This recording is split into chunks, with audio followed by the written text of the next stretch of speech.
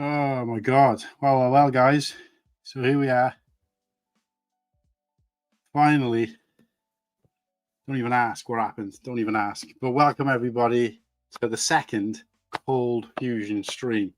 So completely different to the normal Cool Hang show. That's normally kind of, there's a group of us who run that show. And we have guests on. We have random shows. This is completely different. This is a networking event. So this is obviously just run by me. I've got a couple of the hosts from the normal Cool Hang show who are going to be popping on at some point as guests on this show. And of course, they've got access to the StreamYard, so they'll probably help me run it as well if they're that way inclined. But so we've got a nice little array of guests to kick it off. So there's going to be 4 of us to kick it off. I'll introduce those guests in just a sec. But I just wanted people to know, if you're tuning in for the first time, or if you missed the last Cold Fusion stream, to get an idea of what this is about. So the Cold Fusion stream is a networking event. So imagine, if you work for a company or whatever, you have a networking event where you all rock up, get to know different people from different elements, exchange business cards, meet people you've never met before, ask questions, expand your knowledge. That's what this is about. So similar to these kind of charity events you see, the only difference is we're not asking you guys for any money, just to come, just to hang out. And we don't even have to talk about Lego, talk about anything pretty much you like. Just last time the conversation flowed really well. We had, at one point, we had up to 10 guests, and we had even the likes of Shy came on, Tyler Life Bricks was on. We had all sorts of people come on throughout that sort of 8 hours that we flew by. And like I said, it was a great opportunity to get to know some people who'd never shown their face on a stream before, who'd never shown their face full stop in any of their profiles, whether it be on Instagram or YouTube or whatever. And it was a great opportunity, like I said, to get to know some new people and make some permanent connections. So a lot of the people I met, I was lucky enough to meet at Brickworld.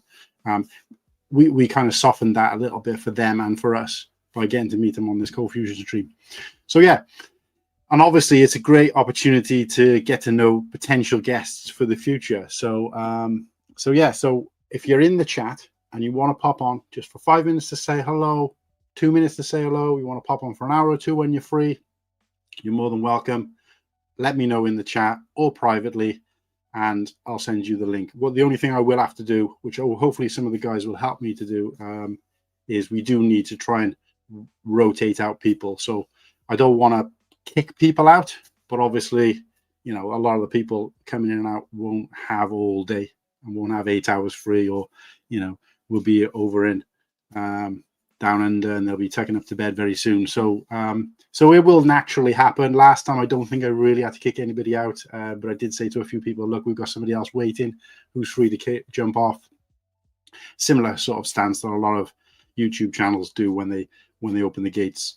So we have got 9 seats, I think 9 or 10 seats, and 10 seats available for people. It does get kind of crazy, but in this stream, we don't mind that. I wouldn't really like to have that in a normal show, because basically you can get a word in edgeways, but in a show like this, it doesn't matter. We're just all hanging out at a pub, essentially. So guys, grab yourself a drink, cup of tea, a beer, depending on what time of day it is with you.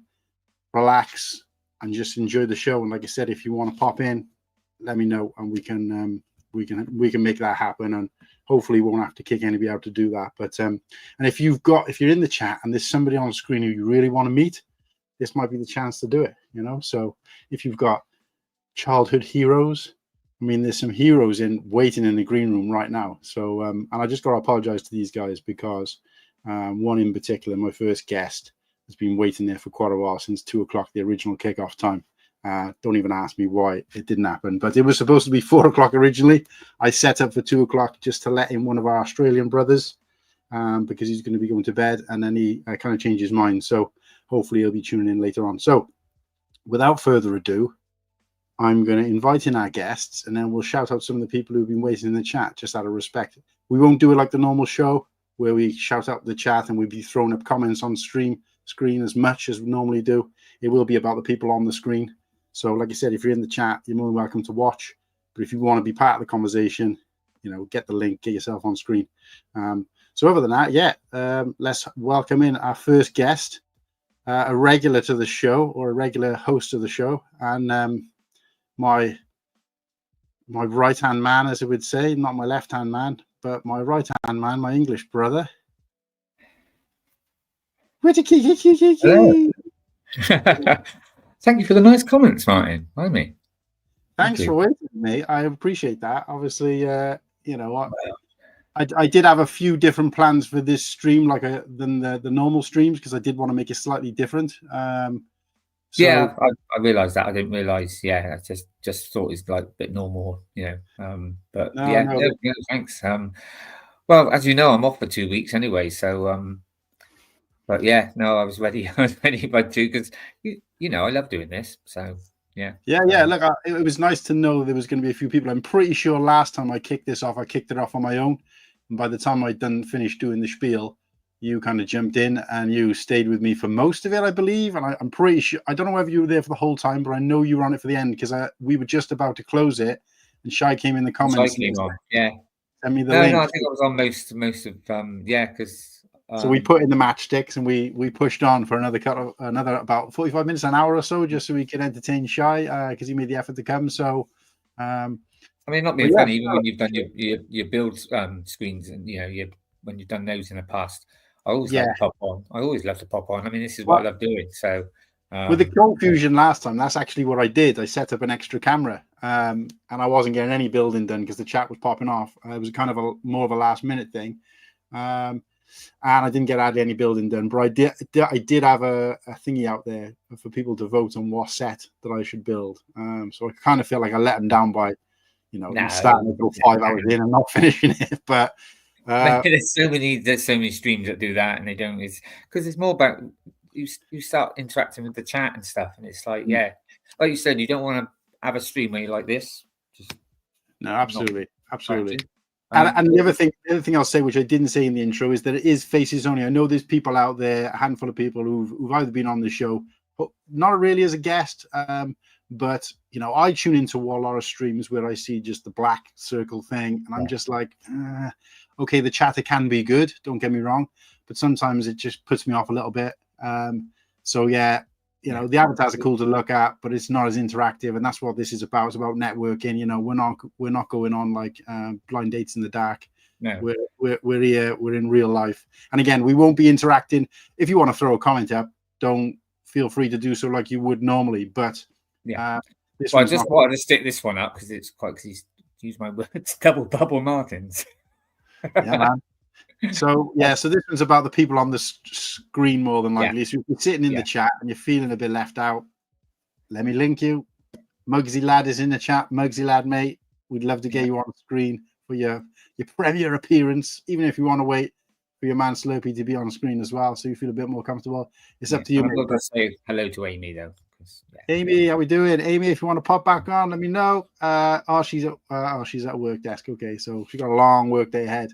So I tried to time it so that we can get some Australians in and then the US people at the back end of the day when they're finishing their day. That's the thing, see, because if we aim to finish say 10 o'clock, it's still only going to be like 5 o'clock for the eastern side and in the middle of the day for the guys over on the far. So whatever way I did it, I was going to exclude some people. So we'll just have to see how it goes. And if we can go till 12 o'clock and catch a few people finishing work. I'm around for most of the day. I might have to shoot off just to grab some tea later, food, but absolutely. Somebody put in the chat about making a cup of tea, and I was like, shit, I didn't even think about that. Yeah, that was me. Yeah, I didn't have time. When you said it went to 2:30, I thought, I'm going to make another cup of tea.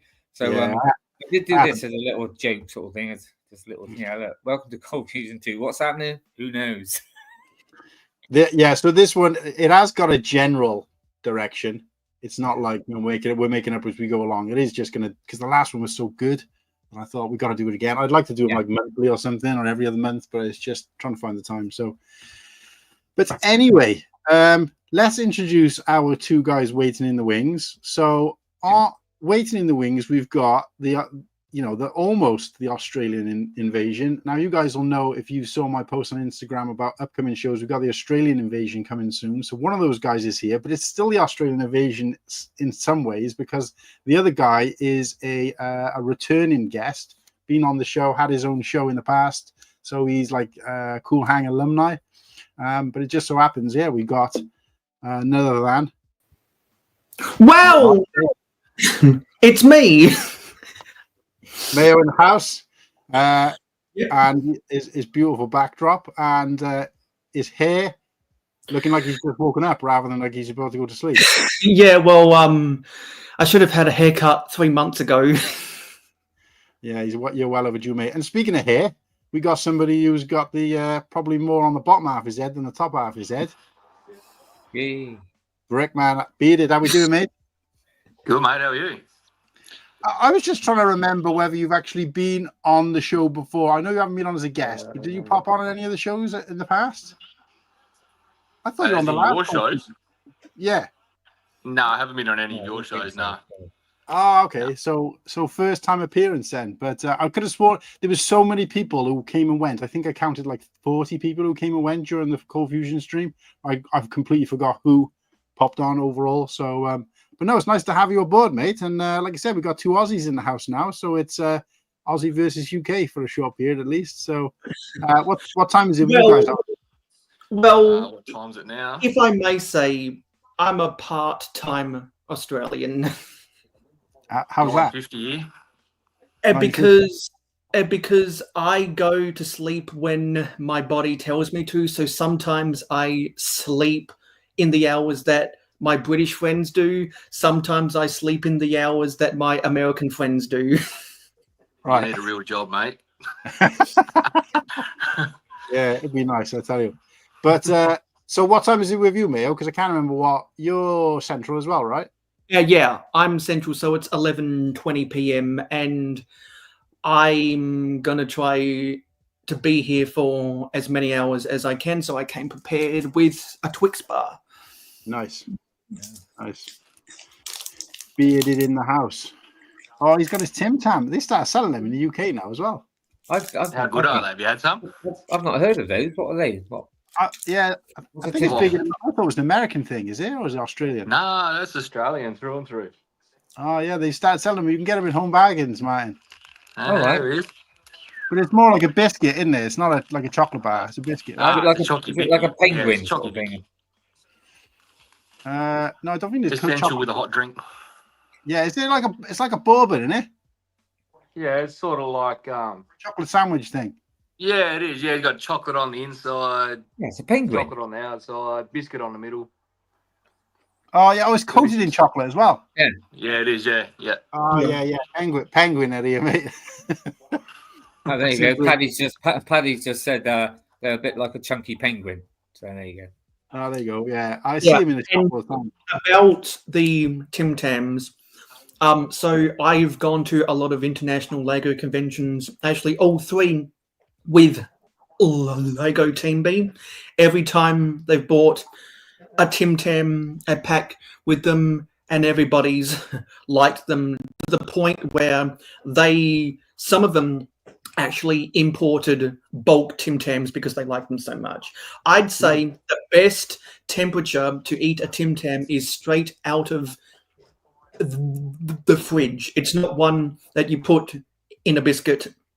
Well, I was going to say, in your country, you only got to have it out of the fridge 2 seconds. It's probably melted. Oh no! Come on, it's winter now. Even I got a hot drink today, and that's not nice. Oh, really? What temperature is there? I think it's about 8 or something. Oh, is it really?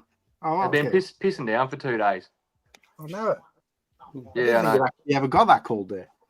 It was 25 2 days ago, middle of winter, and yeah, it's a bit cold tonight. Of course, it's their winter, isn't it? So, yeah. Well, it's supposed to be our summer, but it's not that nice today. Yeah, where I'm at, it's winter, but we've still gotten a max of 22 degrees some days. But our heat versus cold tolerance is so unlike other Lego YouTubers that 10 degrees Celsius where you're at, Kulhan, that's normal. For me, I put on a jacket and complain how cold it is. No, so do I. No, I feel the cold. I don't like it. I've got slippers on, mate. So that tells you I'm cold. Yeah. So talk to us a little bit about what's in your background there, Mayo. Are you in the middle of building something, or yeah? So in the past 2 months, put up 2 IKEA Billy bookcases because I realized that I'm more of a mock builder, but I build enough sets on streams where it would be good to have a proper place to put some of my sets. And so started off with the Indiana Jones Temple of the Golden Idol and kind of expanded out from there. And so many Lego YouTubers use IKEA Billy bookcases where I thought, no, that's a good idea. And it just increases the storage in my room. More Lego, some more fun. Yeah, you look like you got a shelf missing there somewhere. Yeah, this. Sorry about that. So you can put higher things in.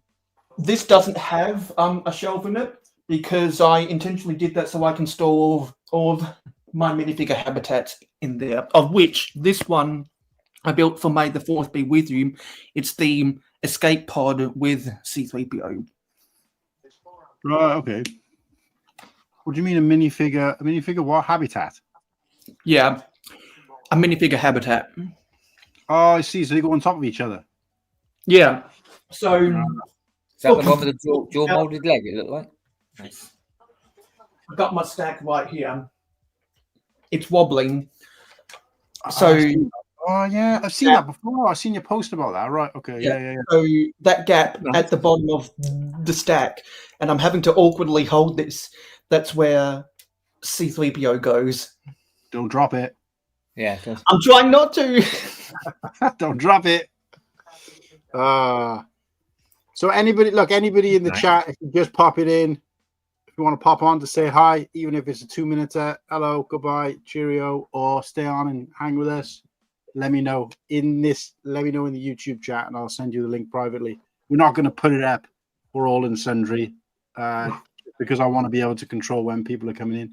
That won't be a huge issue at the moment. But so yeah, Smokey, Coop, A-Carb, Sarah, the other day I almost got you on, but you were already tucked up in bed. But yeah, if you want to pop on, guys, let me know. We'll keep the conversation flowing. So, Bearded, what are you working on at the moment, mate? In your room? I actually haven't opened anything at the moment. I just finished up a couple of speed champs last night. So, I remember you showing last time, whatever stream it was in, your glass case units. Mm-hmm. And I've been having to think about it recently because we talked about getting shelves in here and then a shelving unit, and I was just like, I'd rather have less space and pay extra and get glass units and then rotate out the sets, which I'd have to do anyway because I could put wall-to-wall shelves in here and still not fit all my sets out. So whatever happens, I'm never going to get them out anyway. So I may as well just lean into that and be like, right, let's get 1 or 2 units similar size to what Mayo's got, but glass, and then I can put out and still get the opportunity to rotate out like I do anyway, which I've gotten used to doing. But which ones did you get? So I'm running the Billies as well, with the Hogbo glass doors, so the full glass, not wood panelled. Right. So they show more of the sets. So yeah, because I hate that idea of the paneling around the sides of each kind of shelf or each section. Yeah. You lose so much. I sort of copied Ryan, M&R. Right. But then when I seen these doors were available, I was like, yeah, they actually look better. Fuck it. Yeah, because even his have got like a slight frame around the outside. They've got a thick frame, yeah. These ones have got a real thin, like not even 10 mil around the whole edge, and it's just glass. So. Yeah. I think we bought a wardrobe from IKEA, and we had glass doors. I mean, they were a nightmare to keep clean because there was no way to put your hands on them because there was no edge at all. It was glass end to end. Yeah, right. They were just covered in fingerprints. So you need something there, a little bit of something. I've got my Indiana Jones sort of set in underneath the TV, but of course it's got those. Yeah, it's got the front, so so you can't see the middle of it because it's got the 2 wooden bits. So it's a shame. But yeah. Well, the thing is, I've looked at getting cases because I was looking at Nimble's room tour, and he's got his what's the Lord of the Rings, the Shire? Yeah, no, not the Shire. What's the elf? What's the name of the elf place? Yeah, I can't even think. Rivendell. So he's got Rivendell in a case, and I've looked at the kind of prices of those, and I'm like, cost for each one of those, and they take up extra space in the set anyway, so you get add-in footprint. You know, you could get like glass doors for a whole room. Oh, what's he got? One of my favourite sets there, Mayo, from non-Star Wars. Yeah. Yeah. Yeah. One of you guys just mentioned Indiana Jones, so I got the Golden Idol here. Nice. So what do you do about that one in the lounge because it's nice? So do you have to dust yours regularly then? Do you, Mayo, or? I haven't started dusting my Lego. I often joke that the way I deal with dusting is I don't. All right. I keep saying, right, I got to dust because some of them have been up now for 3 years. And I'm like, I got to dust. I never get around to do it. You need a woman in your life, mate. I'd be more. Tell me about it. Just to clean my Lego with a spray bottle. Spray. I use the cordless vacuum that'll normally blow the grass away off the path. I just use that on the big sets that are in front of the TV. Just come in and blow dust off them once a week, and it works. So that's good. Yeah, I've seen a couple of people with those not miniature. Well, they're like miniature vacuums, but the Lego ones, and like everybody I know has had one. I don't really use it because it's a pain in the ass, or they're crap and they don't work that well. Because I just can't imagine getting into all the nooks and crannies with it. Because the nozzle can't be that small. No, so my idea is, if you do it once a week, you don't let the dust settle and it can't stick, and they just stay clean. Once a year, if I'm lucky. I have noticed though, because most of my Legos in one room that I keep shut all the time, and I've noticed that the ones I have in here in my lounge seem to get dustier a lot quicker than the one. Oh yeah, the foot traffic definitely makes a difference. Yeah. But still, my Barador, which is all black, it still looks okay at the moment. So, because they're the worst ones. So Coop's on a plane right now. Coop, where are you off? Yeah. Or where have you been? He must be going somewhere because he was on. I know he was home for Full of Brick. Or his dormitory or whatever it is he stays in. I recognise. Might be heading home, I reckon, from work. Oh yeah, because he gets a plane to work, doesn't he? Yep.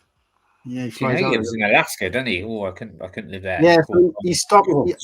I remember he's got like a hostel type thing that he stays in while he's working for however many weeks or months at a time, and then he flies home intermittently. So yeah. So hey, look, when you're home and settled, Coop, if you've got nothing better to do, let us know. Smokey's out there, and looks like 2 o'clock in the morning, picking up my daughter. Who are you picking up? Yeah. But there was a mistake, and no, it was all a mistake. And do you know what? I was at the pickup point for not even half an hour. I had to leave. Went to go, as you go out.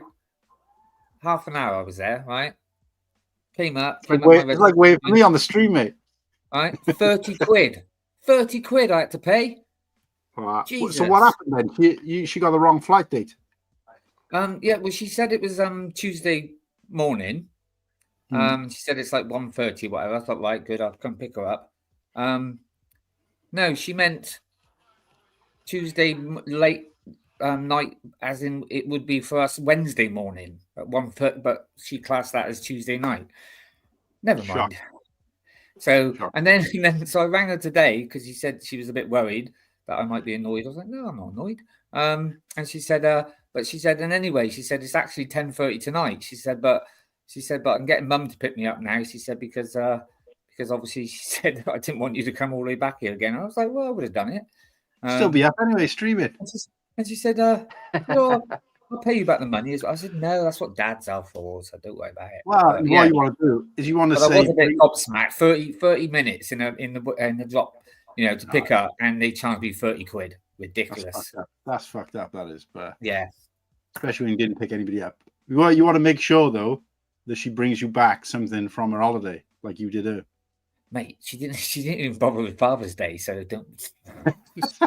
Yeah, but especially now after that, like make sure you stop off at the services at the airport, duty free, and pick up a Lego set. Yeah, I regularly pull all-nighters, so 1:30 a.m. on a Wednesday is definitely not Tuesday night. No. May, you look like you've just done like 3 all-nighters, mate. Yeah, that sounds about right. Jesus. So it's easy for me, though, going back to sets, because I only dust them when I take them apart. It's probably only every month or so anyway, because I've literally got no space. So it's nice and easy for me. But I remember going on, now on the subject of airports and flights, I did something similar before. I had a work conference, which was it was only in Birmingham, so it wasn't too bad. But I was flying back from the US. I'd flown out there for my brother's wedding. No, was it my brother's wedding? I can't remember. Anyway, flying out from the US, and I'd got the dates and the timings wrong in terms of because of the time difference. So I booked to go to this conference, and then I realized the date and time, so the coach couldn't pick me up. So I messaged when I landed in the country and realized I'd missed it. I messaged my area manager and I was like, I got the dates wrong. I do apologize, blah, blah. So no, obviously, and he's like, and I was like, at least I don't have to go to the conference now. And he messaged me back saying, no, you still need to be there. There's a room booked for you. There's, food is booked for you because they like all expenses paid type thing. And I was just like, really? So I remember, and we were all going up dressed as, they did it where every area dressed up, like did fancy dress. So we were going as Merv the Swerve, which is, quite a famous Welsh rugby player from back in the day. So all the kind of managers from the Welsh area were going dressed as Merv the Swerve. And I remember I literally had to land, unpack my suitcase, repack my suitcase, get down to the train station. I'd been flying. I hadn't had a chance to have any sleep or anything because I thought I was going to get to sleep when I got back. Get to the train station, get a train to Birmingham, get off of Birmingham. And this is like, before, like, we had mobile phones, but they weren't like they were back then. You could only really like phone people. So I was like, I had to get off the train. I got to the event. I still had like my suitcase and everything. I think I'd been up for about like 40 hours at this point. So it was shattered. And everybody had gone into the event. So it's a ticketed event.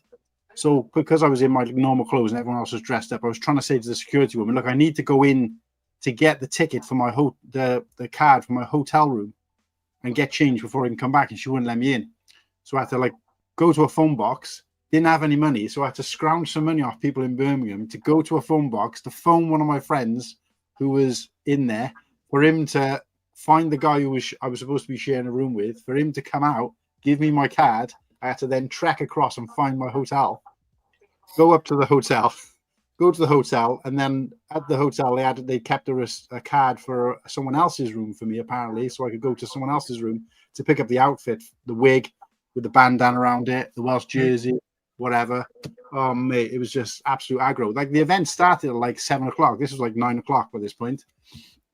I'd gone up, got in the hotel room, dumped off all my stuff, went down to this other room, got the outfit, brought it back up to the room, got changed. So there I am walking down, shorts on, long socks, trainers, shin guards, this Merv the Swerve rugby jersey with Merv the Swerve printed on the back, like, and saying like our area, Welsh area, whatever. This big like afro thing with a red band around it. And I painted some like, rugby stuff on my face, like some like markings and stuff, like war paint stuff. So like this, I marched down to the lift, press the lift opens. There's about 9 Japanese businessmen in there, all in suits. And I walk in and they're just staring at me, and I'm thinking, how do I explain? Where do I start to explain this? I remember going down, getting off a reception, and they were saying also, I don't know what they were saying, like, and I just thought and then I'm jogging across Birmingham, and of course, when you were with a big group of mates who were all dressed the same, it wouldn't have been so bad. But of course, everybody's gone to this gig, so it's just normal people out for a night out in Birmingham, and I'm jogging around, and everybody's going, "Hey, look at this rugby player!" And I was getting all sorts of stuff. Anyway, I eventually got to the gig, got in, and everybody had already left and gone to the next venue. And I'm like, I don't even know where the next venue is, so I had to walk around until I just spotted like what I thought was the right thing. Oh, mate. I was just like, why couldn't they have just said I could have been sleeping? And the worst part about it, we got there, and Peter Kay, British comedian, was doing a live thing because they had like, I think Atomic Kitten was playing, and there was a couple of bands and that kind of stuff. We sat in there. I doing some catching up, then drinking because all the drinking stuff is free. And my mate, the guy who I was sharing a room with, fell asleep. I was like, really? I've been up for about 50 hours at this point, and he's just asleep halfway through the Peter Kay set. And I was just like, oh. But yeah, that was one of the best experiences of my life. And it sounds like a lot of that time spent because the smartphone was not invented yet. Doesn't sound very fun. No, it wasn't at the time. But when I look back at it, it's like quite a fun memory. Yeah. Batshit crazy. But I look back to that sort of, especially like late 80s, early 90s, how we coped very well without any of these bleeding phones and stuff. So we still got on I think that was it, because it was about mid 2000s. So things like BlackBerry and stuff were around where you could do Messenger, but it wasn't quite the same. It's hard to explain because we didn't just go from having a mobile phone to be able to text.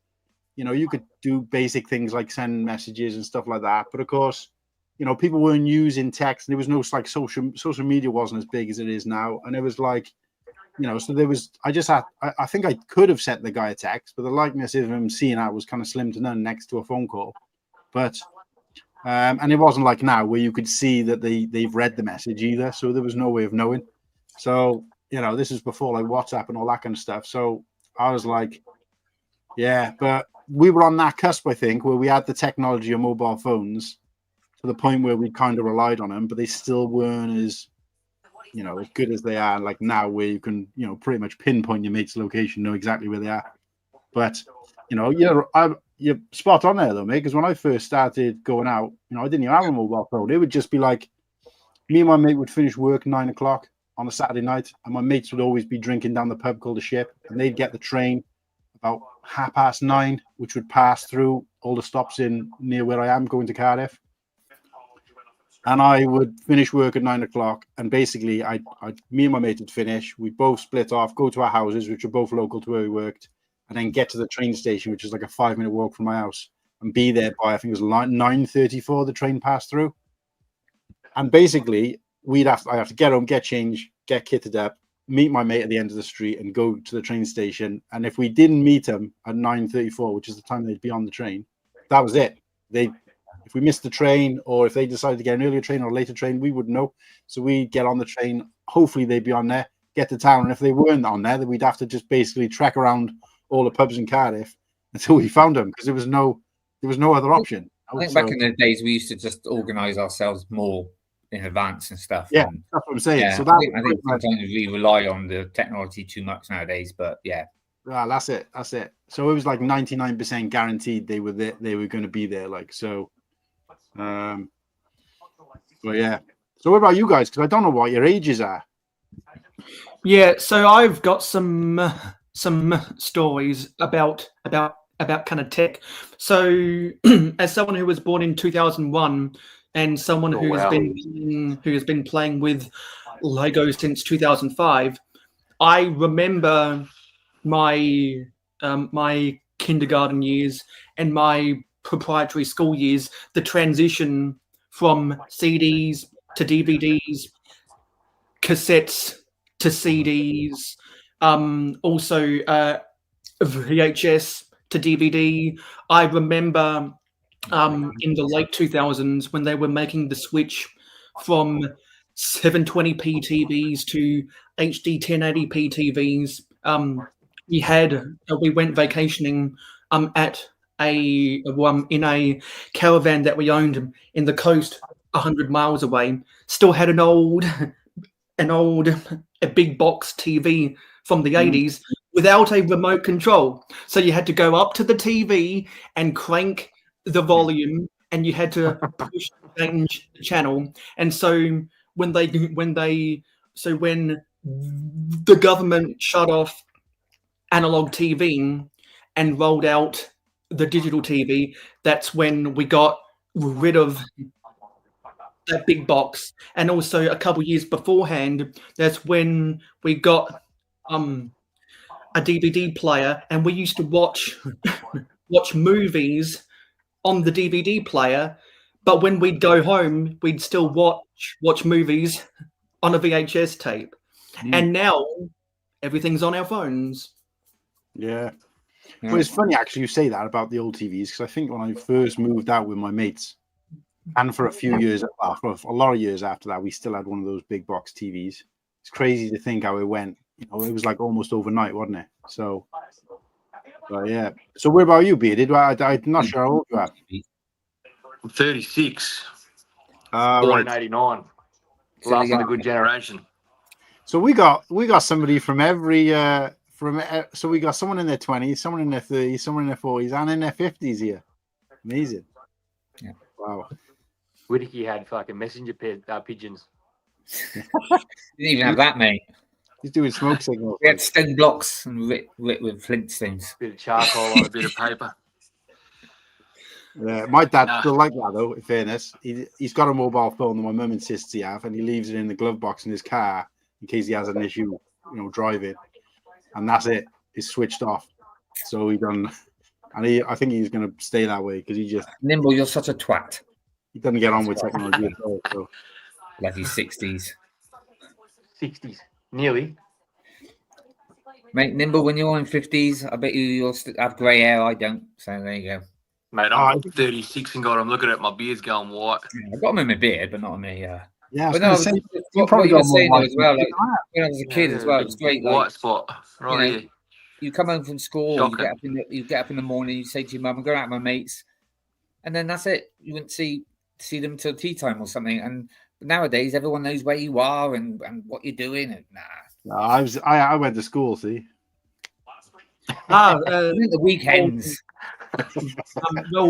Speaking about school was the first time I used a computer, and I got to school in 2006. So one of the computers. That's when I graduated.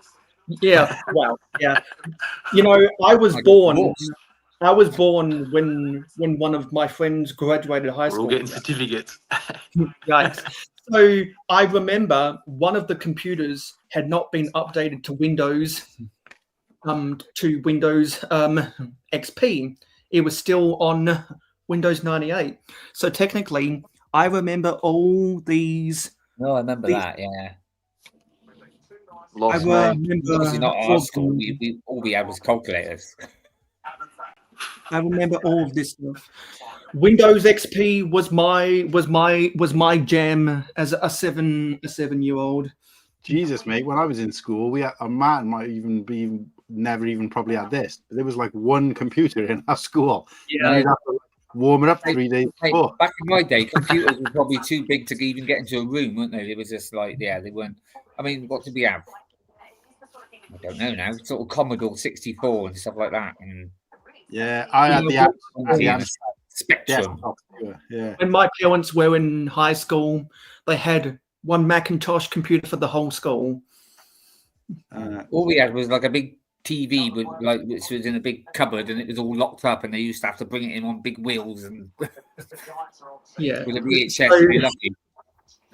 I'm on a Mac right now, and I've gotten an HP, and I've gotten 2 iPhones and an old iPod Touch. So yeah, that's more processing power. That's more processing power than what a NASA had when man landed on the moon. Just to picture that. In Hollywood.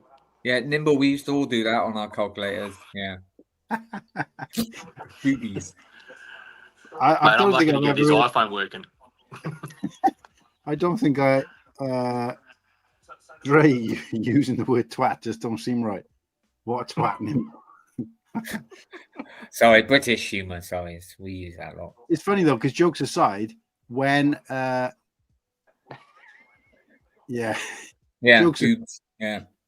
can't even. It doesn't even work on those calculators. Where jokes aside, when Nimble is your age, and you will probably be dead.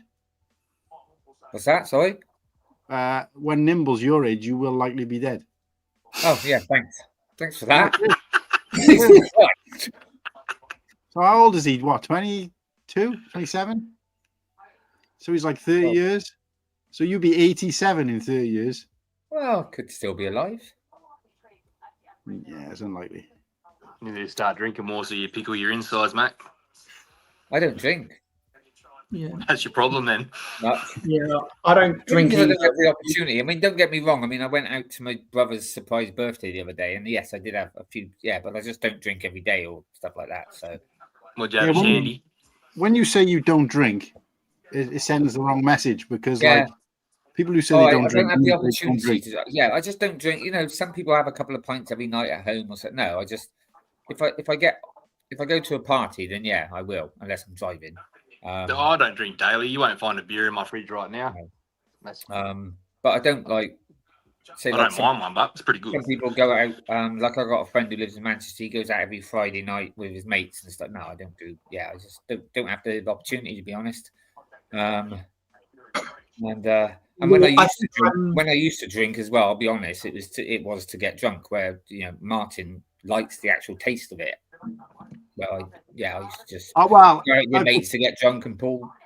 Yeah, I discovered that more since giving up alcohol, because to start with, for the first few months or maybe even about 6 months, I just didn't bother at all because it was for me. It was for an underlying reason that I stopped drinking, but I was just like, and then when I think I bought myself some alcohol-free beers, and if you'd asked me prior to giving up, I would have been like, oh, what a waste of time. There's no point. But because I think I had that attitude that, you're only drinking because you want to feel a buzz or you want to get drunk. And I think that was kind of, a bit of a young man's game. But after drinking, not all, mind, some of them are awful. But I mean, then some alcoholic beers are also awful. But I drank something in particular and I was like, oh, this is good.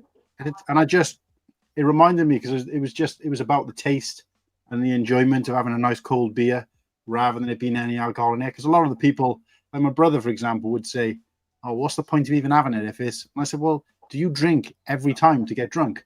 He's like, no, sometimes I just like to have a cold beer. And I was like, exactly, you ain't going to feel anything off one beer. So how is it any different to having a non-alcoholic one just for a cold, refreshing drink, So it's almost like, what's the point of just having one alcoholic beer? Hey, well, Martin, I was a lightweight the other day because obviously I don't drink much. So, I was starting to feel it after 2 pints. I was like, bloody hell. Yeah, I think I'm sober because my half-brother's always been sober. And I think I'm clean because my auntie, when I was born, chose to quit smoking.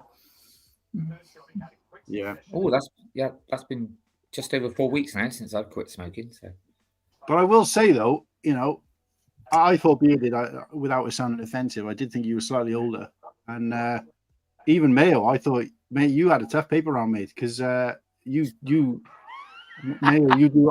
I thought you were at least. I thought you were at least in your 30s. I spent too much time in the sun. My skin's fucked. Well, with all the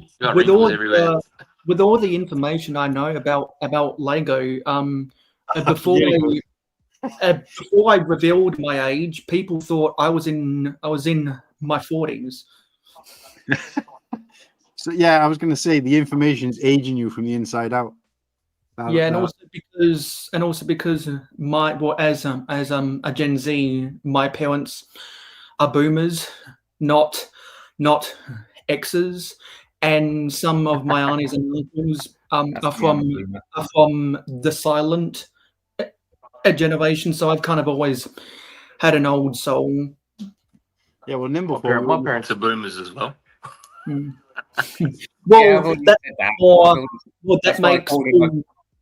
That makes more sense for you because you're they're like right at the end of the boomer era kind of thing. Yeah. Because I don't really know. So was your parents born sort of 67, 68, 69? Yeah, I'm a boomer. Yeah, so my dad was born in 64, so he's a late boomer, and my mum was born in 66, so she's an early Xer. What's that? An Xer then? I thought boomers was up to 70s.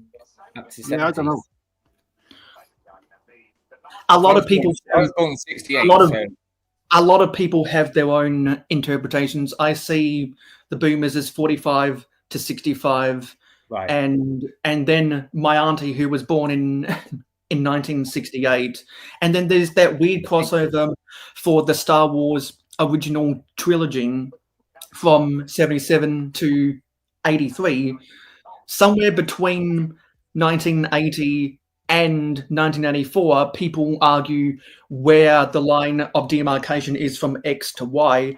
I see when the Empire Strikes back came out as the line of demarcation. But there's this thing called Exennials, where you had an analog childhood, but a digital adolescence, and it just so happens that Exennials were born when the original trilogy was getting released. Yeah, because I was always led to believe that, because I didn't even start hearing these terms till like no, not me. This is quite all new. No, they're all made up. They're all a load of shit. Yeah, they don't really mean anything as such. But I think millennials, and that's it. Yeah, the millennial. The way that it works apparently is that a millennial is somebody who hadn't come of age by the time the millennium hit, so they weren't 18. So if you were 17 or below, obviously born before the millennium, you were a millennial essentially. So I missed that one. Would be millennials then, yeah. So I missed that one by a couple of years, but I can't remember what my one is prior to millennial, but no idea.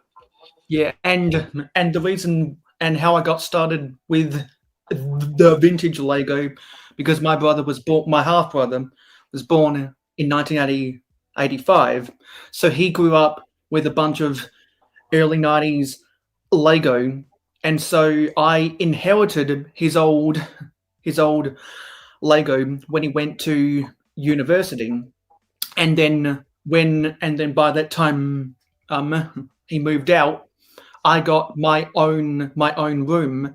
And so when that happened, I remember the day when my parents took me into the lounge room and they gave me some of his old Ice Planet and Blacktron sets. And then a couple months later, my dad took me out into the shed, had another container of vintage Lego, which included the first generation road base plates sold from 78 to 86. And so that's why I use them in my city, because of the nostalgia from my childhood. But the first road plates I bought with my own money were the 5th gen, which were sold from 2005 to 2019, and they're the ones that when Lego YouTube got really popular, those were the dark grey roads everyone was using in their cities. Now everyone uses the Mills roads with the 6th gen. That's all the tile and plate built roads. On 2 occasions during that story then, Mayo, I really thought it was going to take a darker path, because you were like, my dad took me down to the shed, and I was like, what? My eyebrows went up a bit, so yeah. Eminem lyrics started coming in my head. Yeah. You better lose yourself in the music the moment. You better never let it go. Dre. Yeah. Well, I'll tell you what, Dre, I never would have guessed younger than me. Wittigy looks his age, but you definitely look younger. Oh, I don't think I do. Thank you.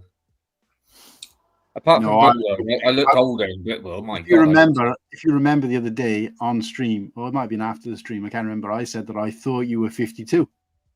Yeah. It turns out you're 62. So I got that well wrong. Well, 52 kilos. I was born 68. That didn't quite work out, does it? Yeah. Do you know? Obviously, you know mine, but these two don't. I actually I share exactly the same birthday as Hugh Jackman. Never. Yeah, 12th October 1968. Separated at birth, mate. Yeah, obviously he's had a hard life, bless him. 12th of October. He had a tough paper round, like. Yeah, 12th October.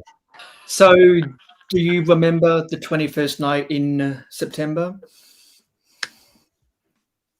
What? Wait, I know. I recognise that. What's that from? That's from a song, isn't it?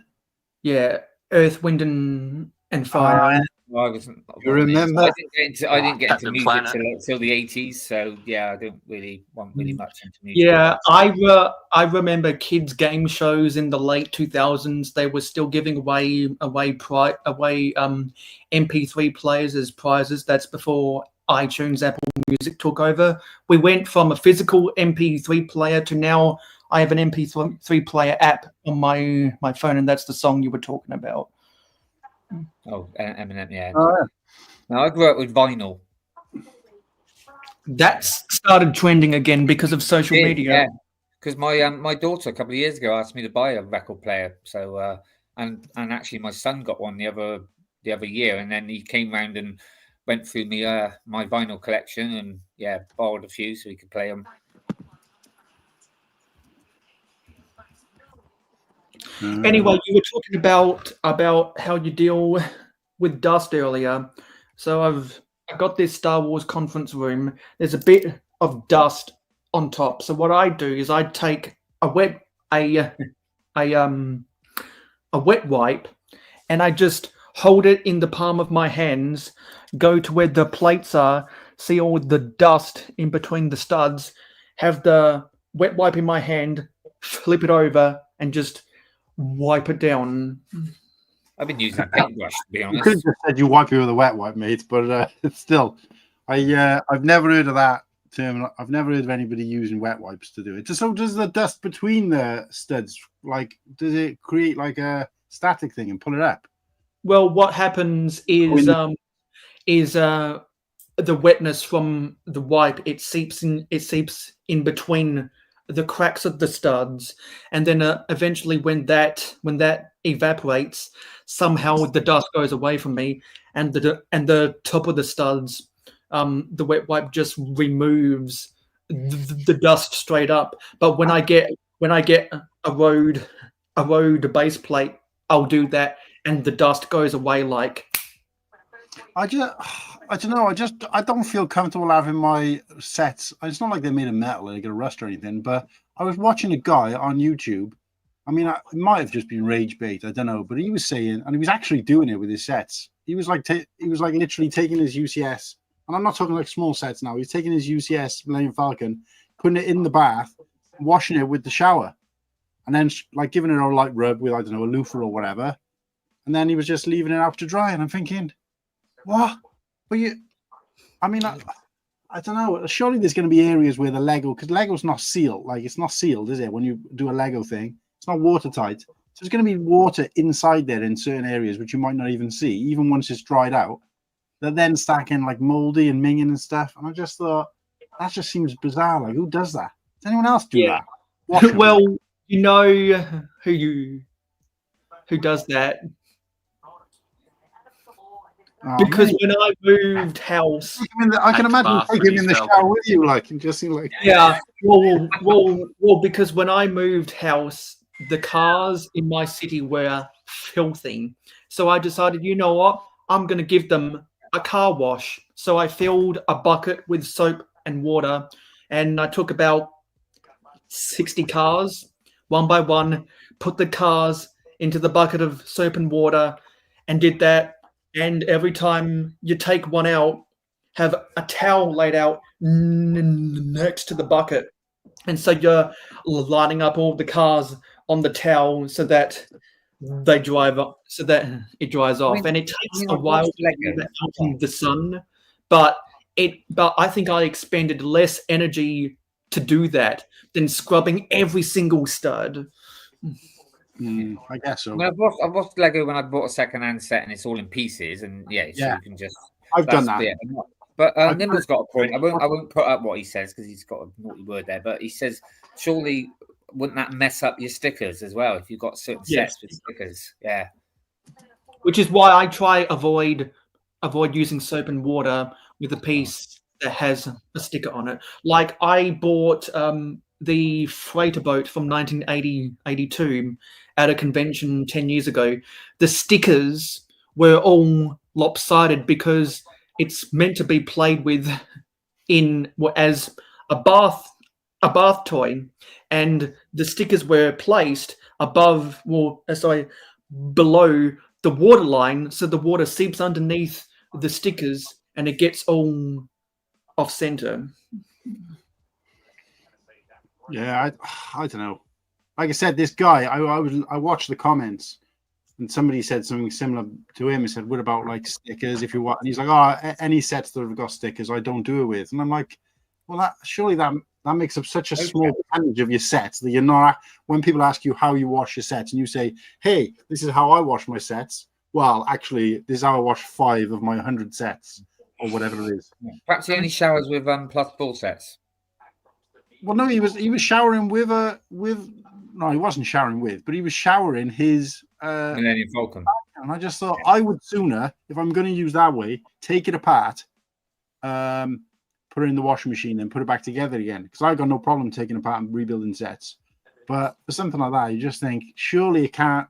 It just don't make sense. It's kind of weird. But anyway, yeah, there's some bizarre theories out there for what people do. But yeah. I just try not to let them get that dirty. Yeah. I'm too lazy. I need Don't to shed any dirty skin, like. I should dust them more often, but I'm just far too lazy. Yeah. I just keep finding random shit like a sticker sheet from 2013. I've got no idea what set it comes off. Wait a sec, let's have a look. I know what set that is. I'm looking at it. 2013. Wait a sec, show it up again. I'm looking at the set, I think. So in the background. Is it? Oh no, I was going to say I think it's the V-wing, the Imperial V-wing. Got a feeling it might be an ATT from 2013, but I'm not sure. Not from the Star Wars guy, is it? Those long pieces that go to a point, they're from yeah, because they'd be too small for any part of the. Yeah. Yeah, I got no idea. I just found it in a random thing with a bunch of random instructions. I was like, oh, that's old. Yeah, there's someone else who uses a paintbrush on their sets. Yeah. Yeah, Chris McBrecker, welcome into the stream, mate. Not seen you before. Well, where are we streaming this to? That we've got Twitch people tuning in. Where people can, where the guests can stream to their audience. So I'm streaming. Oh yeah, I forgot. Yeah, with the premium version, you can stream it. Yeah, so you can do that as well if you wanted with a key. What's that? You could stream this to your OnlyFans.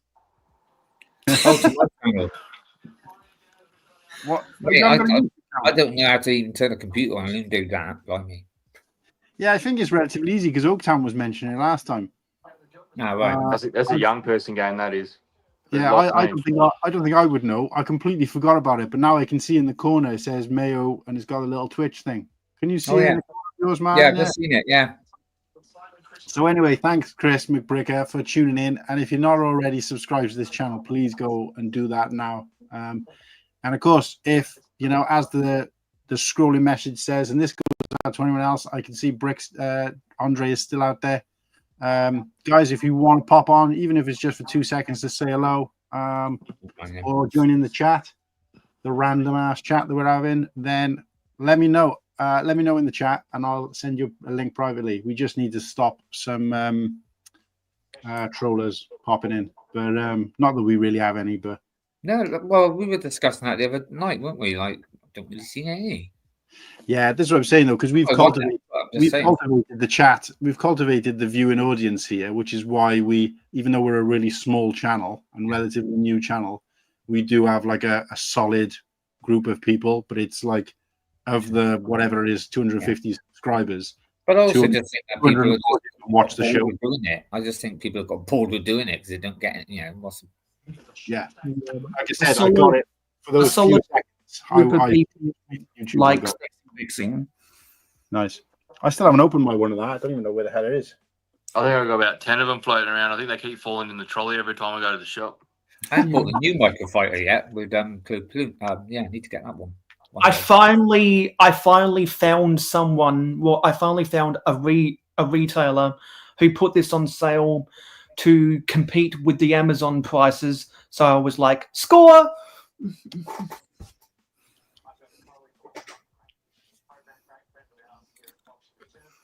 Because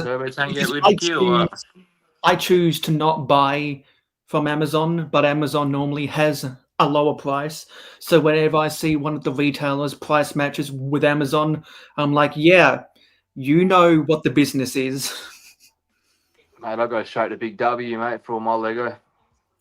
Yeah, and I like it when Big W, they compete on prices with Amazon. That's the best time to buy Lego. Either a Big W or Kmart. Don't see Target Australia price matching as much. No. see that latest August release, that walked straight into a sale in Big W, so I got everything for cheap. So what's Big W? Is that like a sort of a supermarket sort of thing, or is it? It's just sort of just like a retailer. There's no like fruit and veg and stuff like that. It's just just generic. Yeah, it's like just Starbucks, another. really. Yeah, it's just another department store. So in the US, they have Walmart and the Target Corporation. Here we have Kmart Australia, Target Australia, and the Big W. Over there you have Smiths, and are Hamleys still relevant? Hamleys, yeah, that's going back a bit. Because there was a minifigure exclusive to Hamlings. But Big W don't sell food then, like Asda, like. No, they'll sell like lollies and chips and that kind of shit, but they don't sell like proper groceries. Nah. Okay, cool. Yeah, because our country is not big enough where a department store and a grocery store is the same thing. Walmart are those two things combined, which is why they're a big box store. Yeah, because basically we've got Asda, and Asda is Walmart is like their own Asda, basically. That's the one thing I'm excited about Brickworld next year is just going to a Walmart and running amok inside that place. I went to two. Almost, bloody hell. I went to 2 Walmarts just to check out the Lego prices when I was at the first time in Chicago, and where here it takes 30 seconds to walk up and down an aisle. Walmart took me a whole minute to walk up and down the aisle because a supercenter is that much bigger than a normal department store. Going to take me 10 minutes then because I'm a slow mover. Yeah. And also, for a deal. I got some cursed figs. What the hell? Yeah, so it's put them in the bath with you. Yes. So it's Hulk. It's Hulk. One of the it's Hulk, my sig fig, and R2D2. So you know how R2D2 has the Technic pins on the sides. Well, that's where Hulk hands are coming out, and the reverse on Hulk's body, but instead of Hulk's head, it's my sig fig head. And actually, I got one of my sig figs above here that has Hulk's head. Timestamp is going in the list. Batshit, mate. I'll tell you what, though, Mayo, there's one thing I've always wanted to ask. I'm not sure whether I asked you this on the stream when you were on as a guest. Nice. But how come... Have you always lived in Australia? Yes. Well, how come you haven't, like... I can tell you're Australian, don't get me wrong, but your accent seems different. Yeah, that's because the accents are different per state because of where the settlers came from. So when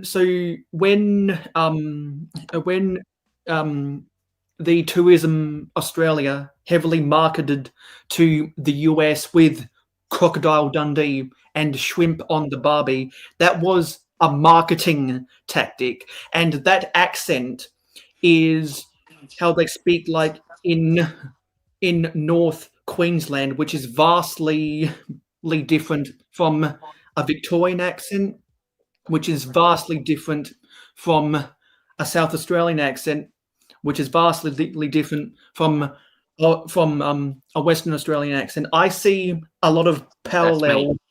Yeah, right. I see a lot of parallels between the Boston accent and the Victorian accent. See, the very first time I heard you, I thought you were South African. Just wanky Australians in Victoria. Yeah, and so very Australian. That's because the sunshine, mate. Sydney, Melbourne, and Hobart in Tasmania were primarily settled by people from South England, Like a polar bears. people in my state were primarily settled from either Cornwall or North England, which is why when I talk with my Victorian friends, vastly different accents. We were just settled by flat out criminals from the UK. Yeah, while my state was settled by free settlers in 1836, Wankers, we call them. the east, primarily the east coast, were settled by the First Fleet convicts in the 1760s. Well, the basketball team in our city is named the 36ers because we were settled in 1836. Well, we've got the guy I was originally going to start off with, Liam Brick the Bed. He's from Tasmania, so he was gonna pop on, but I think he said he's going to try and get an early night and check in the morning instead, which is kind of a good thing because it means that he's most likely not going to be on at the same time as Bearded, and I don't want to steal the thunder for when the guys. I'm trying not to give too much away for that one, actually. Yeah, I was going to say, so we'll try not to talk too much like Lego, but it does break the ice a little bit when you do come on the show. But it's the Aussie invasion, so we will talk some more Aussie bits and pieces then. But the one thing I was interested to see is I was watching a film called Arrival. It's a science fiction film where that sort of huge like capsule type thing lands, and they got to try and decipher the language. Anyway, she's trying to explain to the sergeant why they need to teach the aliens like basics in language rather than just try to flat out ask them why they're here. And she says, well, you know, when the people who discovered Australia first landed in Australia, and they pointed at a kangaroo and asked, "What's that called?" And I'm trying to remember what the indigenous people are from Australia. What's the Aboriginals? Aboriginal. Yeah, so the Aboriginals, they asked them what's that called, and they said kangaroo. But it turns out the kangaroo was Aboriginal for I don't understand. And I was just like, oh, actually, that's quite, and it's a good way of explaining like how like language works, and you can't just go flat out and say, you know, they're just going to assume they call the kangaroo but it turns out that's false anyway. She was just saying that, but I thought that's quite a cool little story. I'm gonna bring that up when I got the Aussie blokes on, like, but yeah, no, I think what kangaroos. Yeah, jokes aside, what Mayor was saying is that my earliest experience with Australia and anything like Australian based was Crocodile Dundee. Yeah, it's not bad. Which used a lot of the North Queensland accent. Yeah, but I remember thinking that, and I saw the actor quite recently. He was doing I don't know, some promotion somewhere, and he looks completely different. But I'm surprised he's still alive. But I'm surprised he's still alive. Yeah, he's still alive. I think mine was like leather, mate. Yeah. This is my age now. I think for me it was more like sort of Neighbours and Home and Away and that sort of. And then coming back from a nightclub at 2:00 in the morning, putting the TV on and watching something called Prisoner Cell Block H. Ah, right, yeah. So Neighbours and Home and Away, that's primarily based on the east coast of New South Wales, and so you compare the actors in that show to the actors in Crocodile Dundee, the accents are different. But it's funny actually, because when I go to places abroad, particularly when I was in like Florida, any part of America, but even in some parts of like Europe and stuff, like South America, Africa, where I've been, and people have tried to guess where I'm from, they always say, "Oh, Australian." And I'm like, really? Yeah. Because because certain they think the Welsh accent sounds like Australian. That's because certain states here have the same accents as certain countings of United Kingdom countries. But even when I say South Wales, no, I'm from South Wales, they're like, "Oh yeah, Australia," and I'm like, "What? How is the newer version more New South Wales?" It's like whenever I think of New York, I always think it's the New York, whereas it's more famous, I guess, than New York is, which is what it was named after. So, So, because both the US and Australia have a New England area. Yeah, it's called Butler in WA. But even like myself and say Nimble, you get us two together. You sound like we sound like we're from two different countries. It's like just different accents and completely different. All of the Englishmen, when they come here with their families and they immigrate here, they all go and move north of the river to a place called Butler and Connolly. It's right on the beach, but the whole suburb, the whole place, if you go there, you're going to run into an Englishman. Wow. Remind me not to go to Australia then. I just don't go to Butler. My ex-wife's family, they all moved over to Australia. About probably 20 years ago. So I've never been. You've never been here? You've never come here, Whittaky? No, because when as they moved over, because I was thinking, it'd be a nice holiday and stuff, but that's I'll be very quick with this. That's when my wife left me. So obviously, no, I've never had the opportunity because that's her family. So I've never had the opportunity to. Don't think they wanted to invite me. It's good for your health, mate. My kids have been over there. No? My kids have been over there. I mean, Connor went over there for not this year, last year. He went over for 7 months. He went over there with his girlfriend. So, and he really enjoyed himself and stuff. But then came back and dumped her. Nice. Smart bloke. I can't handle the heat, I gotta say. I mean, I do like the warmer countries for holidays, but I just can't handle the heat. Like I Thursday wrapped up in a blanket in like November, and I'm still wearing shorts to bed, and I've got a fan blowing. Well, we had that on holiday, didn't we? Yeah, so I had the fan blowing full blast, and Slurpee and Whittaky were like shriveled up, and I'm just like, it's roasting. I'm roasting because it's weird because I prefer the cold, but I don't prefer the cold temperature because I like being in the cold. I prefer the cold because I can regulate my body temperature because I'm always hot. Always hot. I wear shorts and t-shirt in work for my uniform, thankfully. So I used to have to wear like long sleeve shirt and tie in my old job and trousers. But in this job I'm in now, we wear the same uniform as the staff, so that's a good thing for me. But also it means I can wear like shorts and t-shirts. So I wear shorts and t-shirts from St. David's Day, which is 1st of March, through to my birthday, which is 2nd of November.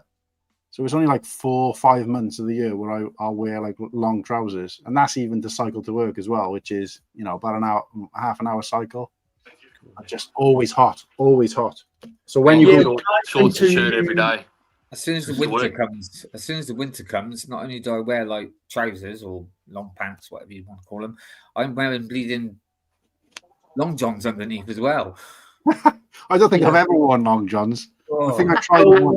I went to Bricktastic in February. I was really sad that there wasn't any snow. It was overcast every single day, and it rained, and it rained a lot.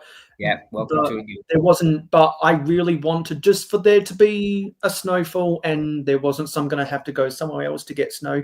We have snow in our country, but it's in the Alpine, so I've never been there, so I've never touched snow. But I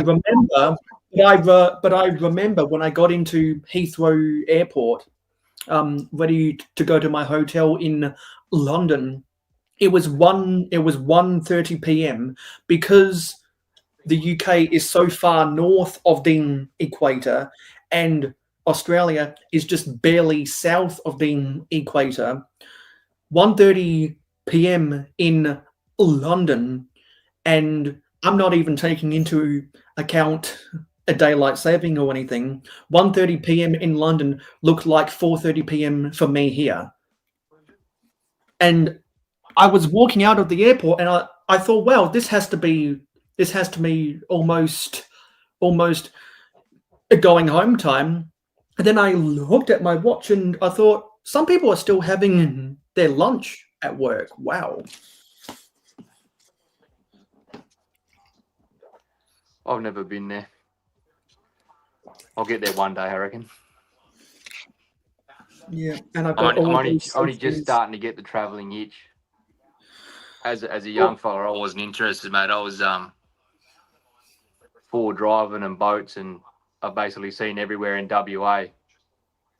And that was my thing. I never bothered about the world, and So this Chicago trip, I've been to Singapore, Malaysia, but that's when I was younger. But yeah, this will be my first proper trip overseas at Brickworld.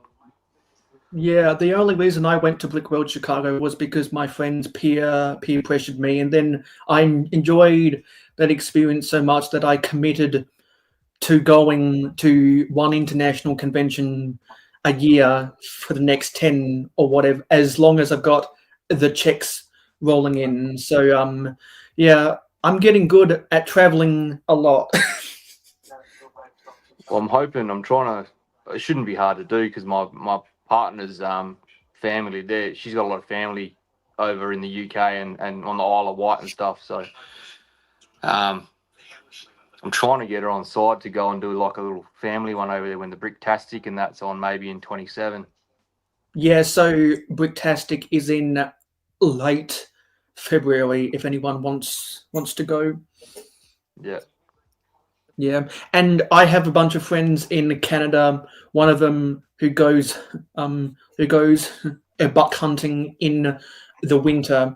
So talking about Celsius rather than Fahrenheit. One day he could be in a minus 40-degree day. I could be on that same day in a plus 40 day. It's that hot here. And it's that cold there. Isn't minus 40 Fahrenheit and minus Celsius the only two numbers that line up together? He said minus 40 Celsius. Jesus. So I would not want to live there, and he does not want to live here because of the because I'm used to heat. So my cold tolerance is really low. And he lives in the extreme cold, so his heat tolerance would be really low. It'd be like a fish out of water, because in a plus 40 in a plus 40 day, the water would be steaming. In a minus 40 day, the water would be freezing. I love a plus 40 day. It's the best. Same. Just as long as you got the breeze of a floor fan or an air conditioner. My aircon goes on for 6 months of the year and doesn't get turned off. It runs 24/7 for 6 months. It could be phone. It says it's 22 degrees out there at the moment. Don't feel like that. I feel like putting some trousers on. Oh, come on. How did you go in the heat wave the other week? Oh, I love it. I loved it. And it only lasted, a day or 2 days? And everyone's moaning. They moan all year about how cold it is. As soon as we have a couple of days, it's too hot. It's too hot. It's like, no, it's not. Bring it on. Bring on the sun. So when I go to work up in the Pilbara sometimes, we'll get 47 to 50 degrees daytime, and it doesn't get much lower than 34, 35 at night. And it's like 100% humidity. It's fucking horrible at night time. Oh yeah, I don't like it hot at night, I must admit, but terrible. But in the day, I like. It's like I said, it's sort of, it's just. I mean, it's warm here at the moment. I suppose 22 degrees, whatever, but it's cloudy. It's just there's no sun actually coming through. Yeah, Nimble's right there. We're English, mate. Moaning keeps us alive. Yeah, that's true.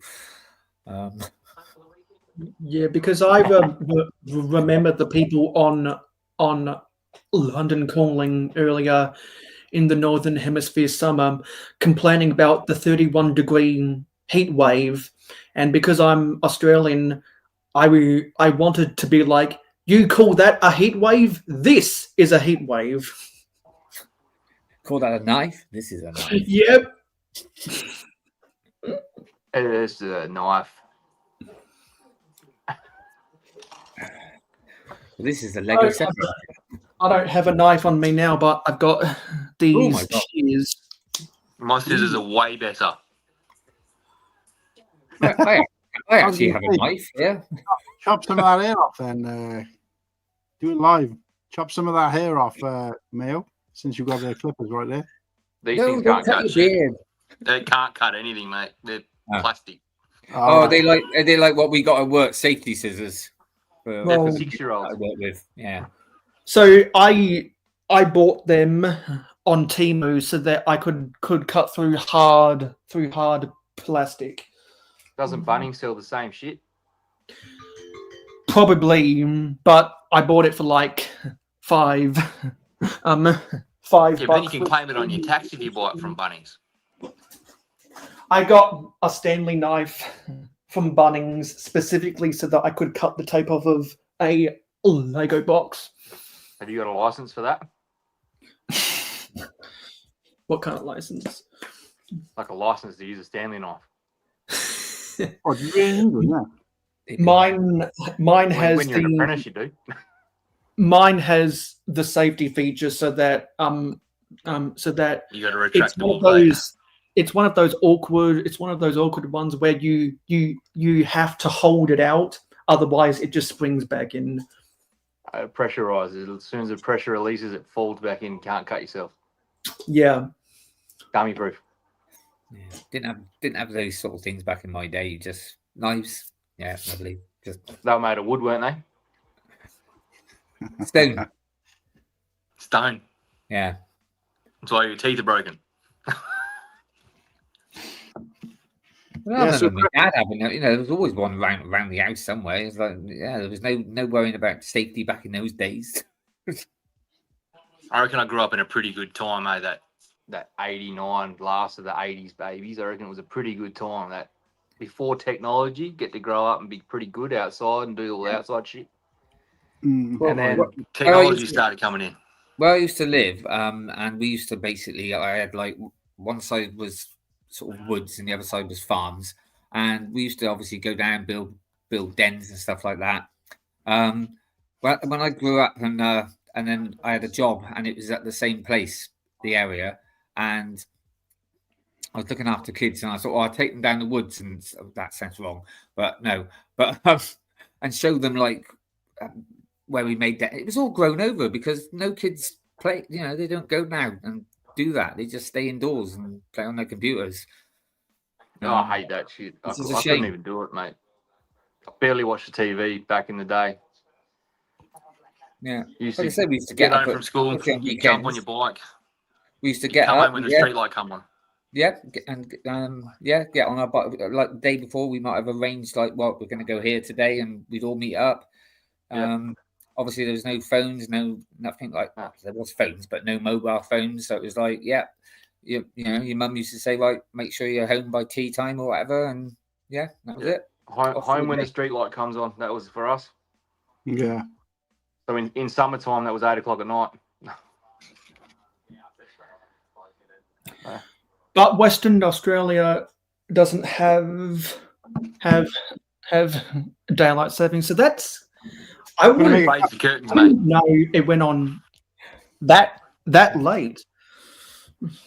Shoot each other with BB guns, well, Peak summer we get last light at like 8:30 at night. Really, even without daylight saving, that's interesting. Yeah, it is. Yeah.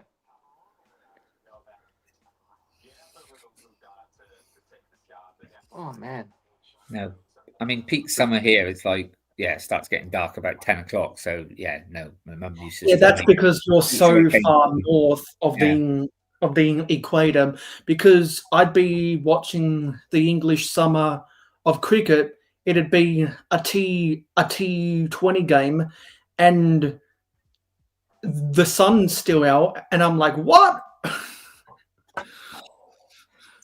I have noticed you watch the cricket with or what? Sorry? Do you watch the cricket? No, I can't. No, I don't. No. You don't follow the cricket? Nope. You're not interested in the Ashes? I find cricket really boring. Not for me. Are you sure you're from fucking England, mate? But to be honest with you, I don't really like sports much. I grew up liking Star Wars and stuff, and that was it. Yeah. And where the opposite. I don't blame you there. It's a fucking dog shit game. I mean, I used to follow Bristol City because I come from Bristol for a little bit because my mate actually played for them. But that was more. To be honest with you, that was more. And I'll be honest here, I used to enjoy going to the away games, and and it was a way of surprise. It was a way of meeting girls sometimes. So yeah, that's all I was on about. Late 80s, early 90s. That's all I cared about. But yeah, no, never really into much sports or whatever.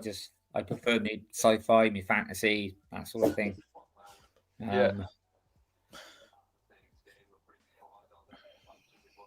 Sorry, I'm just trying to get access to some of my obviously I was 9 when sort of when I saw Star Wars, the original one, New Hope, and of course back in those days, it was the first. There was no films and that brought out all the toys and stuff, and that's what.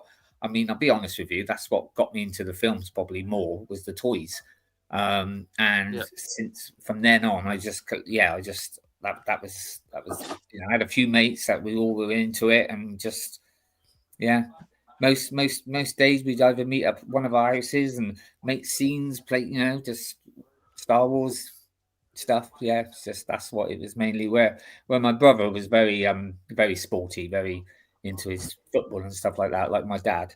But yeah, where I was more into sort of like I said, like movies and obviously Star Wars and anything science fiction. I know I get I know I get hammered sometimes, but even a little bit of Star Trek. But there you go. Yeah. We don't talk that. No, I know. Well, I just like sci-fi. I'm the complete opposite in sport. Just about any team sport, in any competition across the world, most likely I have a favorite team. Yeah, I got an AFL team and an NBA team, and that's me. Yeah, because in the AFL, Crows beanie. Because I use that as a thing actually at the moment, because I have a few people that like sort of say to me like, you pay how much for a Lego set and stuff, because obviously I bought the 8080 for sort of 700 recently, and then I just turn around and say, well, you watch football, don't you? I said, you get a season ticket, how much do you pay for that? And they were like, oh yeah, fair enough. So yeah, mate, it's funny that you've got a shirt there with Bryant on the back, because that was my mate's name, Matt Bryant, who used to play for Bristol City. Obviously not the same person. But yeah, so I use that against them when they say to me about, look at me as if I'm some weirdo because I've spent that much money on plastic. But also, there's a big smile on my face. Yeah. And talking of that, actually, look, I'm getting there. Where is it? Look, there you go. Whoa, look at that. Beauty. Oh, it's got legs now. Yeah, it's got legs now. There's a beauty. I'm trying to. Thing is, I got 2 weeks off, and I said I'll spend that time building it. Well, that's I've got to put it to the side and stop building because I can't help it. I never bought it. I just completely forgot about it. But in Australia, when things get retired, that thing pretty much retired 12 months before it retired anywhere else. Like once the stock runs out here, they just don't get more stock. Once it's gone, it's gone. I think it was sold out by sort of October when it was supposed to retire. But I didn't think, because obviously last year it was the worst time it retired, because it was either I could afford that or Brickworld, but obviously I chose Brickworld. But to be honest with you, since I've come back, and it probably helps up giving up smoking and stuff like that, I went to Brickworld, I've come back, I bought the D&D set, I bought the Razor Crest, so that's over 400, and I went and bought that. So mate, you should be saving for Brickworld next year. What are you doing? I am. No, this came out from the money that I saved from Brickworld, to be honest. Because, even better. Yeah. But then I don't know if I'm going now next year because Papa. Slurpee I was going with and Nimble, they both. Nimble's not going, and Slurpee's sort of. Yeah, so it might not be. It might be a case of I might have to wait for the following year. Nimble's in the green room, by the way. And Martin can't make it because he's getting married. Bless him. He'll get the FOMO and he'll come. You watch. Talk of the devil. Hello, just talking about you. Didn't know what to say then. Is it good evening yet? It's good afternoon. afternoon, It's good afternoon. It's 4:10. Afternoon, everybody. Yeah, I heard the bad. Yeah, Slurpee told me the bad news. So, what about Brickworld? Yeah. Oh, mate, I've got bloody no chance. So I might not be going now. So you got 10 months to go. Mate, Come on. You can't pin it all on me. Come on. No, I haven't. No, I'm not doing. No, I'm not doing making me feel well guilty here. No, I'm pinning it on Slurpee because it was Slurpee who said, "Oh, I'm going next year, definitely." That's who I'm pinning it on. I was desperate. He'll still go. Slurpee will be there, I reckon. Padawan's in as well, unless Padawan wants to share with him. It's more about the it is about the money as well, because obviously, I could go on my own, but I can't afford to pay a hotel room on my own. It's a lot of dough, mate, and it's not as easy. I'd rather share a room with people that I know and not. It's not as easy as just going abroad to Spain, is it, or France? Imagine having Australian dollars. Having to pay double for everything. Yeah, true. But do you get paid double? But do you get paid double than what we do? Oh, I don't know about that. No. I heard you talking about cricket. Are you a cricket fan then, are you? Yes. Yeah, big time. Oh yeah. Yeah. We got by far the best. We got by far the best bowling attack in the world right now. It don't mean nothing to me that cricket's like it's a bit of a posh boy sport here, isn't it, Martin? Yeah. It is. With the cucumber sandwiches. Posh boy sport. Yeah, cucumber sandwiches, prawn sandwiches. Cucumbers are poisonous, mate. Cucumber sarnies, prawn sarnies. But now, don't do cricket myself. No. Yeah, and that's why you see a bunch of old people at Lords sleeping in the crowds. Yeah, because they're all pissed. Drinking fucking champagne. Yeah. Yep. Bunch of posh wankers. Compared to people at the football, whether it's Optus Stadium with a fucking 800 beer cup long snake running around the boundary line with it. Woof. Yeah, whether it's association football, soccer over there, or Aussie Rules football over here, just scull them beers. But at the cricket, they clink their champagne Do glasses. you still call football then? No, there's about 6 codes of football. No, there's one. It's fucking called AFL. Actually, AFL is the league of Aussie Rules football. It's funny, Bearded. What you said then about the snake, Bearded. What you just said about that's one thing that my son did say when he messaged me once from Australia. He said everything over here, like the animals, and he said they either want to eat you or kill you. It's all a fucking myth, man. I've lived here my whole life and I've seen about 10 snakes in the wild, and I go to the bush all the time. I think he was on about the spiders as well. The red cap spiders and all that. There's only one spider that can kill you, and that's the funnel web in Sydney. Redbacks don't kill you; they just sting. Oh, right. Yeah, unless you're 5 years old or 75. You're right. And that's why I always say, and 90% of our country lives in the big city, and all of the dangerous animals are 100 miles away. Right. Unless you're in Queensland and they're 75% of houses have got a snake in the fucking roof, and that's not for me. Yeah. Because we have the crocodiles. No, the cockatoos. The cockatoos. They're horrible things, aren't they? Yeah, they're not great. They get in a bunch of 100 and fucking just chat for 2 hours straight. You want to walk out there with a shotgun and shoot fucking 50 of them. Yeah, fucking right on. You get in trouble for that. We're not allowed to have guns here. Yeah, same as here. That's what I was saying. When Walmart in America was really weird. Like you had your food, your groceries, then you had your toys, your clothes, and then guns. That's the bit I'm most interested in. Being able to get a bottle of piss and have a look at a gun at the same time. Yeah, that's why they made a joke in Family Guy. There was an alcohol shop in Texas. You buy a bottle of beer, get a free gun because they were making fun of the gun law. Yeah. So when you go to Brickworld, Bearded, are you going on your own, like, or if you got someone going with you? No, it's just me, mate. Fair play. I mean, obviously Liam will be there as well. He's going to fly from Tasmania, so I'll see him in Chicago. But yeah, no, it's just me from Perth. I think it's like a 28-hour flight with the stopover. Well, if you're going on your own, that's no excuse then for me, innit? I bet. Yeah, especially because you've been there before, mate. I'm going to the Big Smoke, and I'm nervous. Yeah, because when I went to Brickworld Chicago in 23 and 24, it took me 26 hours with a stop in because we went via Air New Zealand, so we stopped over in Auckland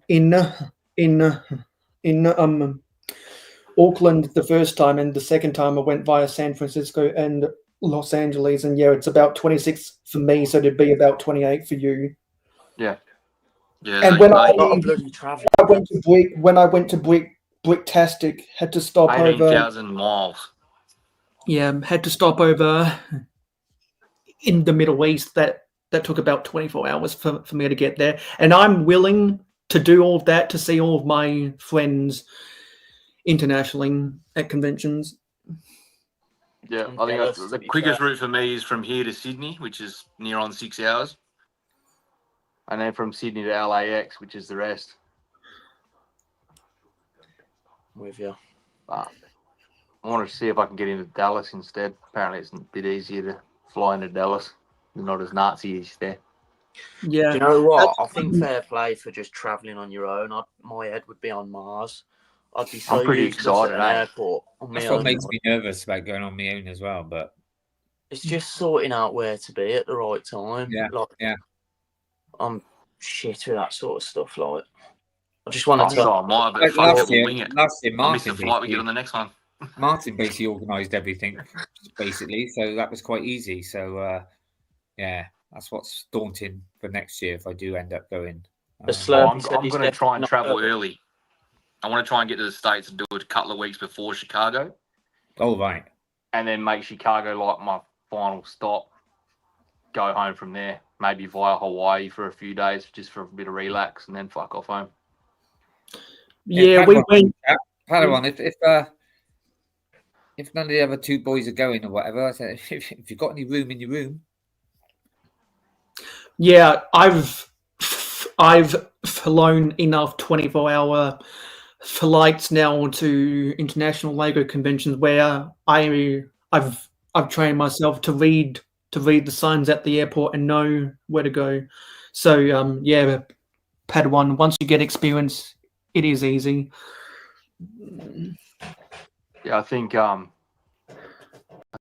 Maul's Vengeance is going to look after me. I think we might be sharing a room there. Yeah, I think but the Padawan, they like to get there a bit early as well, and I'm excited for that. Monday landing is fine for me because if you then stay any more in that hotel, it suddenly prices goes up. So, I might even just get a hotel around the corner. I'm not too sure. Yeah. So Padawan's going yet. So yeah, he's reserved now with me and more. All right. So right now it's 12:47 a.m. for me. I normally go to bed from 3 a.m. to 11 a.m. Yeah, I get up for work at 4 a.m.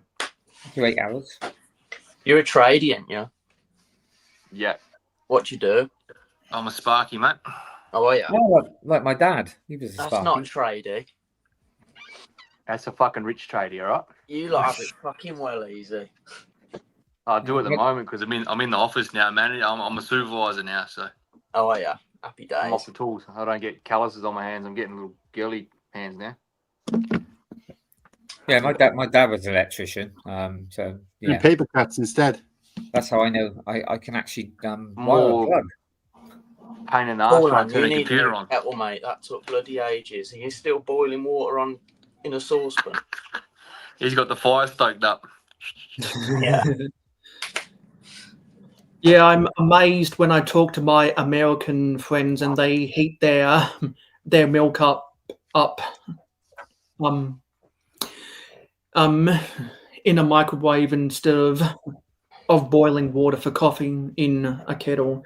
Well, I was looking for a teapot. I got a teapot somewhere, like a small one, so you can have like 3 or 4 small mugs out of it rather than go back and forth. I I can't don't find boil the it. water, eh?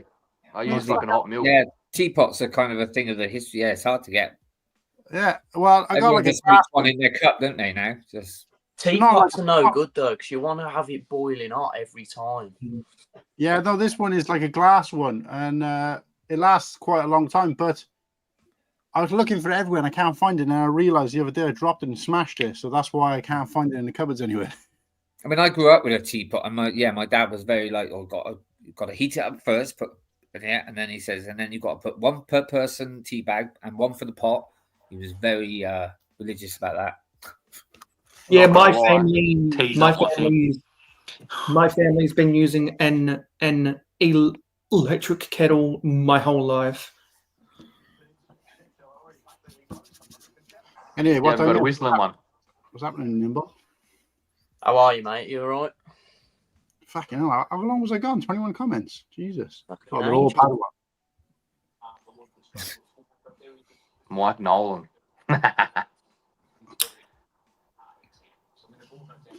Oh, Jen's in the house. What's happening, Jen? Well, she might not be now, but she was a while back. Who else is here?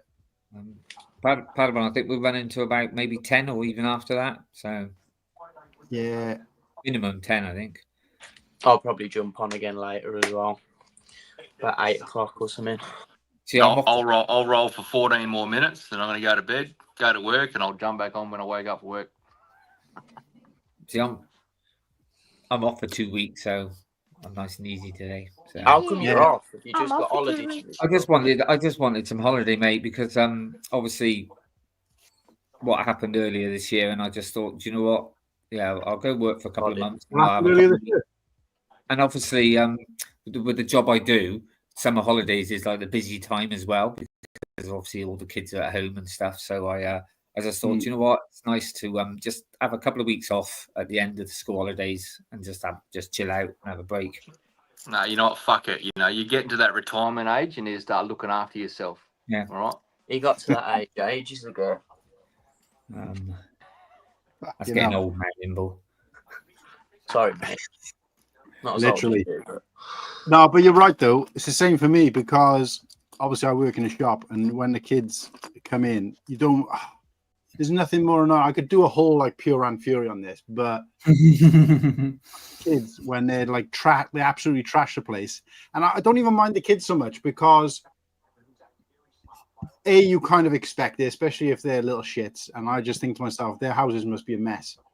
But it's worse when the parents are with them. The parents either encourage them to do it or let them do it without doing anything about it. And then you see them, literally, their kids just pull stuff off the shelf all over the floor. And the parents will step over it to carry on shopping. And you're like, what's wrong with you? Like, what's wrong with you? And that's probably worse at their mainstream, as I call, because obviously I look after children with learning difficulties. So you kind of, they do trash the place and attack you and stuff like that because they can't help it. Bless them. I always try to take at least 2 weeks out of the 6. And believe it or not, over the 6 weeks of summer holiday, my store, not typical for the company I work for, but for my store, because of its location and stuff, is in a retail park.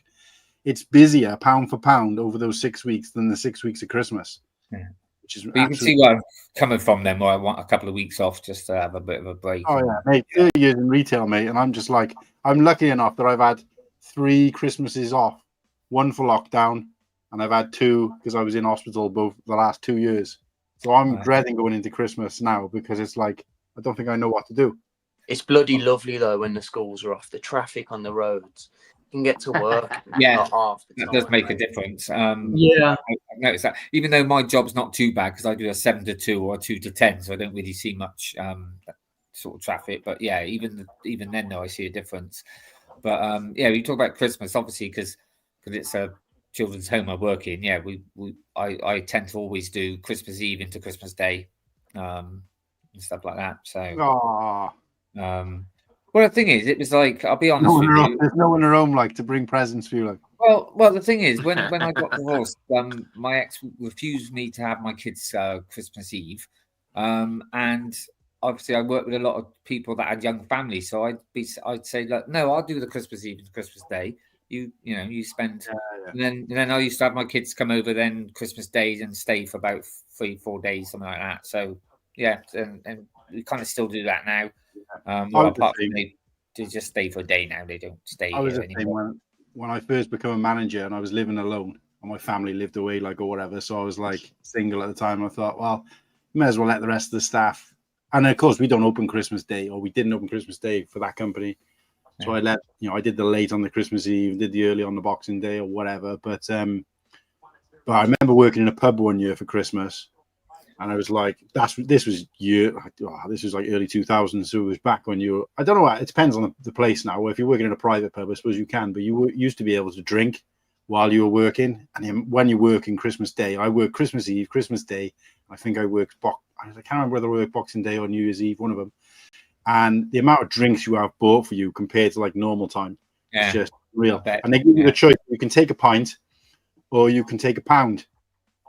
And I mean, even back then, a pint was less than £2 anyway. But I was like, I'll take the pint. So they as long as you don't go mad, they let you drink while you were working. I remember getting. Wow. Yeah, I doubt they do that now. They used to run a free taxi service back and forth for everybody, so you'd be able to get a free taxi to the pub for your shift and back. And I remember getting home. Well, that's the point. I don't actually remember coming home. Remember getting home, no. I just remember like being in the bar. I lived with my brother at the time, and I remember being in the bathroom, and there was a bath run, and I was like, "What's it?" And he's like, "You told me to run you a bath." I was like, "Did I? I don't remember that." He's like, "Yeah, you told me to run you a bath for when you came in for work." And I was like, "Fuck, I don't remember." Nice, yeah, well, because we didn't have a shower then, so we were in the bath, and of course, that was back when people could smoke in bars. So you'd come home from work, and you'd be buzzing, and you wouldn't smell it so much when you were there. But once you'd left, and of course nobody in my house smoked at that point, so you take your polo shirt off or your trousers, and it'd be like, oh, it's humping. But I'd be in work like every day. So I had 2 jobs at the time, so I was working in the day and then working in the pub at night. I didn't have a lot of like uniform, but you still had to like quite wash it quite quickly. So I was like, lob that in the wash, jump in, have a soak in the bath. I was just like, I remember being in the bathroom thinking, if I get in that bath now, I'm falling asleep in there and I'm going to end up drowning or whatever. So. But yeah, it was one of the best shifts ever, just getting absolutely leathered while working. Like, but yeah, I don't think you could do that anymore. And that was a break. So yeah. That's every Friday for us. I remember being a chef years ago and working sort of, and we used to be able to drink at the same time as cooking. So not now. Different worlds, right? Cooking wine, it's not good for you. No, it's funny what you said there earlier, Billy, about retirement. I was thinking about going part-time this year, but then because I decided that I want to go to Brickworld again next year, it's like, no, I can't do that. Then it was only going to drop 1 day a week, so drop down to 30 hours. But no, I'd lose about 300 quid. So it's like, nah. Surely you're saving 300 quid on fucking cigarettes. Yeah, and the rest. No, yeah, it's about that much. You made up for it. But maybe next year I'll drop some hours, because like you said, I mean, it's like Nimble says, because I'm getting up to 60, even though I'm only 56. It does get to a time when it's like thinking, oh yeah, I can't be doing this all the time. No, man, I gotta work till I'm 68. Yeah, 67, I think. I reckon but at least I can go down part time or whatever. And then, of course, Martin, I don't really know the situation of this place as well, because obviously she's a bit funny this year, so I don't know what's going to happen next year. That's the thing when you're renting, isn't it? You never know, never know what's going to happen. I was in the chat. Perfect time to move to Oz, mate. Sorry? Perfect time to move to Oz, mate. Look after their health, get a bit of vitamin D from the sun, It would be nice, but I'd miss my kids too much. Too bloody hot as well. They'll come visit. It's not hot, it's lovely. Oh yeah. Yeah, it's lovely. Nimble. So what's that town square set you're talking about in chat? The medieval town square. Oh yes, I want to buy that. Hopefully it goes on sale during the Black Friday. It's retiring this year, so you got to get it. You got to get it this year, otherwise it will skyrocket, I think. Yeah, my theory is that set's going to retire during the Black Friday. Yeah, it's a nice set. I've got 2 of them now.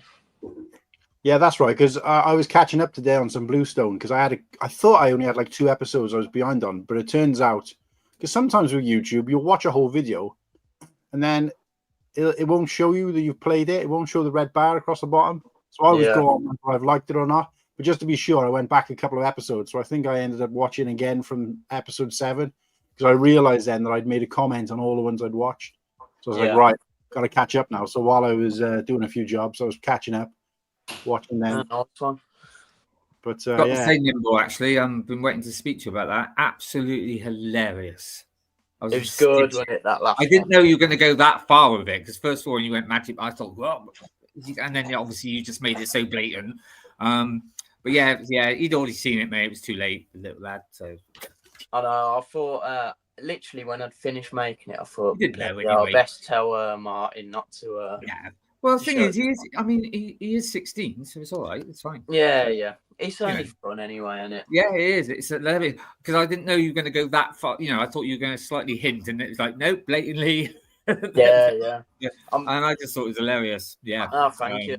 I enjoyed making that one. I haven't got anything. No, it seemed like it, to be honest with you, because it's a little bit more of a story to this, you know, and it's like, I ain't got anything else going on at the moment. No, I've hit a bit of a stop because I've had a bit of a brain fart with it in a sense. I don't know what to do next, and I ain't going to force anything. I'd rather you know what to do next. I keep hinting. There was a teaser. There's a teaser I noticed. You need an orphanage.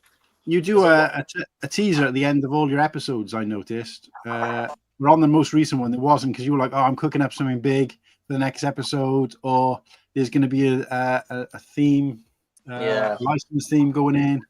And I was like, but there was no teaser at the end of the last episode. So I was just like, That is the teaser. Yeah, the teaser is this is the last episode ever. I have actually got stuff built that hasn't been recorded yet, but it's just more so it's not just about, you've got to write a story for it too. And I ain't going to force anything out. I'd rather just wait till I know what I'm doing. Well, now you've gone down that road with the the magic mushrooms and that. I'm surprised you. I'm surprised you haven't got a place for how can I put this for working women. Well, medieval district. Medieval. Never say never. Never say never. Yeah, see that is another idea. You got that. You got an orphanage. Whittaker's women. What was that? Whittaker's women on the banner. Whittaker's women. Oh, God, women. Well, while we still got Brickman, I just want to say, because you were talking about Brick World, I might have missed a bit of it while I was making my 20-minute long cup of tea, but what I will say to you, because obviously, I mean, this isn't a bad thing at all, because I've been misquoted on this quite a few times, but the expectation, because I know, like, obviously the guys are like hyping it up and like, yeah, when Bearded comes out, we're going to do this, and when Bearded comes out, we're going to do that, but try not to have, because like I said, we were doing that, and they were like, oh, when the UK boys are going to do it, we're going to, and like almost none of that stuff happened, not because it was anyone's fault, or not because, they were, teasing us, or, we were being like baited or anything like that, not for any bad reason, but just because organizing that, and obviously, we had that expectation. We, they're gonna do this with us, they're gonna do that, and then never really happened. But it's not a bad thing, like I said, because you have such great experiences. So the one piece of advice I would give people going out for the first time, especially when the only thing you're relying on in terms of hype is other people like things of it, I think is quite important to be the one person, or not the one person, but one of the people who kind of grounding people when it comes to that place as well, which is that don't be afraid to, if you miss something or you feel like you're going to miss something, there's 10 other things going on, or 20 other things, or 100 other things going on that are better. And like, I think it's important for people, depending on, like, we were quite lucky because we went out with a bit of a crowd ourselves. So we were kind of, but if you're going out and you're kind of, lone gun in terms of like, other people you knock around with in the community. So, for example, you're going out, you're like maybe one of the only Aussies going out there, and you're kind of flying in blind. Then it'd be more advantageous for you to just stick next to people and go where the crowd is going, but also take that opportunity to be like, you know what, they're going this way, I'm going to go and do something else. I'll go and do, and trust me, that worked out for me every time. Don't get me wrong. If there'd been like a message board that said X people are going here, Y people are going there, I would have probably done something different. But what we did, we never had any time where we were like, oh, what should we do now? What are we doing? It was always constant. In fact, if anything, even if we didn't follow the main crowd, there was always still like 10 choices that we couldn't pick from in terms of where we want to go, who we want to hang about with. So just kind of have that, especially because you're coming from such a long way, have that sort of at the back of your mind that what you visualize it looking like and what it actually looks like might be two different things. It was important not to be like... Eventually you'll bump into them anyway, everyone. So, yeah, that's the thing. And I think it's because in previous years, I think the hype next year will be different, because I think in previous years, the gang, if you like, if you want to call it a gang, has been a controllable amount of people, whereas this year gone, it wasn't. So there was no way 50, 60 people were going to be able to go everywhere together, whereas the year before, 20 people was realistic. And like, obviously, I've been in crowds of people where, you take 10 solid people with you and have an amazing time, but then trying to rank 30 people is impossible. So, especially when you've been drinking since 7 o'clock in the morning every day, I reckon. Well, that's it. And like I said, Padawan was out getting drunk, getting blotto, as he'll tell you. But there was even times where he was like not at places we were with the crowd, and he didn't know where we were or what was going on. Do you see what I mean? So it's that is for everybody, so everybody had their own like unique experience and an experience with the big crowd. So, but just, set yourself up to be able to do both, but also make loads of new connections as well. The amount of people I've gotten to know from purely meeting them at Brickworld. And it was nice to have people come to me. Even Whittaky had it, where people would come to us and be like, oh, how's it going? And I'm like, I have no idea who this person is, but they knew who you were, kind of thing. And it's like, you get to know them a little bit. Yeah, that's a bit embarrassing sometimes when they go, oh, Whittaky, and I'm like, shit, shit. I can't remember your name. I might shave my beard off. They won't know who the fuck I am. Oh, God, yeah. Blimey. I'll roll up. I'll have 3 days with the beard and I'll shave it on the 4th day. Just come out the bedroom.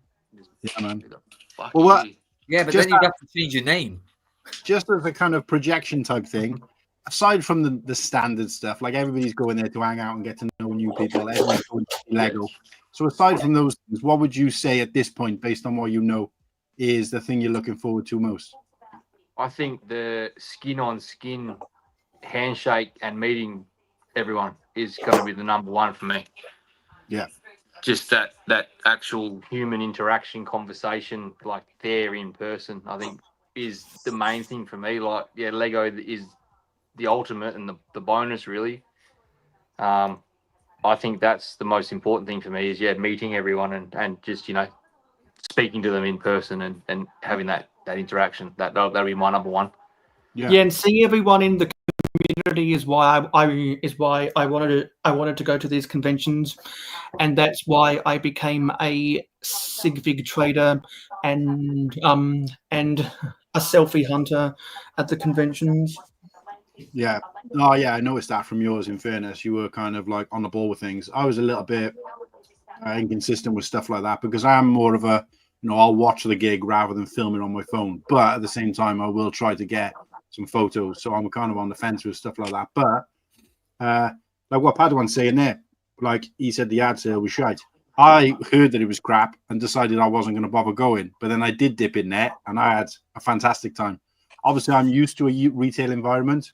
So you got a great bargain, you did.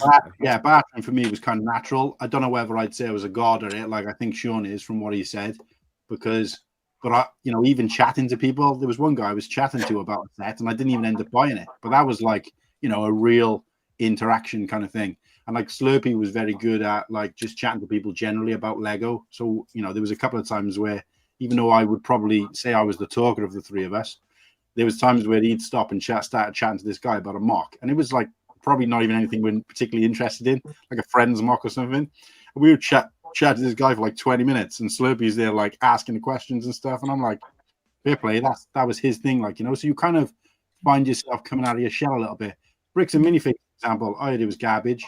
I went there. I probably spent more money than anybody else that I know that whole trip, because pre-loved Lego and Lego without like Star Wars Lego sets without figs, but ones I really want is right up my alley. Like, I don't care about stuff like that. And I found a couple of sets there which, like I said, they had no figs. All the parts were there, but they were used. I was like, I don't care about that. And it was I'll good. try and go next time, because I didn't get to go this year because obviously I was with Hive and we decided to go for some food instead and things. So did someone earlier say Friends? Yeah. Why do you have that? Because I like Friends just as much as I like Castle or Dreams. Which is fair enough. I just surprised. Do you put them in the bath as well? So Nimble. Yo. I heard from a recent I don't know who said it to me, actually. I think we were talking about at the end of the last stream, I think when Hive came in. Is you're not going now to Brickworld? No, I'm not. Having a tax bill come through for next year, and let's just say it's a lot heavier than what I thought it was going to be. So, yeah, that's Brickworld's just absolutely no chance. Like, Does that mean no More Friends? no, there's still plans for the Death Star. Yeah, see, you could use that money, couldn't you? But Bearded, use that money instead for Brickworld. Exactly right. Don't buy that fucking flat heap of shit. Half of it, I'm not going to say that. half of it ain't money though for the Put Death that Star. money. Oh in the yeah, fucking no, you tax did man. say that. Fair enough. Get your ass on the plane to Brickworld. You can buy a fucking second handy for $200 at the fucking yardie. Brickworld's like $2,000 though, isn't it? And it's just nuts. I ain't got that. Yeah, but that fucking flat pancake thing's $1,000, isn't it? So you're fucking halfway there. Nah, You could, And also, you get to meet me. you could do it for less. Yeah. Could do it for less, Nimble, in fairness. But if I was to go, I would be on a strict budget. I wouldn't even take that extra suitcase. So I'm not tempted to buy these sets. I mean, I got near enough. Out of the 5 wish list sets that I had, I got 4 of them. And this is why I was trying, like, obviously, Padawan was saying about overpriced, but obviously he was buying sealed sets. So I bought the Jack 14, the black and red ship, which I've loved that ship, just the style of it. I didn't really watch the show. I don't care about that, but I actually like the ship itself. I bought that and it was like 40 quid. I mean, you can't get that even secondhand complete for less than 100 quid. And I got it for 40. The only thing it was missing was the figs, which I don't care about. So I'm also thinking that's why when I go to a convention, if there are vendors that are selling stuff, I try to buy stuff that you're not going to see every day. So when everything in Australia. No, I'm talking about all across the world. So when Eclipse Graphics goes to the American conventions, I take a peek at what they're selling, and sometimes you can get some of the printed tiles for about 50 cents, and so they sometimes they sell bundles of custom prints, and I just keep on buying them. I think I'm going to be a sucker for some of that kind of shit, eh? We get loads of little things. I mean, I ended up getting that because I couldn't seem to get it over here very well. I'm going to chase one of them next year. I managed to get it off of Fritz, so it's quite good. But yeah, Martin, I was going to say I'm going to have a word with Ken as well, because if I do go next year, I'm thinking about going in the hotel that he went in. Yeah, because that saved me a lot of money. Unless I can find 2 people to come with, to share my room. But if not, then but I was going to say if I had to go back, I don't know whether I wouldn't go 3 people in a room anyway, because I just don't like the idea of putting someone in a position where they got to sleep on that sofa thing. Like Slurpy insists he didn't mind sleeping on it, but when they're paying the same price as you and they don't get bed to themselves, we could have got a bed though. You could have got a third one, and it would have cost something like 30 quid each for the week, but we didn't. Yeah, well, that's what I'm saying, and that's stupid because they balls that up. I mean, but the thing is, yeah, because you did say for 3 people, didn't you? But they expected us to share beds. It's like, nah. Yeah, I wasn't doing that. But like I said, you didn't even know I was in bed most of the time. Yeah, exactly. Even if it'd been a single bed, though, I wouldn't have been as bad. But when you're having a double bed and you've got a bedside drawer and he's just sitting on laying on effectively like 2 sofas or a sofa, which, you know, didn't even have a head or, you know, arms to it kind of thing. So he's just hanging off both ends, and he had his pillows on like a table. That's not right to pay all that money and put him in a position like that. I felt guilty. But I'm thinking about going. Yeah, I'm thinking about doing that hotel. You Like felt I said, guilty. You were like all cozy and tucked up in your bed, sleeping like that. You want your own space because, you know, effectively that was somewhere we could sit otherwise. So you'd want to have that. To be honest with you, 2 people could have shared my bed because I took a like like Martin said, he didn't even know I was in there sometimes. It was like having it was like a Rizzler in there. But I was just saying that generally, like, so Slurpee keeps saying he doesn't mind, but I was just, because you came on the stream when Hive popped back on and you were like, do you want to share a room or whatever? He'd already said that he wanted to get a room to himself this year. I think because of, like, you know, he was doing the Hive stream and stuff like that. So he wanted his own product, which is fair enough. But like, I was wondering why you weren't going in with Slurpee, because I missed that conversation if there was one. Because Slurpee's not. It looks like he's probably 70% at the moment not going. So it looks like. Yeah, but I don't know where this information about the dates have changed, because I'm still under the impression that it's still the 21st is the Sunday, which is Father's Day, which is the last day. I'm pretty sure that's still. Yeah, it is, but obviously, this year the Father's Day was on the 16th, so it has actually moved. I suppose, which is great for me because which is great for me because I left here to go on the 10th, and that's my son's birthday. So next year I won't miss my son's birthday. Why don't you take him with you? He's not interested, and he's just bought a house as well. So bless him. Wait a sec. So you're saying that they moved it a week later, but it's still on Father's Day weekend? Yeah. Yeah. So Father's Day is always the 3rd Sunday in September in the US. I'm pretty sure. Every year. In June, it's the 3rd. June. Sorry, September's out. June. Across the world, Father's Day and Mother's Day is in different months. I don't know why. I don't know where I got September Father's from. Day is normally the theme because it was the 16th this year. But Mother's Day is definitely different because ours is in March, and I think American has theirs in. Is it June? Yeah. Is it? I don't really. Ours is in May. Yeah. And Father's Day is in September. Yeah, ours is different to the US, but it's the same for Father's Day, but different for Mother's Day for whatever reason. But yeah. I don't spend time with my dad on Father's Day anymore, obviously, because I'm past that. But my daughter's also too old generally to really care about it. So I'm like, fair enough, let her be. But it don't affect me as much. But I thought maybe that was the reason why they moved it back. It's because to avoid that Father's Day Sunday, everyone's shooting off home. I think it's important because you get an extra Lego set off your kids or something like that. But anyway, so if you're not going, so are you saying that if you can't find someone to room with, you might not go? That could be possible, yeah. Because he's been a big girl.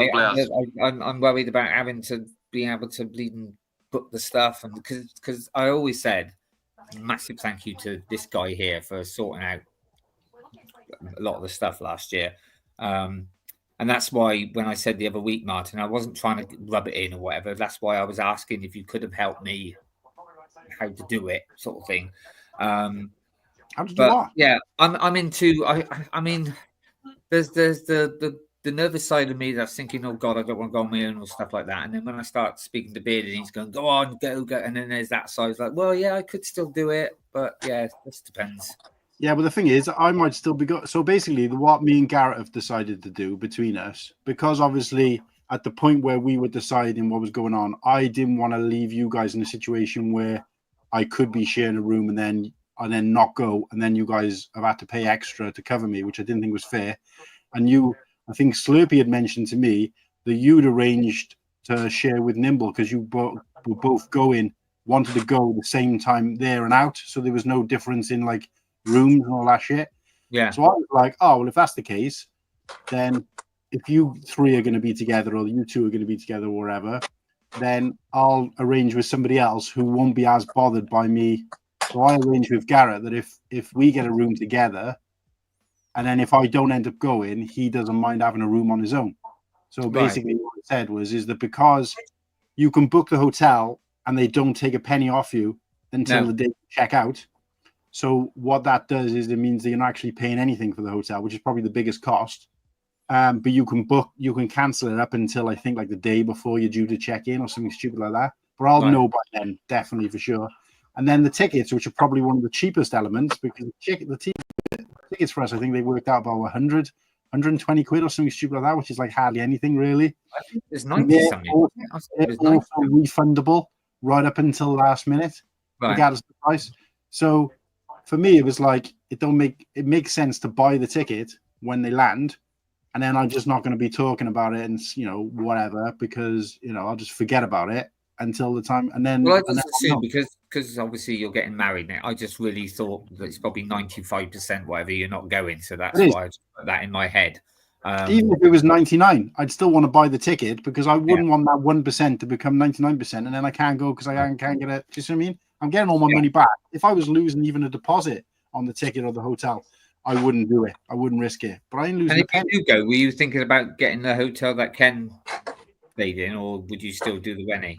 No, I think I'd still do the Rennie, just because, like what Ken was saying was a good point in that you can light up a rollie and then he'd have to literally put it out by the time he got to his room. And we did time, me and Slurpee, that I think Ken could get back to his room in a different hotel quicker than we could get to our room.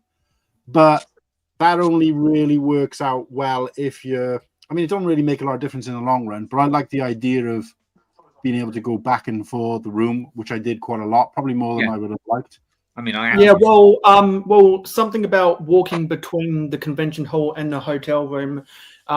There was some of us who stayed at the Wyndham that's where Gardens hotel, which is just a northeast, and for me it was a 10-minute walk, and for people who drove in, it was only a 5-minute drive. So if anyone is strapped for cash, that is an option if you're prepared to walk 10 minutes out of your hotel to the convention every time you go in there. I walked back to our hotel and that. God blimey, that was. I think for us is the cost for the cheaper hotel wasn't that different to what we paid split between three. Yeah, that's the thing. It wasn't big enough of a difference. It wasn't like if ours was 100 a night, and then that was 50. It's half price. Fair enough. But I think it worked out something like 80 to 100 as an example. It was about 230 quid, wasn't it, each for those days that we stayed. So I mean that for 5 nights, that's actually pretty good. You won't get that. So for me, the price of the hotel was a really good. Like I said, I would want to save money, but I would rather stay. I don't know. Like I said, I'll have to think about it closer to the time. Just to sum it up, if you do end up going, you've now basically going to be sharing with Garrett, yeah? So I'd still have to try and find. Well, it's not that. It's just that if I say to you the same plan as Garrett and I don't end up going, you're paying for a room on your own, whereas he doesn't care for paying for a room on his own. Do you see what I mean? So then me and Garrett could share a room. Yeah, but then who's going to go on the sofa bed? No, but if Garrett, let's get the double room. If you and Garrett were sharing a room, yeah, but you couldn't go, then I would share it with Garrett. There's two of us. Yeah, but that means then that you've got no thingy planned, and if I do end up going, you've got no room at all. Oh right, I see what you mean. Yeah, that's what I'm saying. No, I meant. Yeah, I see what you mean. So I'm saying you're not in that plan you're talking about. You're not planning for all eventualities. You're just planning on either me going or you going. True. I reckon Slurpee's still going. You watch. I hope so. Slurpee's going to get FOMO being a young fella, and he's just not going to want to miss out. Yeah. No, that's what I'm saying. I think that'll be the same for me. I think he was worried because it's moved a week forward. I think he was worried about missing his mum's birthday or whatever. But like I said to him, hey, I missed my son's birthday, so that's no excuse. Bring mum with you. Yeah. No, I won't say that. Yeah, I kind of get that, but I thought that's why he was saying that he wanted to leave like a bit earlier to make it for that. But I think he's saying that regardless, he's going to miss it. If that makes sense. I mean, I think I probably will still, like you said, I could just book the room anyway, because then, like, I can always cancel the room. It's not, because like you said, you don't have to pay until you actually clock out. You scalp it to someone that needs a room. You need to book with someone who's 100% going and doesn't mind paying for one if you don't go.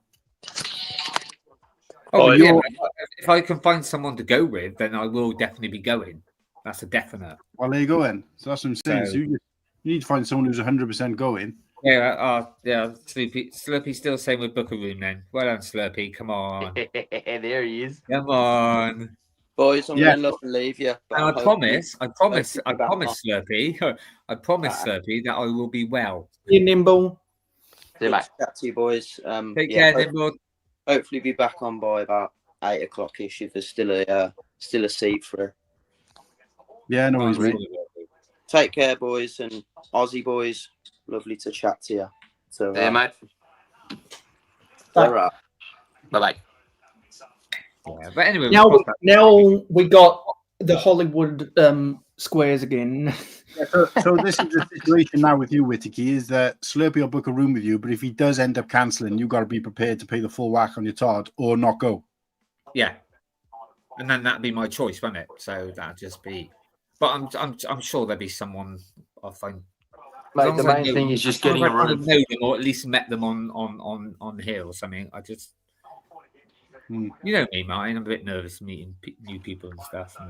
So when would you still? Because if I was going again, like for me, the one thing I worked out is that it wouldn't have cost me much more to have gone for longer than it did, if that makes sense. And I didn't like that coming back on the Sunday. That was awful for me. That was the worst. I didn't mind getting there on the Tuesday, but I would have wanted to either do Tuesday to Monday or. Monday to Monday. But yeah. How would that affect, like, what day would you want to be going back? You said you were happy with the Tuesday, Sunday, right? Well, I was happy with the Tuesday, Sunday, but how things are going now, if it means that I can still go and I have to do the Monday to Monday, I will. But I thought that the hotel prices go up after the convention's finished. So it was like, is it worth spending? Is it worth spending that extra money just to stay one extra night? To reduce my travel costs, I try to cram as much stuff in every single day so that I don't have to pay for as many hotel room nights. Yeah, I don't think that's not the. It was just I just think Martin do the holiday in. Wanted to be a bit more relaxed and not Friday to Monday. But, come on. Friday to Monday? No, I want to be there on the. I want to be there on the. I'm talking Friday beforehand. Oh no, I couldn't afford that, mate. Come on now. No, I couldn't afford that. I really seriously, I could not afford that. Is that what you're doing? Then? Is that what you're doing, Embedded? Yeah. I'm hoping that's the plan. Yeah. Like if there's a bunch of stuff you want to do in the US before the convention, and you don't anticipate on going back to the US for a while, then yeah, absolutely. If I want to tour, I'm just going. I'm going to do a couple of weeks before Chicago, so I'll get to LA a couple of weeks before, and then do a little bit of sightseeing, maybe Vegas, a couple of things. Hey, Dynasty. I see the Grand Canyon. But obviously, if it works out saying that. But then again, I mean, we can always. It's like last year, we thought Slurpee was only staying till Saturday, wasn't it? And you worked out that you don't pay that much then and whatever. So at the end of the day, if somebody's got a hotel room from Monday to Monday, and I want to go on the Sunday, then I don't pay for the extra night, do I? So yeah, well, I got no interest in seeing Chicago as such for two reasons. seeing any parts of America, because I don't know, I'm familiar with America anyway. 3 or 4 weeks, Slurp. Yeah, I've seen most of the stuff that I want to see there, but also my fiance Kirsty wouldn't be happy with me like exploring Chicago. No, you want to do that with her, wouldn't you? Really? Because we'd want to do it together. So not to say that I would be, I would avoid it, but I don't really care about that. For me, that's not like this trip could literally be in Bognor Regis, like, so it's not about where it is for me. So I'm not that interested in any of that. So I don't care about getting there like 3 or 4 days early and then having to move hotel. That seems like too much aggro for me. Right. But getting there on the Monday thing, so I'm a bit more settled in. So you're not there too late, but you're not there too early. But staying definitely till that Monday. But again, if that means I didn't think about the fact that might mean I couldn't stay in the Rennie, or I'd have to pay a stupid price for the Rennie for 2 of those nights or whatever. I don't think the Sunday night would matter, but I think the Monday night would. I can't remember, but then I would probably, I'd consider just staying in that other hotel and just walking back and forth. Because the other thing is that I feel like being in the hotel meant that you didn't really get out that much, certainly not in the daytime, unless you were going for food. And I would normally like to explore and have a little look around. Well, the thing with that is, since the bus stop for the Schomburg trolley pulls outside in the parking lot outside of the Rennie, when I would leave my hotel room, I would leave it just to wait for the trolley to go back and forth between the hotel and the Woodfield Mall, and that 10 to 20 minutes waiting for the trolley to circle its way back from the mall to the hotel, could just use that to sit outside and breathe. I was talking about that with Smokey, and it's like, even that not of interest to me, because I don't want to go to the mall. If you've seen one mall in America, you've seen them all, and also it's more money. The thing is, we never but did. The thing is, for a lot of the tourists, just spend. Yeah, but for me and a bunch of other people, the mall was where we got a lot of our food from. I went to the mall every day for food. Yeah, I think so. What Ken's saying there about being $75 a night, that actually probably would work out more expensive for us. Yeah, because obviously got to bear in mind with Ken, it's like, it's 2 of them staying there, but it's one price coming out of the same bank account, if that makes sense. Whereas with us, it was 3 different people. It'd be the same as if I was going with Kirsty, for example. It would make more sense to stay there than it would at the Rennie, because otherwise it's one cost. Do you see what I mean? Yeah, I think even if there was 3 of you, and even if you like I said, paid for that extra bed, that would still be probably cheaper, because it's 3 of you're suddenly splitting that into 3 of you. And like I said, it was it turned out to be about 230 quid. You wouldn't get that in a hotel over here. No, a week or 6 days, whatever it was. So I'll just have to look more into it. I mean, at the end of the day, I know things were slightly different with me, but I still don't think. I think I took far too much spending money with me anyway. I don't think I'm going to need that much, so I'll just put that towards an extra day. Yeah. But I wouldn't want to do any more than that. Monday to Monday is the maximum for me. I mean, I'd still prefer to go on the Sunday, so I come home on the Monday, because obviously with us, we leave on the Monday. We don't get home till the Tuesday. I gain a day, huh? Yeah, see, we lose a day. Yeah, we gain coming there, but we lose coming back. And also, there's a simple man in the chat right now. Oh, yeah. Is there? Steph, I've missed you, mate. I have sent you a couple of messages. Look what I got on. Look, where is it? I have missed. I've sent you a couple of messages. I know you've been busy or you've been taking a break or whatever, but mate, I've sent you over the link. I'd love you to come on and at least come and say hello. Same with you, Ken.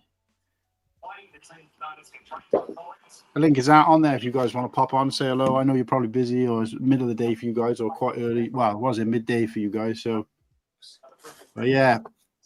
No, I don't know. Like I said, there's so much up in the air with Brickwall. I don't want to be in a position where like, put it this way, right? If it wasn't for the conversation with Garrett and we hadn't started talking about it on this stream, I didn't even want to tell Whittaky. I didn't want to tell you, Whittaky, that I was even going to buy a ticket. Right. Because I didn't want to get anyone's hopes up and have their holiday built around me potentially going.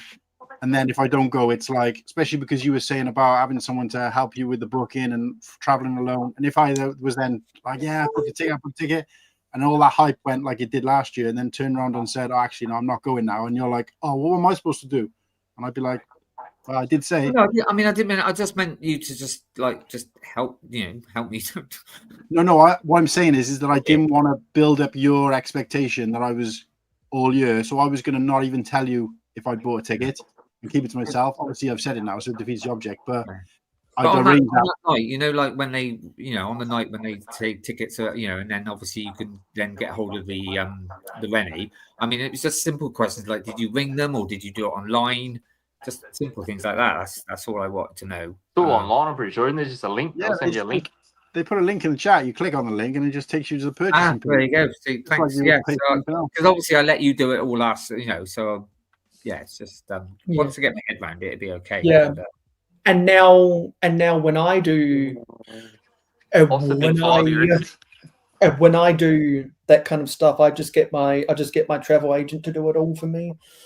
Oh Christ, here he goes. My travel agent. I got my secretary to book it for me. Yeah, and that's how drink a wanker. Yeah, because I go through my travel agent, they book my hotels, my flights, and my insurance all in one fell swoop. Yes, I'm going to use one. I'm going to use one for like the before Brickworld stuff. But obviously the Brickworld stuff I'll do with Mole and that we'll get that stuff sorted. But the rest of the stuff I'll go through a travel agent. Yeah, and so just because I'm of lazy, really. Yeah. Yeah, and so like the reason why,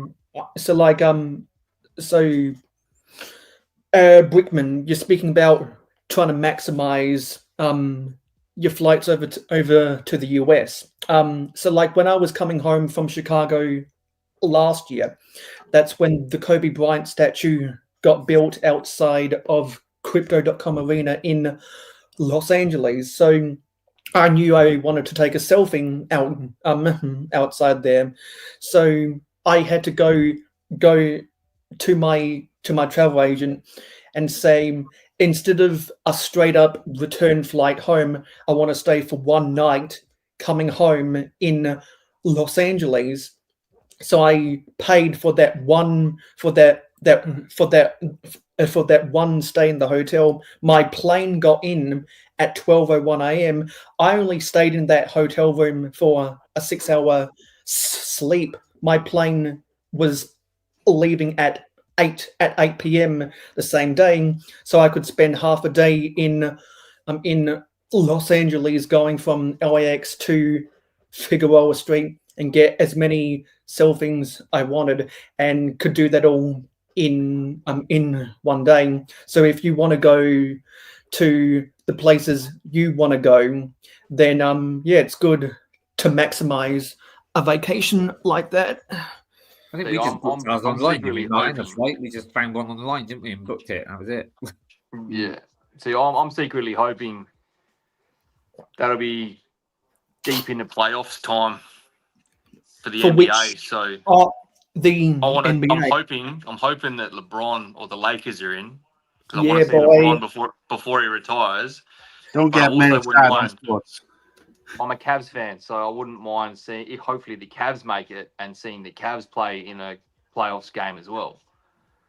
So that's where I'm sort of looking like earlier, 3 weeks before Brickworld. Hopefully, they're in the playoffs still. That's what I'm banking on a whole season. Obviously, it's a long time ago, but that'd be something that I really want to do, is to go and see LeBron before he retires, because I've followed him since he started. So and because of the timing of Brickworld Chicago, that overlaps the NBA Finals.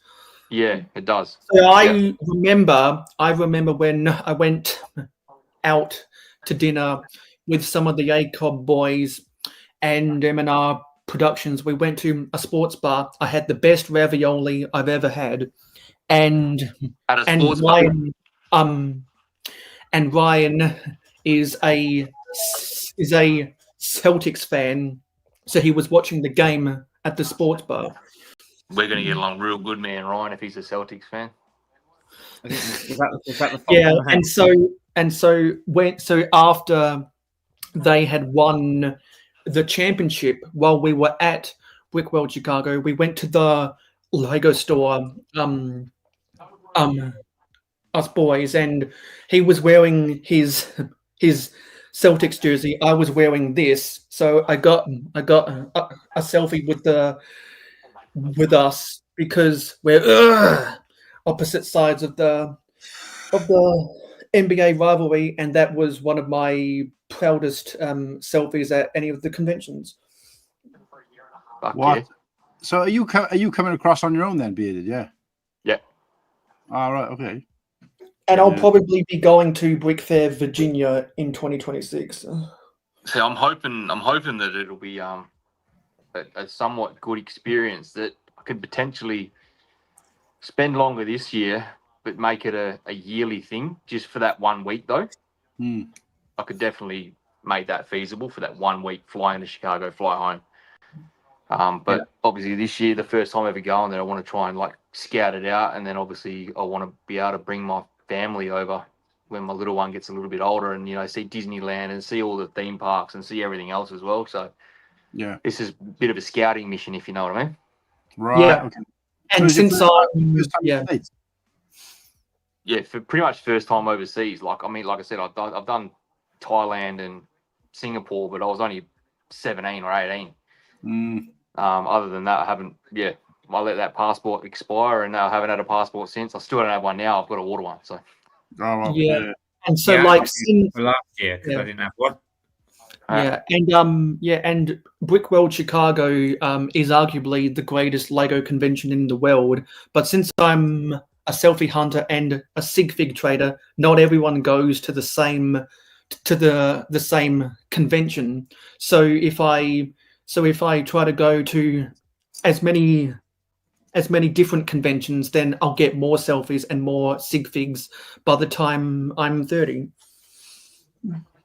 Yeah, that's a fair point. I was just going to say that I'd probably be the same as Bearded normally. If it wasn't for the wedding, I think based on what I spent and like Kirsty's sort of understanding of what I got out of it in terms of like the fun and the stream and the all that kind of stuff, we've kind of agreed that if it wasn't for the wedding, it'd be happy for me to go and just do that week every year or a couple of days every year. Yeah. But yeah, the wedding's just, obviously got to take precedence. So that reminds me, I also got to save up to get a wedding present. Yeah, well, I was going to say, hold your thoughts on that, mate, actually, because we're thinking of eloping now. So, I was waiting to say Kirsty to Vegas, mate. I thought you were going to say we were thinking of not inviting you. No. What I'm saying is that invite was obviously if we're in the UK, we may be getting married in like Italy or something like that. So I wouldn't, because it'll literally be like 10 people. So it's not a case of you can come. It's just you've got to pay for an extra holiday as well. So because we wouldn't be paying for anybody. You can't have a present. But yeah, I mean, it might be a Lego set. Welcome in the man, the myth, the mystery. Simple man. It's been too long, mate. It's probably only been like what I got on. Oh, look at that cream. Bit of iron there. No, I don't, mate. I'm a single man. I don't iron. Yeah, Iron needs with a to hot iron. The last time I ironed was the last day I was in the army, and that was the last time for it. Chucked that thing out the window. I'm not doing this again. Even though I have to say, after saying that, I did actually, when I went to my brother's party the other day, I did actually iron that Hawaiian shirt. In fact, well, I was going to say, it wouldn't be so bad. Look, it's still there, the iron board. Look. It wouldn't be so bad if you didn't iron it, but it wasn't like, you didn't roll it into a ball when it was still wet either, because it's like creased to high heaven. A little wet ball. But no, Austin, mate, it's been too long. It has, I agree. Feels like it's been years. But I know it has only been probably a couple of weeks. But how's your break been? Shoot. Absolutely in some aspect, I still think it's kind of going on. I mean, I just I'm still around. I'm living. I know. I just want to say thank you to a few people who did check in because a lot of people were like, "Dude, are you like dying?" I'm like, "No, I'm good." He's good. I just needed to, because not a whole lot of people know I'm back in school, so I needed to get that sorted. Well, you look well, Osif. Well, thank you. I appreciate it. Yeah. It's been... Sadly, I had to get rid of the beard. Actually, looks like you've had some proper sleep, mate. I know. It's funny. I just woke up about 15 minutes ago. I'm kind of the opposite because I'm back at grad school and I'm sleeping just as inconsistently as ever. See, my thing we know. I made an investment. Have you guys ever heard of those 8 sleep mattresses? Yes. Yes, I invested in one of those, and excuse my French, but holy shit, that's the best sleep I've ever had. Because it's like, it's kind of a pain though, because it has this like. So imagine like there's this little thing full of water. You have to refill it all the time. Yeah. And you have to do it with hydrogen peroxide so you don't get bacteria in your. But yeah, you just go on your phone and say if you want to, want it like ice cold. See what I did there? Wait. So did you say there's hydrogen peroxide in your bed? So that means theoretically, if you put your mattress out in the sun, you could unwhiten some of the white bricks. In a way, yeah. In case he bleeds, the blood will disappear. Yeah. Yeah. Also, I just checked in. The oils aren't doing so hot right now. But yeah, I mean, just been doing school and then restarting like the almost kind of like residency in a way. So that's exciting. And then a lot of jiu-jitsu. I've been going like 4 times a week again, and that's been really nice. Fucking sweet. But yeah, it feels weird being on a stream, not even gonna lie. It's like I feel like I'm a bat with no wings. But I did see Superman 17 times. Isn't that a mouse? Yeah. I guess it is a mouse, yeah. Yeah. Well, apart from the tail. Well, I was going to say, we can get on the subject of... we can get on the subject, if you like, of Superman just briefly, because I got to say... Oh, wait, let me grab something from this. Be right back. I suppose you're allowing this, Martin. I'm happy to talk about Superman because I've got some thoughts about, because I've got some thoughts about Lego Superman and what they're not doing right now.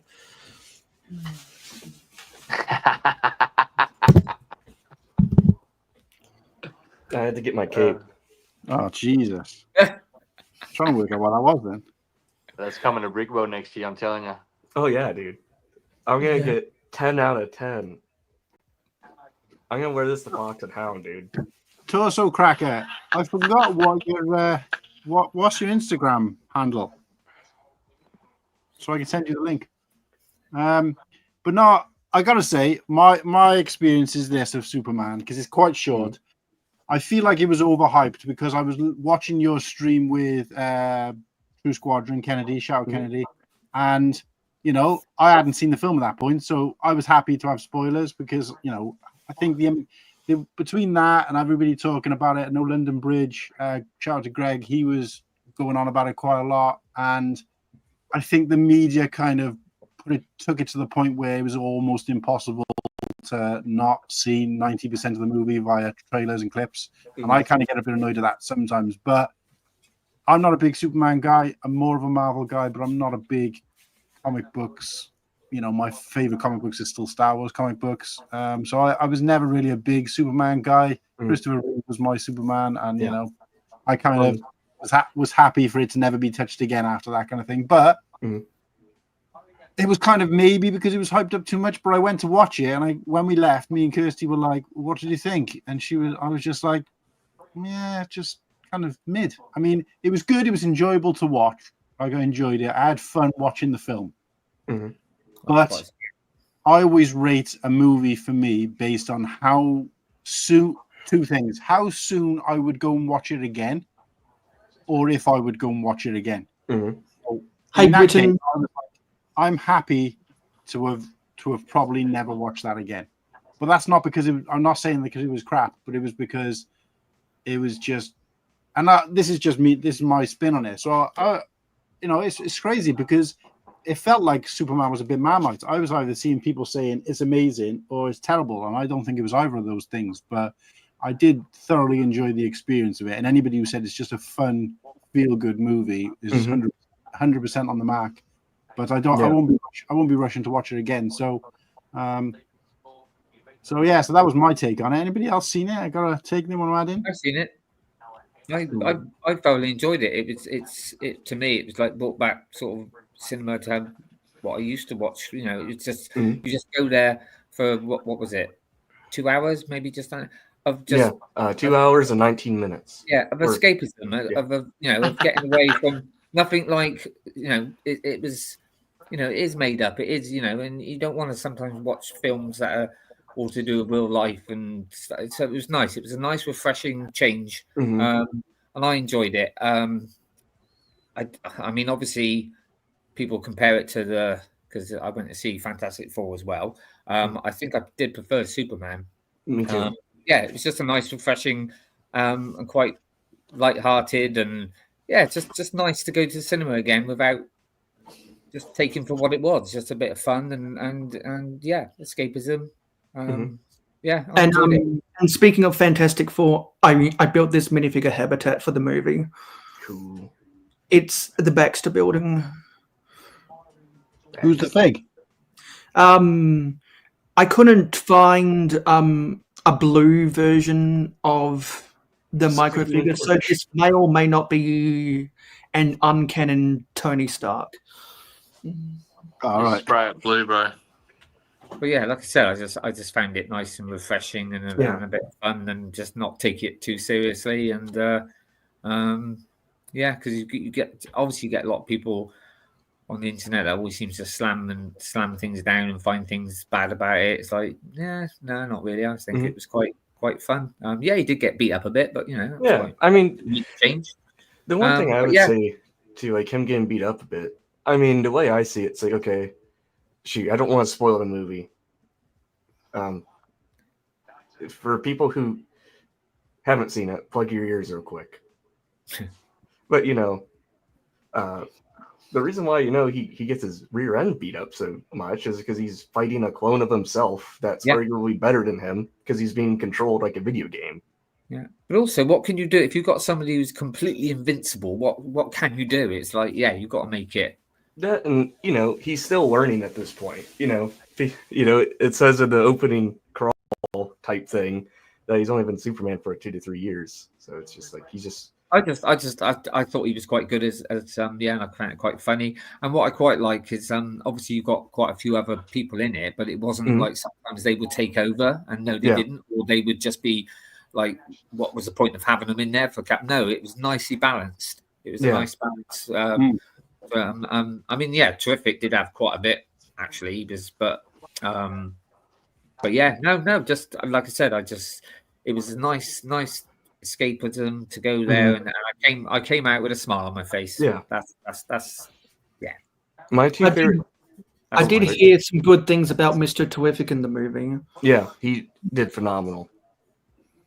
It was beautiful seeing him. Nathan Fillion, I love it anyway, but he's just like again, just don't look at the screen a moment.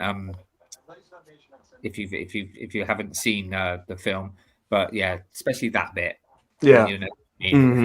Absolutely, Like I think what really did it for me was, seeing where I grew up on the big screen like that and being able to, as every building they walk past, like, I've been in there several times. I know exactly where it's at. It's, and then seeing. So you grew up in Metropolis? Yeah, yep. Because I remember like when they were filming here, like, is it made up? My sister and I were just walking around downtown, and we're like, dude, because they have like all the Cleveland Indians players like down to rows of the street, and I'm like, it doesn't say Guardians anymore. It says Meteors, and then you see the Metropolis flag in the stadium. It was just so cool. Yeah, I was looking out for you in the background quite a lot because I know you said you might have been in the distant background. Yeah, it's. I'm just like, whoa, this is cool. Superman though, so yeah, it was a nice new take on him. Yeah, it was going back to like a bit like the Christopher Reeve, a bit more light-hearted, a bit more colourful. Where obviously, Henry Cavill's one was brilliant, but it's gone a bit darker, isn't it? Like Batman. That's not taking anything from any of the two different types of films, but it was nice to see that very comic-y, very comic book, as it should be.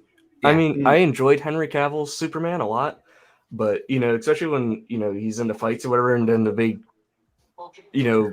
tanker car he just jumps over it rather than stopping it to save people. It's just like, and obviously just horrifying because he's English. Yeah, but I mean, I'm not mad at anyone who says they didn't enjoy it. I mean, film is for everyone. Right. Some people may like it, some people may not. Yeah. That's the beauty of it. I mean, there are some people out there that like the sequels. Mm-hmm. So, and then the ballpark, because they filmed at Progressive Field. So my sister and I, I'm a big Orioles fan, so it was perfect that Superman night was when Baltimore came to town, and it was so cool. You gotta sit in the LexCorp Humvee if you wanted to.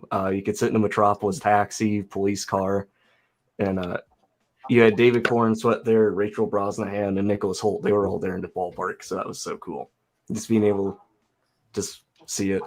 And then the score for that film was beautiful because when they were making it, they wanted to, keep John Williams' score intact from the first ever film. Yeah. And they definitely did, but they modernized it a bit. Especially, I believe the score song is Last Sun, where there was a very subtle tie back. So if you guys have all remembered the Christopher Reeve, when he's, after he takes Lois on flight and everything, he's like, Lois, I'm here for our date or whatever. You hear that do do do do do, like really slow, and it was nice that they tied that back in to The Last Sun. Yeah, and I'm like, this is beautiful. So, what did you think, though? Again, I mean, somebody has put in the thing. Enough time has gone by to spoil away. So, but obviously, if you don't want to hear this, if you haven't seen it, but what did you think of the change of the plot with the parents? I like it. Very Kingdom Come-esque. You can tell what they're plotting. For me, I was a bit confused. I need to see it again because I could have sworn at one point they turned around and said that it, that it was a false thing. But somebody said, no, it's still no. It's that's how it's. So I kind of noticed this. I'm not sure how many of you guys have been on the social media. You kind of see where they're kind of teasing some of the behind the scenes stuff before the Blu-ray comes out. Right. I think the next, because they're already planning to make the second one now. I know they already booked with the Cleveland Film Commission to shut down Cleveland again for January. I have a feeling that the next overarching villain is going to be Brainiac. Brainiac is this AI. Yeah, I've seen dude. Little. So I'm a feeling that maybe they doctored the message, like Brainiac did. Because, Brainiac and Lex are very much wanting the same thing. We're having the Supergirl film as well, aren't we, between these two? So, yep. That one comes out on my mom's birthday. So, right. Yeah. Cool. Anyone else seen it? I don't watch movies, mate. As soon as I get comfortable, I fall asleep. That's like my fiance. Doesn't matter what it's on. Well, Star Wars. You've watched Star Wars, though, yeah? Yeah, standing up. No, that's okay then. Standing up. Well, in case any of you guys have Letterboxd, here you go. You can find me, and we can talk movies with each other. Oh, okay. Sorry, do that again? Oh, yeah. If you have Letterboxd, just find me. Oh, not gonna dox my last name there. I haven't got it, but I'll try and find what it is. So it's basically like paid prescription thing. No, it's free. The young fellas really key. Yeah, Thanks, David. It's completely free, but like you can rate movies and review them, and then you can comment on it or whatever, and you can connect with your friends and be like, yeah, I've seen this movie. What do you think of it? I guess it's very much like Instagram for movies. Oh, okay. I always thought it was a paid thing.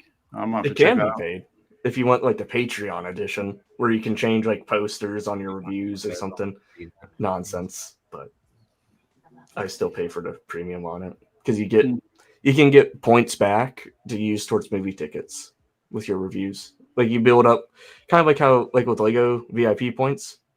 The more you submit codes or whatever, it's like that. The more you review, the more points you get.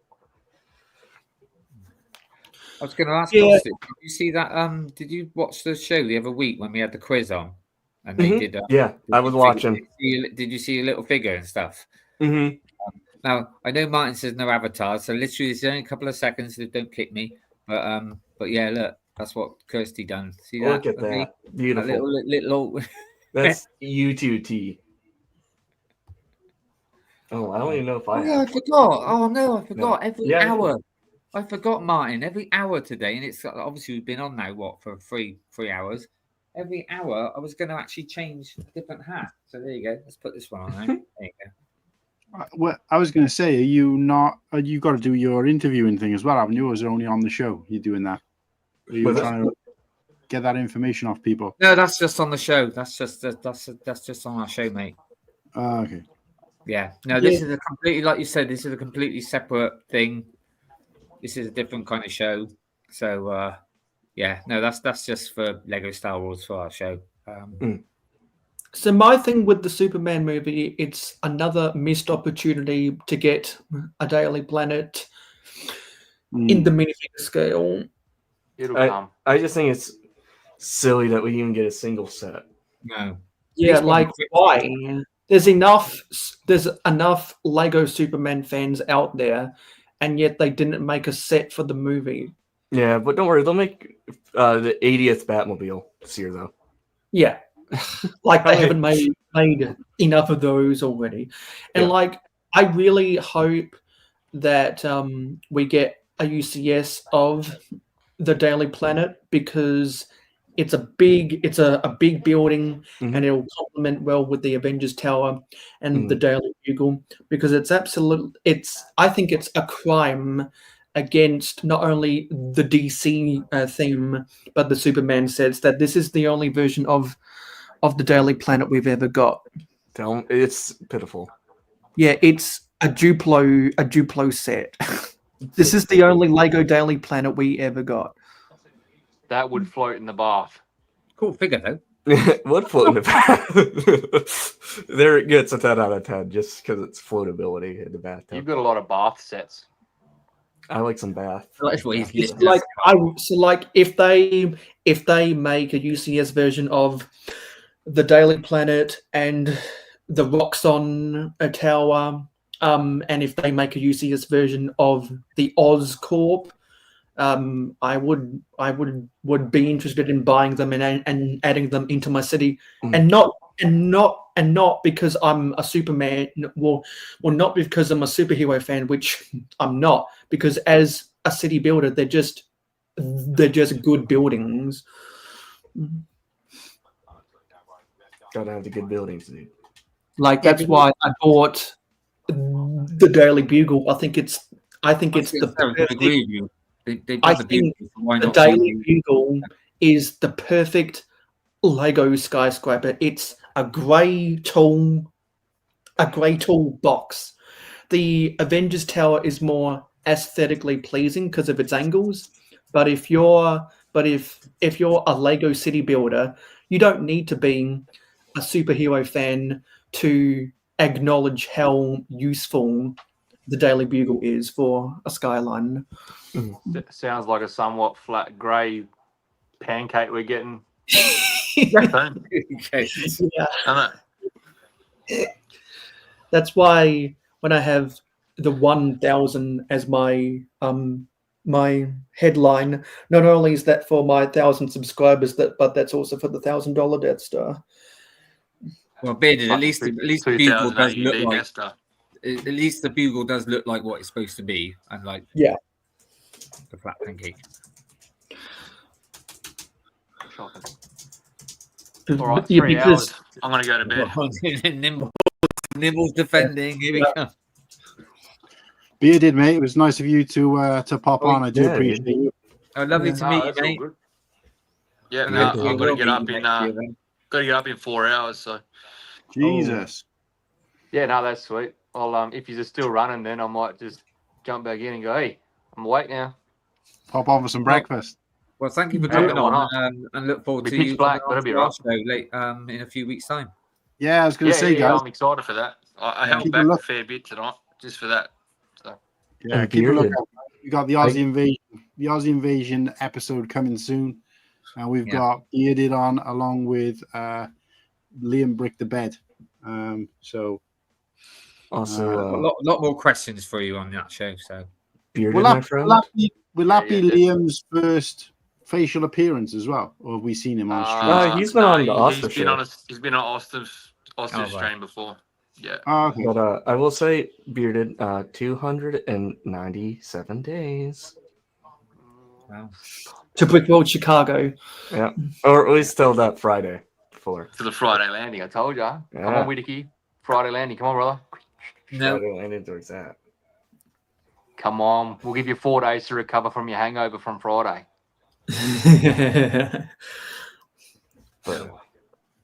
Nah, all good. All right. I'll jump back on later if I wake up and you're still going. But if not, thanks for that. And I can't wait for the 21st. Mm-hmm.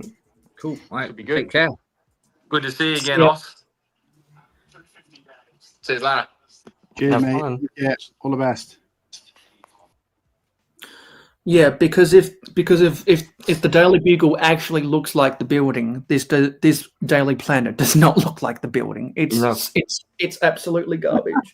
It's poopy. Positive. I never noticed last time, but yes, that does look sus. Mm-hmm. The fire hydrant looks a bit sus. Yeah. Right.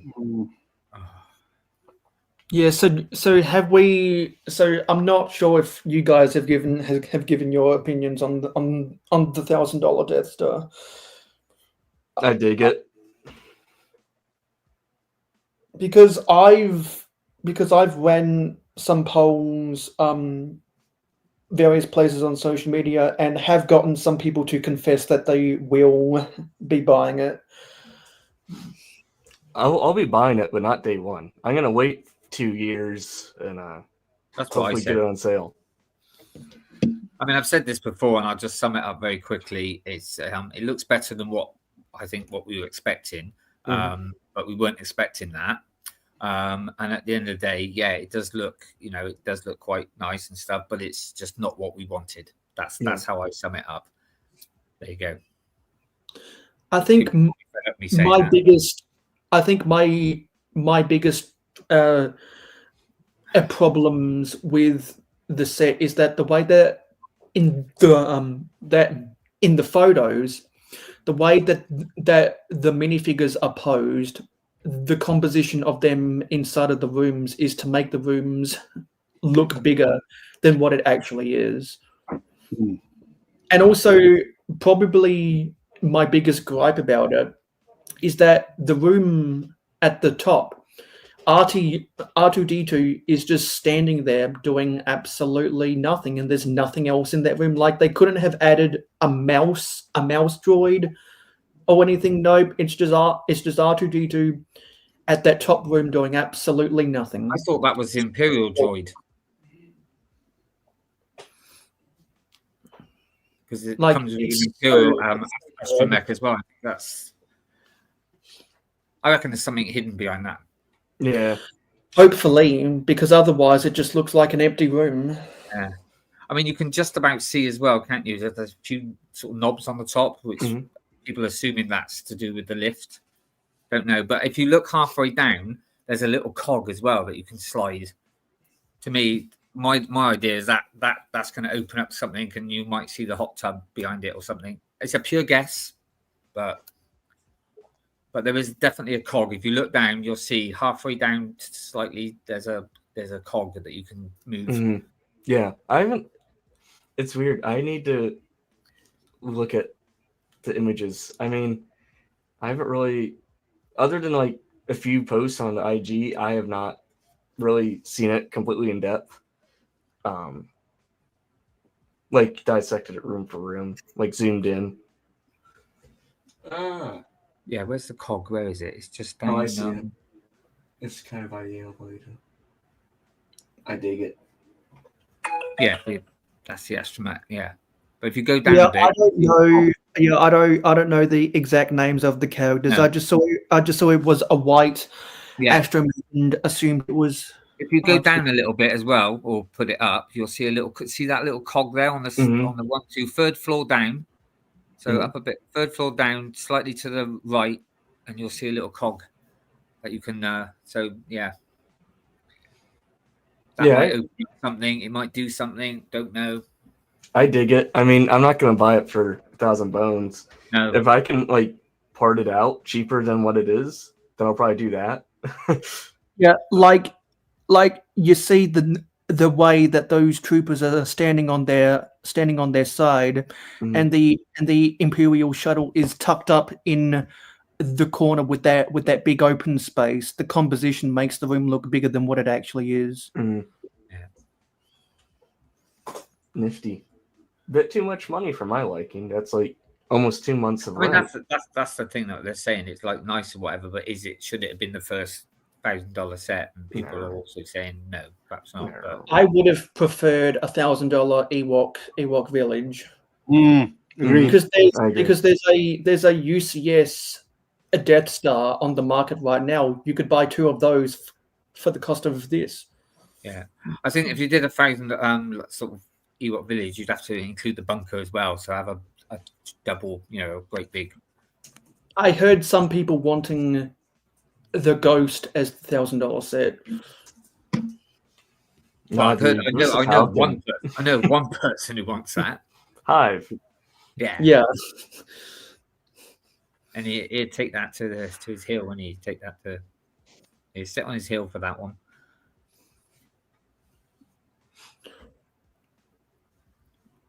But yeah, I mean, they can still bring out UCS stuff. It doesn't have to be 1,000 just because this one is. And it doesn't even have 40 effing figs. No. But then that's I mean, obviously that was just leaks and stuff, so you sometimes got to expect that when. Still 38, a decent number. Yeah. I think, but I would 38 decent number, but maybe not 38 decent figures. Yeah, you got that into it as well. For £1,000, as well, you've got to put that into it. They should have had all the Imperial officers should have had dual molded legs. Yeah, that sort of thing. So I saw something the other day. It was in the ACOB Discord. Since the old molded legs have been out, only 9 Star Wars fakes have gotten it. Like 9 individual characters. Oh, really? Is it as little as that? Was that? Is it as little as that? Yeah. Can you guys hear me okay? I just swapped out something on my mic settings. Yeah. I can hear you fine. So what is this mic actually working?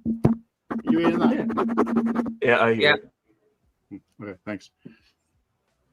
So, sorry, I'll say what was it you said? What was as little as? There's only 9 individual characters have gotten a Dale molded leg treatment. Oh, right. Dale molded. Good old Dale. Never heard of him until I saw that song. Oh, yeah. Then he was on he joined what was it? It ended up being like 32-hour stream. He was on there for a minute. Ah, right. I'm so glad that they've been releasing those songs as individual videos on the ACOB channel. Mm-hmm. Oh, have they? I didn't even see that. I'll have to check it But you guys got me for about like 9 more minutes because I have class, and then I can come back once that's done. Cool. If you guys are still going. Yeah, you go. Come and go as you What please, mate. There's always a space for you here, mate. Don't make me cry. Yeah, I'm gonna have a class in 12 hours. 12. Right, so we've just had another person join the chat, which would be good timing because I need to. So this guy did make an appearance, I believe, on the last Cold Fusion stream we had. I might be wrong. Oh, is it Torso? I think it was his first. Oh, it is. It's Torso. Yeah, What's going on, dude? It is indeed Torso. I do, mate. Good afternoon. Good to see you guys. I don't have a lot of time either. Oh, got a lot of ceiling action going on. Ooh, give it to me. Yeah. I was going to say, it's been a long time since I've seen any ceiling action. That's all. Yeah, we've got I told you before last time that I coach football, and we've got team pictures today. So we're doing double day practices, which means we practice 2 practices a day from like 2:30 p.m. to 8 p.m. or 8:30 p.m. But today we got to go in a little early for the team picks. Not wearing this. All right. Picks though. Dude, a Life Brick shirt, dude. I was just about to ask. I was gonna say that toilet shirt. Dude, wear it for the pictures. That would be legendary. Just popping that up in the ACOB Discord, dude. Yeah. Yeah, I got this. I found it online, and so I was like, oh, I got to get that for. There's a chance I got to go up north in Michigan for this golf outing in September, and it's actually the same weekend as Brick World Grand Rapids. So I might stop up there, and I was like, I can use this shirt for golf and for Brick World. Run it. Nice. So what have you been up to then, mate? Not much. Just like I said, busy with the coaching and winding down the summer, trying to get as much swimming in as I can. I do actually opinions on the quick take. What? Sorry, I misheard that. What'd you say? What did you say? Get as much what? Swimming. Oh, swimming. Right. Sorry, I misheard. Yeah, we have a small lake that's like right across from our house here. So. Oh wow. Martin got it. Yeah. Yeah. But in terms of Lego, do you got a say on this, boy? Yeah, I'll give a quick take on that. I actually, in the Discord there, it doesn't take much hate to get the ball rolling for everybody to kind of hate the ball. But I do actually like it. I'm never going to be the guy that's probably going to pull trig on something this expensive, but I think probably did as best as they could to incorporate as much as they can. Obviously, for people who follow Lego Star Wars, you're going to have hangups in regards to repeated figs, and you're going to have hangups in regards to having already seen a lot of this stuff in sets fairly recently in like the last 5 years. Yeah. Well, that's going to probably bring down the value for some people, but I mean, I'm glad that they did it. I think it's partially just like a marketing ploy on their part that they have something on the shelves that's worth that much. But I think it's fun. You know, I think at some point, like, obviously you've got to have some repeats, because you've got to have like the Luke and the Leia and the Chewie and the R2 and and the Darth Vader. You've got to have them in it, but maybe change a little bit of the printing or something like that.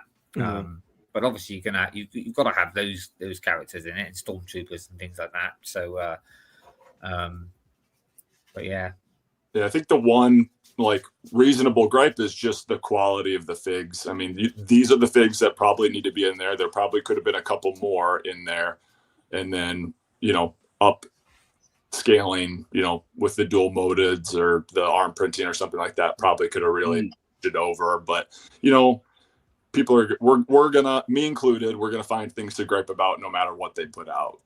100%.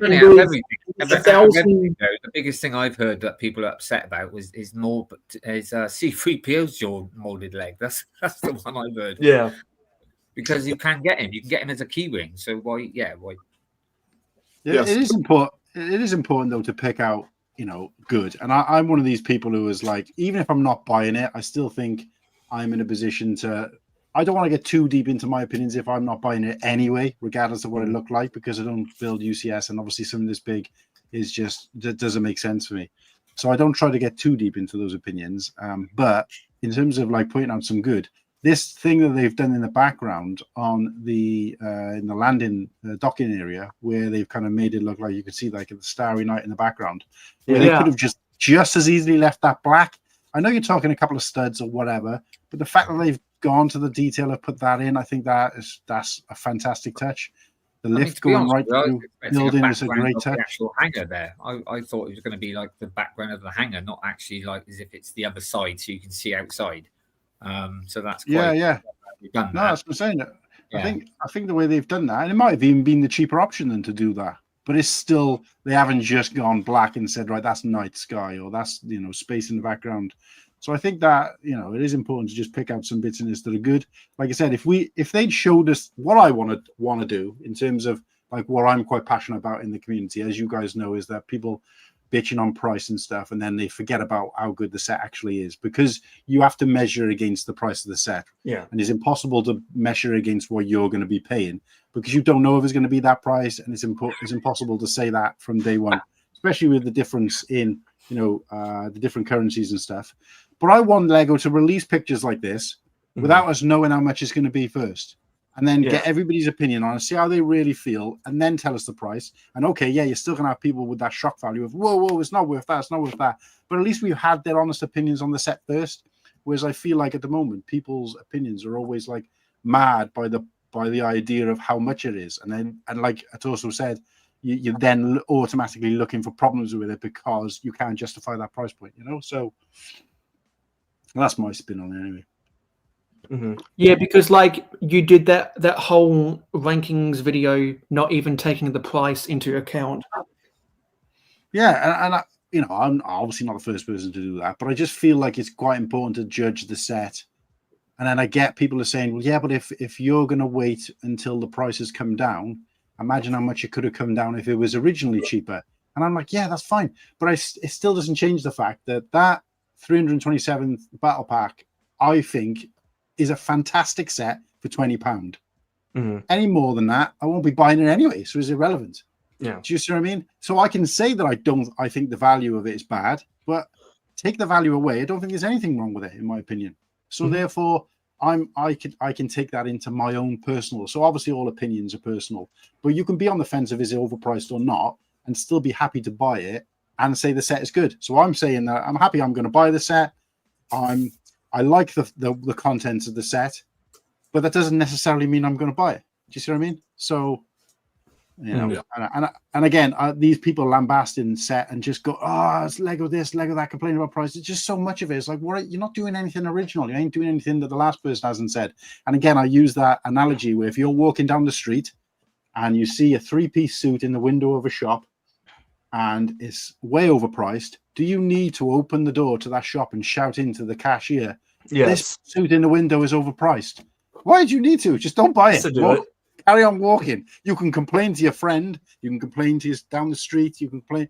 But it's the fact that they feel like they've got to say it. And that person ain't listening anyway or doesn't care. And that's the situation with Lego. And sets like this are what's going to bolster that, because they ain't going to sell like 20 of these. People are like, I went in there and all of the Lego Death Star sets were all full on the shelves, so therefore nobody's buying them. Bollocks is it? They only need to sell one of these a week to make up for all the loss on anything else. So because because what you're talking about is comparing a Ferrari to a Toyota dealership. If a Ferrari dealership needs to sell 2 cars to make $1 million, but if you've got a $20,000 Toyota car, you need to sell 15. Either way, if you accomplish one or the other, you're gonna sell the same amount of value of cars, whether it's the big expensive car that only a couple people will buy, compared to the smaller, cheaper car which everyone will buy. Absolutely, and there's also 100%, and the same with all of the Lego sets. I think Lego's realized if we overprice all of our sets, we can sell a lot less of them and still make the same money. And what that means is they're making that money and they're not working as hard for it. They haven't got to ship in 50,000 sets. They haven't got to scan through the till 50,000 sets. They only got to scan through 20,000 sets, and they've made the same money. And obviously so the fact that people are buying them less doesn't make any difference because the price is still high. So if anything, like I said, they're working harder. They're more economical. There are not as many trucks going because they're not selling as many sets. And obviously it's just overall, it makes more sense for them. It makes as much sense for them to put the prices up as it does to make the boxes smaller, because it's, there's less physical work involved as a whole. You're talking like, a fraction per item, but you add that up over the thousands to sell across the world, and you're talking like probably hours and hours of labor cost that they're also saving, which they can then benefit from, because they don't need as many staff if they're not selling as many sets, but they're making more money on each one. Do you see what I mean? And then of course you've got the other thing to take into account is, like, I used to work for a low value frozen food retailer where the everyday price of the everyday stuff was really cheap, but we sold branded products like vinegar, and where there was no cheaper version, we had that, and we sold it way more expensive. So a jar of vinegar was £1.50 in Asda. We sold it for £2.50.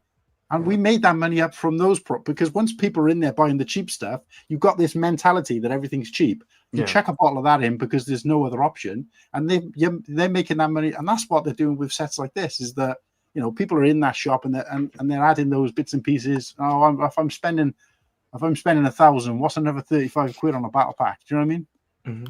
Yeah, and like you might walk in to a Lego store and scoff at the price for the $1,000 Death Star and walk out with a $5 polybag that same entry into the store.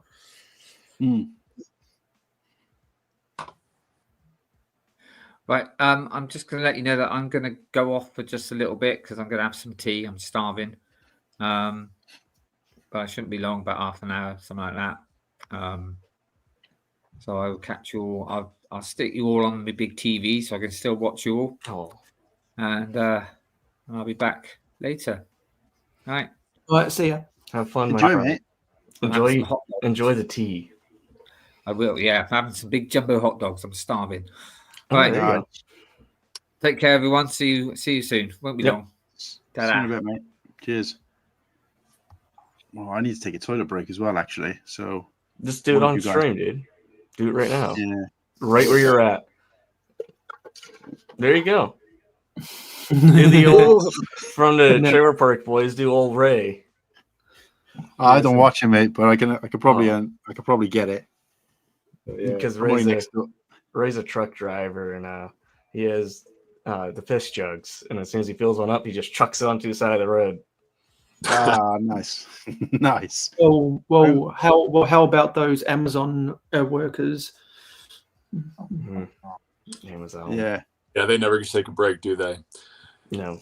Yeah, the being able to hold it, that gets harder with age. I never thought that was a thing, and it kind of is. I remember having to take long drives all the time when I was younger, and just like I could be fine for like 10, 12 hours, and now it's, you joke when you have kids, like, oh, the kids, we got to stop so much for the kids. Now I'm like, I'm glad we're stopping every 3 hours.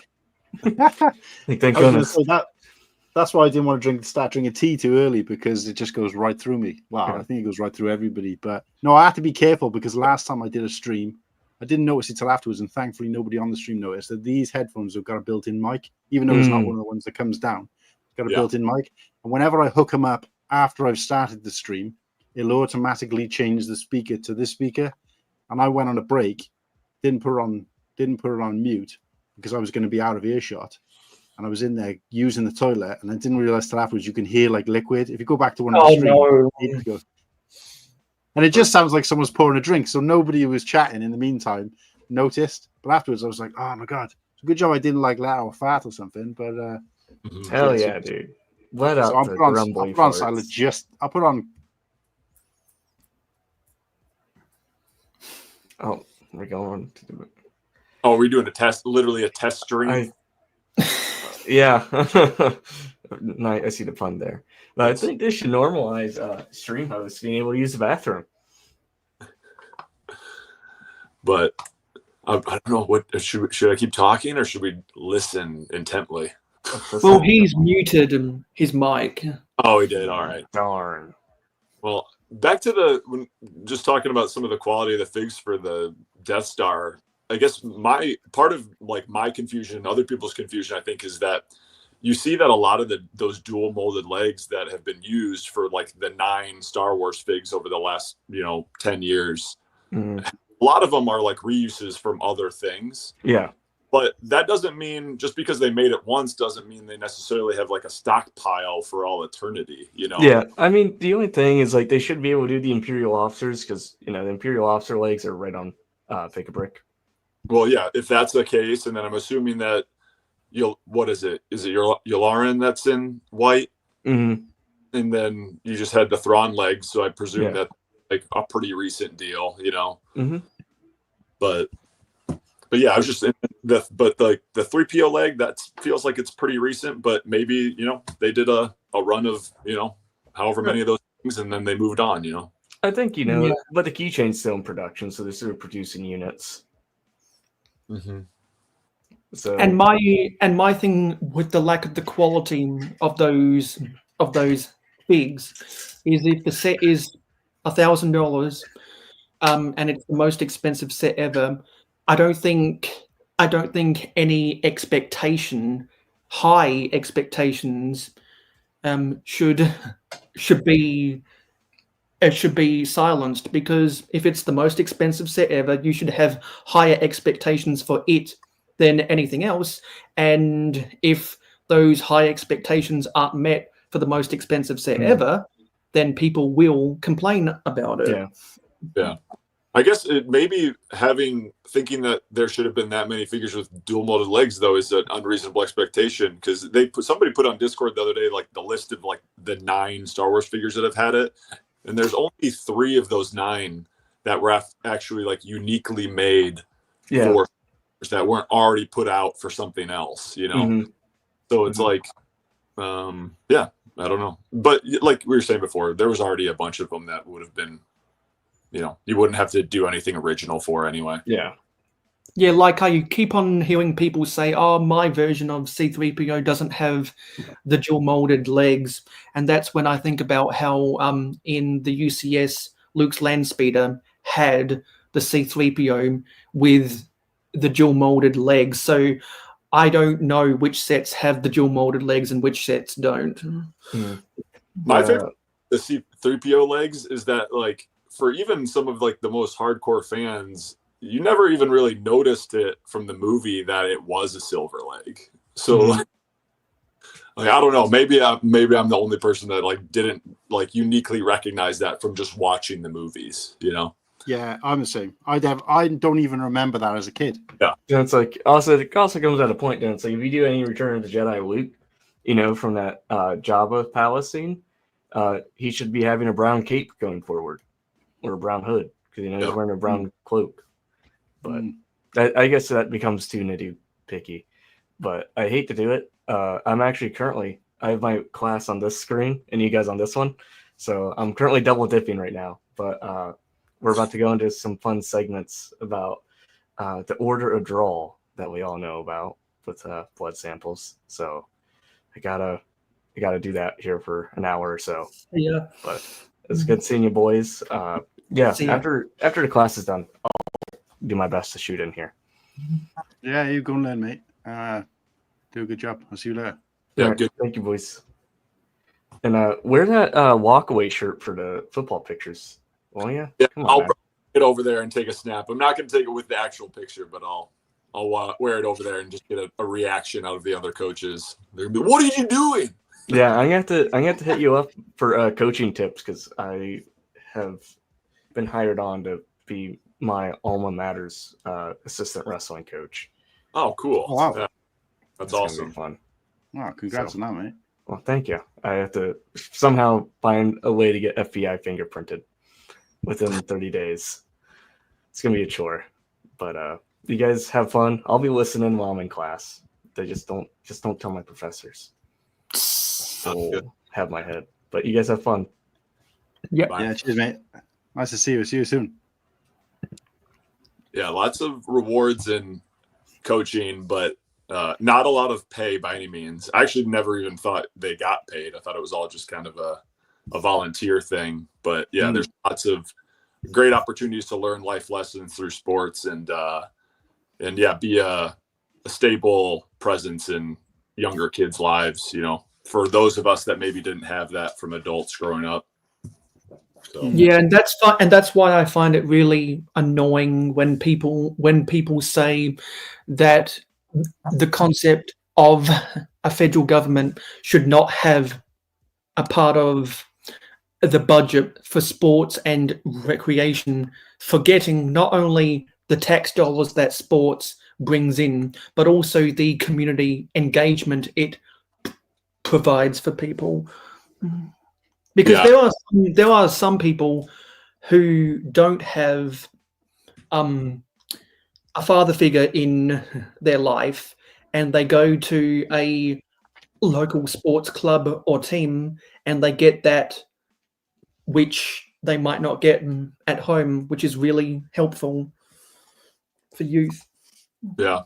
I think that where it gets hairy is probably with the professional sports teams and like the tax dollars going to fund, you know, private stadiums essentially. And so where's the, you know, obviously there's a benefit for still the community engagement, but you know, the owners are making a lot of money. Yeah. Which is why I see people talking about that every single day. So I did the due diligence of calculating how much total federal income tax the 1,600 NFL players pay per year. It's over $2.6 billion. That's more than enough to fund the $1.2 billion stadium that the Bills are building and what the Titans are building right now. Mm-hmm. Yeah. But that's if everything was done efficiently with that money, right? But like, there's a reason. There's a reason why the city of St. Louis took the Rams to court. Yeah, I love that you did that, though. I think that's fun to kind of like run out that stuff. I remember when I was playing football in college, I had like a scholarship. And so people thought like, oh, you got a free ride, this and that. But then if you calculated like how many hours we worked through football and extrapolated out for what we were getting in terms of our tuition and for our like room and board, we were making like under minimum wage. Yeah. And those people also forget that less than 1% of all college athletes will become a pro. Yeah. So you could be a Joe Schmo, red shirt, or walk on, and most likely you're not going anywhere after college, except if you do well in the college part of college. Yep. Yeah, like 1 or 2% of high school athletes become a Division I college athlete, and then 1% of those become professional athletes. So yeah, any people who have aspirations for their children to be doing that, they're kind of pointing them in the wrong direction if they put that kind of pressure on them.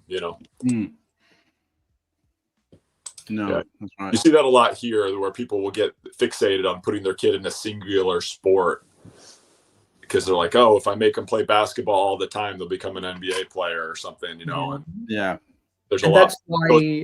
That's why a player like Kyler Murray was good enough to get himself drafted in the first round of the NFL and the MLB draft.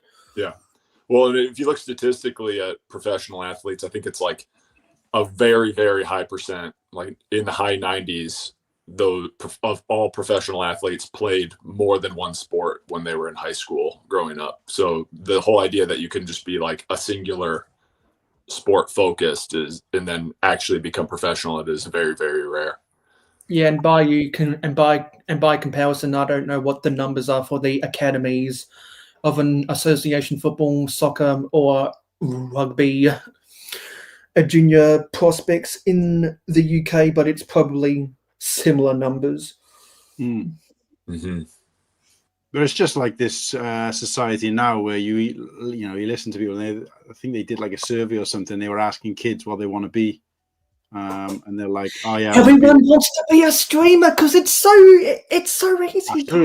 I want to be. There was a scary percentage of people who said they want to be a YouTuber, and obviously, being a content creator is one thing, but being a successful one in terms of being able to earn money off it. So I was chatting to my daughter about it, and she said she'd like to be able to do something like that, and she's of that age. And I said, look, do it because it's fun, it's a hobby, you've got something you want to talk about, you feel like you can, tap into a niche, but do it like you would do any sport or hobby because it's fun first. If something comes of it, great. But you can't, it's just like me. If I want to go out and play some basketball out on the street with my friends, I don't be like, well, if I keep doing this, I'm going to, you know what I mean? And I think it's important, even in that aspect, to be like, just do it for fun. If something comes of it, great. But we were always taught as kids that if you're great, like I used to be fantastic at drawing, and everyone used to say, yeah, you're going to be an artist when you grow up. And it's like, but I didn't really want to do that. I just used to like doing it for fun. I wouldn't want to do it to get paid for, because then I hate it.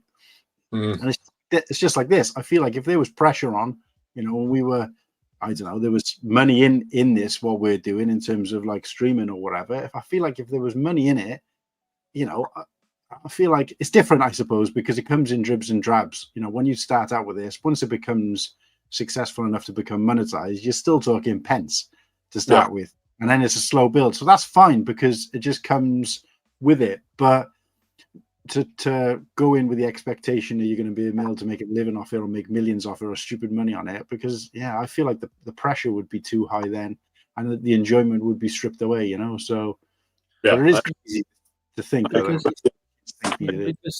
because if it was that easy, everyone would be doing it. Same like the people who are able to carjack a car and steal its catalytic converter. Okay.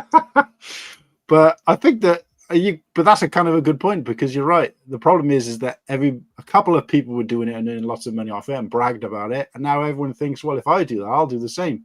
And the problem is the more people doing it, the less chance of that happening, because it's become so, all these kind of communities have become so watered down. Like everybody's got a channel, everybody's doing, but that's not the case with sports. So I think, they're always going to need, if anything, there's probably more teams now than there ever were before. So there's obviously more positions, and people don't play the sport as long as they used to. Like because of sports science, they play it for longer because the medical help that sports teams can afford to pay for, like an NFL quarterback, you used to get 10 years. Now some of them are getting 15 because of sports science. Oh, okay. It's obviously it must be different in different sports then, or different. And also because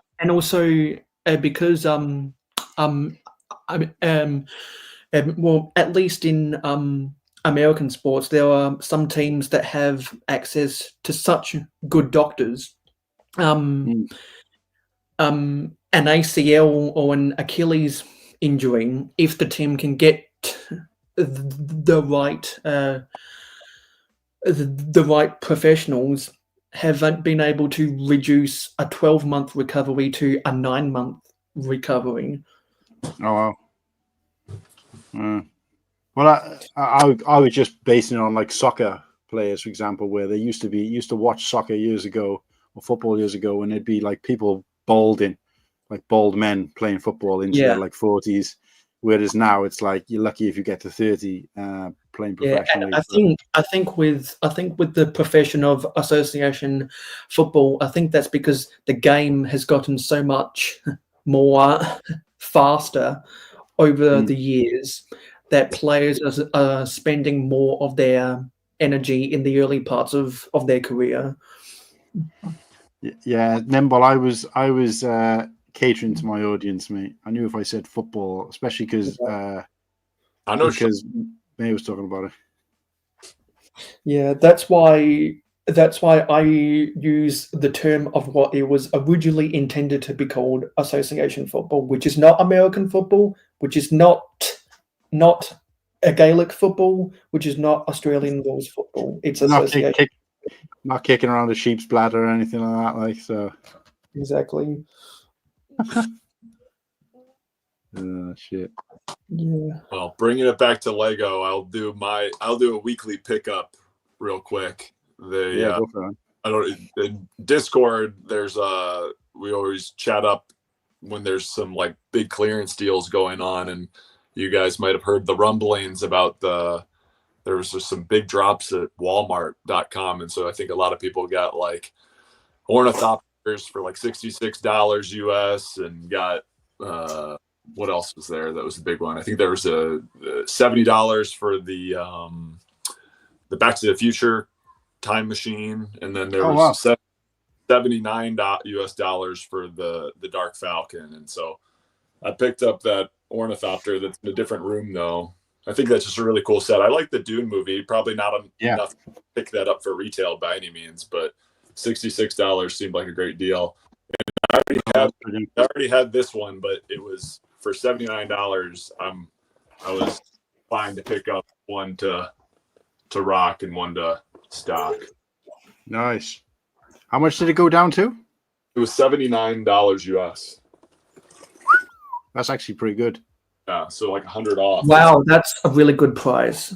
Yeah, so I mean, yeah, they obviously had to move some of it, but I think, hopefully the right opportunity.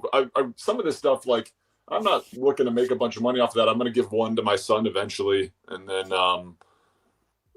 either just sell it to somebody, or if there's somebody in like the Girth gang or anybody that needs it. Like, I'm hoping that once they could make it to Brickworld and just bring this stuff up there, and like, I would love to just like be able to give this to somebody at like a good rate, a part of the community.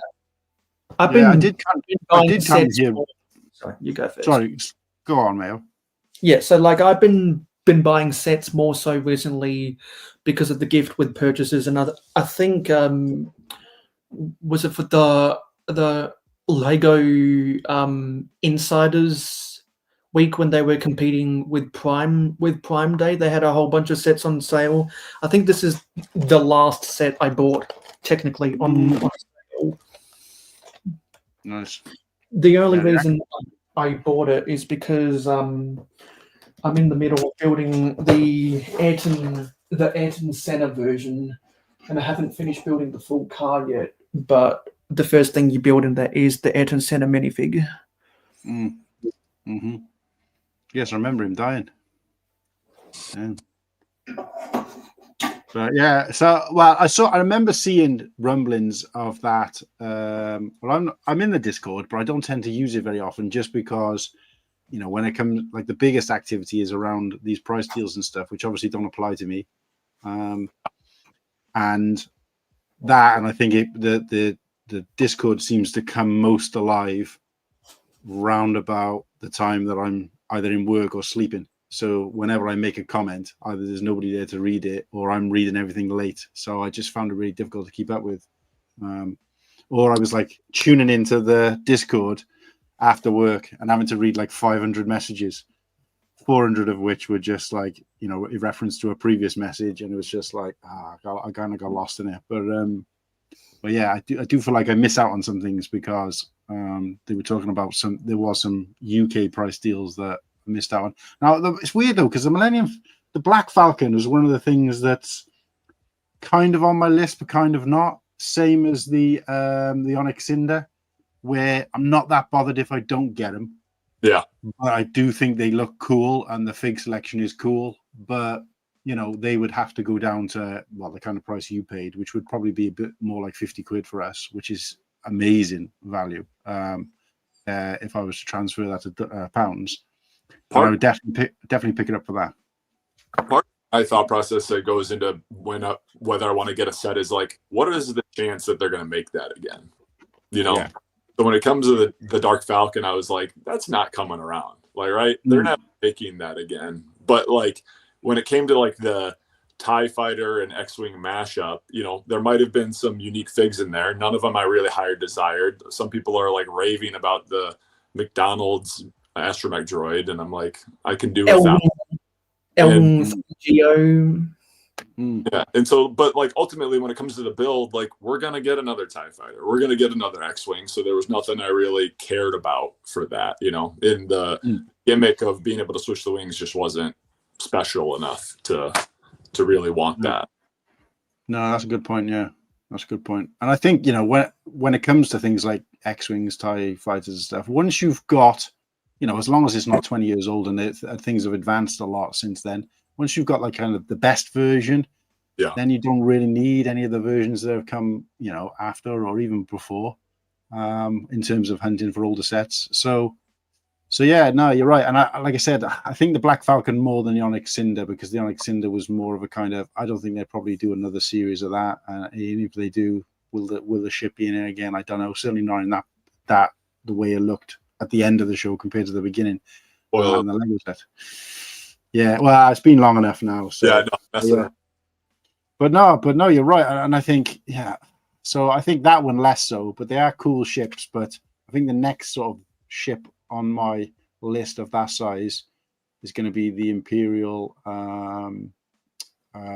Star Destroyer, because believe it or not, even though I collected old Lego when I first got into the hobby for a long time and picked up some of the older sets that I'd missed, I still don't actually have a Star Destroyer of any kind. I didn't even get the First Order one when that was kind of on shelves. So I need to get that, and also the 25th anniversary fig that's in there as well, which is I think the last one on the list now, I believe, that I need. But yeah, with Brickworld on the horizon, I'm still gonna have to go on my Christmas list as opposed to buy it, regardless of how low it goes. But no, you're right. That Dark Falcon, I don't know. I think I would probably be tempted if I saw it at that price. Yeah, in terms of the Walmart sales, I know when they're on, because Stud City will make a video about it. Yeah, when it came to the Dark Falcon, I've got kids that are 7, 9 years old, so that's right in the wheelhouse too, is watching a show like that, and which is good because as an adult, like you start like, I don't really enjoy this that much, or it's not that, but for kids, they're just like, there's nothing bad about that show, Maybe because they don't know better because they're kids. Exactly. And it's good to be young and innocent. Yeah, because like when you were a kid, you really liked a movie. You grow up and you think, what is this? Oh, here's a great movie. You probably, Kuhan, you're of the age, we're about this in the same age range. I remember when they came out with the new Tron Legacy movie, I was like kind of jacked because I just remember watching the original Tron as a kid, like a little kid, and being like, that movie was awesome. And I hadn't watched it in like decades. And I went back and watched it before Tron Legacy. And I was like, oh, this is horrible. I remember seeing the trailers for Tron Legacy on the Disney Channel in 2009. Yeah, but the original Tron from like I don't know when that was, like 80 or something like that. Yeah, I mean it doesn't hold up really, especially just what they've been able to do with like technology over the last 30 years. And that's why I thought the trailers for Tron Legacy looked so good. Then I went and watched a Michael Hickok's stop motion of some of the arcade games which had Tron, and I was like, yeah, this really does look like 80s 8-bit. Yeah, they're coming out with another Tron movie pretty soon. I just saw a preview for that. So, I mean, it'll be interesting to see how they expand on that world. It seems like a lot of these new movies get to focus what they lack in story, they can make up for in all of their technology and special effects, So hopefully they still put out a good story. But yeah, I don't think nothing ever beats just like what you are interested in when you're younger. You're not as jaded by other things. You don't have as much things to compare to. You're got a good imagination, and I think that's enjoy that stuff so much more when we're younger. That's why, we were talking about on Discord about like influencing our kids to what they watch, to be like, as a parent, you kind of like have some influence, and they kind of like influence to like some of the stuff that you like. And I recognize to what degree I do that, but then I also am trying to be aware to like allow them to have their own thoughts and opinions on things and not just make them like the things that I like. Yeah. Trying to do a better job of that. No, that in general is the situation I've had with Lego with my daughter, where she's migrated from I think probably doing Lego because I like to do Lego, and she's like a people pleaser, to getting really into the Mario theme, to completely like losing interest altogether, and then getting it into sort of, I guess, more adult or teenager sets like the 3-in-1 sets, but being happy for it to just be like a passing thing as opposed to I need to own all of them, I need to buy more. She's more than happy to just build a 3-in-1 set, build it, put it on display, and then not buy another one until she feels like it. And it's like, that's hard for me because I'm so used to it being like all or nothing when it comes to, well, all the hobbies I've been into. I like go full pelt into them, where she's more like, nah, happy just to like a little bit of everything. But yeah, no, I definitely see where you're coming from. I'm not sure if you can still hear me, even though you've gone, but the Tron thing was like, Tron is still the only Lego set that I've purchased for myself outside of Star Wars. I've never purchased any other Lego set for myself that isn't Star Wars, apart from Tron. And I got high hopes for them doing another Tron set with the new film, and high hopes for the film in itself. But yeah, and people have spoken to me before and said, why only? I said it's not that Star Wars is the only theme I would buy. I would buy more themes if they made themes for things that I liked more. So, I'm not big enough into comic book, but if they did like maybe a Judge Dredd Lego set, I would probably buy it. If they did something based on some of the science fiction movies that I love, if they did something from Interstellar, like the ship from Interstellar, I'd probably buy it. So the Dune thing. I was a big fan of Dune. I think the only reason I didn't buy that set was because I think it was overpriced, but also because I don't think that ship was probably the most iconic thing that they could have done. I'm not sure what else they could have, but and there was no way that I was fitting that into anything on my display. It's just such a huge footprint when you take into account the wings and stuff as well. It just didn't seem to. But if I could have got the figs and something smaller build and a smaller price, I would have probably bought that as well. So yeah. So there is still plenty of opportunity, but at the moment, I don't. Lego's doing such a good job in terms of what they put out. Maybe not even with price, but what they put out in terms of variety across the whole of the Lego franchise, that I don't see why I'd need to move away from that without spending way more money. So, like, even if I went into the Lego store and I had like £1 million, I still don't think I would buy anything else apart from Star Wars, because just nothing else interests me enough. And I don't get a chance to build the Star Wars Lego I've got. So all I would be doing is adding, like, say, a Monkey Kid set to the bottom of a huge pile. So it makes no sense to me. Yeah, I'm more of a mock builder than a set builder. So I really only buy the sets that I'm interested in, or I think I can turn into a mock. But I hear that pretty much all sci-fi properties are in demand. I hear a bunch of people saying they want Stargate sets, as many as people who were, until we got the news about the Star Trek sets, people were wanting that forever. So I think Lego and sci-fi properties go well together. Yeah, no, you're right. And the fact that they're doing that other thing, what do they call it? Starshite? No, Star Trek. That's it. Yeah, the fact that they're doing that, and it's like, I've had a few people who know I'm a Lego fan reach out to me and say, "Hey, did you hear?" Like, obviously months after I heard it. These people who see a set, like 6 months after I've had the leak for it, and be like, "Hey, man, I know you like Lego. Have you heard they're doing this?" And I'm like, really? I'm in the community, right? I heard about this 6 months ago. I got the bootlegs of the bootlegs, like.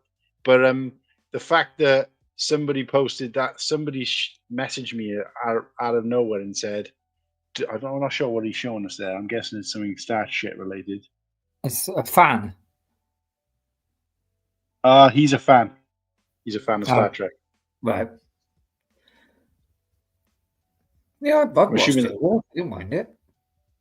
Well, no, but what I'm saying is somebody messaged me and said, "Hey, Martin, I know you're a Lego fan. Did you know that they're making a Lego Star Trek set?" And I'm like, first of all, who the hell are you? Second of all, do you know anything about me? And third of all, yeah, I knew about it ages ago, but I'm also now going to delete you from my contacts for even putting that into words. Yeah. It's a bit harsh. And I'm like, yeah, I don't need any more kindling for the fire, but thanks for letting me know. If I run out of paper, if I run out of toilet paper, I will go and purchase the set, yeah. Like I said, mate, each their own. There's people out there that like prequels and stuff like that. You just got to let them enjoy it. Yeah. No, it's fine. There's some people out there that don't like Star Wars, believe it or not. But what gets me is, again, going back to what we were saying earlier, is the people who will, when that comes out, who have been complaining about price for Star Wars Lego, will go out and buy that day one. Even if the price is good. No, I wouldn't. Because they don't see it. Like, I see the frustration for me is people who are complaining about price of any set and then paying full price for any set. Do you know what I mean? You either got to be in it all the way or shut up. So somebody complained about one set because it's expensive and wouldn't pay full price, but another set they would pay full price, but that's because it might be good for the value of the money, Martin. That's different set. I know, but my argument is that they're saying that its price is overpriced and that the problem is Lego and that they've got a problem with Lego, but that they don't realize that when they go and pay full price for any other set, even if it's a friend set, a great price, still putting money in the pockets of Lego for a start.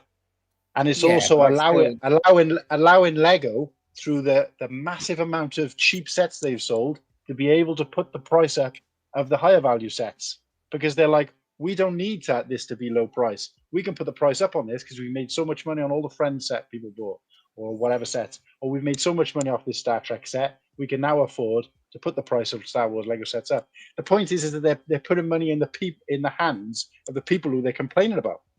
So don't buy anything from Lego, full stop. I just think people are complaining about sets that are not valued to what it is. So sometimes they could bring out something that's full price, but it's worth that. Yeah, but who do they think is making up these prices? Well, I don't know. It's Lego are making these prices. So if you're that like frustrated about the prices of something, why would you buy it? It's like if I went into a bakery store and I found that compared to the local baker down the street, some of their stuff is overpriced, and I thought, right, I'm going to make a stand now. I'm not buying any of this stuff. Oh, but I'll buy that. That's cheap enough. Well, what? Yeah, you got to vote. You got to vote. You got to vote with your wallet. And also, I'm seeing the vibes of this show, so let me put on my shades. Hey, look, people are free to say and do what they want. I'm not saying that. I'm just saying it doesn't frustrate me, people talking about price, because I agree with them. And whenever I've put in anybody's comments, you shouldn't be saying this, blah, blah, blah, they're like, oh, I can't believe you think the price is good. Well, where are you, bro? Never said that. No, I'm saying I think the price is bad, and I'm not going to buy from them. So I'm going one above you. All you're doing is barking at a fence.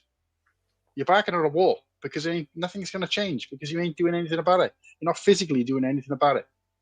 And I get it. Like I said, if you can complain all day, I complain about price, and I think the sets are overpriced.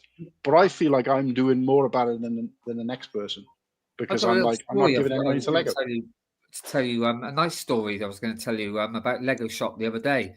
I took the little lad down, right, and it's his money, so yeah, he does buy new sets and stuff.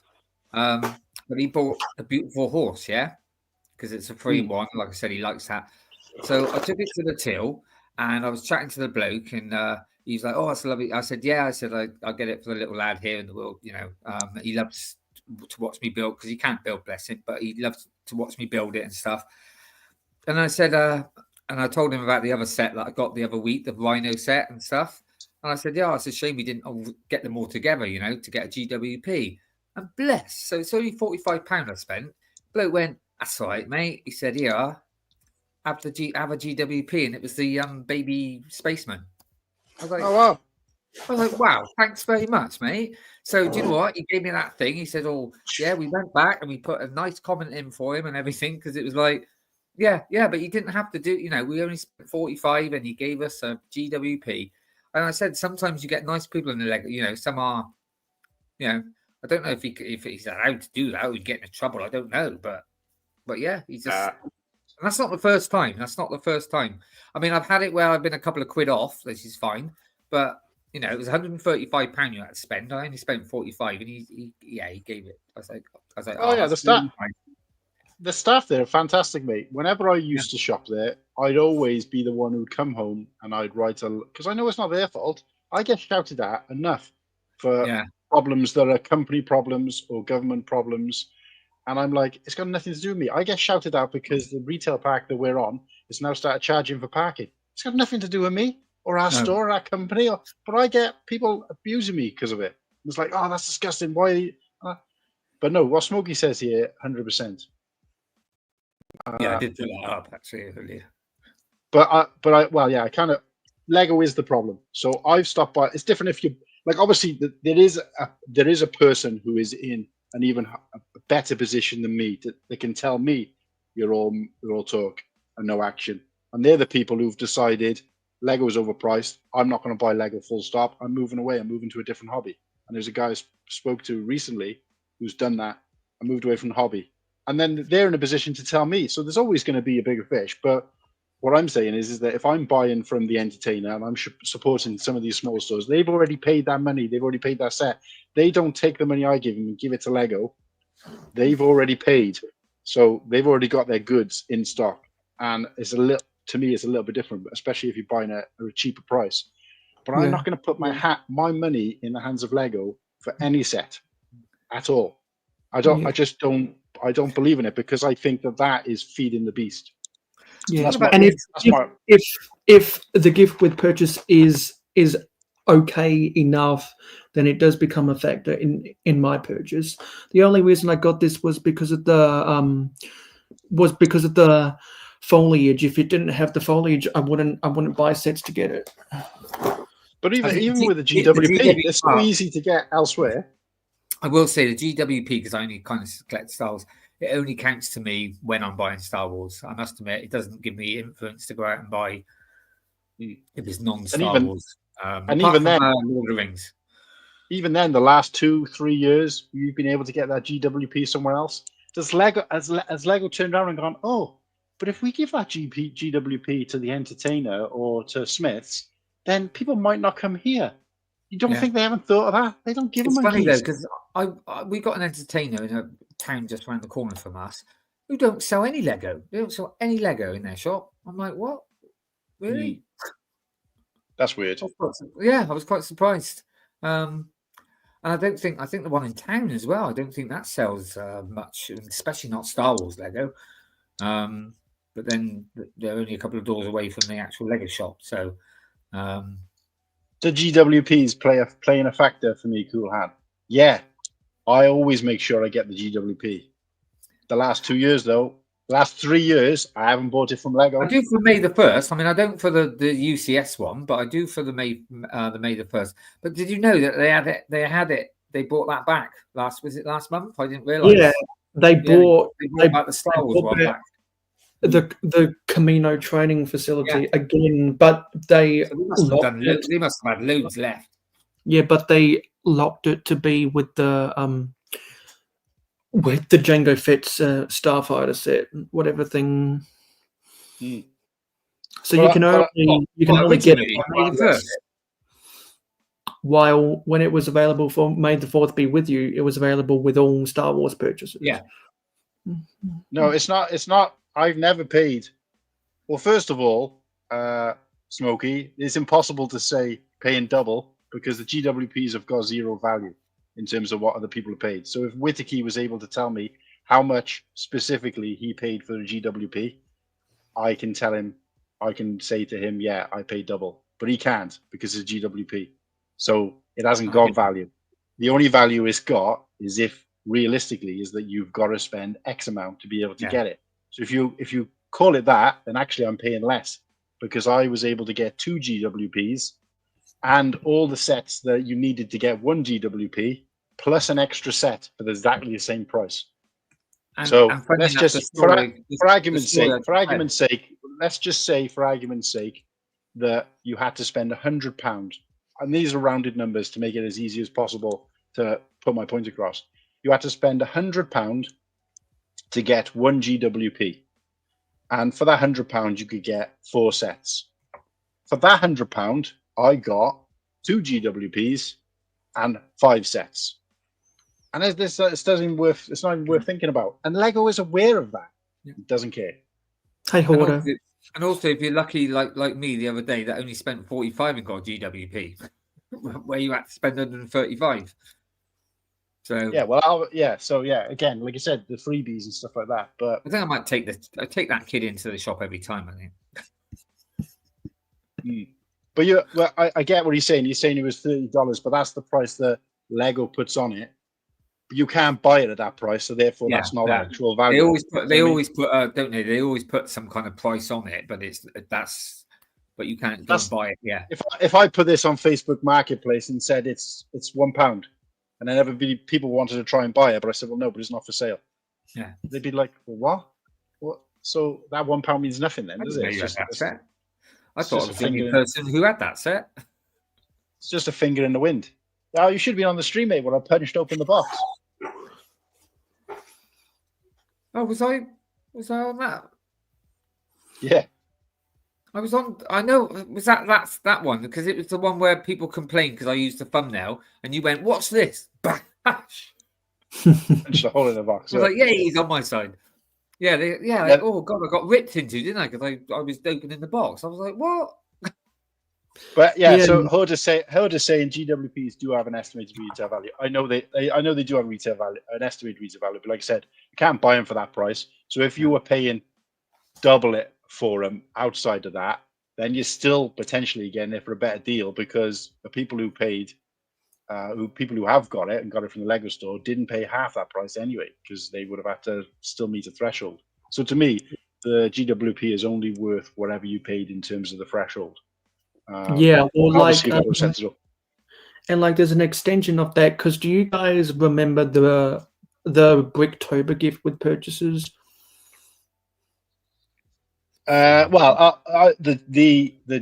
is a perfect example actually of what I've been arguing about because I paid $120, which is about, let's say, about 90 quid for the Luke Skywalker's lightsaber. Now that was valued as something like $20 on the Lego website, but you couldn't buy it for that price. So the value of it was really whatever you could either get it for on the second-hand market, or if you bought the Jabba sale badge, which I didn't want, not interested, but also I would have to spend whatever that was, 450 or whatever it was quid, to be able to get that set. But I got it for 100. So I'm not. You can't compare that to anything. The only thing you compare that to is where else you could have bought that set from on the second-hand market. That's the only real comparison you can make. And I didn't see it for less than £100. So when I paid $120 for it, sealed, I got that for a bargain deal. Bargain, yeah. But if it was selling for $250 and I got it for $200, and the cheapest I'd seen it is £200, I wouldn't have bought it still because I don't think it's worth that. I think it's worth having that in my collection for £90. But I wouldn't have paid any more than that. So there's still a little bit of an opinion in there as well. Yeah. So the thing with the Bricktober gift with purchases is in the mid 2000s in the mid 2010s, Toys R Us got Lego to make these micro scale sets, and you could connect them all together to form a cityscape. It was a $75 threshold at Toys R Us, but if you didn't want to spend the $75 on Lego from Toys R Us gave you the option where you could buy the set straight up for $25 US. Lego doesn't allow people to just buy to just buy the GWPs. You have to get it as with a purchase. But Toys R Us with the Bricktober sets, they let you buy it outright. That's a good idea. But then, yeah, Lego is then just trying to force you to spend over that 100 or whatever it is. And Lego realized that partnership with Toys R Us, enough people were just buying the sets from Toys R Us, where Lego looked at that and said, hang on, if they're doing this anyway, we don't want that to happen in our stores, because they realize people will buy Lego sets just because of a gift with purchase. There's an attraction, and like me, with a gift with purchase that's either vintage Lego or it's got a bunch of foliage, I'll have a wanted list of sets over the course of 2 years, and every time there's a good gift with purchase, just gradually buying it. And that's how they've gotten all of us. And some people end up buying duplicates of a set because of the gift with purchase. I mean, I'll be honest, I put my hands up here for the Shire. I was going to buy the Shire, but I wasn't going to buy it on day one. And then when they brought out Deagle and Smeagol, I thought, well, might as well then. I must admit, because people say, well, you could sell that. Well, no, I wouldn't have bought it on day one if I'm going to sell it. I'll buy it on day one if I want to keep the GWP, which I tend to. But you also wanted the set that it came with. Yeah.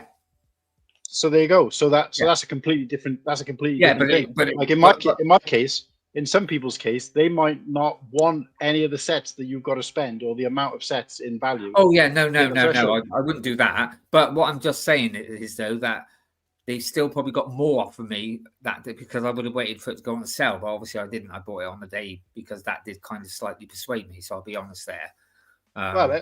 That's fair. It is still something I wanted, though. Yeah, like I said. Yeah. So, but I was going to use like last year, for example. If they would have sold the droid carrier, most people complained about that GWP because they wanted it as a set. They wanted it, and that honestly, if Lego would have said, "Oh yeah, okay, you can buy it as well," that would have sold like hotcakes. But there's got to be a reason for it, because if everybody was saying it and yet they still didn't do it. Yeah. It's obviously because I'm just using what he just said about what Toys R Us done. If they'd done that with the droid carrier, my God, they would have sold loads, wouldn't they? Let's be honest. But I think what I'm saying with the Rivendell thing, it's a completely different. It's a different situation, because if you could have looked at the time you were going to buy that Rivendell set, if you could have looked and found that set cheaper elsewhere, plus the GWP added to the price of it, even from a different purchaser, and the two of them together would have been cheaper than just the two of them in Lego store, you would have bought it, right? Yeah. So that's all I'm saying. I think so. Hoarder's come up with this comment. Obviously missed the beginning of the conversation, which was that when I said I was going to buy the GWP elsewhere, I think it was Smokey said, "Good luck paying double the price for the GWP." And what then obviously Hoarder's come in and missed that comment and didn't realize that I was making a point that you can't say that I paid double because there's no set value on it, because you can't buy it for 20 quid. So therefore, if I get it for 40, you can't say that's double. What I'm saying is you can only compare it to the value of what you've purchased. So what Hoarder's saying is, if you pay $150 US, GWP isn't worth that, the threshold price, because you got all of that stuff and you actually bought that to go with the price per value. I don't actually know exactly what he's saying, but I think what he's saying is you get all that stuff as well. But if you don't want that stuff, but you still want the GWP, then the value is in your own hands. The value of it, within reason, obviously, the value of it is within your own hands. If you're gonna pay more than it would have cost to get that GWP and all those sets, then it doesn't make any sense to buy that. But that wasn't the case with the Jabba Sale badge, because I would have had to have spent 500 to be able to get 100 what I paid $100 for. But when if he's talking about the version that I started talking about, and the version I was trying to use as an example, which obviously Hoarder missed, was that I paid the exact same amount in another store as what I would have had to have paid to get one of the Clone Wars GWPs.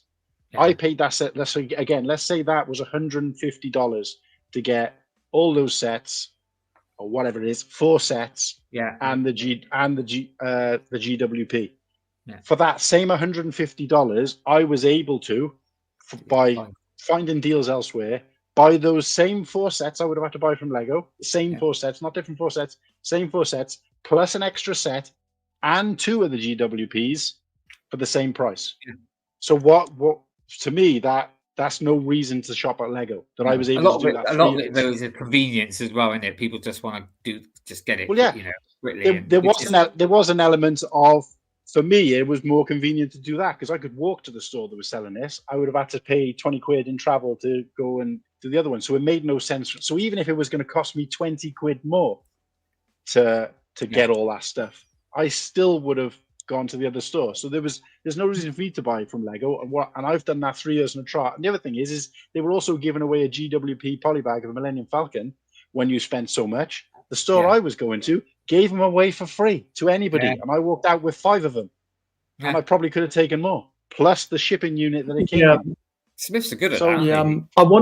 Yeah, I want to say something about the sale barge and the gift with purchase that came before, but I'll let you continue responding to Hoarder.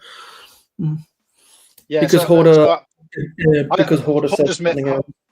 Hoarder's made a good point, and he's right in that if you're paying more for the GWP than you would have to have sets and the GWP, and yeah, it doesn't make sense. But that's never happened to me because the only time I've got the GWPs is when it's been way cheaper than it would have been to buy the set, or like in the case of the Jabba Sale badge, or when I've done it on May the 4th for 3 years running, where I've been able to get the sets from elsewhere cheaper, get more of them, and get the GWPs. And like I said, this year I got 2 of the GWPs for that same cost value. It makes no sense to go to the Lego store. And I haven't gone out there and found like a really underhanded way of doing it, and any of this. It's just literally a store that's close to me and secondhand market. So I did one shop with not Amazon, with eBay, and one shop in my Smith store, and I literally did them as I was walking to the shop.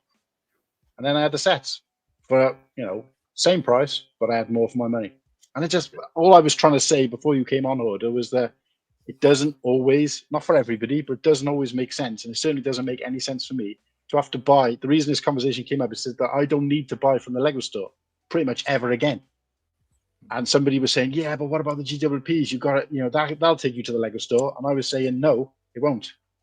Because that's one of the main reasons I don't go to the Lego stores, because I can get the GWP elsewhere cheaper. So I mean, I still find it strange. I mean, well, it's not strange, but I can understand why in a way. But I do find it where people will buy something on day one to get the GWP, then to sell it on. Where I'm like, no, I would only buy it on day one because I want to keep the GWP. That's why I'm buying it. Where if I didn't want the GWP, I'll wait for 6 months and get it a lot cheaper. So I find it strange when people just sell them on. It's like, well, why? Yeah, well, wait for a couple of months until it drops down. That's just my So I only buy basically. I only buy it if I really want the GWP. Same with Barad-dûr, the Fell Beast. Yeah, I bought it because I wanted it. It's people go, well, sell it on. It's like, well, no, I wouldn't have bought it on day one if I was going to sell it on. Yeah, so what Hoarder's saying here is, again, it's exactly what I did. Obviously, I didn't buy them from the Lego store, but the reason I was able to get more value for my money is because the store I was purchasing from, I didn't buy any of the May the 4th sets on May the 4th. I bought all the May the 4th sets from the previous year, which meant that I could get, which was the same as what I would have been doing if I'd gone to the Lego store. Difference is it would have cost me more. So that was the reason I was able to do it.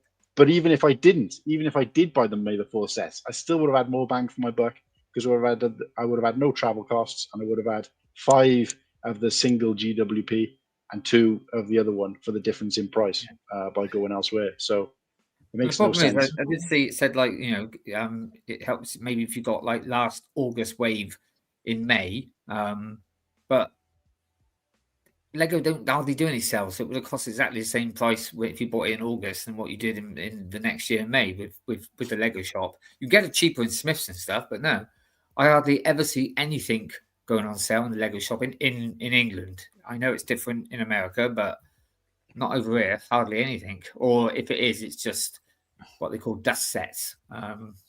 Well, this is why we're quite lucky, and I get annoyed when I see people say, "Oh, we don't have the deals we don't have the deals in the UK," and I'm like, bollocks, we don't, because I've just said that to Hoarder, and I don't think I've heard any other US person say that they were able to get that kind of deal where they were from, or that kind of reduction on sets. Even when I was on Arstiff's charity stream and I was filming on May the 4th, the sets, the reduction, obviously it's hard for them to work out the pound to dollar ratio sat on the spot, but I was looking at them and know that those were fantastic prices in pounds. They might have been older sets, so yeah, I couldn't walk away on May the 4th with the May the 4th sets, but what was I going to do with them? I've still got May the 4th sets from last year, the year before, the year before that, the year before that. I've got May the 4th sets from 5-6 years ago. Here's a May the 4th GWP right here, still sealed. Yeah. So I'm not in any rush to buy them or build them anyway. So what difference does it make what year they're from for me? And I get that that's different for everybody. But what I'm saying is, if you're in the UK and you live close enough that you can get to a Smith's as easy, or if not easier, than a Lego store, but you still buy from Lego on day one and pay those prices, you're an idiot. But then also you get people like that, but you get the points. The points don't. You still get better deal going to Smiths and stuff. It's only 5%, isn't it? Because the points don't offset how much cheaper the retailers are, and also hoarders coming from the approach as a mock builder as well. Yeah. I did notice that, so because obviously we're not. Well, I'm not. Martin is a bit, but I'm not a mock builder. I am, but the only example that relates to for me that I would, because he's saying that he would still use the parts from the set, and they would be handy to him. That would mean that I would spend, the only case that relates to me for that argument to work against me, which I know he's not saying it directly to me. That's his point. But what I'm saying is, for me, the only case that would have worked on is if I'd bought the Jabba's sale badge for parts. Do you know what I mean? Which, nobody's doing that, are they? Because that's the only time I bought a GWP separate from buying the set. No, he just said, guess what I'm getting at? We need a Smiths over there. Yeah, you probably do, mate. Then we also need Walmart's clearance over here. So, Well, Smith, I use Smiths as an example because they're the prime example, because they do sets in bulk in terms of they didn't even do the full May the 4th wave, but they will have it over the course of the year, or they probably they've had it since. So I was buying sets from previous, and they had a couple of the May the 4th sets. They don't have the exclusive sets or whatever, which obviously tend to be UCS or Master Builders, which I'm not buying anyway. But there are other places you can buy in the UK, but they just don't have as much of a variety at once. So Smiths, for example, will have 50 Star Wars sets at any given time, and 20 of them will be on a deal. Argos might only have 20, and 5 of them will be on a deal. B&M will have 2 or 3, and 1 of them will be on a deal. But over the course of the year, you could have probably got all the sets I got from any other store in the UK, but 1 or 2 at a time, rather than walk out with a stack like I did. That's the only difference. I mean, the one doing at the moment with especially it's the May ones, isn't it? The May UCS sets. They come out. So, what's the Land Speeder? Yeah, what's that? Not 3 years ago. I waited for a year, whatever, and it was on sale. I bought it. Then the X-Wing came out. I waited for a year, went on sale. I bought it. So this year, I'm hoping that the Interceptor will go on sale in Friday. Was it Black Friday? And so I'll just wait a year. I'll just wait. For someone who said he'd never buy UCS sets, and now I've got like 3 at the moment. Well, the thing is, you got to take into account, bearing in mind the economics of this, and I'm not trying to say I'm an expert at this or anything, is that when you buy a set from the Lego store that's reduced, you're buying it at the lowest price that they can pay while they're still making a profit. So to me, that's what it's worth, right? So you're still kind of feeding the beast, even if you got 100. Let's say it's the UCS Falcon, right? And it was $200 when it came out. And then you got it for $100 from the Lego store on this crazy deal. Great. And if you've got a GWP with it or whatever, great. But you've got it from the minimum value that Lego can sell it for to get whereas if you were to buy it from another retailer, they would more likely have it at a lower price because they've bought her in bigger bulk. So therefore, their lower price is a lot less. So the Mon Calamari MIDI scale ship, for example, the lowest you'll probably see it in the Lego store. If it's worth 60 quid, it's probably 50. But the lowest you'll see it elsewhere is probably 30. And it's like, so I would still rather wait that much longer. 44, I've seen the lowest. I haven't seen it any lower than that yet, but is it that's an example figures, because I'm just rounding everything up for ease of use or ease of digestion. But obviously, a lot of the UCS, some of the ones in sort of May anyway, you don't seem to see in any other shop. It's a bit like when you were, I know you were joking, but when you were saying that the other week when I bought the battle pack, the Rebel and the Stormtrooper one. Part of the problem.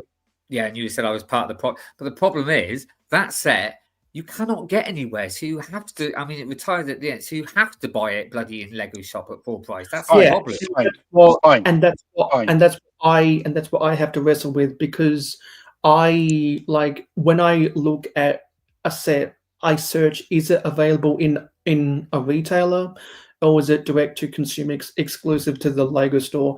I try to only spend money on sets at the Lego store if it's exclusive to the Lego store, and then time that trying to get a gift with purchase. There's new sets coming out that I saw will be available at the retailers, so I'll wait till the retailers put them on sale to price match with Amazon. And with the whole aspect of, if you're going to buy a set on day one to get the gift with purchase, you should do it because you want the gift with purchase and you want the set. When the UCS sail barge came out, I think the gift with purchase was one of those buildable lightsabers.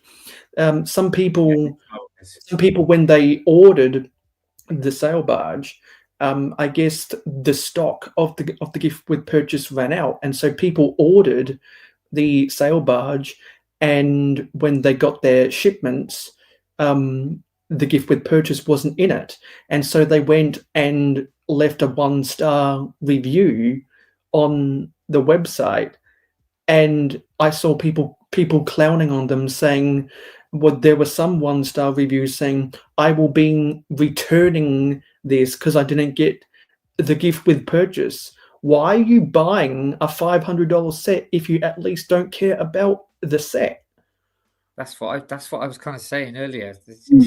It's crazy, because just because the market tells you that you could sell one of those lightsaber gift with purchases for $200 to offset the cost of the sail barge, which was $500. That doesn't mean you are guaranteed to sell it for $200. And if you can't sell it, you at least better like the set as inventory that you are now sitting on. Yeah.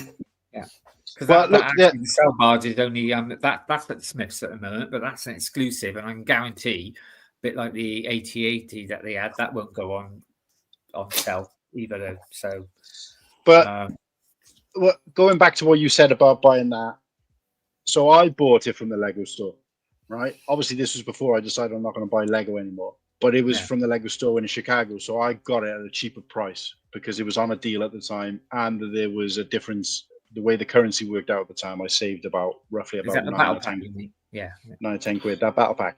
But there are workarounds. There are workarounds even for that. And I'm not saying, I'm saying that it's okay if you do it. You do what you want.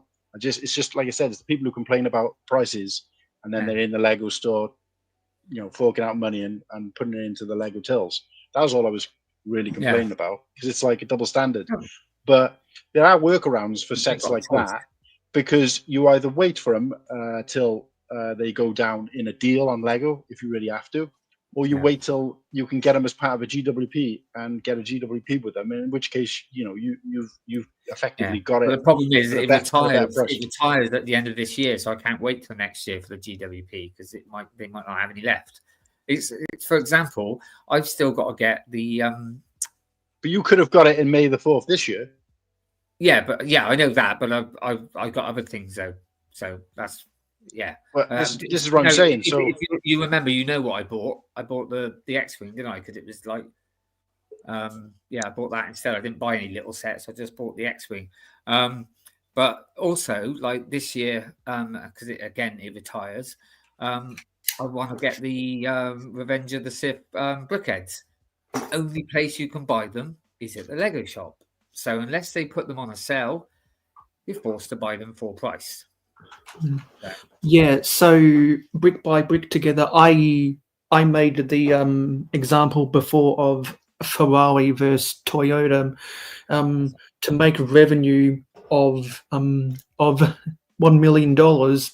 A dealership could sell 2 Ferraris, while a dealership, if a Toyota car is 20,000, then you'd have to sell 15. Either way, Ferrari expensive price, low turnover.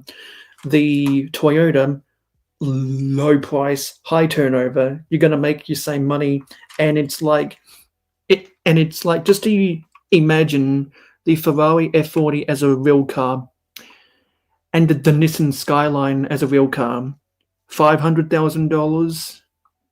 And if you live in a country where you can buy this, maybe $30,000. No, you're right. And the other thing I was going to say, actually, while we're on the subject of that battle pack, is secondhand market. There's people who were selling that within a week of it coming out on sale at the same price Lego was selling it, if not less.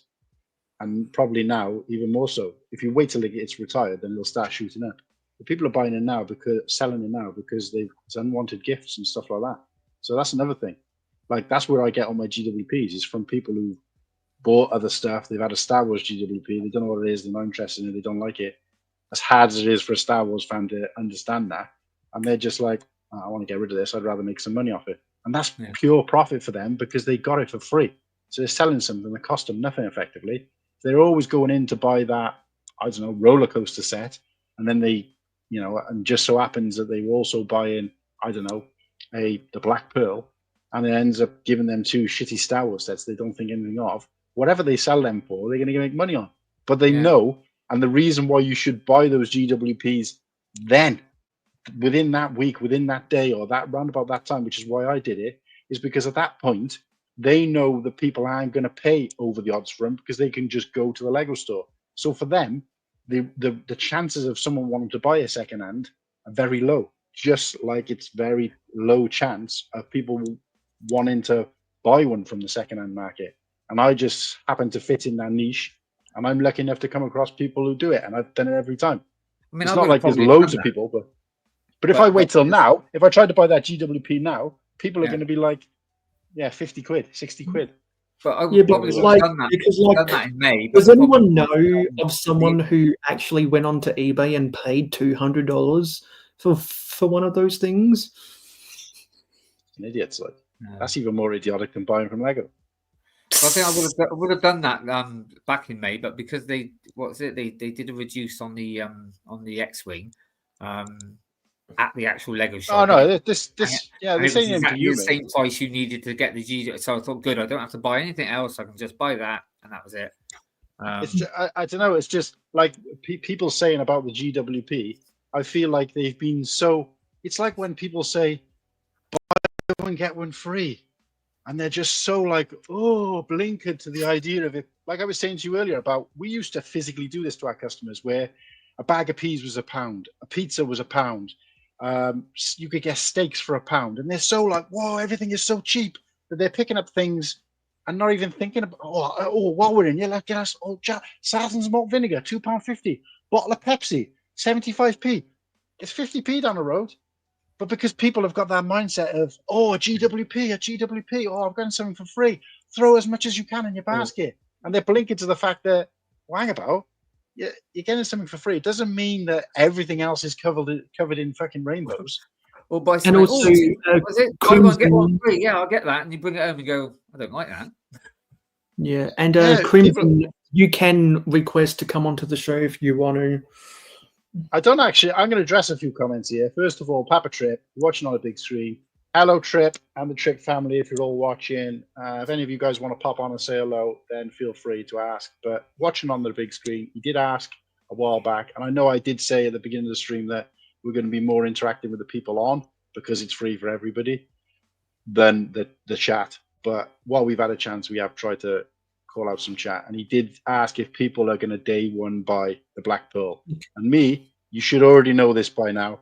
I don't do day one buy anything. I don't full price Jones anything, and I don't do anything else but Lego. So Lego Star Wars. So you should know that the answer for me is a fat 0. And I thought the Pirates of the Caribbean movies were mid at best. How about you, Whiskey? Buying it on day one.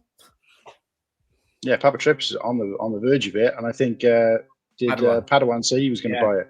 Yeah. If you love the theme, yeah. If you love the theme enough, then fair enough. But just don't then 5 minutes later be like, oh, Lego's prices are overpriced.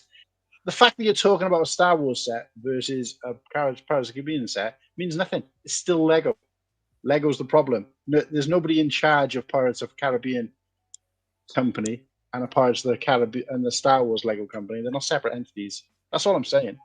Yeah, it's just like when people talk about the Disney tax, people have the opinion that because it's a Disney set, that Walt Disney is forcing Lego to make these sets more expensive, when it's actually Lego knows people will pay the money. Yeah, no, absolutely. I'll use the mechs for example. Look at the mechs. You can get like a superhero mech that comes with sometimes 2 figures, and they're £1 less than the Star Wars ones that only come with 1. Yeah, but I won't pay full price for them. They know that Star Wars fans will buy them. It's like, well, I won't, because I don't think don't think mechs belong in the Star Wars Lego. But if here's a different argument to what I've been saying, but on the subject of mechs. So let's say, for example, I go to Smith's and they've got the mechs there for £10 instead of 13. I'm more likely to buy that from there, right? But the Superman mechs or whatever it is at £11 in Lego, so they're in the Lego store, so they're cheaper. But in this store where the Star Wars mech is £10, they're £8. I will still buy that set because that's when it comes down to what you actually want to buy. I'm not going to go and buy the Superman mech because it's cheaper, because I'm not into Superman. So you're crossing themes. You're crossing themes now. So I'm thinking to myself, well, it doesn't matter. Like, even if I went to Smith's and they accidentally had priced up Rivendell for £100, and I could get it for that, I wouldn't buy it because I don't want it. It don't make any difference. The price in that case doesn't if you make don't want it, yeah, no, yeah. But obviously, that's what I'm saying. So comparing a different theme in an argument about. It is a good argument for why are the Star Wars ones more expensive than the Marvel ones. That's out of the question, and I totally agree that that's wrong. In terms of me buying it, as long as I'm buying it for a cheaper price, even if that cheaper price isn't as cheap as the next mech, I'm always still going to buy it because it's what it comes down to. Yeah, but that's slightly different. That's just what you. Because it don't matter how cheaper the other ones are, you're not going to buy them if you don't collect superhero stuff. But I'm just saying, you've got 2 things that are basically the same, but they seem to put the prices up more because it's Star Wars. That's what I was trying to. Yeah, and why? Because they know the Star Wars idiots will complain all day and then go and buy a set. You said that right. They'll be like, I hate these sets. I'm not paying full price for these sets, but I did buy this one just to do a review on it. I went straight to my head. Blocked, unfollow, and also I don't want to see content like this ever again on Instagram. So it's like, what are you doing? You say that you don't want to buy the Superman mech. So what's better, Superman mech or this? Well, it doesn't matter which is better. I just don't collect superheroes. So which floats in the bath? Depends if I have a 2-year-old. If I had a 2-year-old, I'd buy him that. I did see this comment earlier, Crimson. You're not late for anything, mate. This is not the usual stream. So you're actually, if you're coming in now, you're about halfway through, if anything. So I did find this funny because obviously you just used an example, but yeah, I did think that at the time though. It's like, bloody hell, if Rivendell was at £100 by accident, I would buy it and resell it. Yeah, but not that anyone's going to accidentally sell that for 100. But yeah, no. But I thought that was funny when he put that up. Yeah, because it was only using it as an example. But yeah, yes, things seem to be a bit more expensive depending on what the theme is. I have seen that the last few years. Brick Flare, you need to get yourself to a Smith's. The price is there as long as you don't need the sets that are coming out right then. Wait 6 months, maybe even a year. Yeah, and you will get those, a couple of months. Yeah, and you will get those at a much better price. And sometimes the only thing I've never ever seen go down in price is the mini scale Super Star Destroyer. 100%. Zekatul, yeah. I've never seen that one go down in price. I have. What, in Smiths? Nope. But they don't sell it anywhere else. Yeah, they do. Do they? Where? eBay. Oh, Facebook Marketplace. Yeah, Amazon. Amazon. Damn it, I don't. About shops. Because going back to what he said as well earlier on about the battle pack, the double battle pack. Like I said, it's only in the Lego shop. So, but yeah, if you have also got the choice of going onto eBay and buying a second-hand set, so that's fair enough. But yeah, but I don't know. Is that second-hand if it's still sealed? Oh no, not if it's sealed. But I've never seen a sealed one on eBay that's cheaper than what it is in Lego. I've looked. Yeah, that's what I'm saying, because you've got to strike at the right time. You're waiting until after. You've got to buy it around about the time it was bought. Yeah, because the only people who sell it are people who don't want it. But I am saying you do have the option if you wanted to buy a second-hand one. So at the end of the day, that's down to you personally. Oh yeah. I'm on board with that as well. Yeah. I don't think I would. I'm a pre-loved fan, but I would never do that for a set that I can buy sealed if I can get it at a decent price. It's like a couple of old Hoff sets that I bought. Couldn't get them, obviously. So yeah, when I first started collecting in 22, I did buy a couple of those secondhand, which is fine because like I said, I bought them home, stuck them in my little mesh bag, washed them up in the washing machine, and then put them together. Lovely. So were one of those the Hoth Echo Base and the Wampa Cave from 2011? Funny enough, that's two I bought. Yeah, secondhand. Yeah, because like I remember people when the UCS which should have been an MBS set, not a UCS set, when that came out, people were complaining that the Hoth Echo Base and the Wampa Cave together from at that time 5 years prior was a better Star Wars Lego than the Assault on Hoth, because stuff like the power generator was missing one of the things and the minifigures were questionable. Joel, mate, it's an all-day event. It's an all-day event. To the cave on it and stuff like that. So yeah, Joel, it's an all-day event, mate. You haven't. With the fact that we're still live now, it shouldn't be that unusual. But, yeah, no, it's not like a normal show, Joel. It's this is an all-day basically. But yeah, Rivendell for $100. So yeah, I mean, obviously that was an example. But the point is that if I'm in there to buy other Lego that I want, and I've only got $100, I ain't spending on Rivendell. Even though I could probably go sell it, get 200. I'm going in there to buy what I want to buy, and that will always take precedence. But joking aside, Martin, if you ever do, then give me a ring, and I'll come around and get it. Yeah.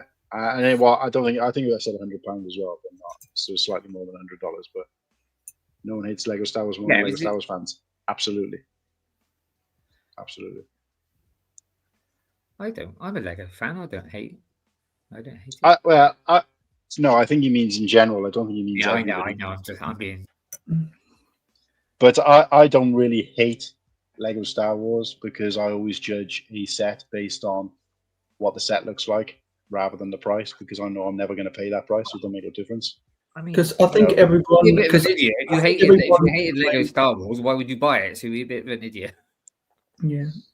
I think they mean the Lego element of Lego Star Wars. Yeah. I think everyone complains about the prices just as much as people that aren't hobbyists complain about other things that aren't common sense. Yeah. Well, for me though, like I said, complaining about price, I think the comparison I used was it's like complaining about the texture of the moon. I'm worrying that it's going to hurt my feet. I'm like, you ain't fucking going there. So what difference does it make? Yeah. Like, I ain't paying that price. So I can't complain. I can't complain about price too much when I just spent like $700 on this. That's a good deal though. I know it's a good deal, but people look at me and they go, "You spent what? How much on them?" Yeah, well, that's it. That's just it. Is that I'm coming? There's a big smile on my face. I'm coming away from Brickworld and saying that this is fantastic that I managed to get the exclusive, the Nebulon B frigate Star Wars Lego set for $120, which worked out about 90 quid, and saying, wow, what a fantastic deal. And everybody who I saw at Brickworld was like, hey, amazing. Everybody in this community, hey, amazing. Come on and show anybody else, and they're like, what a fucking ripoff. You paid £90 for a set. See, I think I got a good deal on this, but when I tell people how much I spent, they go, "What?" I was like, "Yeah, but it was a good deal because you can't buy it. You can't." Yeah. Yeah. So no matter how crazy and how mad we get at the people paying full price, and how passionate we are about getting good prices compared to like any other hobby and most other people who don't know anything about Lego, we're still overpaying even at the very best price, because it's why do you want to pay 90 quid for plastic bricks? I mean, I brought this up before, but like I said to my friend who was taking the mick at me, and I'm like, well, hold on, you buy a season ticket to watch for. So I said it makes you happy, but how much do you spend on that? And he looked at me and went, yeah, you got a point actually. I said, exactly. I said, we all got our things that we like and enjoy, and it doesn't really different strokes for different folks. Yeah. Let's be honest. 700 quid is a lot of money, but it's a set I always wanted. Didn't think I'd ever get it, and it put a great big smile on my face. So that's why it's. And also that the Bespin Jewel, that was a limited availability. Yeah, because I think it was going to be a Comic Con. I think it was going to be a Comic Con set, and then they changed their mind because of the pandemic. Yeah. Because I think this. I don't think this is the Comic Con one. So, but it didn't really matter. But funny enough, there's both sets that I've got that I really love, both also for my favourite film. So, double bubble. Yeah, because I think the most expensive set I've ever bought was the 90th anniversary castle, and I'm such a big castle fan and such a big mock builder that I bought 2 of them. I think if I wasn't into Star Wars, well, I wouldn't be into Lego if it wasn't for Star Wars. But just say I just like Lego anyway. I think castles would have been my my theme, that sort of thing. Because again, it's fantasy. That's the sort of thing. I mean, like I said earlier on, I'm not into sports. I like fantasy. I like sort of science fiction. So, because what Lego I did have when I was a kid, because unlike Martin, I didn't really have much. Because mainly I just had loads of Star Wars toys. But I think what I did have, it was the which space. Cost more. Well, I didn't pay for it. Yeah, but I didn't have lots of things either. Is what I'm saying. No, you mean Lego sets? Yeah, no, that's what I meant. I meant you. Sorry, did you hear that wrong? I said. I thought you were suggesting that I came from a rich family. No, you thought, and you. I mean, you played with Lego and that, didn't you, when you were younger? Where I didn't really. Yeah. I had a few sets. But it was only like the small, and they were usually spaced, to be honest with you. But yeah, mainly any, all my family, grandparents, and all that, they all knew Star Wars. It was always get Star Wars figure or something like that. So yeah, and like when I was growing up, my Lego experience wasn't building the new sets over and over and over again. It was using bulk Lego to make mocks, and then as I came into more money, then I could allow myself to expand what types of things I like, because if I like to build something as a mock, and they haven't made it as a set. I'm still going to make it as a mock, and then maybe 2 or 3 or 5 or 10 years later, they decide to make a set out of it, which might be a concept I've been building mocks of for 10 years. Maybe I might buy it, maybe I won't. I do remember making like little like houses out of Lego and stuff when I was younger, and just real basic block. And I think that was because I used to then put my hamster in it and stuff, but that was about it. Yeah, because kind of like how some kids, because kind of like how some kids in the 80s and the 90s bought castle sets to get the grey pieces to make Star Wars mocks, because Star Wars didn't have Lego until 1999. When the castle sets came out, they were originally in yellow because Lego was scared. People because Lego was scared. Kids were going to buy the castle sets and turn them into tanks. And I will say, as Nimbles here, because he's bound to say something about the age now, but obviously I remember before there was, because I think Spacemen were the first figures roughly, but I remember it used to be like a 2x2 block with a big head and just arms sticking out of the blocks. That was the kind of because those were the stage. Those were the stage extra figures sold from 75 to 77. They had the minifigure head, but there was no facial, and they had it wasn't even a minifigure head, mate. It was like a big head on a 2x2 block with like two, looks like sort of arms sticking. Martin, you know what I mean? Those came after the ones he's talking about. Yeah. I think those were still running because they were part of the kids Lego Basic. Yeah, they were the finger puppet. This is like before electricity was made. Yeah, they were the finger puppet figures. I know what he's thinking down there. I know. I'm staying quiet. I'm just smiling. But yeah, there was an older version of a Lego minifigure as well that had like stumps for arms. No, it wasn't even that one. Amy, they were round. I have to try and get a picture of them one day. Yeah, we know what you mean, but what I'm saying is there was two versions. Those have always run alongside Lego minifigures. Do you see what I mean? Right. Yeah, no, I didn't. So those were around when Lego minifigures were around, and then they changed both over time. So eventually they had arms and legs as well. But the actual minifigure as it exists now, there was an earlier version of that where it was just a head with nothing, like a minifigure head with no face. And they're actually probably older than the basic ones that you're talking about. Oh yeah, but no, because I did have they did have face on them, the ones I had, so quite not that old then. But yeah, what I'm saying is they were going at the same time. Right. At one point, hairpiece as well. I'm sure at one point, Lego had 5 versions of minifigs, I think. Right. Yes. Or so they had the Technic Legmen. The Faberland. They had the so the Faberland type figures is the ones I was on about. They had the Technic guys. They had the larger version of a minifig, slightly larger minifigure they used for like Johnny, what's his name, Storm or whatever, Jack Storm. Yeah, or whatever. Those were the Jack Stone and the 4 Juniors sets. Yeah, so it was almost like a 4+ version of Lego at that point. Yeah. There was one up from Duplo, one down from Legoland, as it was called then. Right. But cool. Yeah. Anyway, what are you eating, Nimble? Jelly tots. Hey. Jelly tots, yeah, I like jelly tots. They're brilliant, aren't they? I mean, jelly babies are still my favourite, but they're pretty close. I do like jelly babies, but yeah, I prefer the jelly tots. But jelly babies are brilliant.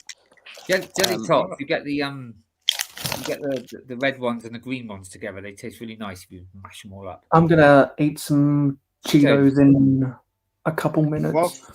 What flavour are they? Cool Ranch? No, they're just the regular Cheetos. Yeah. They're puffs. Nice. See, I like Cheetos, but I slightly prefer Wotsits. Fruit pastels, I had them yesterday. Now, fruit pastels, Fruit gums, not so much because they rip your teeth out.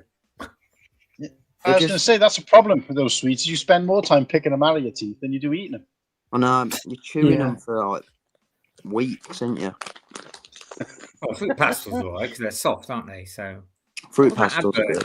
What was the advert you do? You can't put them in without chewing or something. It's like, yeah, you can. I used to suck them until they disappeared.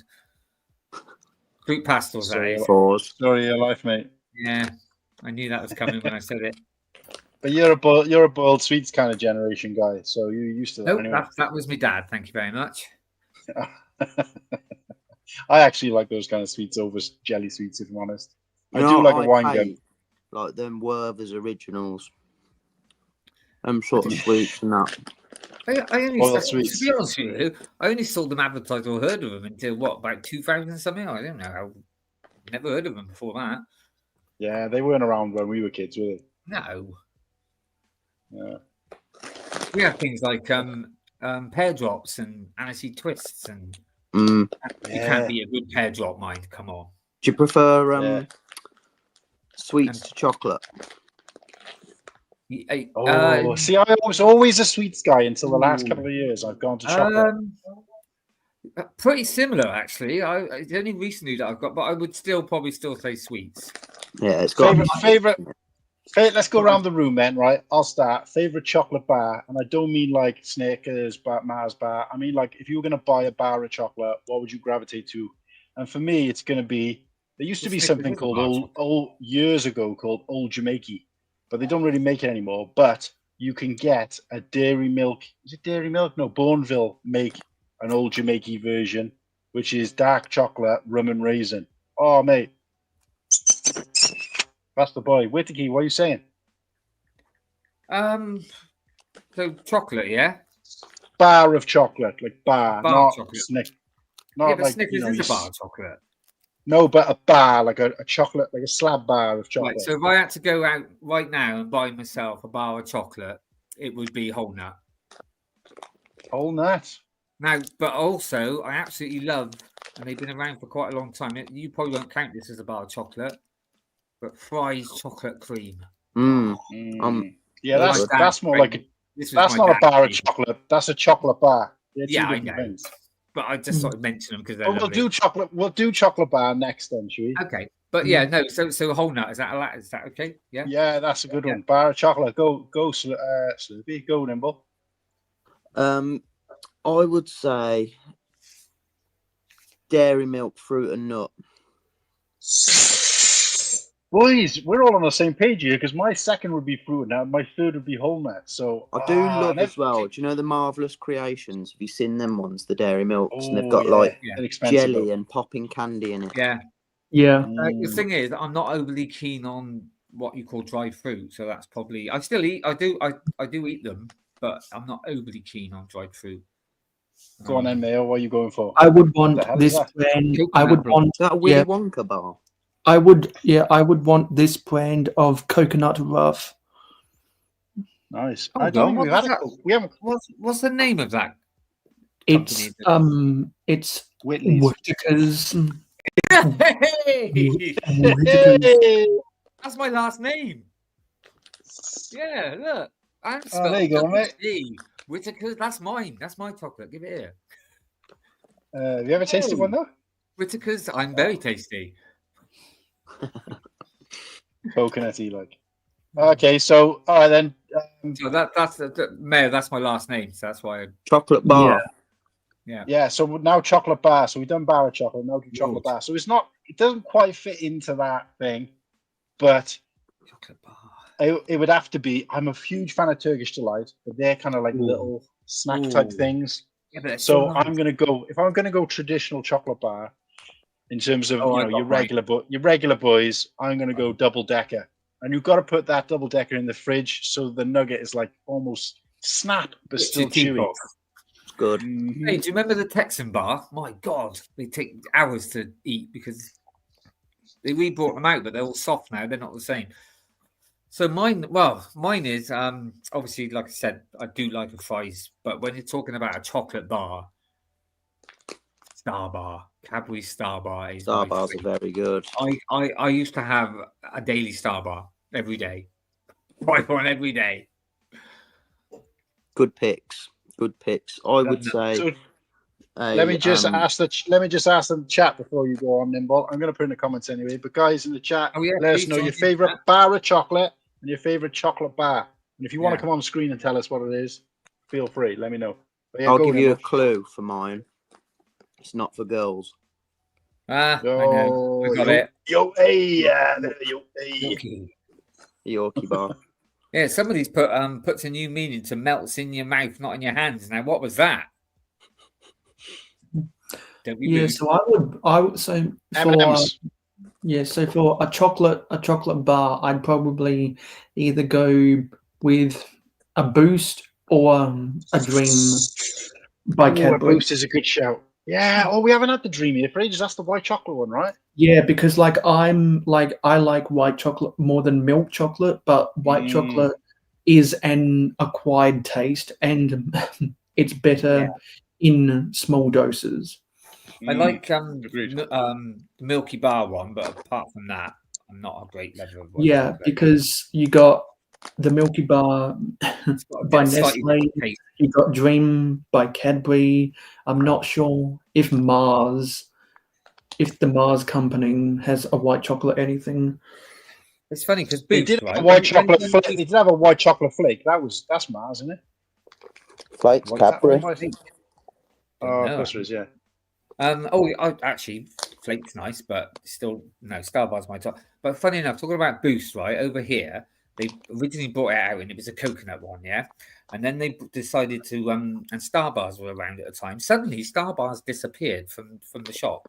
And suddenly you could get a Boost, obviously the coconut one, a biscuit one, and then suddenly a Boost peanut one. And if you bit into it, it was exactly the same as a Starbar. And then they took that one off and brought back the Starbar, which is weird. So, well, Hoarder's saying peppermint patty, which we don't have those here, but it's a good shout, and I love anything peppermint. So it definitely does. But is that a chocolate bar or a bar of chocolate? It's a chocolate bar. Chocolate bar. So you got to go with your bar of chocolate as well. Is that like a Milky Way or something over there, if I remember? Milky Way, yeah, I believe. What about cookies and cream? Cookies and cream Hershey's. I'm actually stuck on one till. I hate it and move on. So you overload. Okay, so biscuit. Oh, see, I'm a bit of a bog standard guy, and like Kirsty will go out and buy chocolate covered cookies and fancy things like that, and I'm like, the cheapest ones for me are the best when it comes to just dipping biscuits.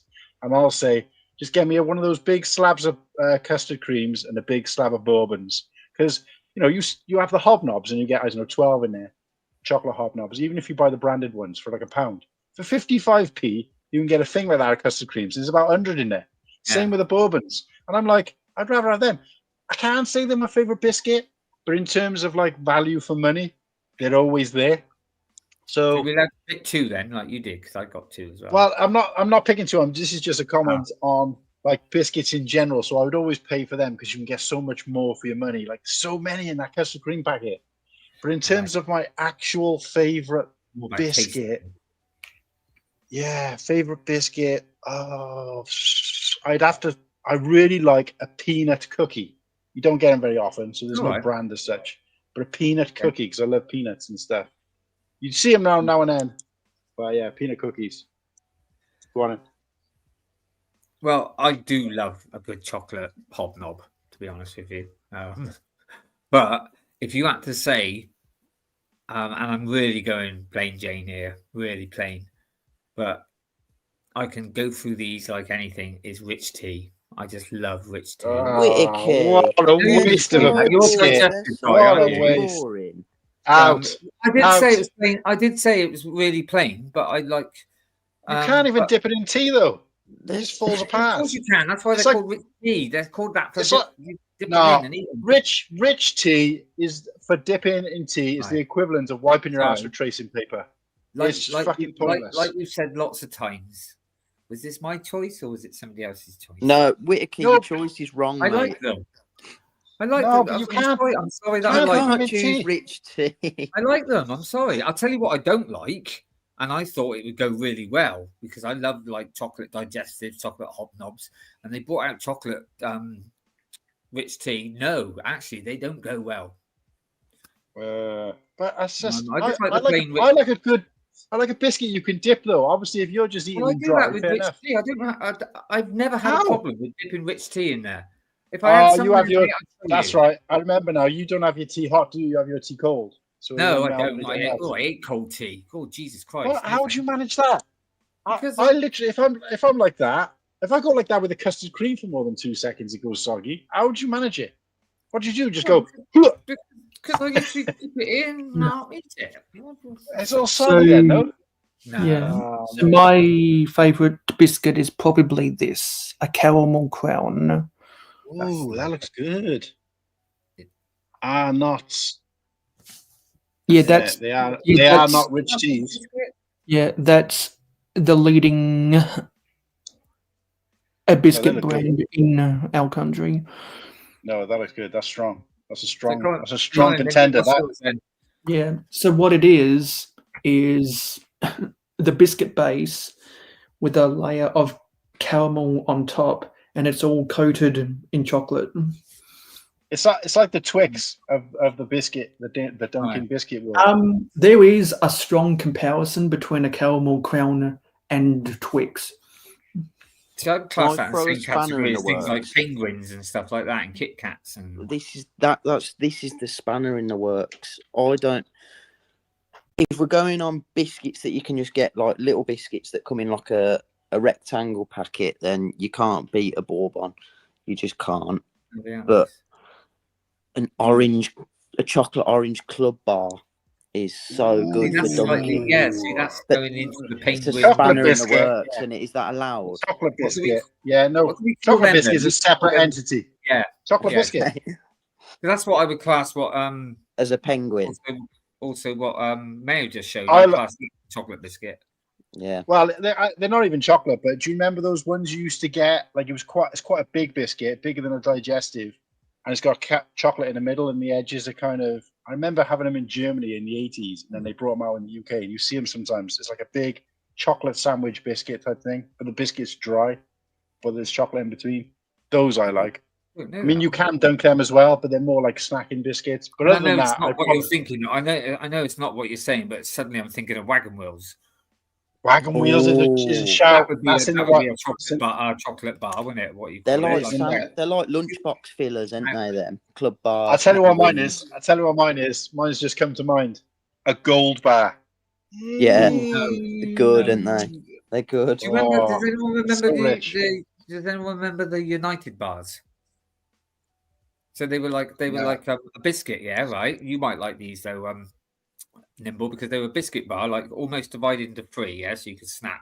Yeah. Three little, right. So and then add chocolate obviously on top, and inside that chocolate was popping candy. Oh yeah, that sounds Oh, lovely. okay. And another bar that they had, I don't know because I wish they'd bring them back. It was like a bit like the same shape, so you had three little things, but so you had a biscuit bar, then like fudge sort of stuff or fudgy toffee, and then chocolate, and it was called a trio. Bar. Trio. Yes, a trio. Yeah, I remember trios. They were And they the other were one- lovely. But yeah, the you've other one I had your was- penguins, you've had your clubs. They've been around for years. The other ones I was going to say, special shout outs for Viscount and a special shout out for Rocky Bars as well. Oh, Rocky yeah. bars, yeah. I always prefer Yeah. Viscounts. I always prefer the orange ones. And then, Well, anything Rocky Road, I can't have because of the hazelnut. No, this Oh, is no, these just, are it's just called Rocky a Rocky Bars. Bar. yeah, it's Oh. not Rocky Road. Okay. Well, they used to be called Rocky Robbins Yeah, because the advert. Do you remember the advert? And you had like a Newcastle accent. You'd be like, yes. those Rocky Bars are my favourite bite.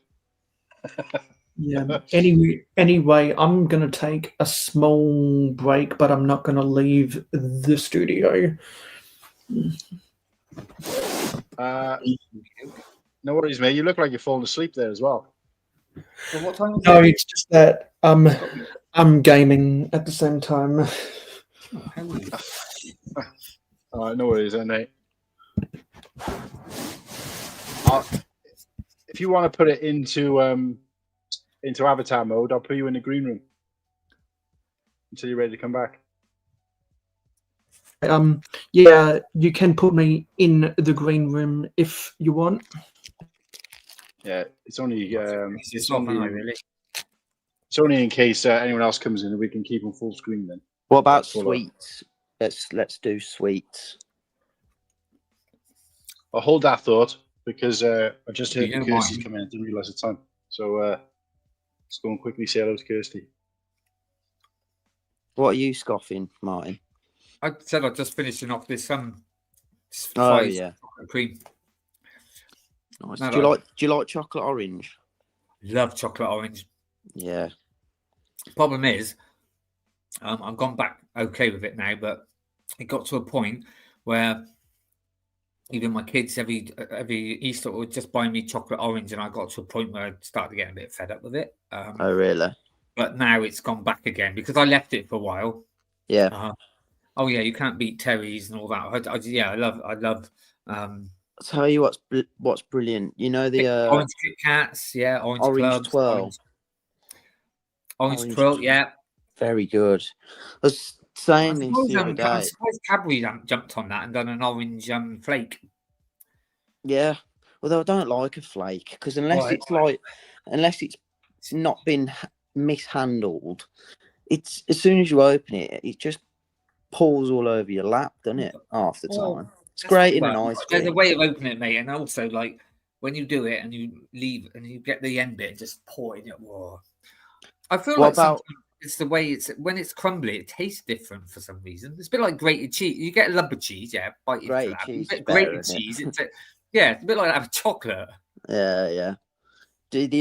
What about like at Christmas time when you just get like the odd chocolate tin, like a Celebrations, Heroes, Roses, Quality Streets. I've put Quality Streets at the top by far. Easily the best. I'm going to swear now. Fuck me, something we actually agree on. Yeah, it's so good, isn't it? The Quality very closely followed by Roses, though. Yeah, I like Roses. I do not like Celebrations. I don't like that. They're the bottom. Thank you. Bloody hell. Heroes are okay. Heroes are third. They're all right. But I love Roses. I love you're going for Quality Street. You're going for Quality Street, Roses, Heroes, Celebrations. And Celebrations. Yeah. Mate, we completely 100% agree. Shake your hand virtually. Mine somewhere in there. I'd have to have, even though it's not chocolate. I'd have to have the because they've started to do the Haribo ones somewhere. Have they? Yeah.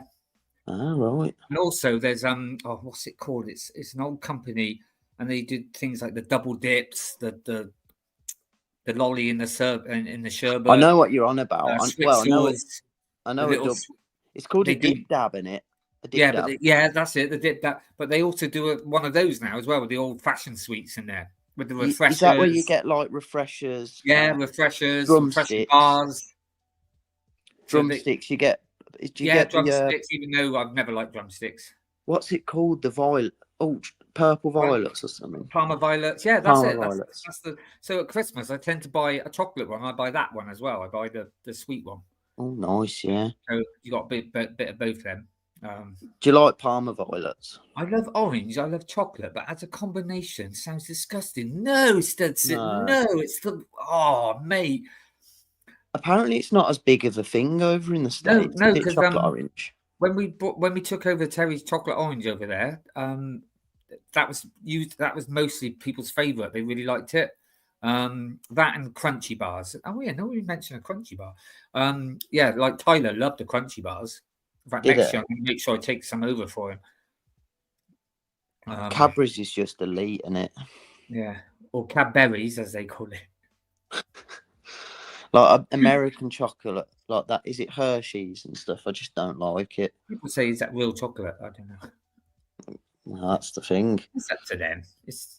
I mean, but then again, Cadbury's has got a completely different taste to any other. A lot of chocolates taste pretty similar. Where Cadbury, you can tell. You blindfolded and you put that in your mouth. Cadbury's chocolate in your mouth.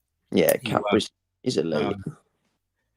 And also like you can normally tell when you put Galaxy as well in your mouth because that's quite different taste. Oh, I haven't had for ages a Galaxy cookie crumble bar. I used to love them. Galaxy's nice, but I couldn't eat as much as I could with Cadbury's. After a bit, I feel a bit sickly. It's a bit sickly, isn't it? Yeah, a little bit. Don't get me wrong, it's nice, but what she said, Padawan, is it safe, boys? Is what safe? What we're putting in our mouths. Tell you what I've noticed though, Martin, with Cadbury's. You used to get, right, and you know, like the fruit and nut, or for you it'd be a whole nut bar. Mm-hmm. You like them, the Dairy Milk whole nut bars. You used to get them for £1, and they'd be about like that sort of thickness, well, that sort of tall and like rectangle shape. Mm-hmm. They used to be nice and thick, but now when you get them, they're thin as God, yeah.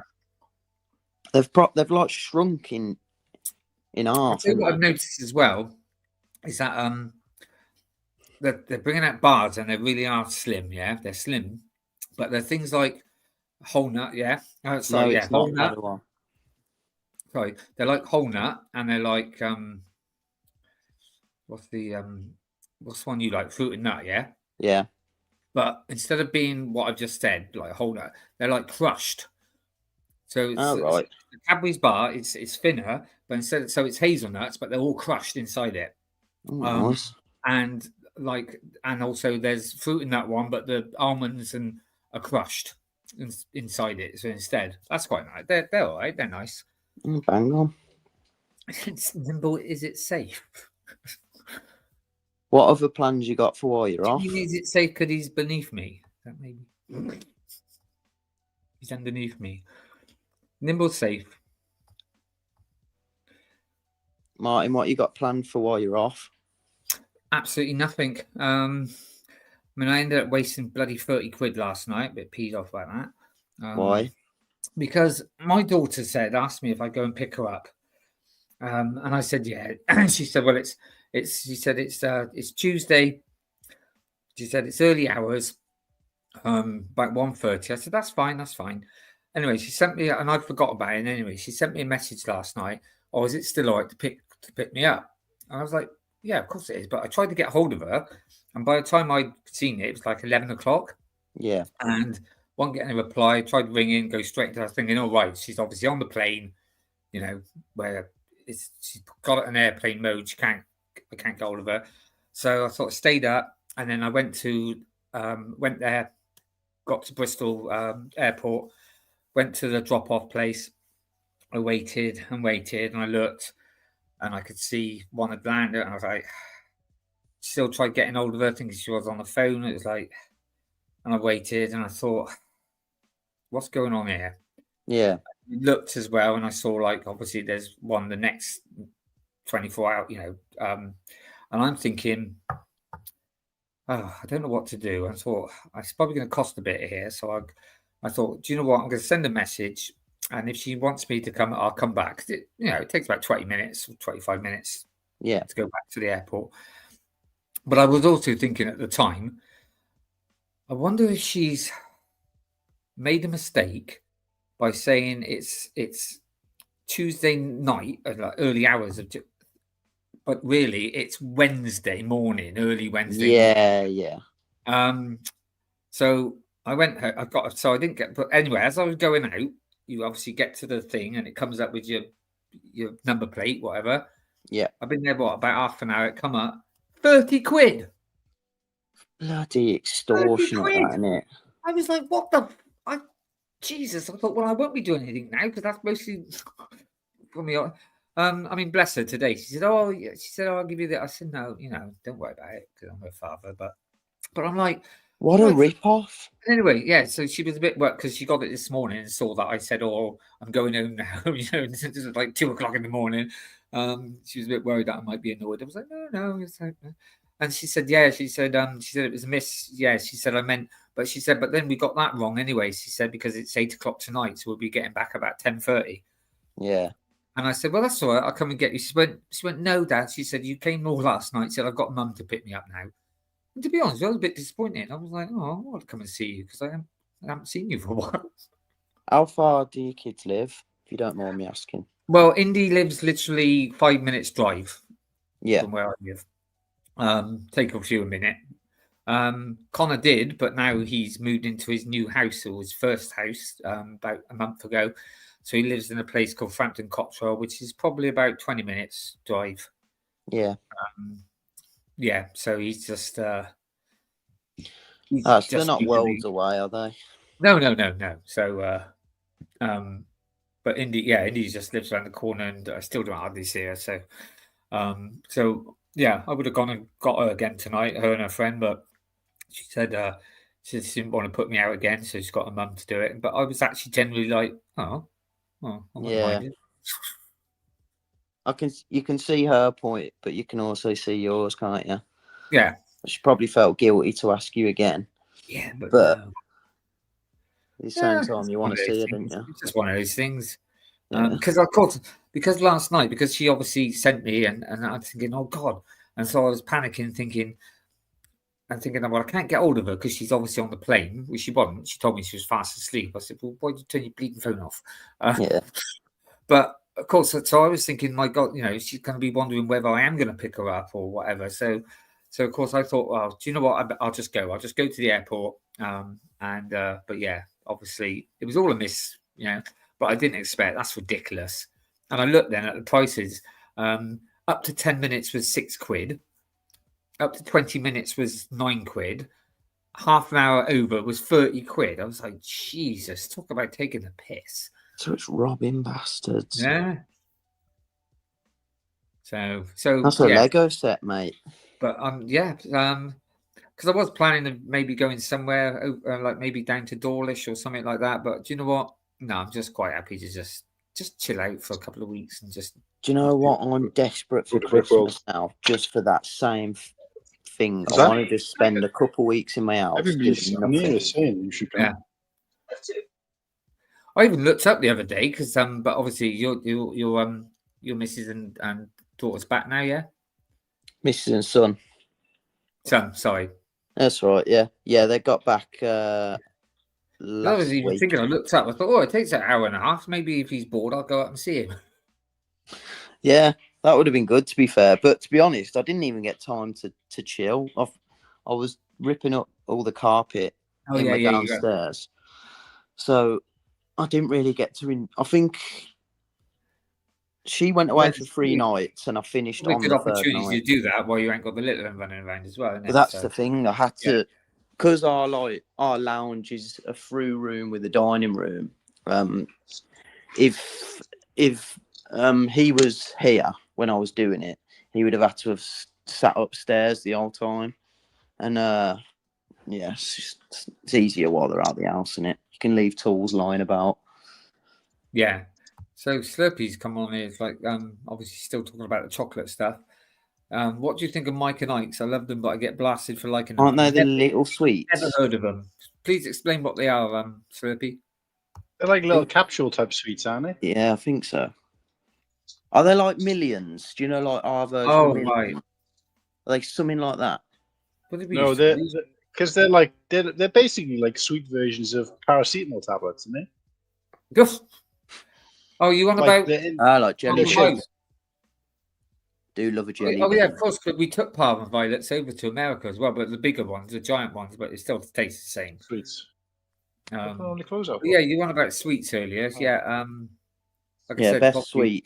Probably still is Jelly Babies, followed closely because you reminded me of Jelly Tots. I haven't had them for a long time, but then it just depends, mate, on how it feels. Like sometimes I like a nice licorice all sorts. I like a bag of those. Ooh, a Bertie Bassett. Yeah, can't beat a good pack of licorice all sorts. But yeah, I don't think there is a sweet that I don't like. So where there's certain chocolate bars, because believe it or not, I'm not. What are you doing? Stop that. Lick your wrist. I'm not a big lover of Mars bars, believe it or not. So Mars ain't great, but Mars ice creams on the other hand. Mid. I prefer Snickers ice cream. They're fantastic, aren't they? But yeah, jelly beans, jelly babies, jelly. Yeah, just I don't think there is a. Did I miss sweets then? But no, we're just doing it. Talking about them now, but also I do like the old fashioned, like me like a boiled sweet, like a pear drop. An Everton Rhubarb mint. and custard. You ready for this then? Oh, Ready for this? Usually, you could get them in chocolate or white, which is toffee, I think, or strawberry. A bonbon when they're all dusty and A lemon bonbon. yeah. The thing is, once you put one of those in your mouth and got rid of all the nice fluffy, then it's like it's a bit boring. Eh? Yeah, Have you I tell ever you what. had a Vimto bonbon? Love No, them. no, I've not had a Vimto bonbon. They were. He is someone who's going to have something to say about Rich Tea in a cup of tea. No, well, that's just my choice. Oh, by the way, very quickly, when it's sweets, I know it's a little bit.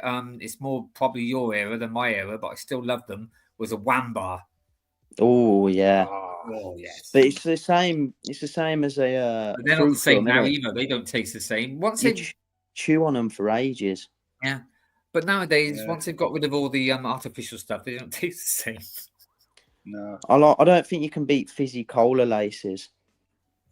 Oh, I like the strawberry ones as well. Hello, CJ. Right. What's up, mate? Good evening. Looking rather dapper. No, it's just my evening attire. The lovely teal. Yeah. What you been up to today? Busy? Well, you've been streaming all day. So you have had a haircut now, haven't you? Grafting. Yeah, but a little bit of an haircut. Yeah, not so much off the top, but no. Well, look, no, I had 3 inches off the top. 3 inches. 3 inches. That's I quite know big, exactly. isn't it, Ryan? I know exactly what 3 inches looks like, boys. Just telling you now. Oh, I don't. What you did? Your missus does so. Martin. God, blimey, that's nothing, mate. He was telling me about by the time you're my age, I'll be dead earlier on. That was bloody brutal. Even you, I was thinking he'll only be in his 80s. Yeah. I'm getting there, cunts. Well, where are you then, mate? You home, here? Yeah, I'm at home. But obviously, we've got a new addition to the family, so I've got to make sure she doesn't kill herself. Lovely stuff, mate. You got a I've got to make sure she doesn't kill herself. Who is it? Well, you got a new pet or cat? Yeah, man. Oh, what does Mrs. Echo? What does Echo think? Echo loves her. This is Darla. I didn't get the name this time. We were close to Arwen, but oh, it had to be fives, Echo and fives. I thought it was going to be a but she's a female, so fives. Yeah, would so be I thought fine. you were going to say Omega or Amigo, however you want to pronounce it. No. Omega. Yeah. Amiga. Omega. Or Leia. Yeah, you know. But how the fuck do you do it on the mobile? All 3 of you guys are all off work then, ain't you? Yeah. Yeah, I got the rest of the week off. So. Yeah. About 3 weeks off, I have. That's so fire. Well, don't worry. Just think when you have next time off, we will all be working. So. I don't get time off. Oh, because you're Are you self-employed? Yeah. See, okay, that makes sense because you said about your tax return, and I was like, I fucking know, self-employed. Yeah. The only time I really have off, I like to give myself 3 weeks at Christmas. And to be fair, even if I wanted to work through Christmas, most people don't want you working in their house around Christmas time, do they? I was just saying, Nimble, you're a tradie, aren't you? Yeah. What do you do? What trade? Just do extensions, so I can do bits of everything: plastering, brickwork, carpentry. So the tax man's caught you out hard this year. None of that 12,000. I've got to pay ahead of myself more than what I expected, so it's just sort of. It was very unexpected, and because I paid I went over less, the 4G. Sorry, boys. I paid less than I should have done last year, and then I've got to pay ahead of myself for like 2026 as well, or 2027. I don't know how it works out, but yeah, basically. So have they thrown a penalty at you, or are they just kind of going? No, they're fucking me in the arse. Excuse my French. But for next year, but then like probably the year after, I'll get a lovely rebate. Yeah, but you want that now though, don't you? Really? I know. It's just send them a letter saying you want to go to Brickworld. Can you have it this year, please? A strongly worded letter. I'd rather not have any communication with the tax man. Okay. It's worth a try. Yeah, they'll find something else you should be paying. Yeah, exactly. I'm not going to out them here, but I've got a couple of tradie friends, and apparently they only earn £12,750 a year. Bullshit. Yeah. Yeah. There's ways to do it. Cash is I love king. it because remember that. I get my Sparky mates and that to come round, and I'm like, come and do this to me. And they're like, what do I get out of it? I said, not me dobbing you into the tax man. That's what you get out of it. Yeah. I gotta say though, mate, you're feeling bad about not being off work, but obviously, think at Christmas when you got 3 weeks off. I don't know about the other guys, but I'll be lucky if I get 2 days off for Christmas. Yeah. Well, I'll have about 3 weeks. You know what I said? I'll have a couple of days off because I will put my name down again for the Christmas Eve into the Christmas Day. What you got there, you bitch? And when I say that, obviously, Martin, that means I don't go home. I actually sleep there as well that night. Yeah. Yeah. You get extra for sleep-ins. You get fed and watered as well. Fucking hell. Oh yeah, I get fed. Well, we do on that day. Normally we don't. Nowadays we got because one of the children don't eat anyway, and the other child you don't sit down with him anyway. We get it all over you. Can you do permanent sleep-ins then, and then you don't need to have your flat? No, thanks. Oh, blimey. Just kick a kid out of their room and have it as a Lego room. But but the thing is, I mean, usually, Christmas morning you get up and like kids will get their presents, even though they don't really know sometimes what and care what they get.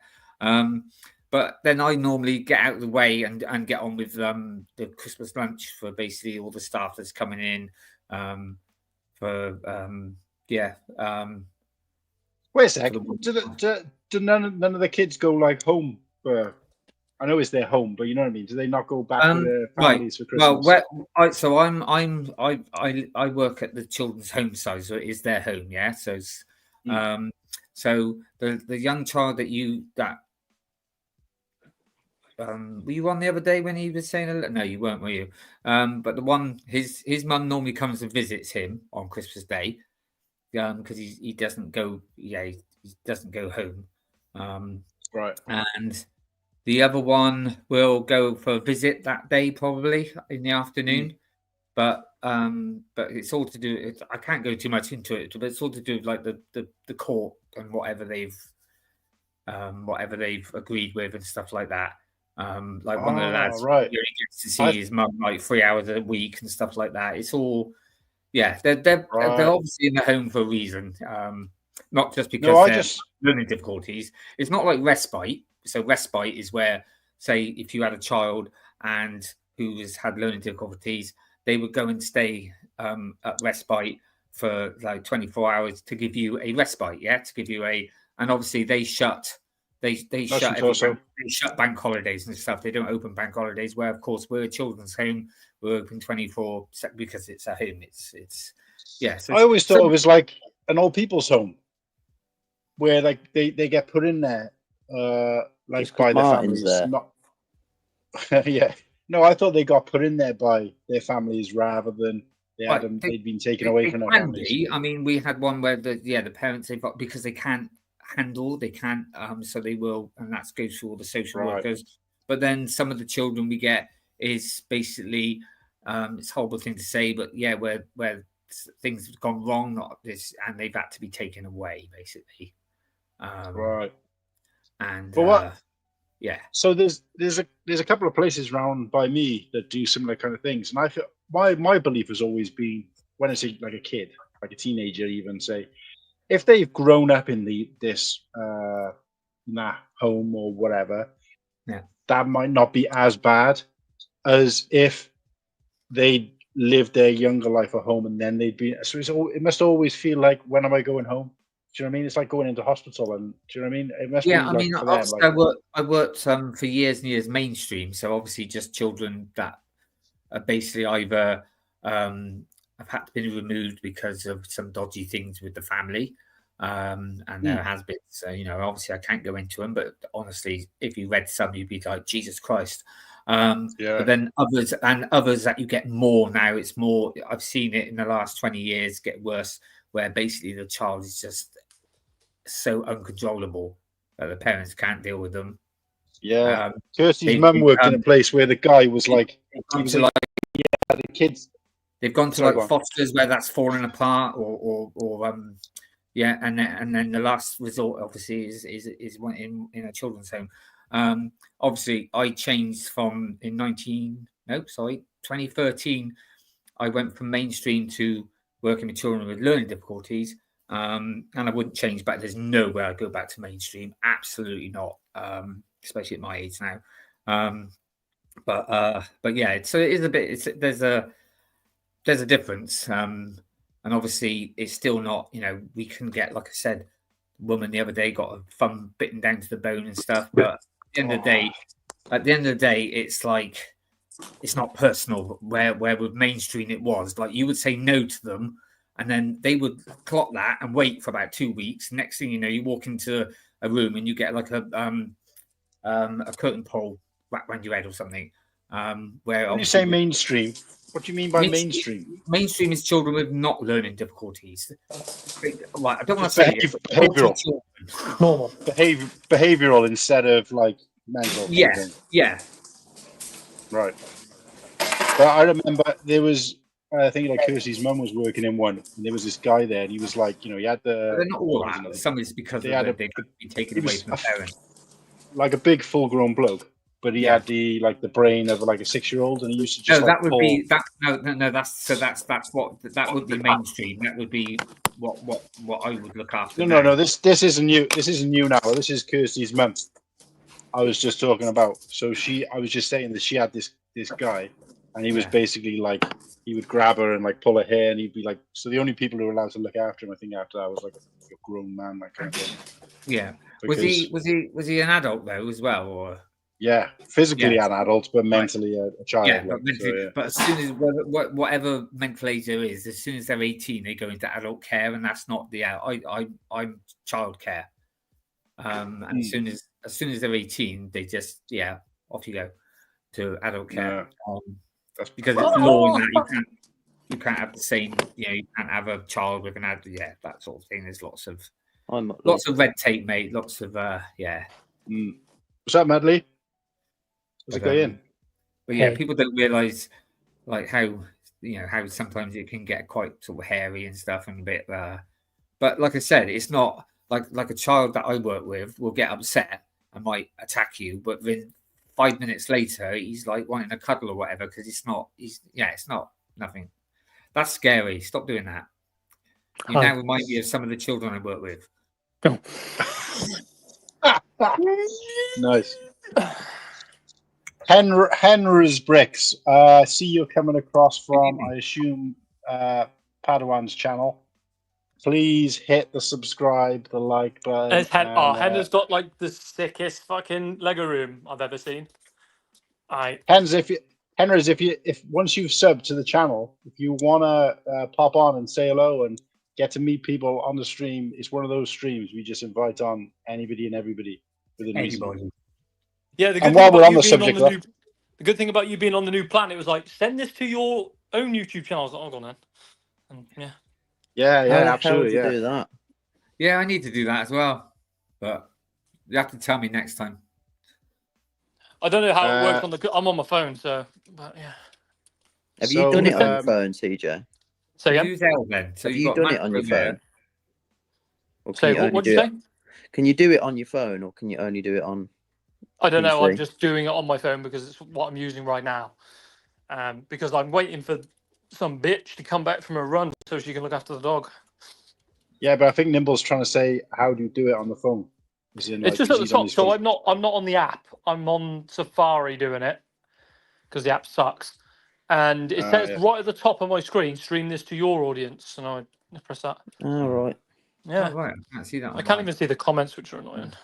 Because at the top, I've got I can see Martin with a tick, and then there's a macro, but then there's an L. I don't know who that is. Lord of the Boys. Oh, that is right. Okay, so that's yours. So, Muttley, you're in the chat. Mate, are we going to get the face reveal? The face reveal of Muttley? And the streaming premiere of the legend. It's about time, isn't it, really? Come on, Yeah. Bentley. Come on. I almost Luke, want Hennes Luke, to. Luke. I want Hennes to jump in here because his Lego room is insane. He basically got like his own house as a Lego room. Wow. It's class. Hennes, you have to look me up on Instagram, mate. PM me, and I'll send you a link. But you've got to sub to the channel first. It's the only condition. And show us your leg room, of course. But what's this talk about? I'm seeing now on Lego. On Lego on Instagram. I seem to be flicking through and finding transparent or what do you call it? Force Ghost minifig. I've seen on about 4 different posts now. I haven't seen Is Is anything. it like a custom? Yeah, it sounds like customs. No, it isn't. It's how should Lego make it? And I've seen a couple of posts now. One saying we think it's going to look like this. Others saying we think it should look like this. As if it's been leaked that there's going to be one, and they don't know what it looks like. If I they're do going to see do a it, lot they of should do it like debate the on Harry it. Potter ghosts.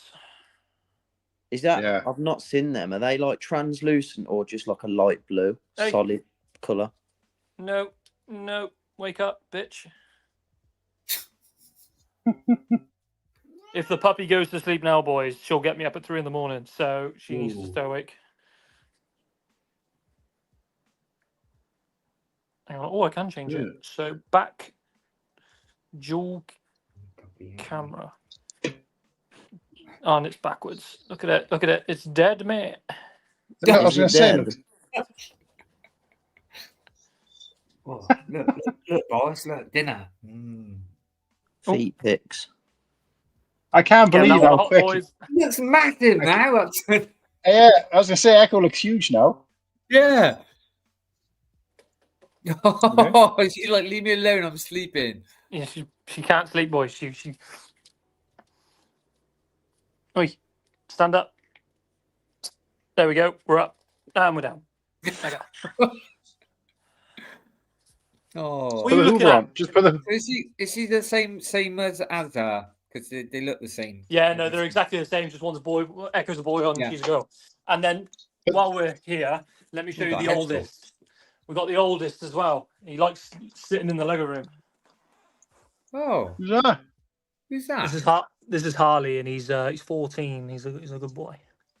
Oh, I didn't know you had. Is it yours as well? Or No, he's my mum's, but they've gone Your away mum? to Germany for the week, and I always look after him because I don't want anyone else having him. What did he think of the puppy? Hates it. Yeah. He's just an old man. He doesn't want to be disturbed. Oh. That's why you're in here, boy, innit? Yeah. So I was thinking the 3 dogs then. So you've got so it's basically like from youngest to oldest. You've got Slurpee, you've got Cool Hand, and there's me. I'm Echo. Yeah. Slurpee's the little girl. Will Bricks, I'm really disappointed that you've only found this stream by looking at Padawan's channel and not mine. Is my camera all fucked up? Is your what? No. My front camera fucked up. No. Oh, it is to me. I can't see the whole fucking screen. Oh, seem all right. Oh, there we go. I'm back. Will you jumping in, mate, or what? Oh, Definitely won't be tonight. Come on, I jump Will. on, lads. Come Had a on, Will, you crap big day and only dosser. just saw. So if you hadn't had a bad day, you would have come in on the stream then, Matley. But if But you if you've had a bad day, come on in, we'll cheer you up. It is a Cool Han channel stream. I've just streamed it to mine too. Yeah. Oh yeah. Sorry. Yeah. It's more the merrier. You can do that. You can do that now. But well, if you're jumping on, mate, let me know and I'll send you the link. Oh, excuse me.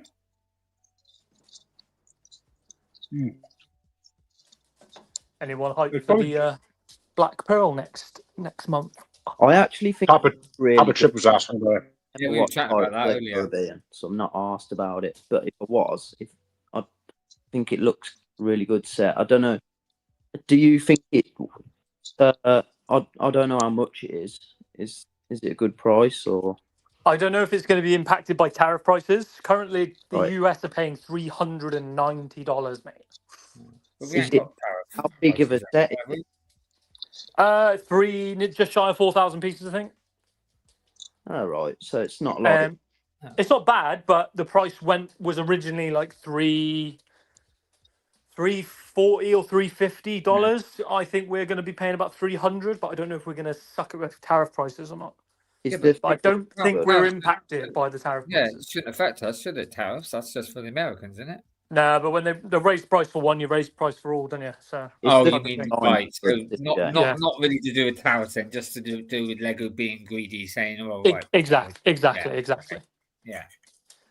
Like if I can get that for like $320 is the FPJ price, I'll buy it. And I'll only buy FPJ with the GWP, and apparently it is getting a yellow box GWP. So because I have noticed recently, well, like a few months back, you watch something, right, and they say a set is like they go, it's $160, €160, or £140. Now I'm seeing it where they would say $160, €150, and 130. So it seems like the Americans are paying more than the dollar's got weaker. So the price is obviously the dollar gets weaker, which means the pound and the euro are stronger against it, which means that we pay less than the Americans do. Yeah. However, going back to what I always moan about is that we get the tax and everything factored in too. That's why we pay a little bit more. Do you know what boggles my mind? What on earth makes Lego decide if something's a yellow box GWP?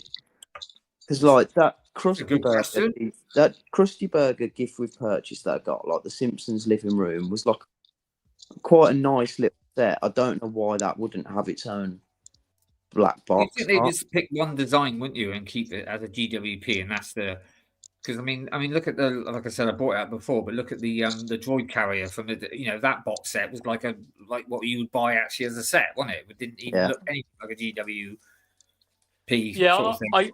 I see what you mean. I don't really understand why they put yellow box art on some and then don't for other things. I mean, don't get me wrong. I think a Star Wars GWP with the yellow surrounding box would look ass. So it's probably why they don't do that. Yeah, don't they? Because like as soon as there's literally no box art, is there? As soon as you take the instructions, it's literally just a sleeve, isn't it? Yeah, I personally think they should get rid of the yellow box and only have it for non-licensed sets, and then any licensed set they have to have like a normal standard box. I mean, imagine Padawan. Imagine if they brought this out with the yellow. Yeah, it'd be ass. I mean, I'd still buy it, but it would still look ass. Here we go. Someone's joined the backstage. Oh, who's there? Henna's, yeah. Right, we got to see this room tour now. Better live up to the standards. Room tour. Hello. Henna's room tour. Hello. Good evening. How's it going? Look at that, boys. Well, let me just do a whole room tour. Full screen. I'm doing it now. How do I flip my camera? It's down at the bottom, the little arrow icon next to the camera at the bottom of the screen, I think. If you do it on your phone, I got it. Yes. Oh, it's reverse. Why is it reverse? I don't know. I just roll with it. Just roll with it, bro. It looks nice. You can see. I'm rolling with it. I'm going to get confused, but I'm rolling with it. Normally with mine, if I tilt it, a little thing comes up and I press it and it goes. Look at that, boys. That city is fucking fantastic. So anyway, we got the city in the middle, which is like the main part. And then Star Wars on that wall, Lord of the Rings at the back and other things. And then the rest of it is sort of miscellaneous, but they're all themed. And then underneath is medieval, but I need to switch the light on. Nice. Yeah. I like all the roller coasters behind you, but it's incredible. And you've been doing that for how long? Have you been collecting that for? Cool. I like that. Since like 2010, I'd say. Damn. Is it just you that's into it, or was I mistaken? Did I see your dad? Was it your dad with you when we were in Portsmouth? Yeah. Me and my dad. Yeah. Nice. Is your dad into it as well? Yeah, my dad loves it as well. Nice. Oh, this is one of my newest shelves. Felucia. Yeah, I did see it on the. I think it was TikTok. I saw it. It's nice. So I'm working on that at the minute. And some other cool Star Wars battles as well. It's nice how you've made all like scenes as well with it. Yeah, that's what I've tried to do. So sort of have like planet themes, or like the shelves all sort of make sense in a way. Very so you've got like nice. Tatooine, for example. I've kind of done that with a couple of things with mine, but obviously I don't have the Lego base. It's just a plain table at the base of it, where you've got like Lego plates and stuff. So it's really nice. Yeah, that's the best use. That's the best use of space I've seen for a while. We basically, because like Lego base plates, they're so expensive. On Amazon, we just buy bulk of these fake ones. Fair. And we literally just have any color. Reasonable exception. Base plate it all out. Yeah, I'd say that's a reasonable exception. Mm-hmm. Yeah, because it's only base plate. Yeah, so there's a lot to unpack here. Hennas, what's your favourite theme in your entire collection? What's your favourite? Oh, well, I think a few years ago I would have said Star Wars, but I think probably my favourite theme now is Lord of the Rings. Yes! Let's go! We're going to take a look. It just shows, isn't it? Lord of the Rings, what? Like Hennas is definitely Lord of the Boys approved. And it just shows, like, as in new Lord of the Rings stuff, there's like basically what, 4 sets. So he's for got Orphaned as well, which is nice. For that to be, well, if you include the GWPs, you could 6 sets or whatever. But it just shows how good the sets are. If that's suddenly now the number one when there's only a few sets. Yeah, because before I just had like the other old ones, but the new sets have definitely boosted it up the ranks for me. Like, yeah.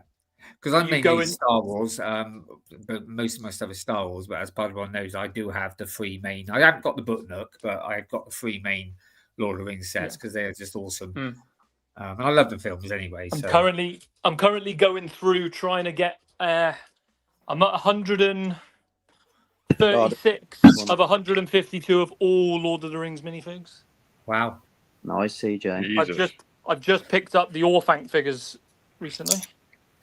Dream of Wormtime must have been expensive. Wait, are those the original base plates for the Yellow Castle? The green things. I think it is original. Yeah, it's the with the non-8 wide dimension stuff. The only thing that's wrong about this is the flags, because I don't have the correct flags. Yeah, but the Great Britain one is so nothing wrong. Yeah, it's nothing wrong with the bloody love that.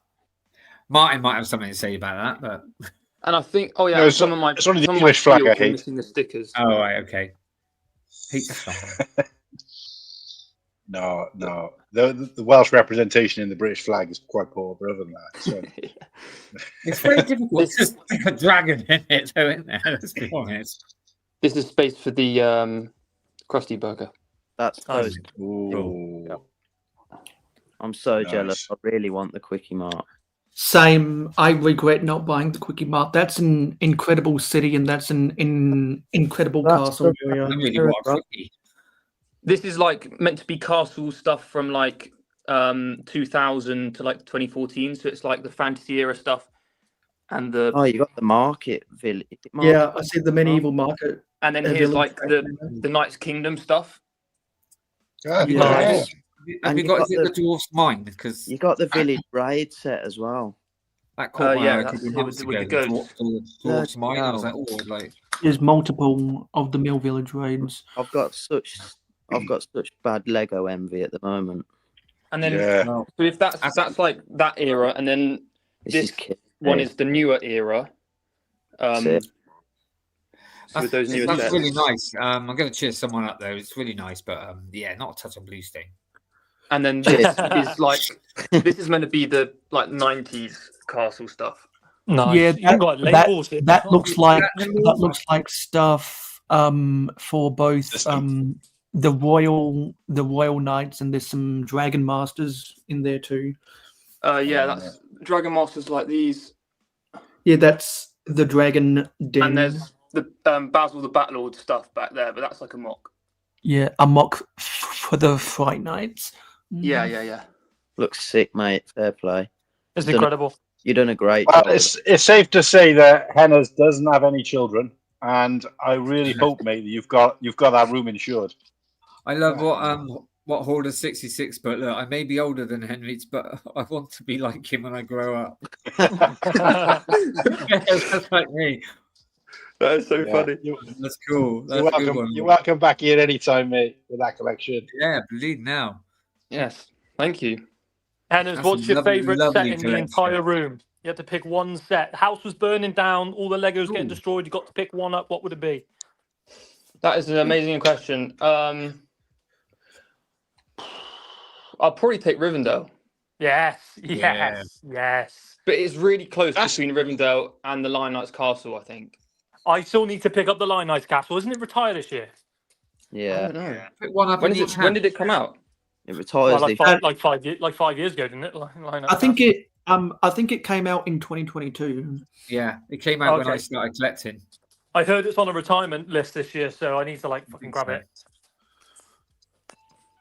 But trying to grab anything kind of like niche, kind of like the Lion Knight's Castle's niche when it comes to retailers in the UK. So you never see it on sale ever. Is that a mock thing, or is it? Yeah, that's cool. Then it's a direct-to-consumer set. Right. Just Jedi Council in the ocean. Class. This is one of my favorite builds. It's like the city mountain. Nice. And take it in the back of it. I take it as a mock. Yeah. I've got a few different floors with like cavemen and power miners. Oh, power miners! And I remember them in the catalogs. But I've only got one rock monster though. God damn! There's the Forest Police. That room probably represents everybody else on the stream's collections put together. Just about. Yeah. Blimey. There's the Dune top there. I love that set. That Darth Vader I see up there as well. Yeah. Yeah. Basically, floor to ceiling, isn't it? It's like literally there's not one space. There's a bit. Yeah, what are you going to do? When you buy another set? Yeah, put it in that space. You're at uni, yeah?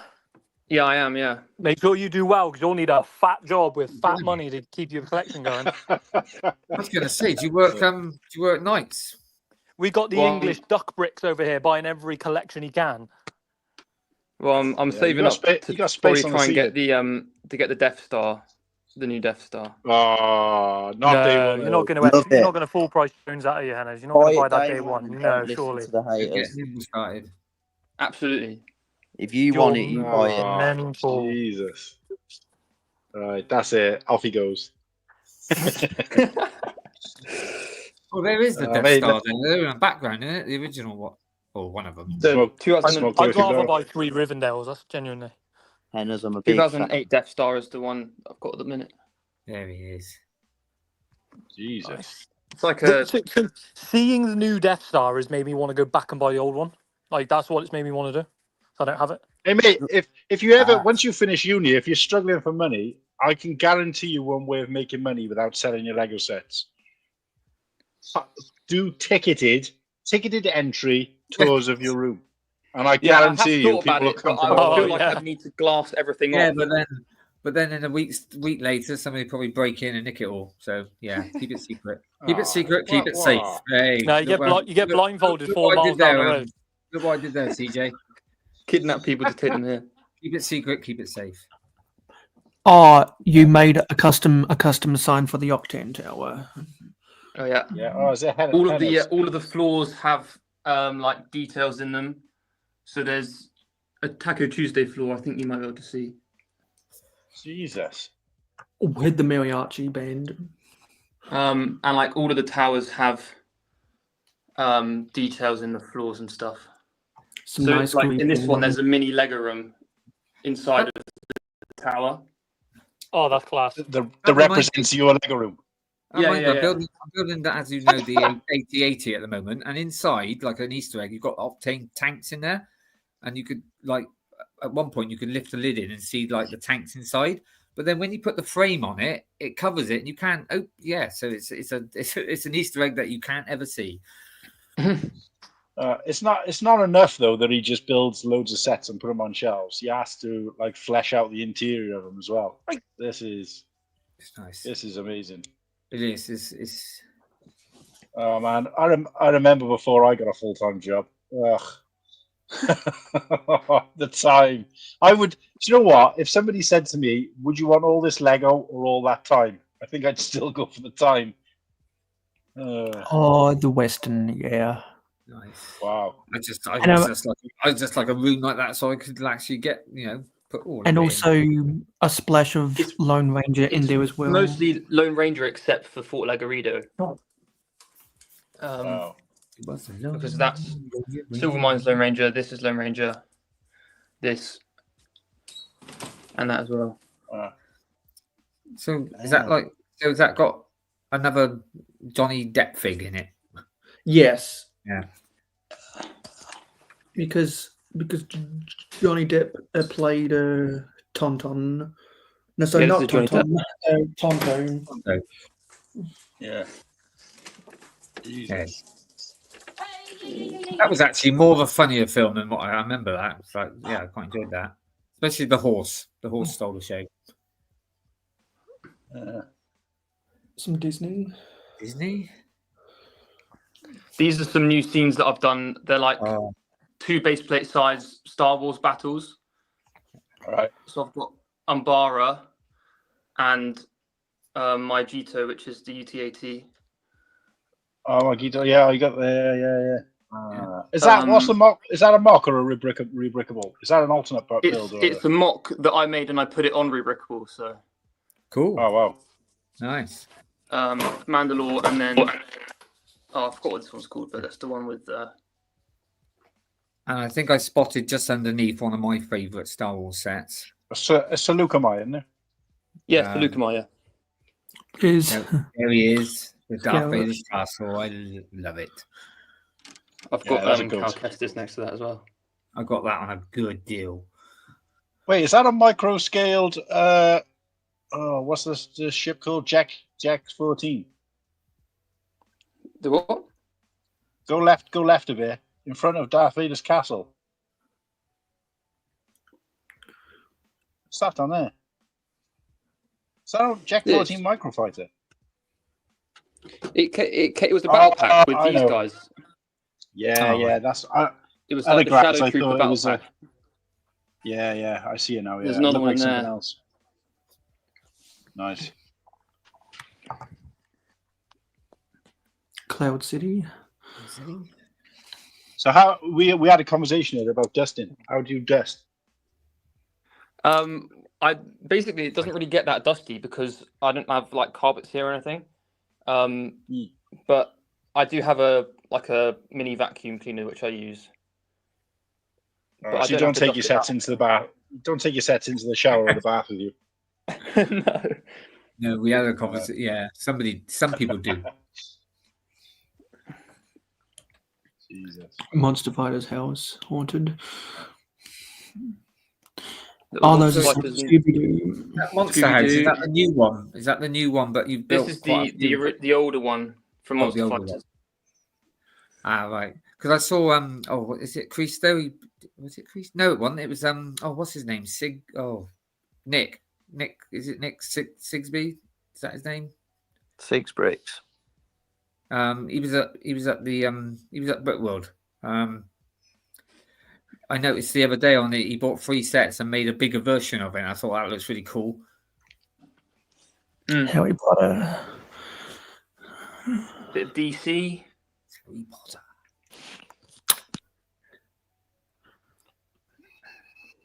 I can, if you want as well, I can go and show my sealed collection as well. Jesus. Back to my mansion. We should actually should have got him on an actual Forehand Luke show. Need to be a guest on the show. Yeah. So, do you have pictures of this on Instagram or anything? Yeah, I've got Instagram, YouTube, and TikTok. And most of my content is on TikTok. Oh, there's Sam. Hi, Sam. got a light kit in the Avengers Tower as well.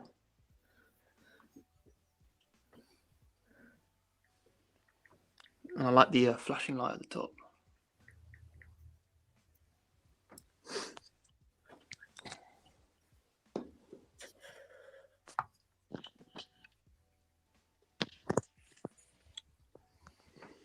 This is like a Alpha Team tower.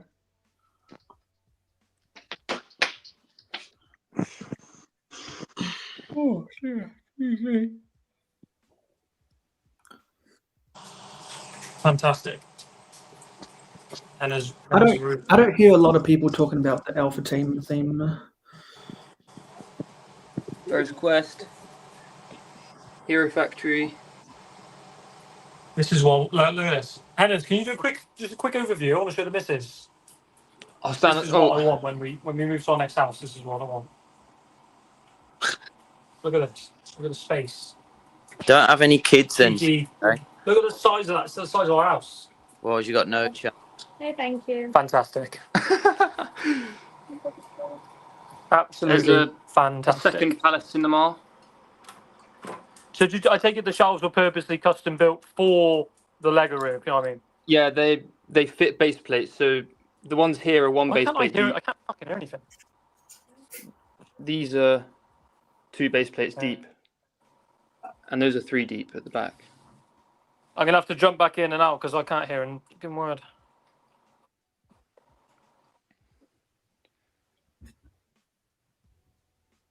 Hang on. Got some. This is a mock. Bloody hell, you've done a good job with that. And V19 Torrent mock as well. Sick. That's an SPHAT cannon from episode 2.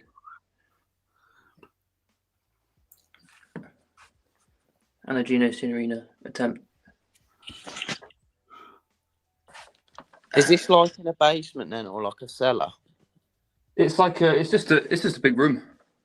Oh, nice one. Most of these Wookiee vehicles are all mocks as well, but this is the real one. So sick. Which came with the weird coloured droid stuff. Yeah. And then we've got a bit of a clone base down here. Fair play, mate. So a lot of people can just, like, anyone can just buy sets and just display them. Do you know what I mean? At least this has got a lot of effort into it. Yeah, I made sure to make mocks like this because this is incorporating little city sets like the gold mine and this Mountain Police, but then it's all like integrated. Yeah, fair play, mate. Like it. So I did that with this as well, because this is like a city cafe, but then I put a building behind it to just so the back wasn't open. Yeah. It's nice that your old man's into it with you as well, like. Yeah. Fair play. And hopefully I'm going to get the Tudor Corner, the latest modular building, and that will go in there. I'll just have to move those. Have you got to a point yet where you're actually worried about space? Definitely, because even the city is full because we're having to put modulars like above the door and stuff. Yeah. Yeah. And there's more modulars up there as well. But so we're sort of having to pick and choose what we've got in the main city and stuff like that. Would you like, say if a set comes out and you know you like it, maybe not, you don't desperately want it, but have you got to a point now where you start to be a bit picky and choosy with what you buy just in case it don't fit, or are you happy to buy them in and keep it sealed? I think we've sort of got to the point where we've realised lots of things don't fit because we've got so many sets which are still sealed. We haven't even built them yet because there's not space. Because like, for example, this Hogwarts here is like the 2018 version, but then they've in like 2022 or something they made a different version, and we've got that whole version, we just haven't built any of it. And then they've released the newest version, which is absolutely massive. But yeah, we don't know. So it's sort of just get a set if you think it's cool, and then worry about space afterwards. Always wanted to ask a Harry Potter sort of collector this, but then I suppose there's no difference to each time they bring out an X-wing or a TIE fighter. But I suppose because it's a whole set you have to buy, and you build up, and you're like, yeah, I've got the last part, and then all of a sudden, oh, now there's a whole new one that I've got to get. Yeah, that's the thing with Harry Potter. They seem to make a different like style or like system of Hogwarts every few years. Yeah. Yeah, the Lego Harry Potter theme doesn't know how to keep a consistent system, which because I know a lot of people. This box down here is just full of random Harry Potter stuff as well, because we need to try and sort that out. Cool. They're always changing that system in the Harry Potter theme. But then, like I said, there's no difference then every so often bringing out a new sort of X-wing, TIE fighter. But I suppose it's because it's a whole set, you know, and you make this massive thing, and then it's like, oh well, that's redundant now. We've got a whole new lot coming out. But that's like if the modulars stopped using the Technic pin connections, you know. Right. Yeah, that's nice. Yeah, that red roof from the King's Castle really stands out. This medieval layout is probably one with the most mocks, because this is like a real set, but then we raised it up significantly and put things like this bridge out the front. That's nice. And most of these buildings or castles are mocks, but based off similar styles to sets. Like the Dwarf Mountain there is a mock, and yeah. Have you got the D&D set? Yeah, I do, but that's in the second Lego room. I was going to say, second Lego. Jeez. Yeah. When I say that out loud, it actually sounds ridiculous, but no, I can't tell, are those tree trunks in the brown or in the black? These tree trunks are brown and dark brown, because this is like the slightly older style of medieval. But then in the Lionites Castle shelf, they're all black. Yeah, so to be like what the Forestmen were in the late 80s. One and this. Cool. But it's just annoying in the this set they've made it a brown trunk. But yeah. Have you tallied up how much money is worth in this room? I would. Yeah, we know exactly, but we never say. Yeah, no. As long as you know, though. Well, there's like thousands is what it is. In thousands discount, but well, I mean, even my little room is like, probably a couple of grand now. So, what I can do is, if you want, I can go and show off some of the sealed collection as well. Oh, you're going to get me go. Is all your Lord of the Rings still sealed? Yeah, I've got a few. Oh. Hey, Crimson. Hannah, show us. I want to see this. The old Lord of the Rings. Crimson, how's it going, mate? While he's traveling between rooms, how are you doing? I'm doing good. You know, pop on. Good to see you there. Free Tuesday. And somehow I made it to the center. Hey. Jesus. This guy's got me salivating, like literally licking my lips looking at all these sets. Where's Nimble? I take Where's Duck Bricks Hoarder? Quack quack. Take one sugar. I don't know why you asked, but there you go. One sugar. Yeah, you asked earlier. I'm just a brew enthusiast, Martin. I like to ask these questions. I'm really intrigued as to I was how waiting people for some take kind of their tea. insult or something. So I have a tea NATO. A what? A NATO. What's that? Milk and 2. No. No. So you don't I don't like have that. That's what I used to have. I'm a milk and 1, but it's got to be strong. Show it the milk. Yes. The milk doesn't have to go in. Just show it the milk. Yeah. Basically, I have a strong cup of tea with one. No, and literally a couple of drops of milk. I don't have it. That's One going drop in the of log. milk, no sugar, nice and strong. You got to compress the tea bag against the mug as you're taking it out. I Give had it a people nice squeeze. complaining. I had a woman complain because don't squeeze. I said, "What? No." Nimble, I heard you put the milk in first. No. Ooh. I'm not. I'm not on the register, mate. when people put milk in first, they tend to put too much in, so you know how much when you pouring it in. So just a few drops. That's just blasphemous. I mean, years ago when you made it with a teapot, then people. But no, now. Is this so, Hennes? Is this the overflow doesn't quite make the cut / building and hoarding room? Exactly. So we got stuff like where we build stuff, so all the spare parts. I got something like that, but a lot smaller. So these are relatively sorted, and then pick-a-brick cups full of parts. These drawers are full of bigger parts, and then we've got things full of burps and stuff like that. Nice. I wish I collected when they did the pick and bricks cups because it's some nice containers. We've got some random things like an extra Monster Fighters thing. And then more. So basically, we've got some overflow stuff and then sealed stuff. So Lego Movie things, Ninjago. I got a question. Those boxes of sealed sets. There you go. Did you tidy those up to look like that before you came on the stream? They always look like that. They're always like this. That is. So we got some sets like the Black Gate. Nice. 2 Orc Forges, Dog Order, the original Hobbit Hole. You can notice this set that's hidden behind here.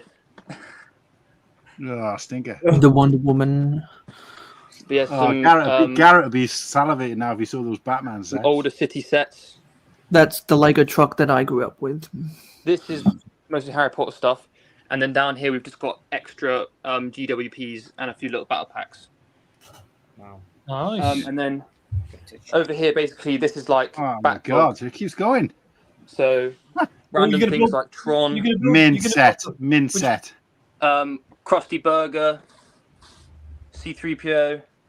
Black Tron. Oh, yeah, Black Tron. Did you say you go to university? How the hell do you afford all this? You're going to build that? Ooh. Yeah, this is going to get built very soon. He's like, and if you're not going to build it, give it to me. Some of the bigger Hobbit sets down here. So there's the... Oh, you're going to get him. Oh my God, he's got the Smaug. Fuck, I'm looking for just a Smaug on its own is what I want, but they're like 300. They're crazy to get by themselves. That set, you're gonna crack that set. It's like 800. That set. Yeah, it's gonna get opened. Damn, boy. Damn. If you had that set pad one, would you not open Here's it? the D&D display. D&D. Oh, but it's been shoved in a little bit. But like I said, when I came back we've from mocked Brickworld, it, so we've got a whole little area for it. It was on offer, so I couldn't resist it. Like I said, I collect Star Wars, but certain things catch my eye, and I really like that set. And then we've got sealed Parts of the Caribbean. Are you going to save the old Black Pearl and now the new one's coming out, or are you going to crack both? No, I'm not going to buy the new one. This one's getting built. Oh, that's the White Cat Bay with the mermaids. But yes, we've got that one. We've got the Black Pearl, Queen Anne's Revenge, and the Silent Mary. And then behind all of that is the classic series Batcave. Damn. But that's pretty hard to get to. That's amazing. The one where they wouldn't let Joker shave his mustache. And there's the big Diagon Alley down there. Yeah. And another Spider-Man bridge battle. But probably going to sell this one because we've already got one of those. Oh, Garrett heard me say Lego Batman. He's in the chat. Yeah. And then this is just a few random things. Batman movie, a bit more Ninjago. And then even these... Hang on, let me get these down. Even the storage heads have got full of poly bags.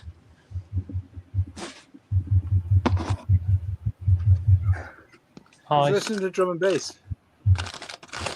Yeah, I can hear a vibration from someone.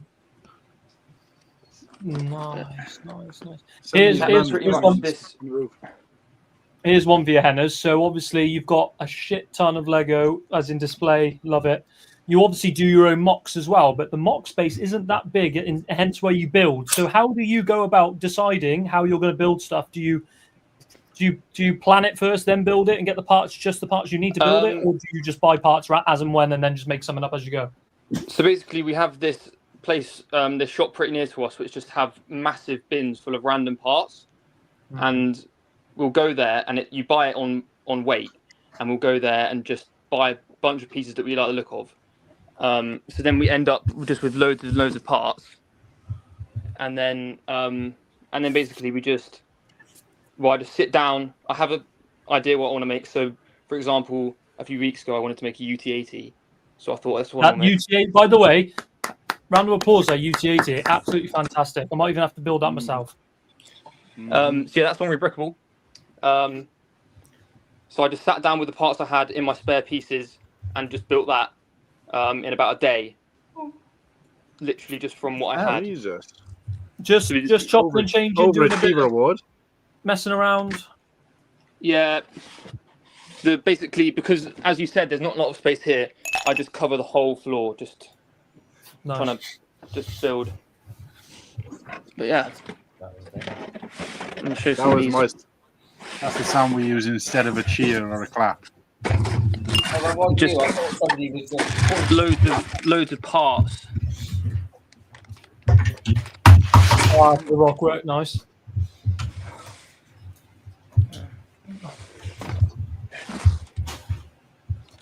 Nice. Have you tried using Studio? That's what I've started. Yeah, doing.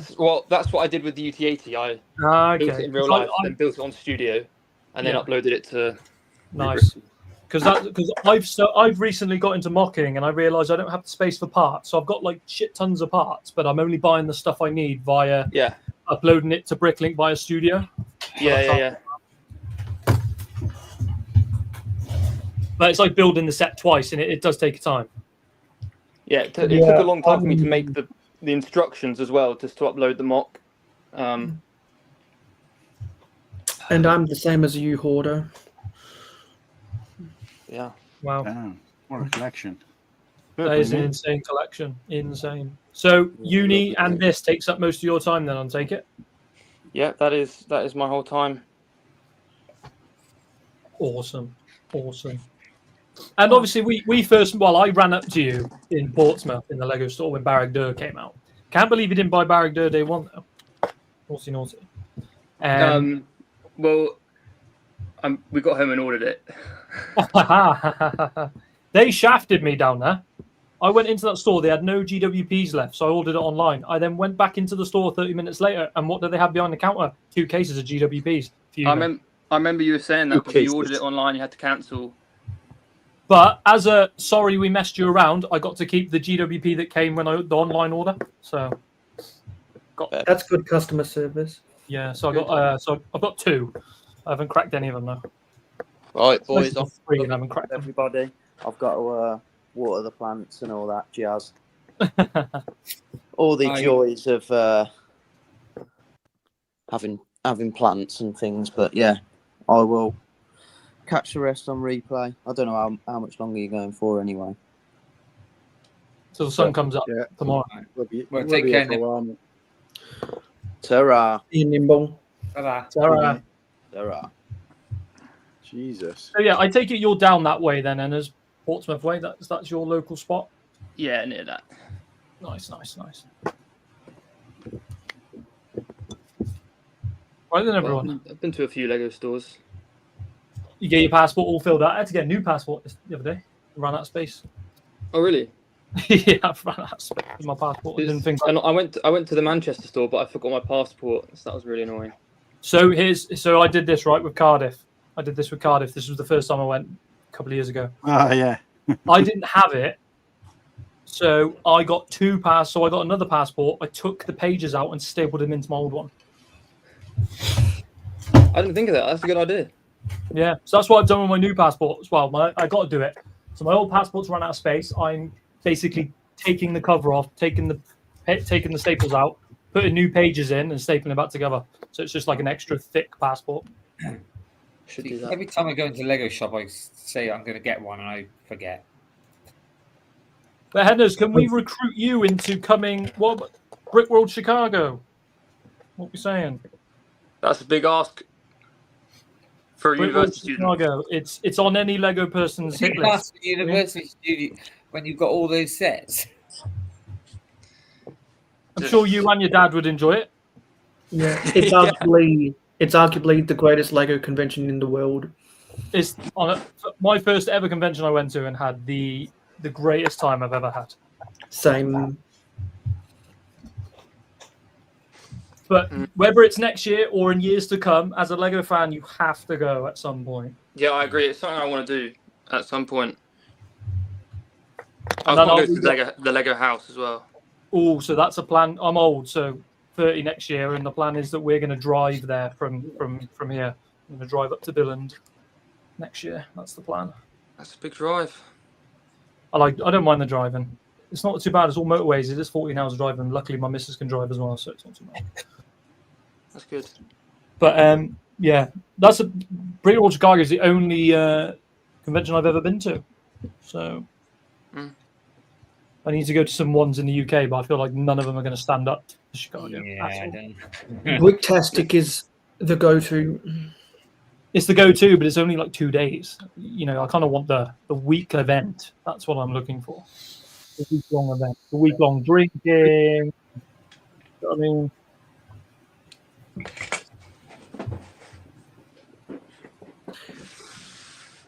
You over there, Martin? No, you're struggling. Me? Yeah. My eyes were closed behind the glasses. Nah, just posting. It's confusing because I thought, is it me you're talking to, or? I need to get when my head's down, I'm gaming. I'm not going to sleep or anything. Yeah, what time is it there for you, mate? It's just about to be 5:30 a.m. I go to sleep when my body tells me to. You know.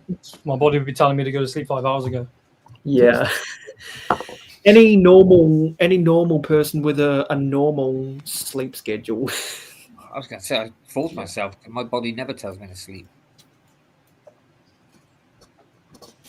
All right, guys, I think I'm going to have to head out. And it was lovely having you on.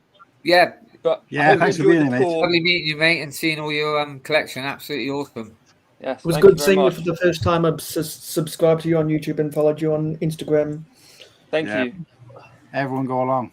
Yeah, I'll follow back. And cheers. Thank you very much. Mate. Nice one. Cheers, Dennis, mate. Have a good one. Take care. Easy, nice one. You want to see? That's the main thing about this show, though, isn't it? Is bringing in new people and meeting them, seeing things. I think I've followed Hennis for a few years now, and every time his page comes up on my TikTok, it's like, oh, what new things there now, or what's changed, or do you know what I mean? It's so mesmerizing. It literally, it reminds me of Duck Bricks, but here in the UK. Yeah. But yeah, I met him in Portsmouth when I was going to get Barragdo with Josh, and I think his dad is just as hardcore as he is. Oh, really? And by the way, I don't know if you could tell, he's like 6'10". Got someone in Who? Green. Liam's in. Who's Henners is 6'10", easily. 6'10". Yeah, I chatted to him, and I was like that. I mean, my son's 6'5", but bleeding now. And my best mate's 6'8", so and he's slightly taller than him. Wow. Well, Joel, if you want to see a bunch of amazing Lego, you might want to go watch the last hour on the replay. So we got the other half of the upcoming Aussie Invasion show coming soon in early September. One of the arguably the best name in the Lego community. Liam Brick the Bed. Good morning, Liam. Liam, how we doing, mate? Hello. He was on, and then he literally disappeared just before you got him in.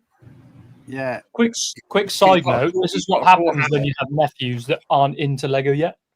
They had a battle bus for their birthday, and they got halfway through bag one, and then went, sack this, and guess which mug's got to finish it. Do you get to keep it though? No, he's going to get no, but I don't mind building it for him, but I've already built my own one, and I don't like doing shit twice.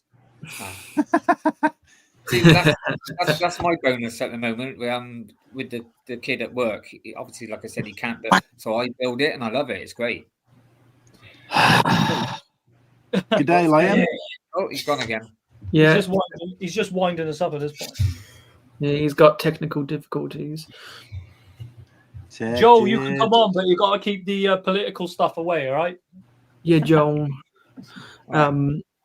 Yeah, because we've got room for 5 more. Liam, Liam, sorry, Joel. It's an all-day stream, Joel. Hey, here we are. Good morning, Liam. Good day, mate. Morning, boys. How are we? What's going on? I'm good. It's been a long time coming. Yeah, boy. Oh, are there corks on the thing on your hat? Nah. It's a bit of leather. Nice, mate. Nice. Yeah, it's 1 degree here at the moment. I'm about to scrape the ice off the windshield before I go to work. Really? Oh, yeah. It's winter, isn't it, over there? Yeah. Yeah. Plus, we're pretty close to Antarctica in Tasmania, so she gets cold. I was just about to say whereabouts down under are you? And Tasmania's pretty far south. Yeah, I'm down under. Yes. What's the temperature in the Apple Isle right now? 1 degree. And I'm guessing it'll be about 10 times that here. Yeah, we're at 8 in Adelaide. Yeah. Pretty psyched for Brickworld 26, boys. I can't bloody wait. I was going to say, are you going? Yeah. I'm planning on it. I've been trying to put money away as I can go, but Lego deals keep popping up. So yeah. Well, I can attest from twice I've been to Chicago. Everyone else who wants to go will enjoy it. Yeah, the trip's expensive though. That's the only. Yeah. If you wanna fully sit back, relax, and enjoy yourself, it just empties your wallet. So what you reckon? Like maybe £2,500-3,000 to do the job, flights included, or? I know flights for you are probably. What your flights for us were like? I don't know how much Martin paid, but we're looking about 700. I was looking about £700 is how much I paid. All in about. All going to be like fully 24 hours flight. Like it's going to be a long haul flight. So you're probably looking just maybe a little bit north of £1,000. Yeah. For the flights, hotel, cram yourself with someone else if you don't want to go lonesome. Save yourself some money there. That's what most people do. Well, in total, the last time I went to Chicago on my own, I budgeted for 7,000 Australian dollars, and I only had a couple $100 left at the end. So what's that? Yeah, like, right. What's that? £3,500? About double, isn't it? Probably about 4,000 quid. Yeah, I spent the one just gone, and I didn't. You know when you're like, I'm not even going to look at the bank account. I'm just going to spend to my heart's content and then look at it later. I went through. I think I was close to probably £6-7 grand, £1,000.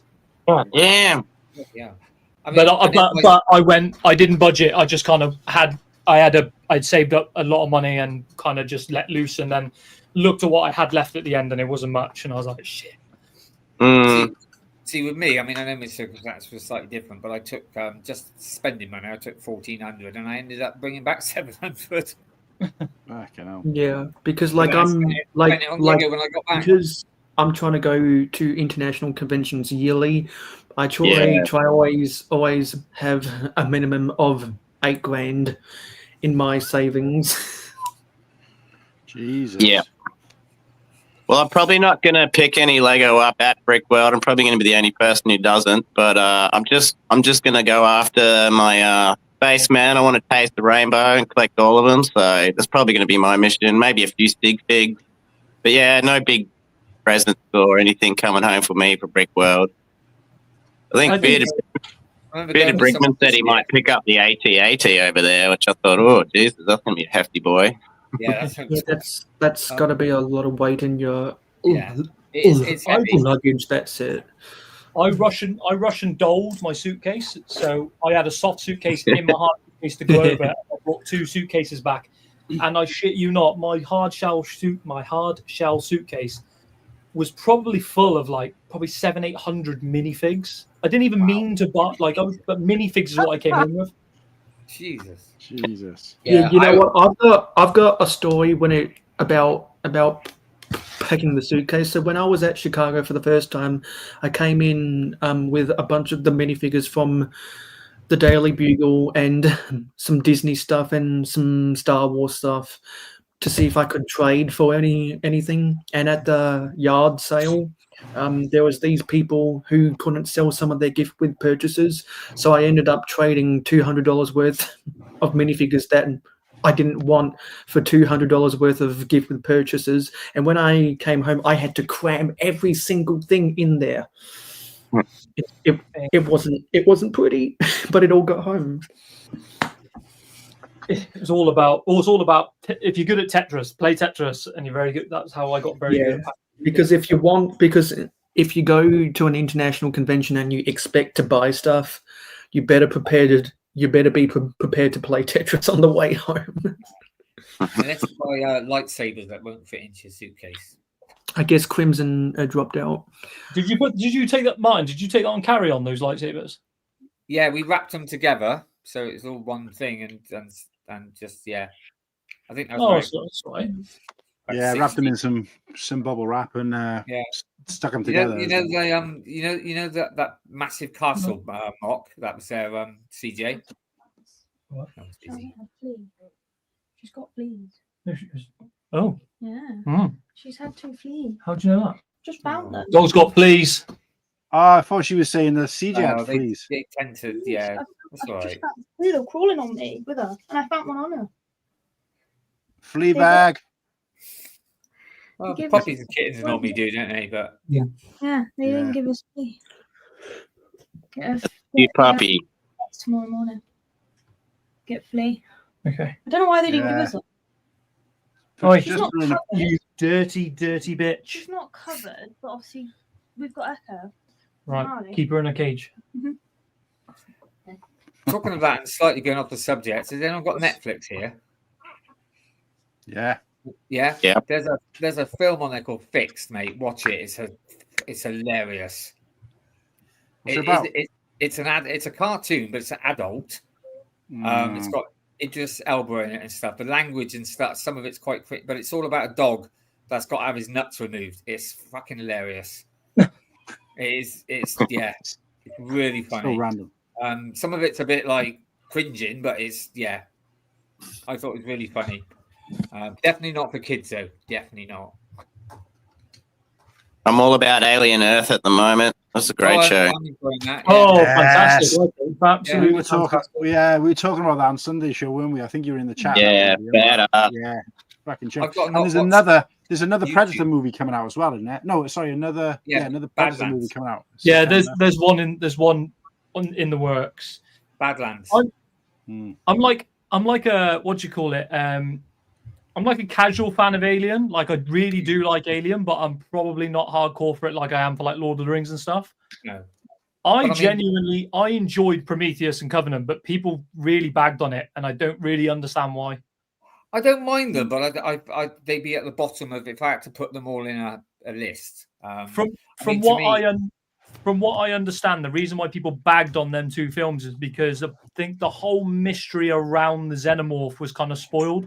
Yeah, because it came from. I think that's what people wanted to see more of, and it's But the thing is, Lego Team B. I was still too young when Alien Team B scared the crap out of me. But what I liked about especially Alien and Aliens is that they took a concept there. They made 2 films, one creepy horror, and the other one like action. It's just they took a concept and did 2 totally different types of films with them, and I think they're brilliant. I do prefer the extended versions, but Romulus was really good. Yeah, I enjoyed what went. Oh, Romulus was fantastic. Because those 3 films, if you class them as like the prequel type films. I think Martin's right. I don't think they stack up against the original films. No. Well, I say the original films. A couple of the original films are crap, but the first two films I think are still better. Yeah. I remember when the third one came out and we all dissed it, but if you go, I've appreciated the third one a lot more now. I don't like the fourth one, the Resurrection. And is that the one where they go to the prison planet? That's the third one. That's the one with all the British actors in it. That was pretty weak, that one. Yeah, but like I said, if you go back now, and I kind of like, as I've got older, I kind of appreciate it a bit more. Fair enough. Because that was a bit. I would say the first two slightly different because he came out of a dog. He came out of a dog didn't he, as well, so it was all a bit different. Yeah, smaller now, only So I'd say the first two, then the prequel ones, and then the others, then all the others, basically. But see, I'm definitely in the minority because I put Prometheus and Covenant as my number 1 and 2. That's fair enough. Wow. What, even from the original, the first one? I'll be honest, I watched Prometheus and Covenant before I watched the originals. Right, yeah. I was never into Alien when I grew up, and then I watched Prometheus and Covenant, and then I think it was my dad that was like, "You do know this is the prequels to Aliens," and I was like, "Oh shit, I'll better watch it then." So I watched it, and I don't think there's not one I don't like. I like them all. Obviously, as far as I'm aware, Alien versus Predator is not canon. I like the first one though. That I don't. Even though people are calling for it to be canon because of Alien Earth, right? Because technically in Alien Earth, from what I understand, is the Xenomorph's not supposed to be there in any capacity yet. But they're obviously got there.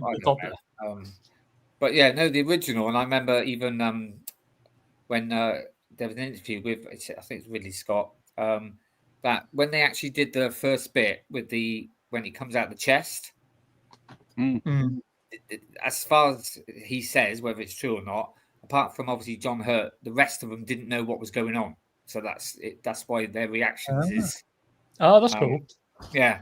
Like I said, I don't know if that's 100% true, but it's what he said in an interview. So, but yeah, no, I love like I say, I mean, I was only young when they came out and it shit the hell out of me. But the second one was just more, it's very actiony, wasn't it? And like, game over, man. Game over, man. Game over. As an Alien, as a Prometheus and Covenant fan, I am kind of upset though because there was supposed to be a trilogy. There was supposed to be a third one that would tie into Alien, the first Alien film. Yeah, that's what they were trying to. I think that's what a lot of us thought it was going to be, and it wasn't as much as a tie-in as it was. Quite a different kind of story, but no, I still enjoyed them both. But it wouldn't.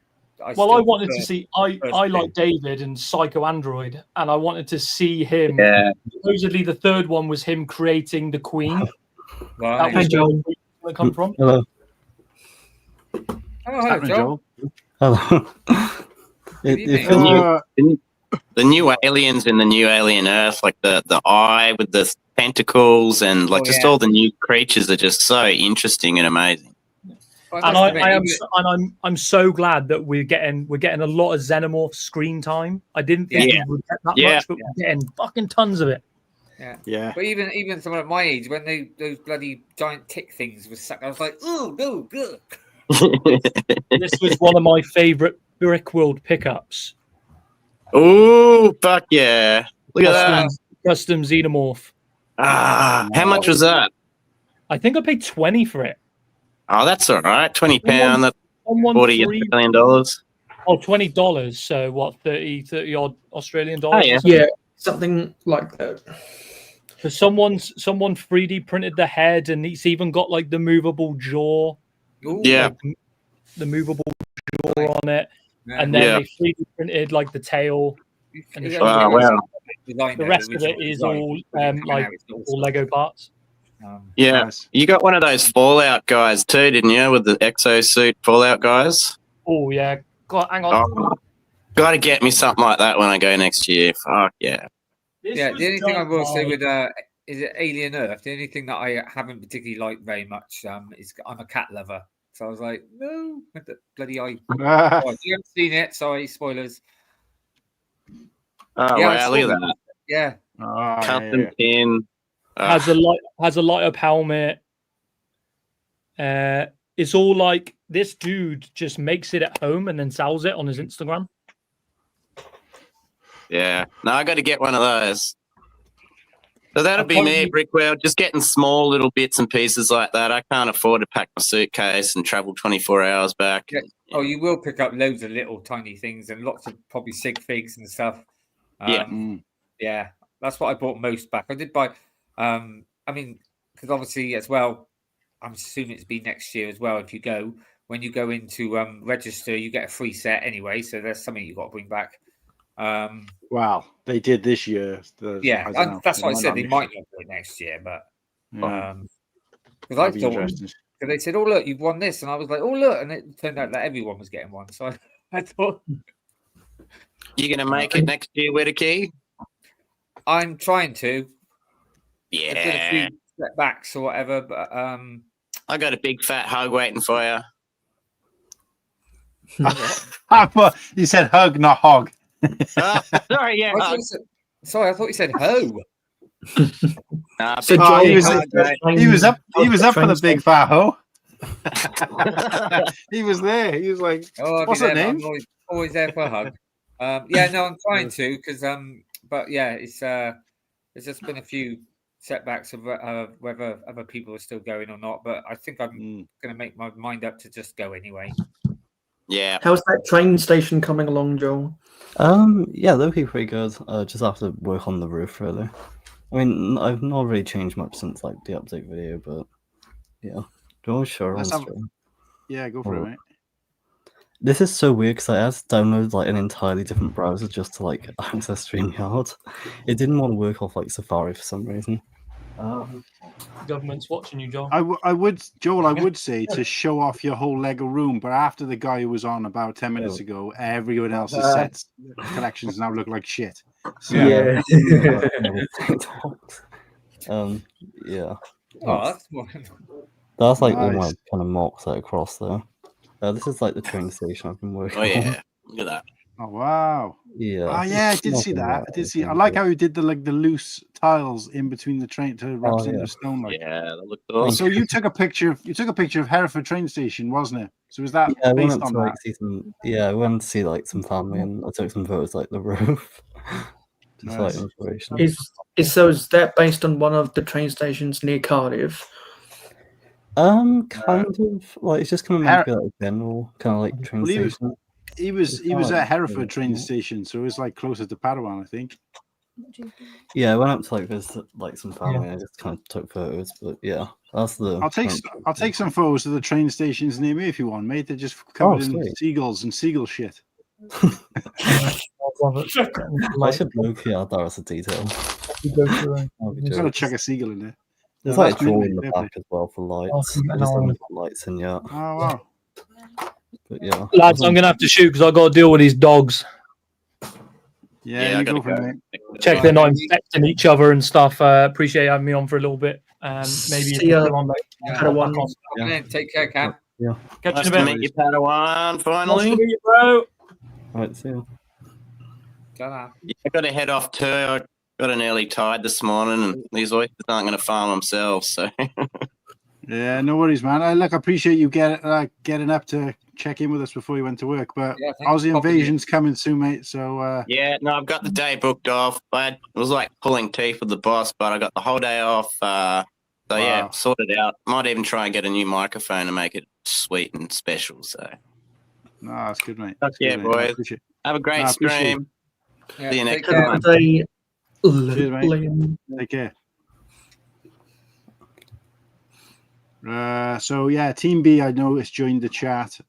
So Team B, what is this all about? Well, we're doing what's called a Cold Fusion stream, which is effectively a stream where we just go most of the day in the UK at least. And it's an open stream for people who want to pop on. So if you guys want to pop on, even if it's just one of you, then pop on and come and say hello if you like. The link I can send you via Instagram if you let me know. So yeah, so we kind of missed out on Crimson a little bit. He kind of snuck in while this guy was showing off his thousands of Lego sets. Yeah, pretty much. What's been going on with you there, mate? I won't ask you to do a room tour now because like I said, anything else will seem like pittance compared to that. So. Yeah, well, most of it you can kind of already see in the back, anyways. But what's happening right now is I've got this drawer. I don't want to move it because I feel like I'm gonna dump everything, but it's right here. And basically, the plan for this is, hold on, at Brick World, I like Padawan. I didn't get too many sets. Most of what I got is on this base plate right here.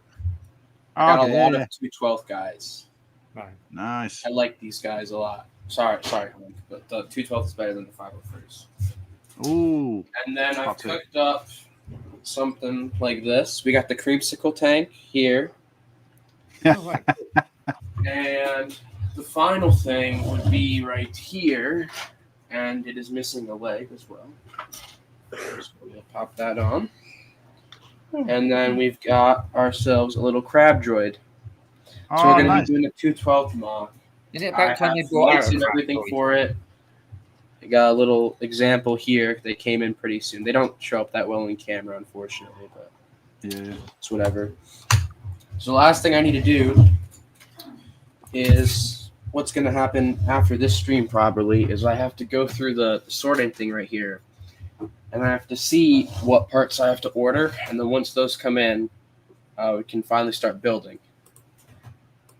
Nice. Is it based on like your own design or like on a rebrickable or? No. Which one? The 327, the 212, and the crab droids. Here, I can get those back actually real quick. So I'm guessing you're doing a mock of like episode Revenge of the Sith, right? Not really. Because in this, so you just kind of freeballing the design. I'm just kind of, dicking around. Got like pinks, purples, and yellows for the terrain. So we'll see how it looks. I mean, I'm hopeful, but it could turn out not going as well. So you're not basing out anything in it's like just, right, okay. Not, that'd be more like the kind of thing I prefer to do. It's just my own creation type stuff. But the creamsicle tank here, because it's got the white and orange. This is sort of just a recolor of the 187th tank. But the middle section is the only thing that's different. But like these side bits here are like the same, just with orange instead of like maroon. Mm-hmm. And then the middle is basically the same, but it's just a little different. Like it still has the door in the back. Yeah. The front can still open up like the actual set. As for the crab droid, this is just my own design. This isn't like based off of anyone else's. No, that's strong. I ordered the crab droids from Rebrickable. They got the two sizes on there, like the 5-leg and the 4-leg one. Well, sorry, the 6-leg and the 4-leg one, and they're actually pretty good because I've built them as well. What I like about this one too is if I order 2 more legs, I can add in another one in between right here and here, and then I can make this a 6-leg or 4, whichever. Yeah. Still not as clone person. Still not as good as Sexy Waxing.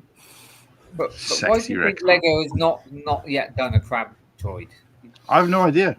No, I don't believe so, but I don't have the biggest Lego Star Wars knowledge, so it's no, they haven't done one, and it's weird, and it's kind of weird. No, I said why haven't they? Why do you think they haven't done one? It's a shame, really, because.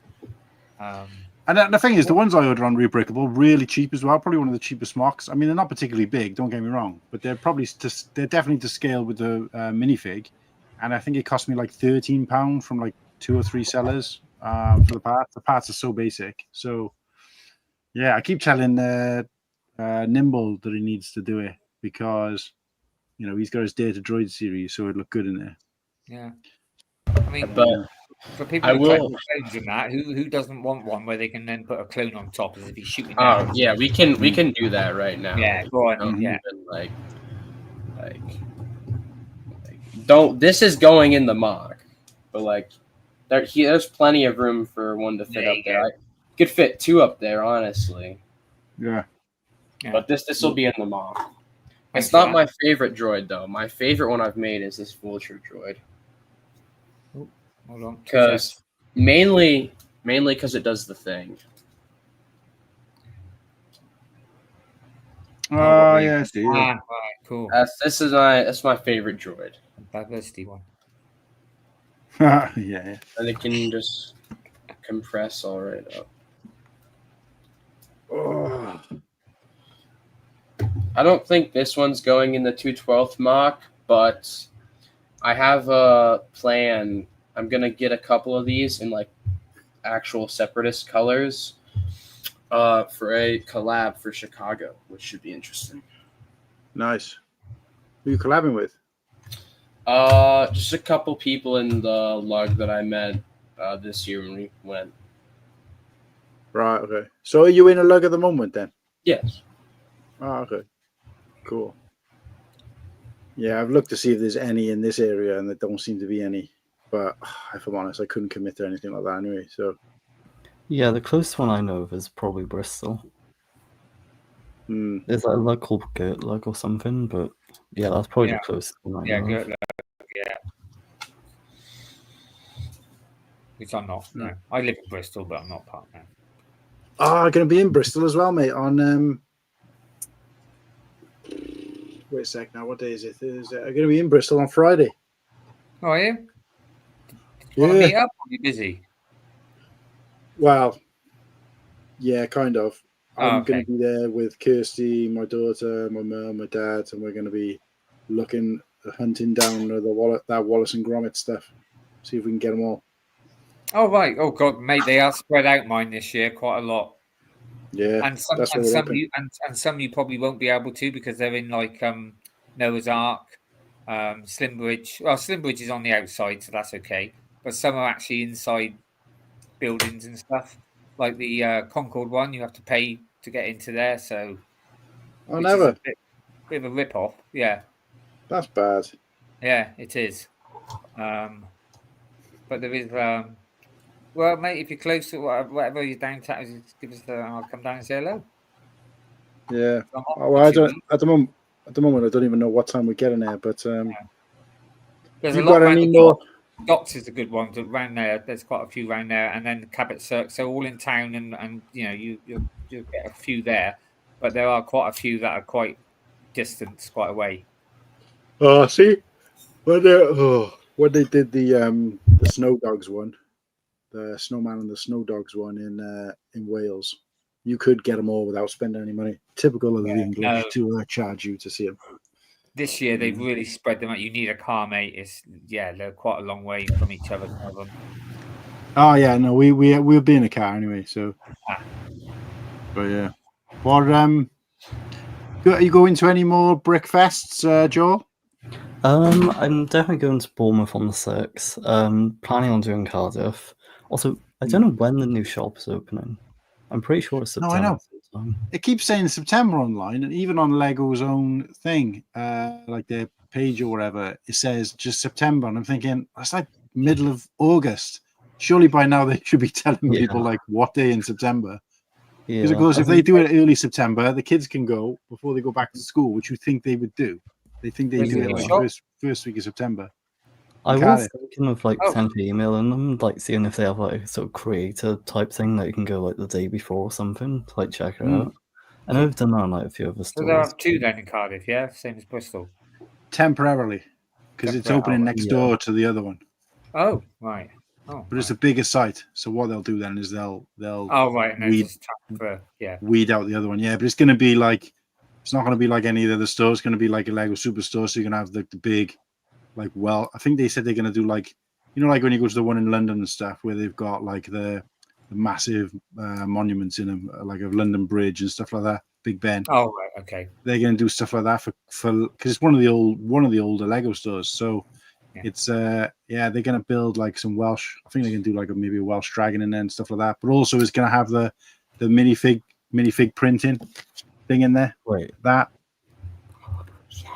Because the London one did that have the Harry Potter dragon from Gringotts? Didn't they make a big one of that in there? Yeah, they got a bunch of stuff. Yeah. Yes, I know what you mean. Then cool. So they can have all those mod cons. I don't know if they can have the mosaic maker that you can make of yourself, but I've read online that they're going to have the where you can make your own minifig basically and print it, custom print it. So I need to go to a shop that's got that. Yeah, I did walk past. None of them do it. Yeah, I did walk past the Cardiff one, and like it didn't look that much bigger than the other one, like being right next door to it. Like, I don't know why, it just didn't look. I'm surprised they don't knock through and just have one really big one, Yeah, because it's obviously it's a 2-story building. So first of all, obviously it would be load bearing, but also so they can't just knock walls through. But also they're separate units. So it's like a double unit. Right, this one is, so it's quite big. I think it's still all one floor, but it's a double unit. Yeah. I just realised, for like the split second, like the old one and the new one will be open. They'll probably be like the closest Lego shops in the world. Yeah. Mostly right next door. Yeah. But that is the only reason I'm going to have to go to the Lego store, and I'm still not going to buy anything. But I'm just hoping they did, because when the Lego store opened in Cardiff, like what was it, 15 years ago, they gave away like a little GWP, not really a GWP, because I don't think you have to buy anything. But for everybody going in, it was like a cat, like a little red dragon thing, and you cannot buy it on the secondhand market at all. There's like none available on Rebrick. Yeah, I have a little story about that too, Han. Bricklink, sorry. So what happened with me is my mom, I think it was just like a while, it had to be a while ago, but my mom got us into like this little, I think it was at a Lego store. It was at some sort of like Lego thing. And they gave away this little Duplo brick for Legoland New York, but that was before COVID. So it says opening 2020 on the back. Wow. Obviously that didn't happen. I feel like people can probably guess why, but I just have this little Duplo brick, and I've not seen it like anywhere else. Yeah, these dragon sets, and that's crazy to think that they'd launched that, and yet we're supposed to have a new store. Got however it was months ahead. So they printed those pieces and everything. We're supposed to have a superstore opening within the month, and they still haven't even released the date. It just seems bizarre to me that they wouldn't. It's like there's units opening in the retail pack that I work in, and I knew 3 months ago the day they were opening, like to the date. Also, I want to do a quick social experiment to see if someone's still here. What's the first thought that comes to your mind when I say Lego video? Lego video. It's gotta be Dollhouse or whatever that is. I'm thinking of that collection you got with the weird heads and stuff. Video, yeah. Video. Mayo, that was canceled a long time ago. It's time to move on. Okay. There's a reason why I said that. Was I right, by the way? Is it that? Yeah, it was that thing. It was that weird thing with the TikTok knockoff app and integration. Why did you say that? Who did you think was still around? Well, because someone that might go buzz.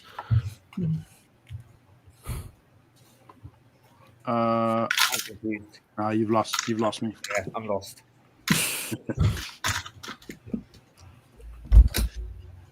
But anyway, yeah. So yeah, this Lego Red Dragon thing is just like impossible to find.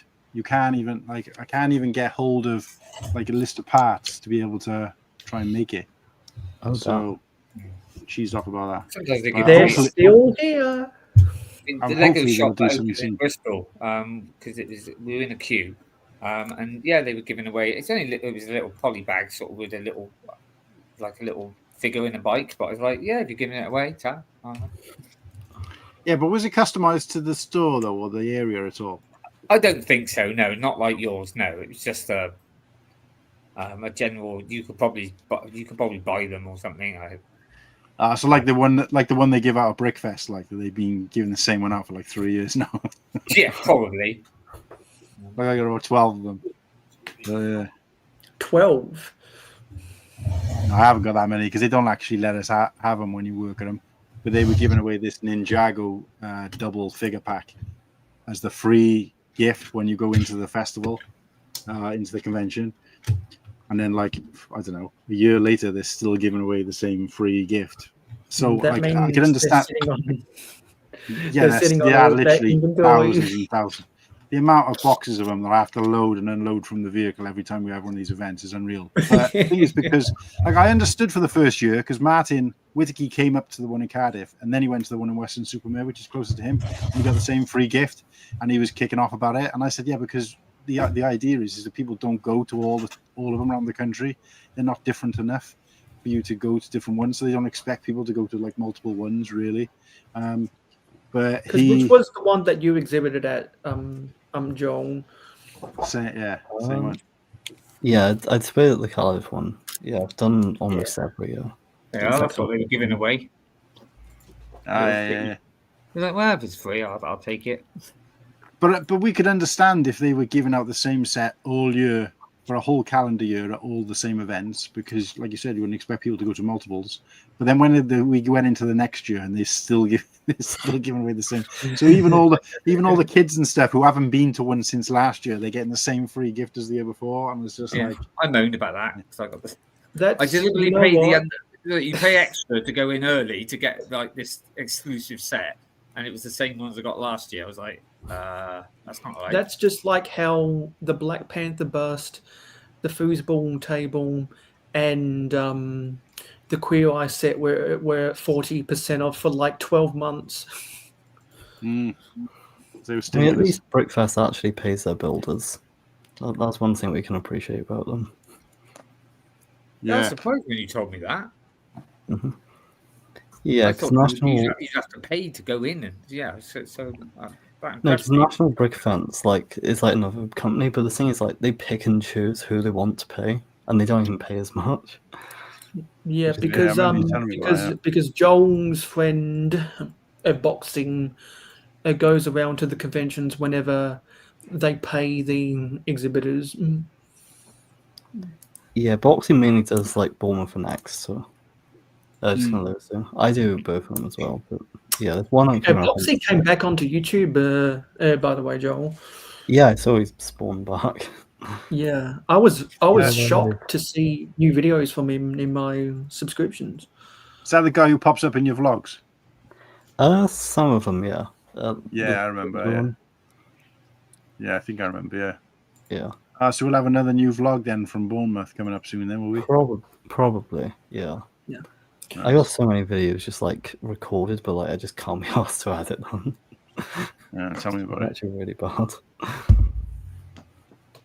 Yeah, there's a couple of videos I need to do, but I just can't be bothered. I've got 2 weeks off, I still can't be bothered. Yeah. Well, there was those stop motions on what is it, Slurpee's channel. Yeah. Yeah, they're really good. Oh, he's just done I don't know if I'm allowed to say this, but a new outro now, isn't he, for us? So you'll see all that on Sunday when you if you pop in. Yeah, normal show on Sunday. New intro. We've had that, but now he's done a new outro. Well, not a new outro, the first outro. So yeah. Cool hang, Luke. Yeah, so I really need to, because I didn't really think this through, but we did agree as a kind of team of hosts that we were gonna break up. There's no pattern in this. So it's not like every 4 guests then we have a break, but because obviously sometimes it's nice for us all to get together and have a chat, we decided we were gonna break up. Like at one point we were doing it every other week, but it just kind of got a bit stale. So we've started to do like guests, like for a couple of weeks, and then we do like a free, but what we've called, and I started calling it dubbing a free ball in episode, where we just do like we've done on this stream and just kind of have a chat, invite some people in, whatever, but just generally just between the hosts, have a chat and a catch up. But and that's been working okay. We've done, the equivalent of probably one of, we've done like say one a month, I think, and then it's like, 3 guest episodes. But what I didn't really think of when I left one in there purposely is that we're having this.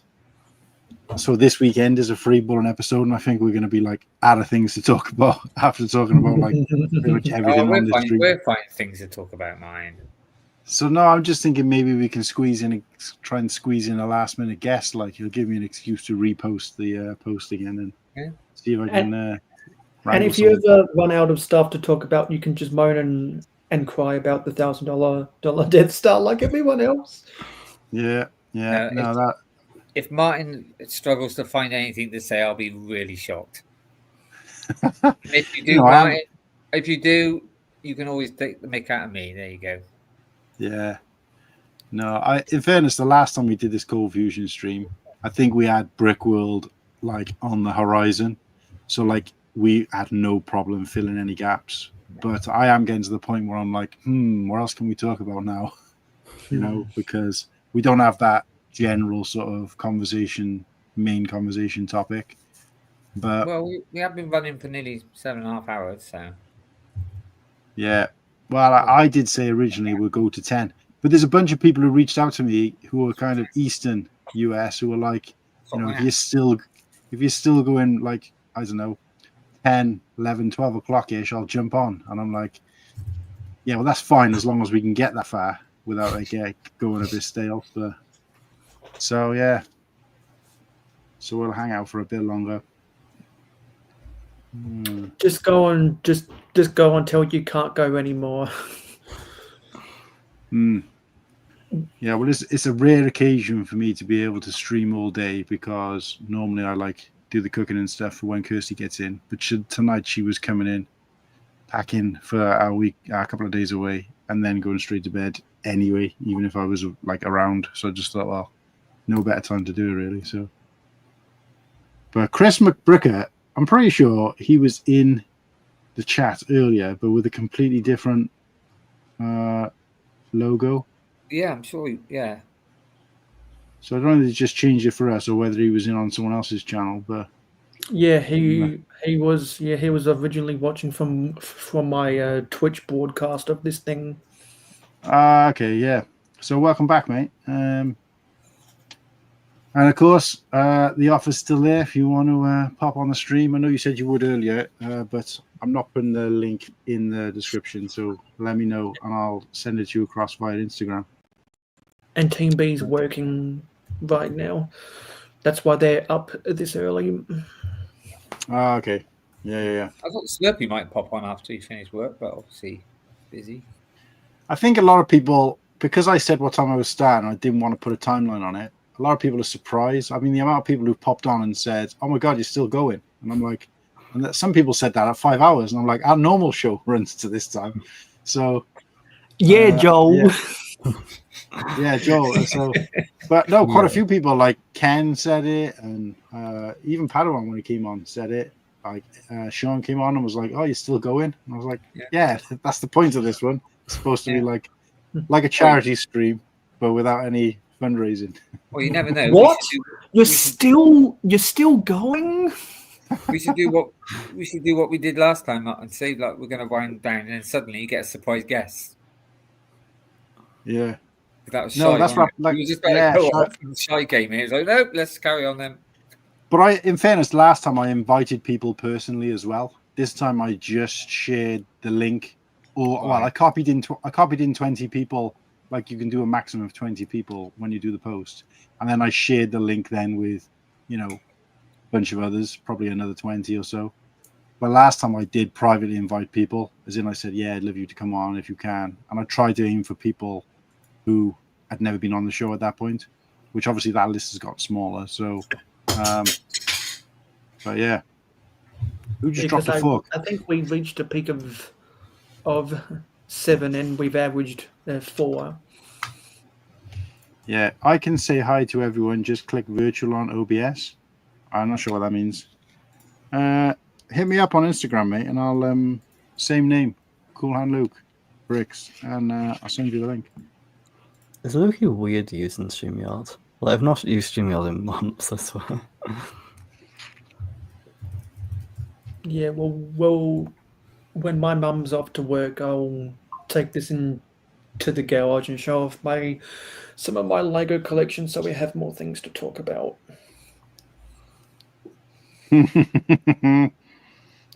Yeah, go for it, mate. Do it now. No, I wouldn't want to do that until my mother gets on her bus to work. Oh, okay. Well, you're more than welcome, mate. Pop in now if you want. Yeah, Lego Team B. So Lego Team B, we did meet him at Brickworld, Witiki. Oh, right. It's the Australian couple.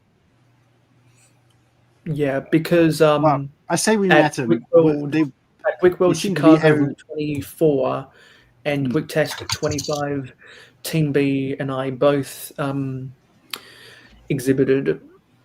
And they're Aussies. They're Aussies as well. We've They're probably had Aussies more as well, Aussies. are they? Right. We've had more Aussies in here than we've had anybody else, I think. Are they coming on And the Aussie show or? Well, no, and not because I didn't think of them, but because they're a set of guests of their own. Okay. Whereas Liam and Bearded, a little bit different for a couple of reasons. Firstly, both of them, because their work commitments, they find it hard to watch the regular show, because of the timing. So it's like 11 or 1 o'clock in the morning when we start for them. Okay. So they're like a couple, like Brick Adjuster and Brick Zapper, yeah. Yeah. So they're a couple, but Liam and Bearded, in fairness, I've been asking to come on the show for quite a while. And I said, look, the only way we're going to be able to do it. So they said they'll book the time off, but I also said, like, so they're both booking either the day of or the day after off, so they can be on the stream. But I still would to try and be like, accommodating on that particular one, which I mean to talk to you about. Actually, we're going to try and go a bit earlier, start the stream a bit earlier that day, just so that it's not taking the mick for them. So, and because we're doing the After Dark show now anyway, we could always extend it if we need to. But no. So look, there's not really anybody that's ever been in the chat, or even people who haven't ever been on the chat, I guess, who isn't on the list of people I want to get on the show. But I'm trying to work through the list of people who wanted to be on last year before I get onto the list for people this year. I know that's like blowing my own trumpet, but that's not just people asking. That is people who I've said, would you like to be on the show after like episode 5? And they've said, yeah. So you kind of feel a bit bad then putting someone else. So it's just... So there's a few people I'd love to ask, but I know they don't do that sort of thing, so they wouldn't come on. Well, I asked Brick Lover Brad. I asked... Brad's a cool guy. I asked Stud City. Pocket Master. Yeah, those are two examples of like big YouTubers who I asked while I was out there, and they were like, "Yeah, just let me know anytime." Shy, I've said that he's going to come on the show, and I was like, "Right, okay." So, but the problem is with some of these bigger guys is like, it's going to help the following in terms of the amount of people who come over and watch them on the show and all the rest of it, because they've got bigger followings. But I just want to make sure the show is ironed out a little bit more. You know what I mean? So, like, the last thing I want to do is come on 5 minutes late on a show that they're going to be on, and then be like, right, what are we talking about? So I kind of need to make sure it's on a weekend where I've got like the weekend off, which doesn't happen very often. I'm usually working till an hour or so before the show. So I know you said the other day you don't know who it is, but there's a bloke called Jan I would love, but I don't think he does other people's streams. But honestly, look him up. He's great. So while we're here, I may as well throw it up. I'm not sure whether I've already sent it. Let me see what was it. Well, you're more than welcome, Smokey. Do another episode. Yeah, Smokes. Cool and I did our we did our stream exchange sometime in March, and coincidentally, we both fell asleep on each other's streams. Yeah, I was making fun of making fun of Mayo because he was doing a 24-hour stream and he fell asleep at 20 hours. Then afterwards, he made reference to the 24-hour stream that I did, and every time I was there in the comments, trolling him, saying, "Well, you mean the 20-hour stream you did?" So anyway, no. So like when you got me onto your stream to talk about a Bricktastic, halfway through I fell asleep, and then I wake up and you're about to end, and so after that, I got you on for a one-on-one hangout, and you fell asleep at the end of mine. So you returned the favor, and I always remember that. It was a good time. You showed it to us, didn't you, Martin? And literally, Martin's like, you could see, he's like, because I had the sunglasses on, I was like this then when I was asleep, but I still had the sunglasses on, so you couldn't really tell. So May was going, "Yeah." And now so I got cool my hand. Cool hand. my I think you shades might have fallen on asleep. because that's the vibe of these streams. Have your shades on? No, that was funny. That was hilarious. Okay. So Crimson and Joel, do you have any shades nearby? I have some upstairs. Let me see. See, here we go. Even the ice cube has got his glasses on. But yeah, I'll send you. Oh, yeah. I got a picture of the upcoming set, upcoming shows. Where is it? And we can talk through it, I guess, as a talking point. I've actually got a banner about that, mate, on here somewhere. Oh, okay. I think I did it last week, and it never came. Yeah, because I thought we were going to talk about this show, but there you go. Look, upcoming shows. Nice.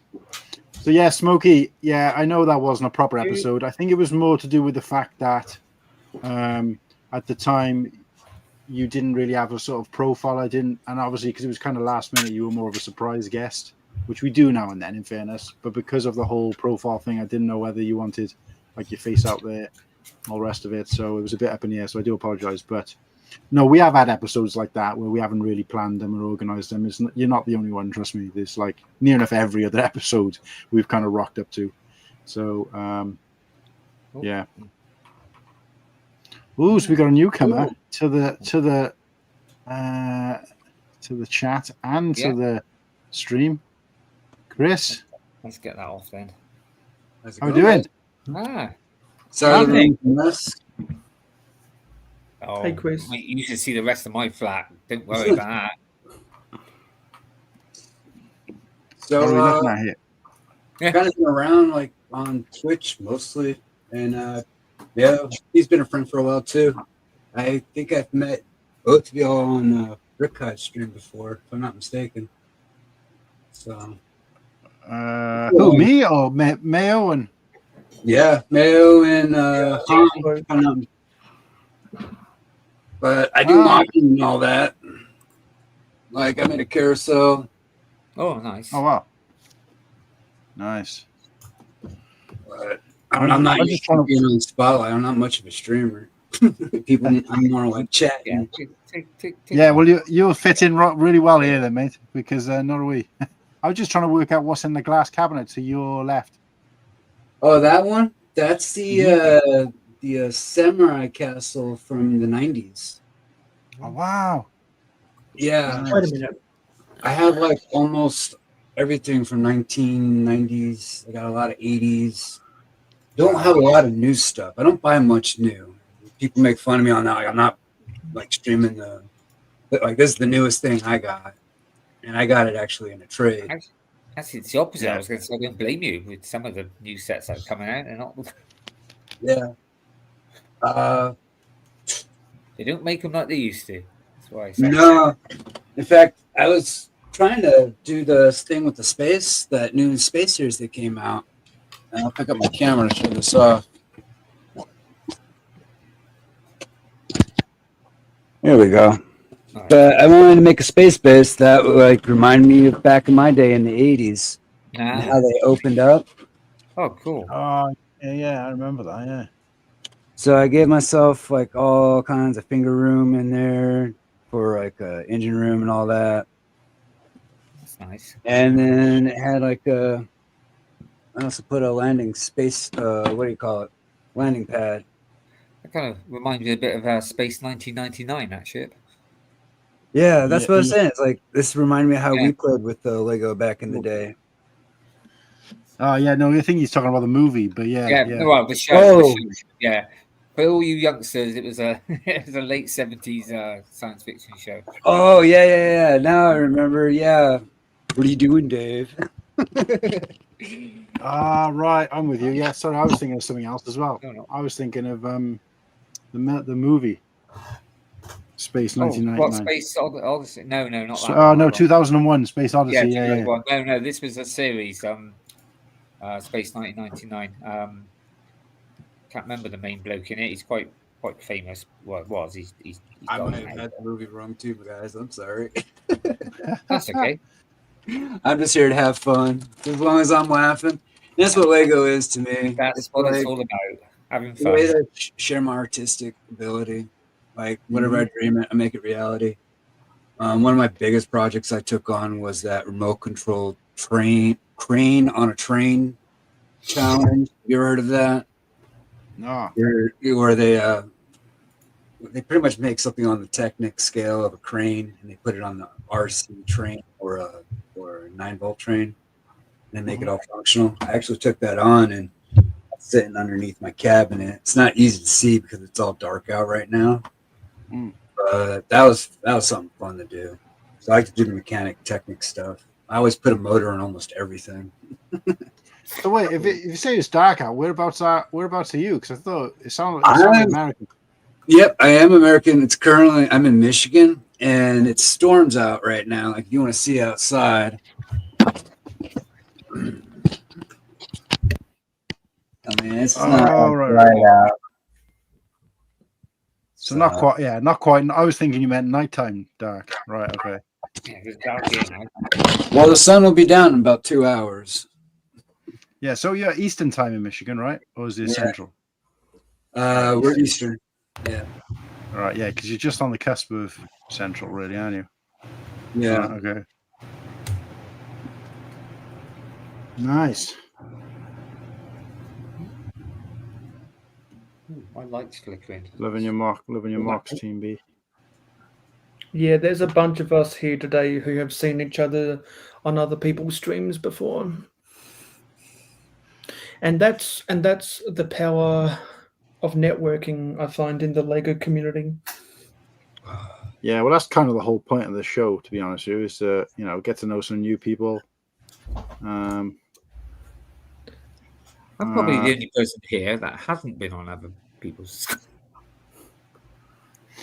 Yeah, but in fairness, mate, you do keep yourself, apart from obviously on this stream, you do keep yourself quite closed off in terms of community. So you only knock about with the same group of guys, However, quite open. Compared to me, I try to spread my wings and fly. Yeah. It's actually my first time interacting with the Lego community, the last 3-4 years. For the most part, I just kind of was in the closet with it. I didn't even talk about it at work. One time I discussed it at Walmart, and they told me if I did, they would never put me in the toy department. I was like, oh, okay, so don't ever say anything at work. Funny. Yeah. I'll be honest, when I started 2022, I think it was, first of all, I was nervous telling people because I thought they'd all take the mick or whatever. And it's suddenly surprising how many people they would say, oh, no, I do it as well. Or my dad does it and stuff. And it was suddenly a lot more popular than what I thought, to be honest with you. I think a lot of AFOLs came out of the closet after the Lego movie was a blockbuster success. Yeah. Well, that's way before. When did that come out? 2014, so that's 11 years old now. Oh, God, and coincidentally, coincidentally, that was the same year when Lego Instagram got really popular.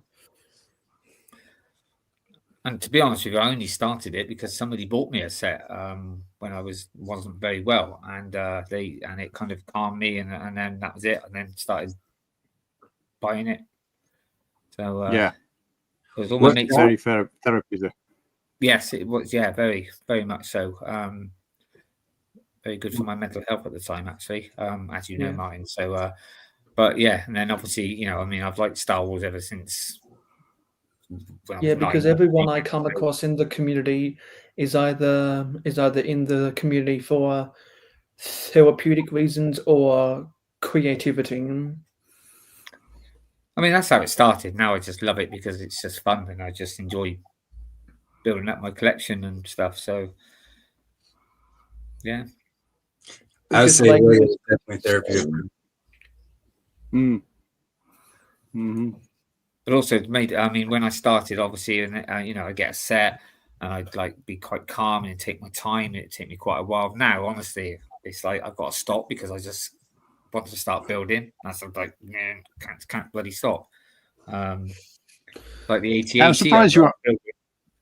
I was going to say, make myself like about 2 weeks building it. Well, I've had it a couple of days, and as you know, I've done all this to it already. It's like, oh, that's the big one too. Yeah, I was going to. Probably. I'm surprised you didn't build on a stream. To be honest with you, no, I'm just trying to like, what's the word? Control myself and just slow down a bit because the problem is once I get a set, once I built it, I'm then looking for what's next then? What shall I buy now? It's like, no. And plus, when you spend quite a lot of money on a certain set, you don't want to do it in like a couple of days. You want to take your time, don't you? You want to like, get your money's worth and preaching to the choir, mate, and enjoy it. Yeah. I actually that was like when I had that Mos Eisley, so I held back all year not getting any Lego sets because I wanted to get just the Enterprise, and I achieved my goal. Look, this tiny piece come off. That's going to take me ages to find out where that went. Damn. Never mind. So, Crimson Joel, how was live? I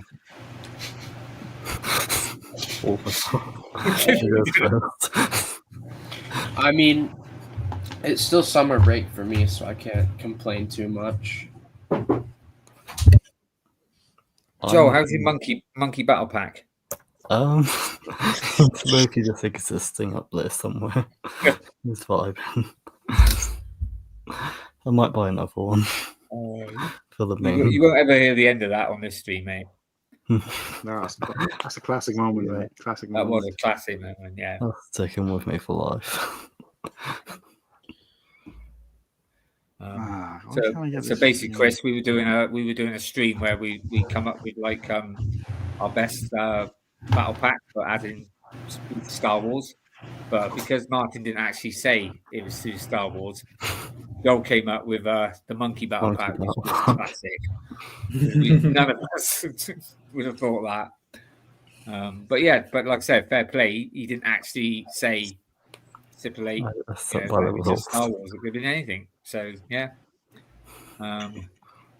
What's everyone's views on the battle packs? If we're talking about the battle packs, my favorite Star Wars battle pack is probably the Stormings from 2008. But in terms of the minifigure packs, it has to be the City Town People from 1992 that has the Paradisa jockey, the guy in the tank top, the delivery guy with the red hand cart, the waiter, and the Octan worker. I'll try to find a picture if I can. Sorry, already know what the Stormtrooper battle pack is. I think mine would have to be the 212th Utapau Troopers battle pack. That seems to be a lot of favor. Yeah, I mean, I'm OT, so mine's either that or the Geonosian for obvious reasons. Right. I mean, I'll give you a clue. What I just showed you, that's to do with mine's the Snow Trooper pack. That's a good one. Yeah, because you can get that one on clearance a lot too. So you could probably snag like 3 of those for. Well, it's retired. Isn't it? It's retired. So I mean, it's retired, but I don't remember too many people flocking to that one, so I don't think it's gone far over retail, if any. No. I mean, you can get it on. Oh, right, that's cool. No, you can get it on it because obviously I want to buy. I mean, not loads, but I want to buy a couple of sets like, to fill out the AT-80, right? Yeah, but not like what Ryan did and spent like 13 packs or something. No, just a couple. I mean, I have got a couple anyway, but I've got one signed by Duck Bricks. I'm not opening that one. So there's the Octane Man boys. That's my favorite minifigure ever. That's what I mean. So the AT-80, you got these little Octane containers that you put, but you don't get to see them because they're all closed up. Yeah, that's a pretty sweet and this would have been $10 back in 1992. So adjust that for inflation. And how much is it going for now? If you want to buy that, I guess in sealed condition, probably 4 to 6 times that price, and used in condition, maybe double. Wow. Yeah. I think it's time for me to head out. It was lovely seeing you all. Hopefully, this won't be the last time here. Goodbye, everyone. You're seeing you take care. Crimson, nice to see you, man. Take care. That's cool. I don't know why I can't get this document to send across. I'm in a nightmare here. So I understand the challenge, right? It's to show off your favorite Star Wars part at the moment. Is that what you guys were trying to tell me? It's a challenge. What's going on? Yeah, that was in a stream quite a while ago. It was. I was like November-ish last year. I think we did for the 10th episode special, which seemed like a milestone at the time. Now we're getting Oh, okay. I misunderstood what you were saying. Yeah, gotcha. But if you've got a favorite Star Wars or any other battle pack, because I had a battle pack when I was a kid, and it was all like castle figures, because it was like you get a pack of like 8 or 6 castle figs. This report triggered a whole build. I don't know if you'll recognize it, but I don't want to get you in trouble on your stream either. So if you want me to stop, I'll stop. Do y'all recognize this the headpiece? Oh yes. Yeah. Oh, Ayla Secura. Yeah. All like, it's got to be handlebars. Cool. So that struck the Lego, whole, isn't it? That's the thing with Lego. That's actually genius. I mean, look what they do with like hot dog pieces and stuff, and other, they make things. Yeah, you don't. That's a cool pod racer. Yeah. Thank you. I appreciate that. I love that technique. Nice. That is a good use of parts, though. Fair play. Yeah, was, Lego's not watching this, so don't worry about that. I think it was like I was thinking the Tusken Raiders. Like, what would happen if they built a pod racer?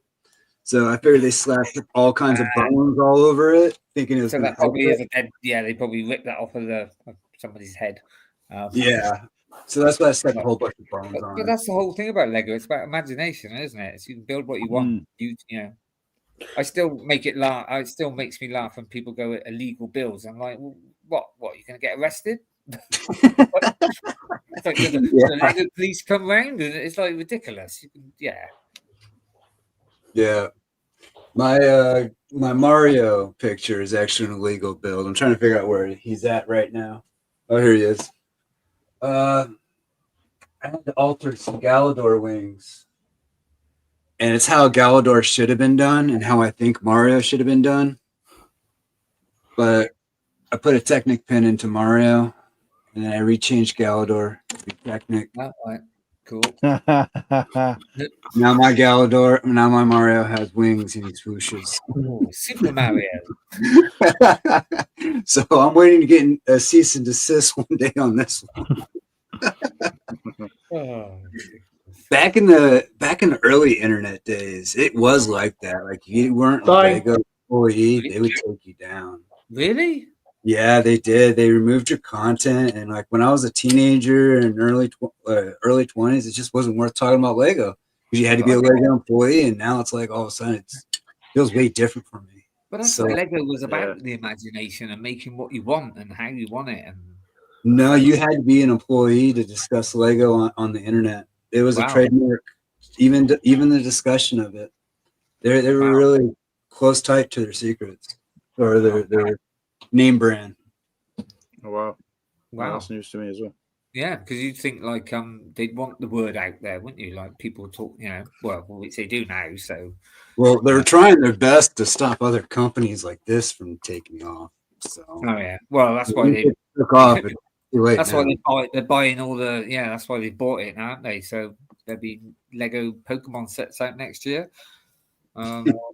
And hence why they also bought. Sorry, Martin, but it's part of the news we're talking about. That's why they bought the Star Trek stuff as well, and they're trying to get all the main themes and stuff.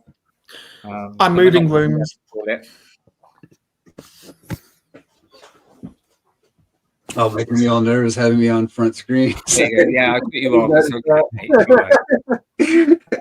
I know. Hey, thanks for letting me be here, guys, by the way. No, you're welcome. Mate, I've been doing this now with Martin for like over a year, but like, unless I'm showing something or whatever, even I don't like being, or if I've come in, it's just me on my own. I'm like, oh, no, I don't. Big screen. So I just got some crap to move out of the way first. Was that your mum saying goodbye just now? Yeah. Actually, I'm gonna go put on a jacket first because it's so cold in this room. Does anyone want to see a tree that I built last night? The what? A tree. Train. No, I built a little tree last night. Let's have a look then, shall we? Let's have a look. It's nothing crazy. It's just honestly, honestly, botanicals eat your heart out. I like the pot on that one as well. Yeah, that's good. Right, thank you. Yeah, I'll be honest, I did design the pot like a few years ago, but it was just kind of laying around, so I just kind of reused it. They spotted that and they nicked it for botanicals. See, so you should sue them. Mm-hmm. That's nice. But yeah, like a leaf nice bush. Technique. That's pretty cool how it just came right off. Yeah. Here's a logo I bought yesterday. I used to have one, but a guy at convention bought it, so I rebuilt it last night. Yeah, that's good. What was the one I liked? Oh, was it Greg's? Was it the Greg's one? I can't remember which one it was. I like the Space Invader one. The Space Invader one. Yeah, he's got a few. I did take it forward, but I never got around to sharing it like everything else on my phone. It's a Greg's one. Yeah, that's it. Yeah, nice. Yeah, Life Breaks. It's a stream after your own heart. Gone at 8 hours. Yeah, that's the whole point of this stream, Tyler. It's not like the normal show. This is just a free for all. We've had all sorts of people in here. How many guests have we had so far? Would you say? 20? It's not quite like it was last time, but no, I don't even think it's that many, is it? Representing my brand. We've had one, nice. 2, 3, Maybe 4, 5, 6. This is what my city looks like as presently constructed. It's a bit messy because that's what happens in between city updates. I think we've only had about 8. See if I can get a central pillar 9 for some of this stuff. Nice. It gets so cold in the garage.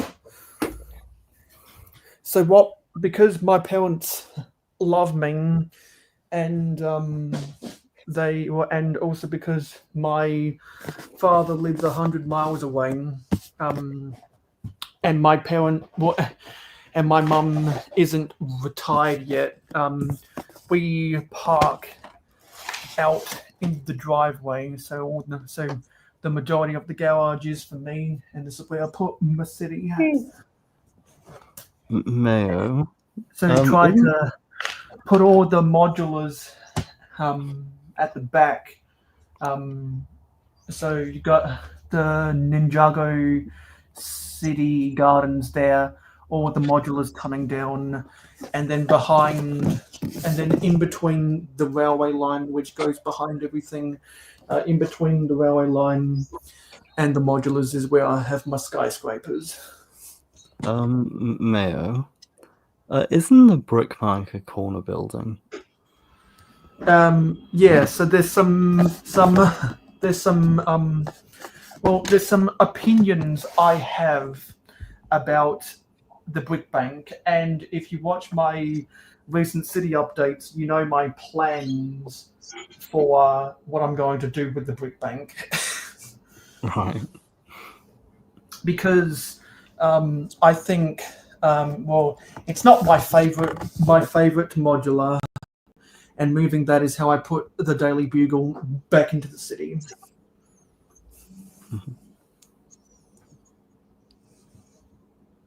And so you notice that the majority of my modulars are the straight buildings, because the way I prefer, like, I try to think about the composition of my Lego city to have the big things at the back and the small things at the front. And so the modulars are generally some of the biggest things in my city. So have that in front of the skyscrapers, which are the tallest, means I can build all my other mocks, which are a lot more smaller, on the streets in front of Modular Row. And eventually, I've got more tables over there, because eventually I want to put more tables in front of these existing tables, so that the city will be 50% bigger. That's what I hope to do in the future, but we have to have walkways throughout here to get across the place, because we're doing just some camping stuff back there. But yeah, this is what I have to deal with my Lego City right now, and hopefully I can continue adding more to it. Nice. And also, if I just zoom over here, this is my build table where I do some streams out of, and you were talking about how you don't like to buy the duplicates of some of the Star Wars sets. My favorite UCS set is the original X-Wing, but I'm never gonna spend the money for the original, so we got the newest version of the UCS X-Wing up there. What the hell? Hi, Slippy. Nice. Hello, can you Nice hear me? set, mate. Yeah, now I know what it was. So what the hell's that? I just see a pair of eyes. Oh yeah, the Fabuland elephant. yeah. If you know, you know. Rohan, I think I got an infection after taking this home. I'm pretty sure. I'm not surprised, mate. You kept, every time Whiskey had gone to sleep, you kept tucking it into bed with him, and he never even noticed. He's used to having elephants in his bed. Well, I haven't told him about a trunk. Yeah. And this is the set I've been building on my streams and other people's streams over the past month. Oh, that's right. Yeah, you did say the Anton, yeah. Are you going to replace the tires on it? No. I haven't put the tires on yet, because I'm at the end of a bag to.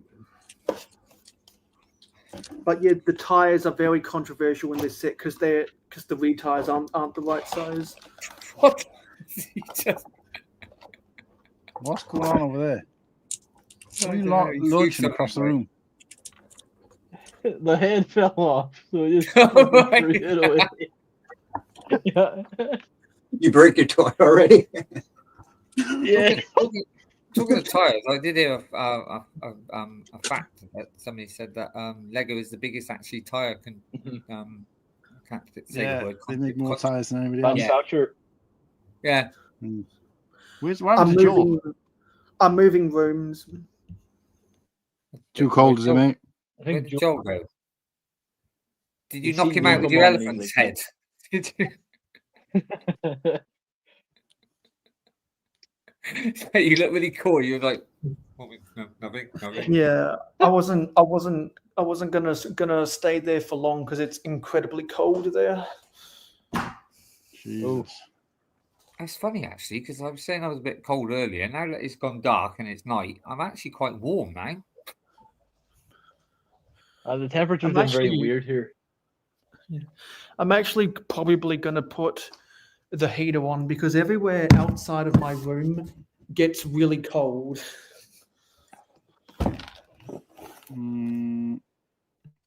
So yeah, Slurpee, while you're here, what did you manage to upload those intros and outros? Because I didn't get a chance to watch. I'm on the PC here. I'm on the phone for the stream, but I'm on the PC now, and I think I can play them if you want. Yeah, they are on there. Right. No, I didn't get a chance to actually watch them because I'd already started getting ready for the stream. Yeah. But yeah, play it if it'll play. Slurpee 2 is end. You should have had 3 of us like waving goodbye. Don't add that. Dude, that's just the computer. Do you want to play the intro or outro first? Do the intro first.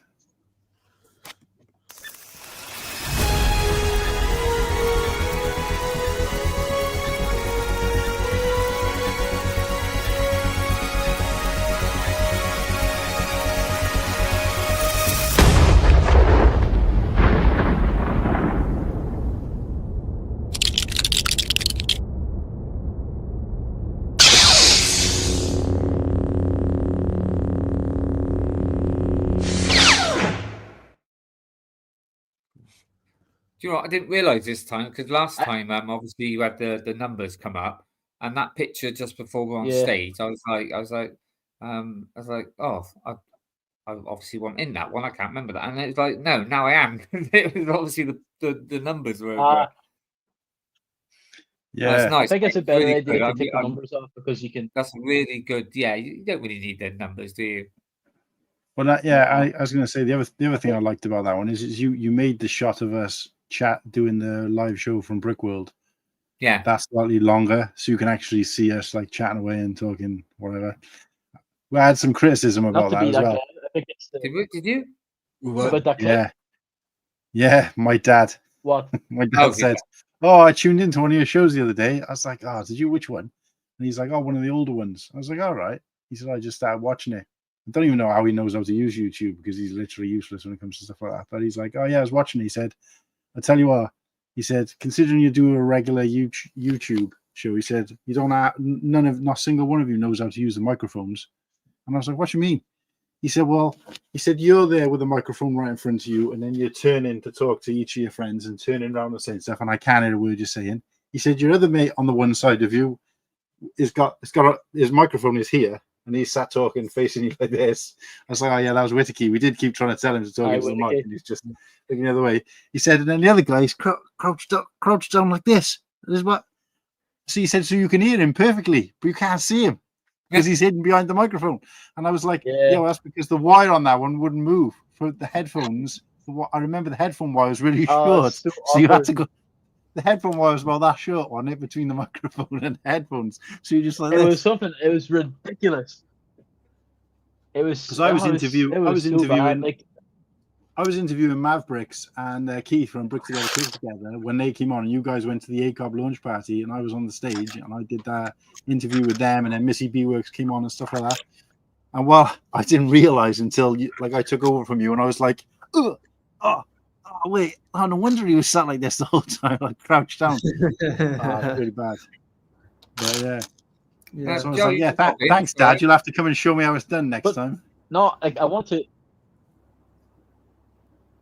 No, because I wanted to make that clip longer because it's like cool, like the show at Brickworld. I thought was pretty cool, but I have watched it back bits of that episode, and it's like, yeah, the audio at the start's pretty ropey because we're not like speaking directly into the microphones.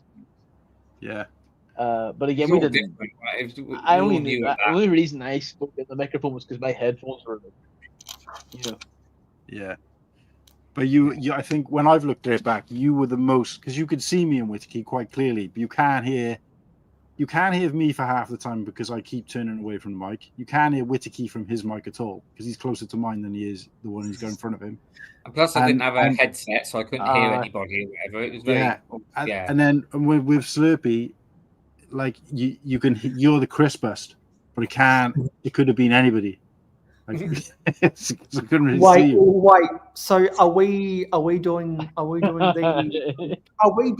the analysis of the bad audio on one of your streams? Not really. Oh yeah. Yeah. Yeah, I'm wondering what I sound like because I can only hear myself speak. Oh yeah, Slurpee. This is Chris. Chris Slurpee. Slurpee's one of our hosts that we do on the Sunday as well. Oh, Chris, nice to meet you. Nice to meet you too. Yeah, well, I was going to say, now that he's seen that intro, he probably knows. How are you? But, oh yeah, of course. Well, cool. Yeah. Polite. Sorry for being polite. So where's the outro then?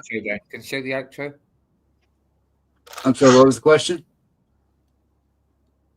Oh, yeah, I'll say no. I like the outro more, but yeah. So guys, just to explain the Joel thing, in case you're wondering. So Joel, he said this to me. I don't suppose he minds anyone here knowing, because obviously we're not the problem. But so I've met his dad a couple of times when he's come with him to help him set up for the events that he displays at. And the first thing he said to me was, "Don't tell my dad I'm on YouTube."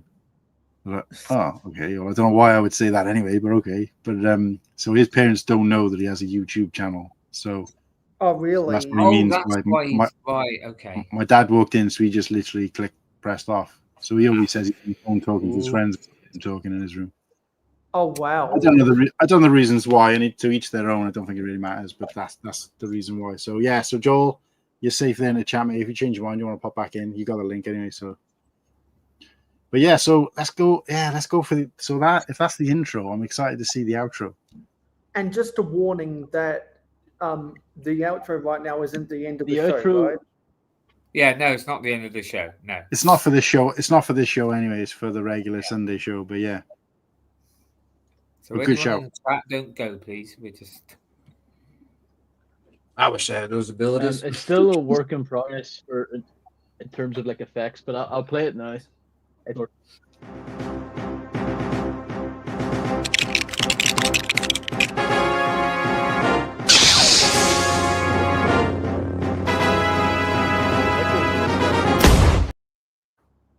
Yeah.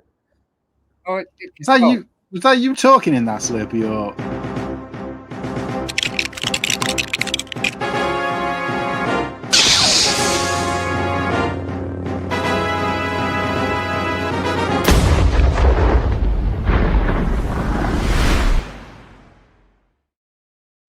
I love the stormtrooper at the end. I didn't see that before. Mate, class. Imagine if that was in 3D. If you had your 3D glasses on, that stormtrooper, brilliant. That was first class. time I saw that. I just thought it was bits of Lego. I didn't realize that's just I could really see that was a stormtrooper. Then that was cool. Have you set it so that there's watermarked or anything like that? The reason I'm asking is because would you be able to play that? Two things. First of all, are we able to play that, and we're not going to get copyrighted every time like the last one? And also, could you post that onto like Instagram?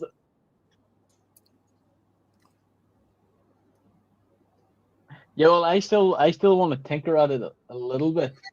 I want to kind of just clean it up a bit. You know, can you still hear me? Okay, my internet's fucking really bad right now.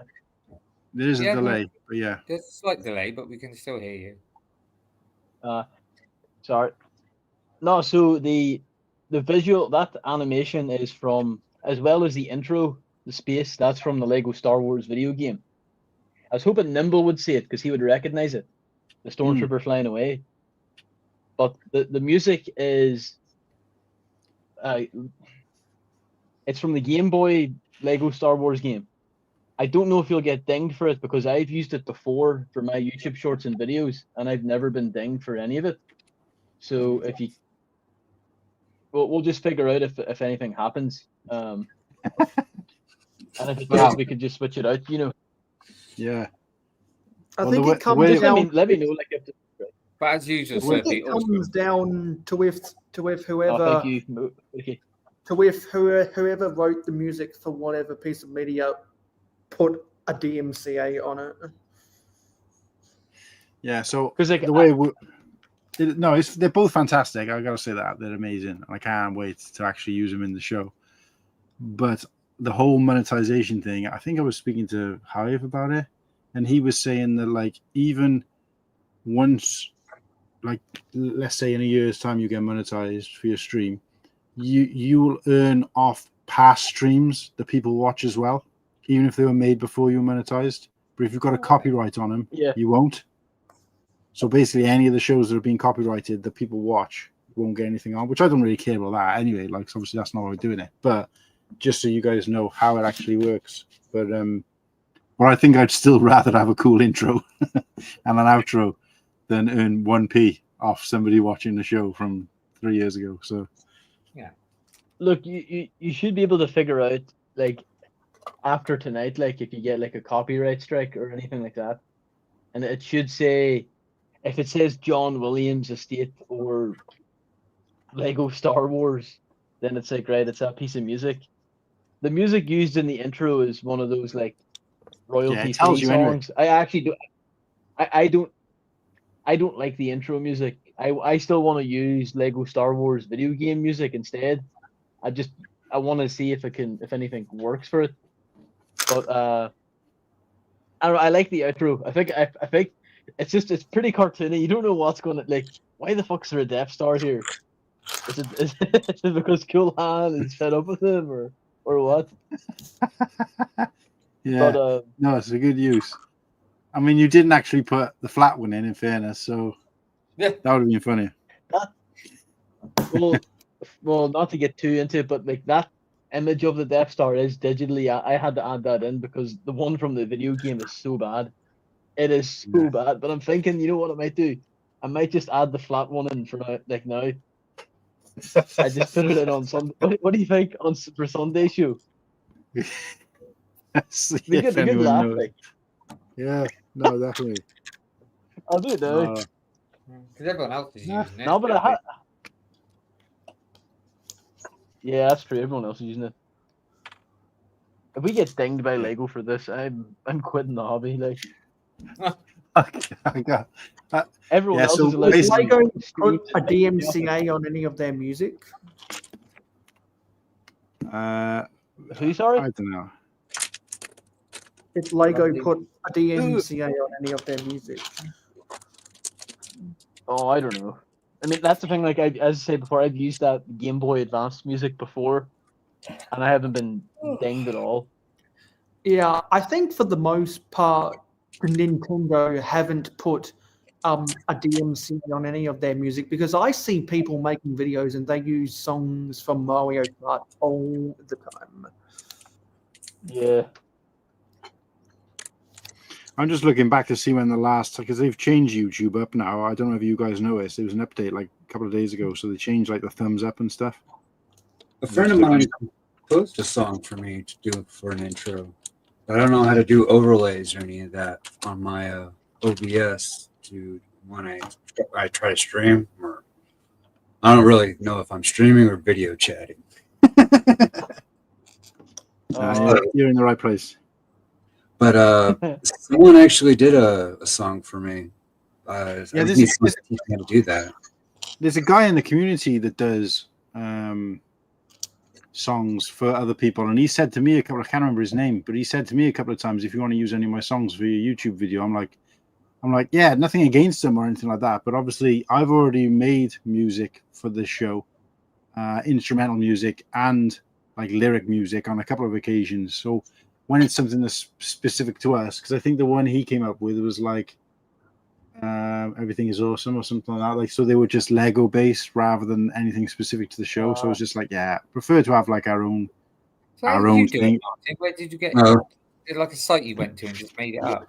So I basically had to. I wrote the lyrics myself. So just sat and just came up with the lyrics. Like, you know, they were kind of rap lyrics, I guess, essentially. Yeah. But they could have been used in any way. So I wrote that on both occasions. And then I pumped it into an AI site, but the AI site is specifically designed. You can have some that you'll put keywords in, or you can just tell it like what you want it to be about in general, and it will make up the lyrics as well. I didn't want to do that because I wanted to be specific, and they're actually quite shit when you listen to them. Right. But that was another question. I was going to ask you the name of the site, but if it's shit, I won't bother then. No, I'm saying. How can I find out whether? What I'm saying is the ones that are shit are the ones where you ask them to put in to create the lyrics and the theme. Oh, right. Those ones are shit. So I've got them on my phone as well, but they're crap. The better one that I found was if you make up your own lyrics and then you type in, and you've got to type in a style of music that you want her in, because there's lots of different like reggae or punk rock or something like that. No, well, even within hip hop, you can't. If you just put like, I want a hip hop beat, you've got to be quite specific. Right. So you've got to have it like you want you want hi hats, you want treble bass, you want so you've got to know a little bit about how music works as well, if that makes sense. And what site which I'm not. I've got no experience. I got no experience in that, but I'll get to that in a sec. Give me a sec. Okay. But so, and then you put it in, and then it gives you some examples, and you pick one. Then you can fine tune it and change it. So you can say like, that's got too much treble in it. That one's got like there's not enough of the instrumental, or the chorus doesn't repeat enough. That kind of stuff. So you adjust it like that, and then it gives you a finished product. The problem is that all the sites I've used for like the 4 or 5 pieces I've done, you get one free piece of music. So what that means is if you try to do another one, then you've got to pay. So then I've used a different site. So I can't tell you the site because, well, I can, but you can only make one piece of music, and then you have to move to another one. So that's just generally the way they work. But like Acop pay for this. So, for example, if I was looking for an app on Google, what would I put in? Just Music Maker or something? Yes. So you want I think I put like AI Music Maker, and then within that you want to look for one for like theme songs, because a lot of them will use music that already exists, but you can't do that. No. So because I own the rights to that music myself now automatically, so it can be reused. Hey, Cliff. Because obviously, like Sean, like with Sean Izzy, he probably does. So they pay for this, so they can reuse the same site. And the thing is, with those AI systems, just like any other AI, the more you use them, the more they familiarize yourself with what kind of thing you like, what you're looking for, and they can fine tune themselves to you. Right, cool. It learns from you. But yeah, sorry, Chris, I know you were trying to say something in there. And what's up, Cliff? Cliff, by the way. Well, I was trying to figure out if someone claimed that they made a song for me, how do I find out whether they actually made that song or it's an AI song? Because it has no words to it. There's websites. Would you like websites you can use where you can not just with like AI music, but like AI art. You can upload it and they can like scan it. Because I remember Sean from ACOB talked about the May the 4th Boba Fett, Jango Fett Slave 1 song. And I think a lot of us in the community were kind of like, it sounds AI, but I think that they kind of ran it through a program and it's like, yeah, this was real. There's like some ways you can kind of tell if there's like it sounds a bit weird, but like a lot of AI music is like a fuzziness to it. Like it's not really clear. Like it just sounds kind of like it just Mario? It just doesn't sound like Mario. Huh? Like Mario. Kind of a little bit. Like play a song and get in trouble, or no? Because it is on YouTube. That's what I was wondering. Because, like for example, their Girth Gang song. That's where did they probably just got that? Did they from one of the? No, that was different. So that's not an AI one. No. Yeah, so he created the music, the lyrics, and he recorded himself doing it. But that is a massive piece of work. Right. That's a massive piece of work. Because I started working on it, and Sean sent me the original music that he created, so that all we had to do was record our own vocals, and then Padawans was going to put it onto the track, so we would have like the UK version of Boxer Boys. But but still hasn't happened. But then we want our own, like you say. No, this wasn't for us. This wasn't for us. This was back, before we even had a show. So, So I was saying that I was going to do it. So I spoke to him, and it was originally going to be like a diss track type thing, like taking the mix.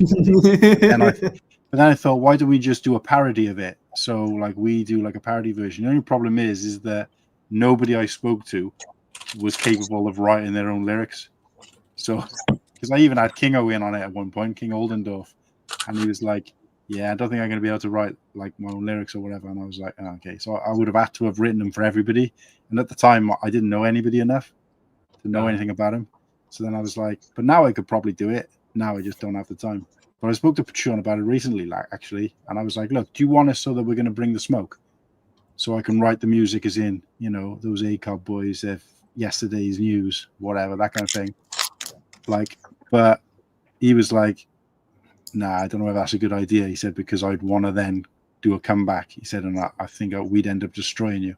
And I was like, "Whoa!" Okay. And I was like, a bit like the Beatles and the Beach Boys years ago when they were. "Yeah." So not in those words, but I think he was trying to say, like, you know. And I was like, "Okay, we'll just do a parody instead." Like, so. But yeah, so I was up for having this. I was up for the smoke, like, but. Well, because I must admit, I mean, you know, it wasn't that, you hadn't known us that long, but the one that you've done, which is still now, I thought they were great lyrics, you know, with the, what was it, with the Slurpee, with the ho-ho, and there's, what is it, something about my boxer boys, what was it, Thespian at night? Can you guess his boxer boys right? I thought that was great. Yeah, I can't even remember. Yeah. Yeah, try and play it.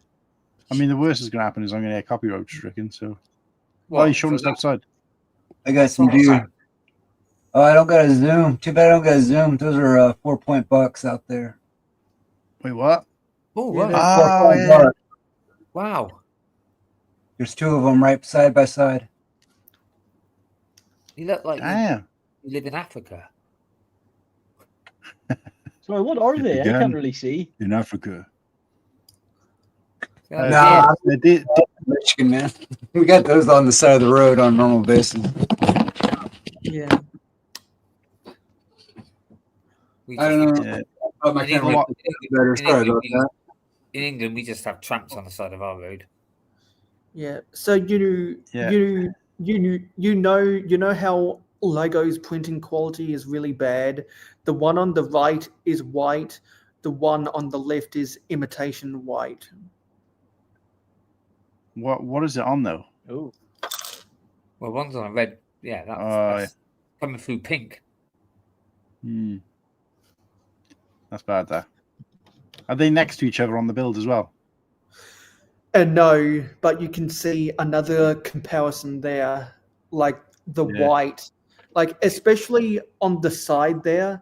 You can just it's less noticeable on camera, but in person, I can see the red bleeding through, and the color gradient is really not good. It's not quite as bad as Commander Fox's chest, but it is still quite bad.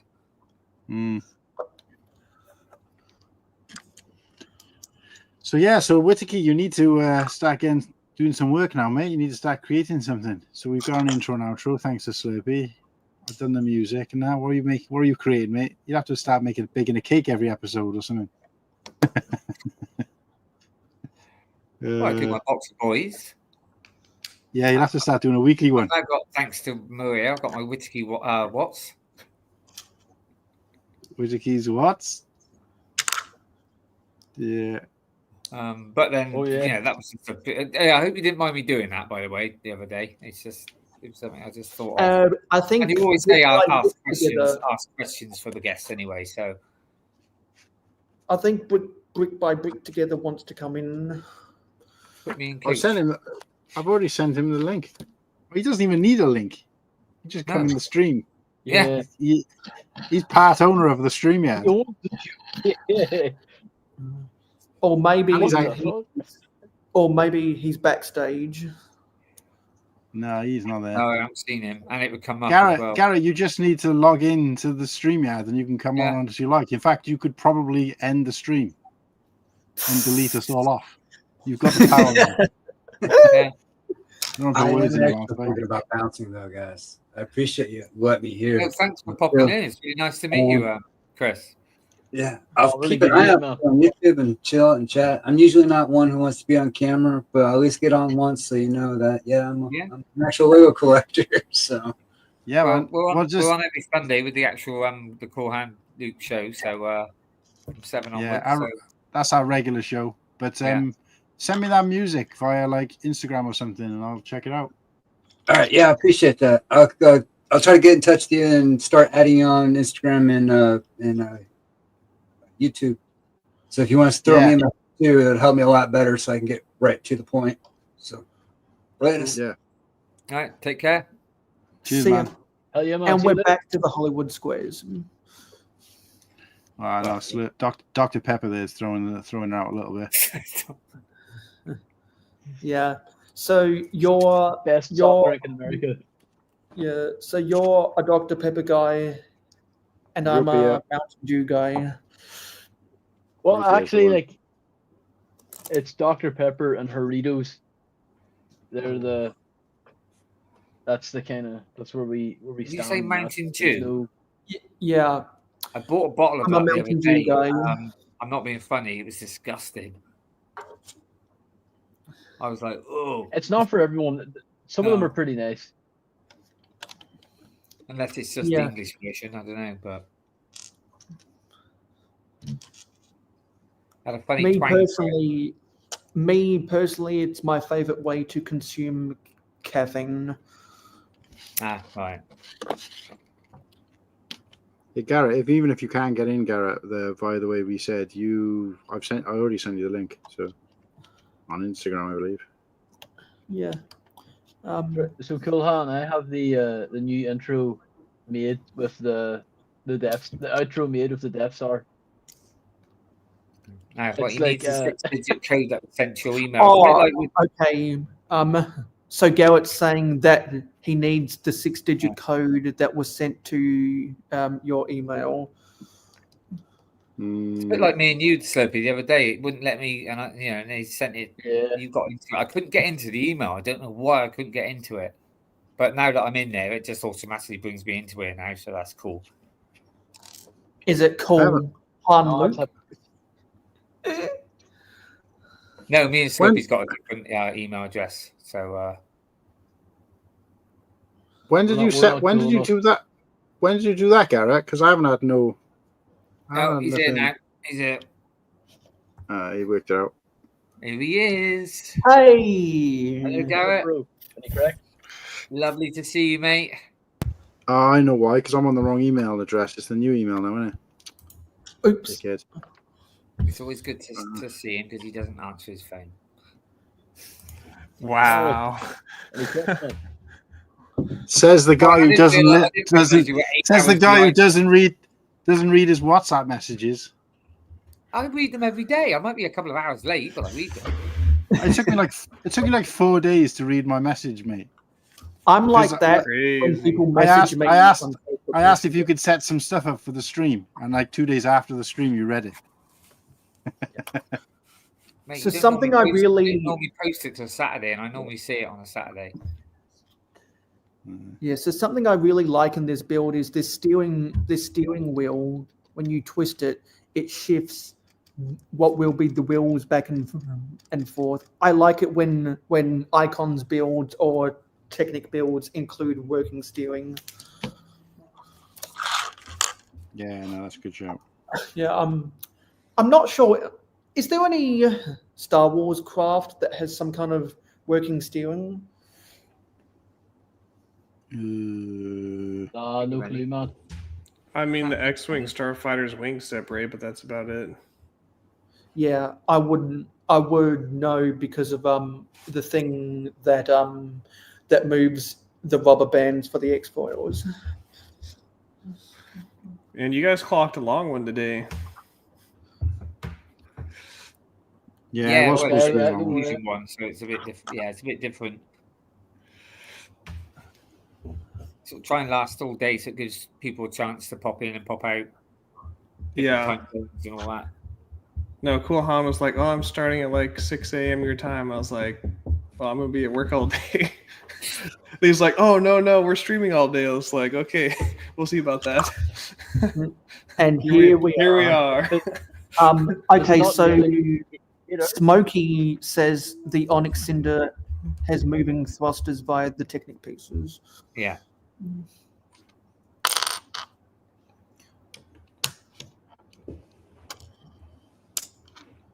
Have you ever seen that, Mayo? How that he does that? And no, because I've never seen someone playing with the Onyx Ender. Hold on then. Oh, so you've got the Onyx Ender. How you doing, Slurpee? Garrett, long time to speak. Any crack, man? How are you? You mad bastard. Not too bad. It's good to see you. Did you come? Did you go on a vacation to the U.S. again, or are you posting just some pictures? No, he went to Poland, aka San Francisco. Oh, okay. I was like, bro gets around. Kirsty was like, "Oh yeah, look at these posters," because I think she must be following you on Instagram or something. But she's like, "Oh, look at these pictures that Slurpee has posted," and then you dropped the link. She's like, "But he shows he's in San Francisco," and I was like, "What the fuck?" No, it's some name of some Polish town in San Francisco. Like, yeah. I'm just gonna stick myself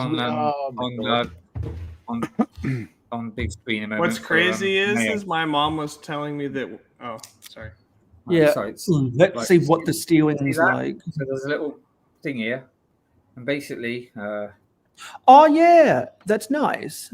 yeah, there you go. You can do that all day. Yeah, somebody's watched my video. Thank you. No, Oh, look, I can yeah, do this. because Oh, you know that's a cool mechanism, and then the mechanism in the new MTT that deploys the droids out. The droids, That's yeah. a cool mechanism. So my grandmother was a quarter Irish, and that I guess makes me an eighth Irish. And so my mom said that I could probably get Irish green card or citizenship. See, honestly, I'm a cool Irish. You can get you can get an Irish. You can get an Irish passport. There we go. Yeah. That'd be sick. I actually have It's a- family that still live there. My grandma's gone and visited them. It's just You're probably related to me then. I know we're pretty much family at this point. Hey, just to like, I'm gonna peer pressure you more. The Irish passport's one of the most powerful passports in the world. So if you can get it, yeah. That would be epic. Mate, you can make an Irish passport at home. Just get a potato and slice it in half. There you go. Wow. He's racist Englishman. Hey, you made my Look at this guy. He's just jealous. That's all. He knows.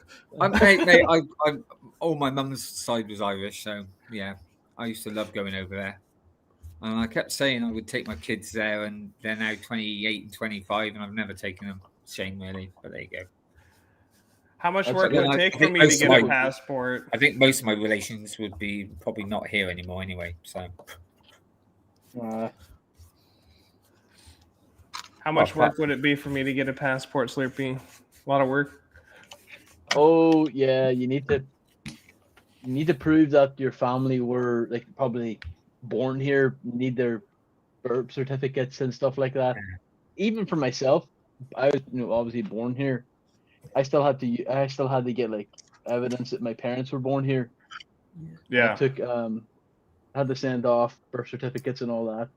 It took I want to say it was 2 or 3 months maybe to get my passport.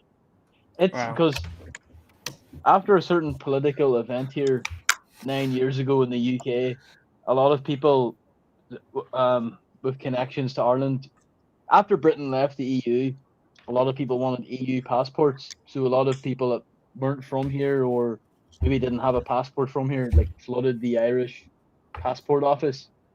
And I don't know if it's still an issue, but like you can be waiting like months. Like when I got my British passport renewed, it only took a couple of days, and it came in the post. Whereas like the Irish that's what I was passport, going to say. Last time mine took months, and obviously 10 years later I'll get, and people going, yeah, you better get it done because it'll take a while or whatever.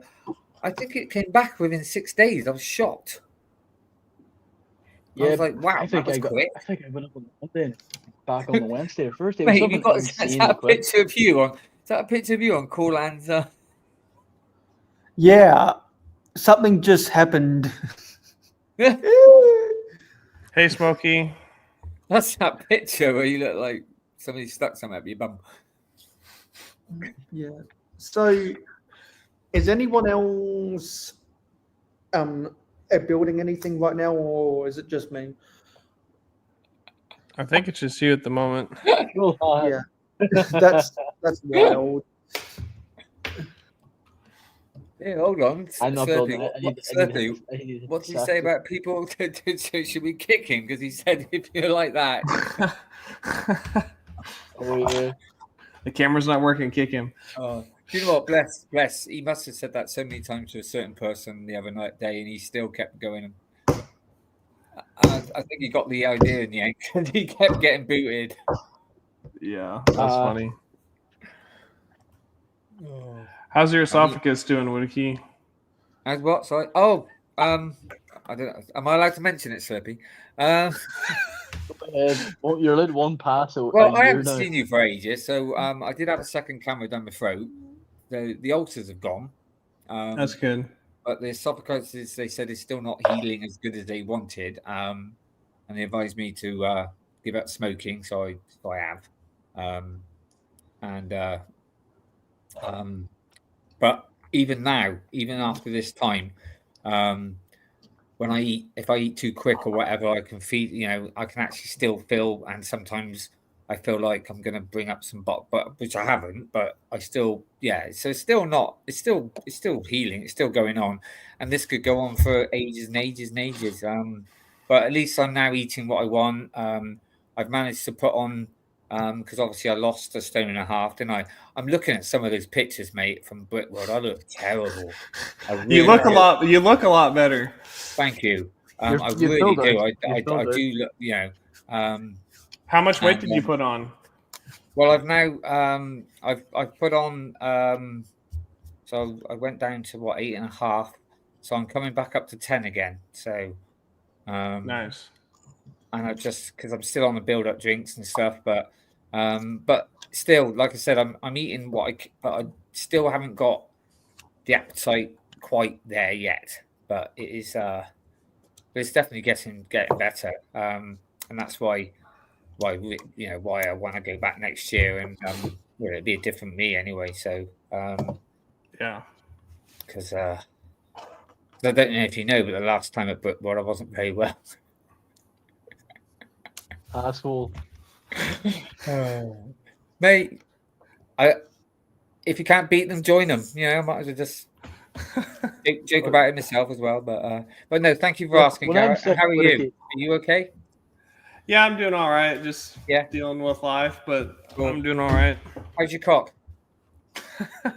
I don't know. I haven't seen him in a while. Oh. I have to get him out to play sometime. All right. People are like, what the hell? What was his name? I forgot anyway. Does he have a name? I don't think that one had a name. I had a few other ones that had names, but I don't remember that one's name. Oh, bless. Yeah. Sorry, I can't resist saying that. But I remember showing it to me. That sounds wrong, doesn't it? Yeah. And he thought it was hilarious. He was like, "Jesus, look at the size of that thing." Oh yeah, then he tried to fly away and knock all my Legos over. Yeah. And I had like bleeding. What was it like raptor things on the back of it? It's like, yeah, he had big claws on the back of his legs. The spurs. Yeah, spurs. That's it. I was trying to think of the word and I couldn't. I wish Martin had come back. That picture keeps looking. I keep seeing that picture. Yeah, it's just gonna be there. That one collection that kid had in here was freaking crazy earlier. Yeah, and I was like, that kid's got. I don't know if he paid for it all or his dad did, but I was like, that kid's got like $100,000 of Legos. I'd be ashamed to show mine after seeing that. Jesus Christ! But yeah, I was going to say, hold on, you're at university. How the hell have you been able to afford all of that? Because Lego's not cheap. No, unless his dad has unless his dad has money set aside for him, or like, I don't know. I assume his dad paid for a lot of it because there's no way you're going to college and making that kind of money. It's after 10 now, isn't it? Yeah, that's right. So I was going to say, unless you make a lot of money being a rent boy. You'd have to have some kind of crazy online job or something. Yeah, well, I went. It says on his Instagram that he's twinning. He's got 74,000 followers on TikTok apparently. But still, that's only like I don't know, like maybe 20 grand a year, 15 grand a year of like income. Right. You make money on TikTok, yeah, as well. Yeah, I don't know. It's possible. It just you'd have to be. I found it crazy. I mean, going back a few years now, but yeah, I didn't realize. I just thought all these things were like just so short. I didn't realize that people actually make money on them and all that. Yeah, you just have to get a lot of viewers. Yeah. I must admit, I tried TikTok. I just find this a lot of weird. Yeah, strange people on TikTok. I've been asked by people to like upload the blockhead shorts and all to it.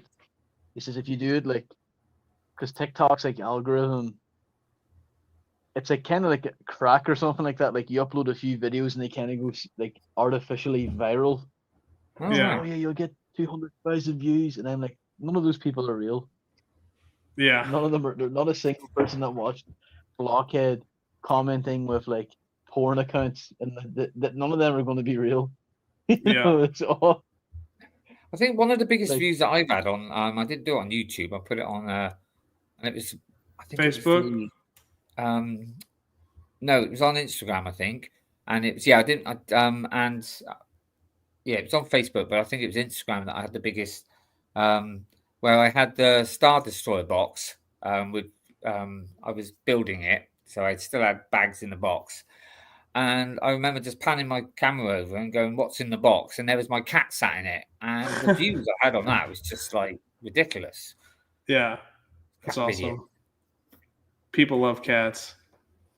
Well, it's like the ATA box. I've taken like 2 of the boxes out, so you've got 2 boxes inside. And the other day I went in to grab the 3rd box, and he's just there. He is in there, sat in there, just.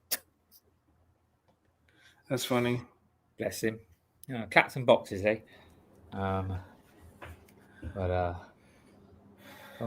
think tomorrow I'd start on number 14 bag on my AT-AT, and 4 more bags and it will be over.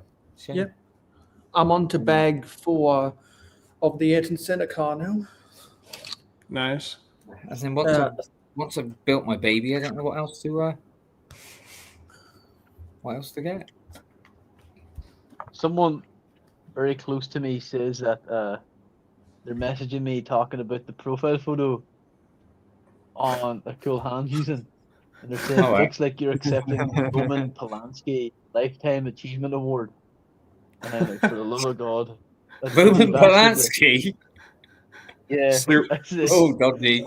Slurpee has the Nobel Peace Prize. I actually like that photo. I do look. I do look like I'm more. Have I got that on mine as well? No, it's not on. Yeah, no, it's a really good photo. You know, all of my best photos are with other people because I'm a selfie hunter. Garrett, did you see the I mean, it's only it's AI on it or something. It was but the little avatar that Kirsty done of me. No, I didn't. I missed it. Yeah, this is. Yeah. Well, if I do big screen, this right? Is mine. There you go. Look. That's pretty good. I was impressed. That's pretty good. She was worried that she was going to worried that she was insulting. And I was like, no, I thought that was brilliant. But it was like, guess who it was? It was in our quiz. Yeah. And it's a shame you ain't got yours, Slurpee. Yeah, mate. That was wild, hey. That was great. But straight away, I was like, "Oh, that's me." And I was like, and Martin was saying, "Oh, Kirsty was worried she's going to insult." I was like, "No," I said, "That's great." I said, "It's really good."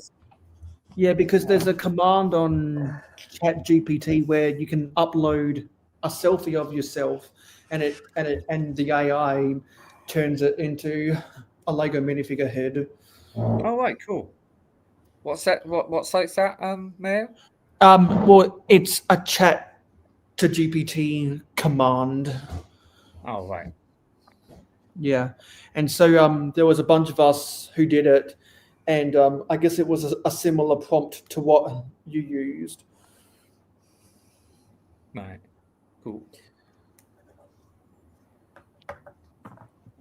So you, Garrett, you off to are you going to Brickworld next year? I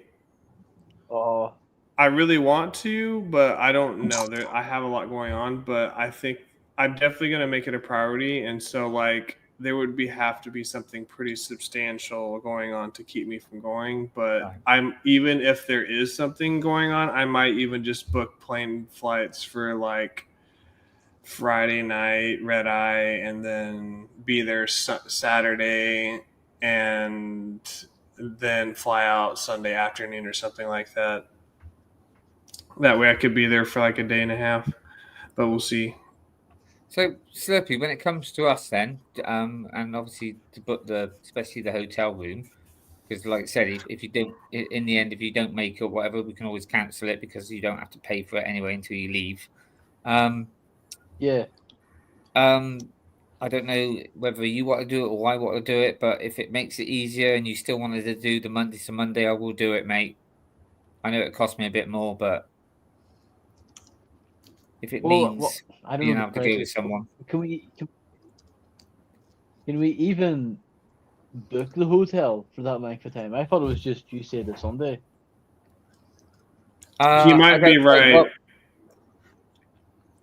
I don't know. Can you not? Like at least that special deal. Oh right, but if it's a special deal, then I'm still happy to do the Tuesday because obviously you come from different countries like that. So if you went a day earlier and went into another hotel, that's fine, isn't it? Because that's what some people. CJ and all did that too, where they landed like on Saturday and they stayed at some other hotel or whatever for a few days. Yeah. Airbnb junkies then I don't know where they stayed at, but like if I book it the Tuesday to Sunday, if you go earlier, you'll be going to a different hotel anyway. So awesome. Oh yeah. Yeah. I'll do that, mate. I mean, I'll try and do the Tuesday to the Monday. If they don't let me, I'll just do it to the Sunday. And then obviously, if you're going a day early or staying a day later, then obviously you'll be going to a different hotel anyway. So it won't make any difference. Sean. And ACOB's still here. Team B is still here. ACOB. Even Sean? Stay at the Donkey Den. Stay at the That doesn't even sound real. I don't know what that is. We stayed at the Mother. No, man, like, I don't know. Like, are these places like dives or like you know what I mean? Like, I need class. I need luxury. Yeah.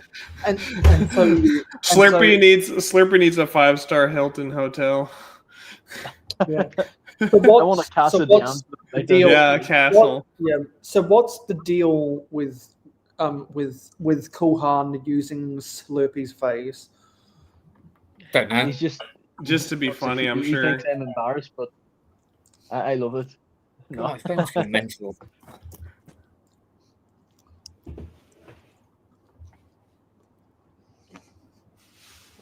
So I feel like I've been on stream for 8.5 hours. How long have you been on Winicky?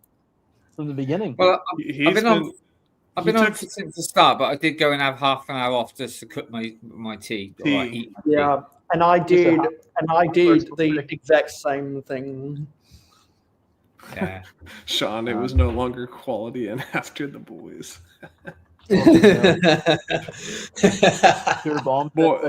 Boys ran through the quality.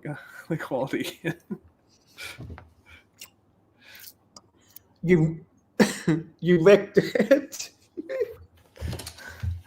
Came in like a wrecking ball. I never hit so hard in love. All I wanted was to break your walls. All you did was wreck me.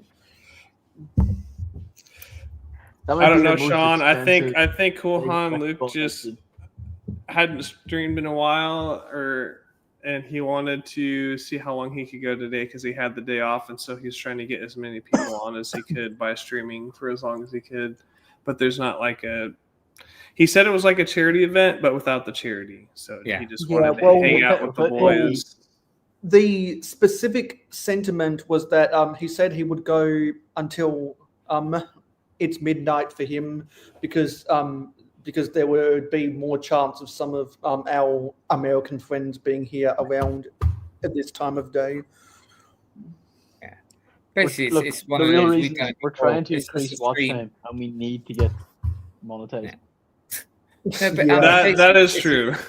It's a stream That's, of course, the real reason.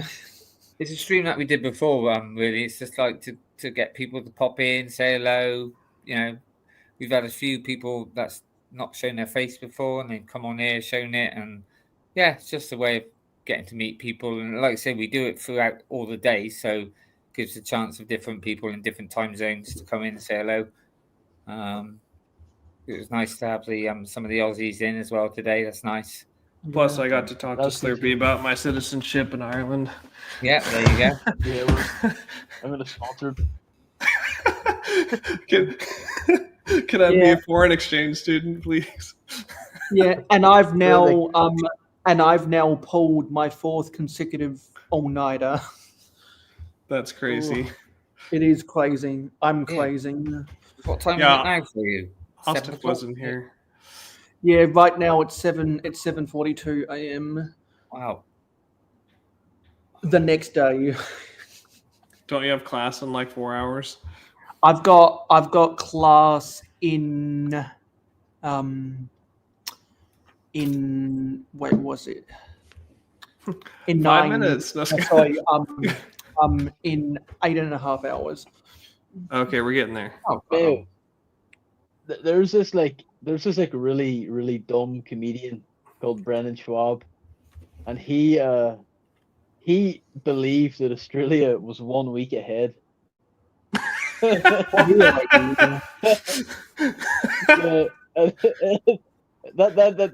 set me rolling because it's like he thinks Africa is a country, Australia is 1 week ahead. I'm thinking, hey, some people really do like survive out here. You know what I mean? That's crazy. You survive. Yeah, like this guy's a multi-millionaire and he's talking about like why? Oh my god.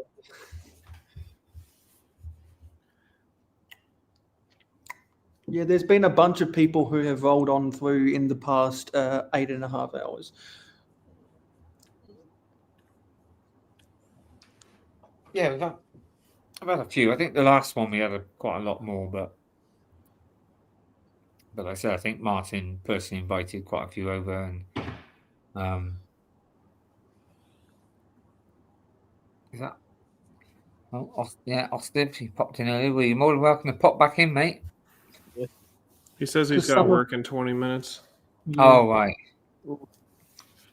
Some of you guys had the universal invites. Ostef said he's seen Superman 17 times. That stuck with me all day. That's crazy. That's why he's gone off. He's gone to put Kirsty to bed.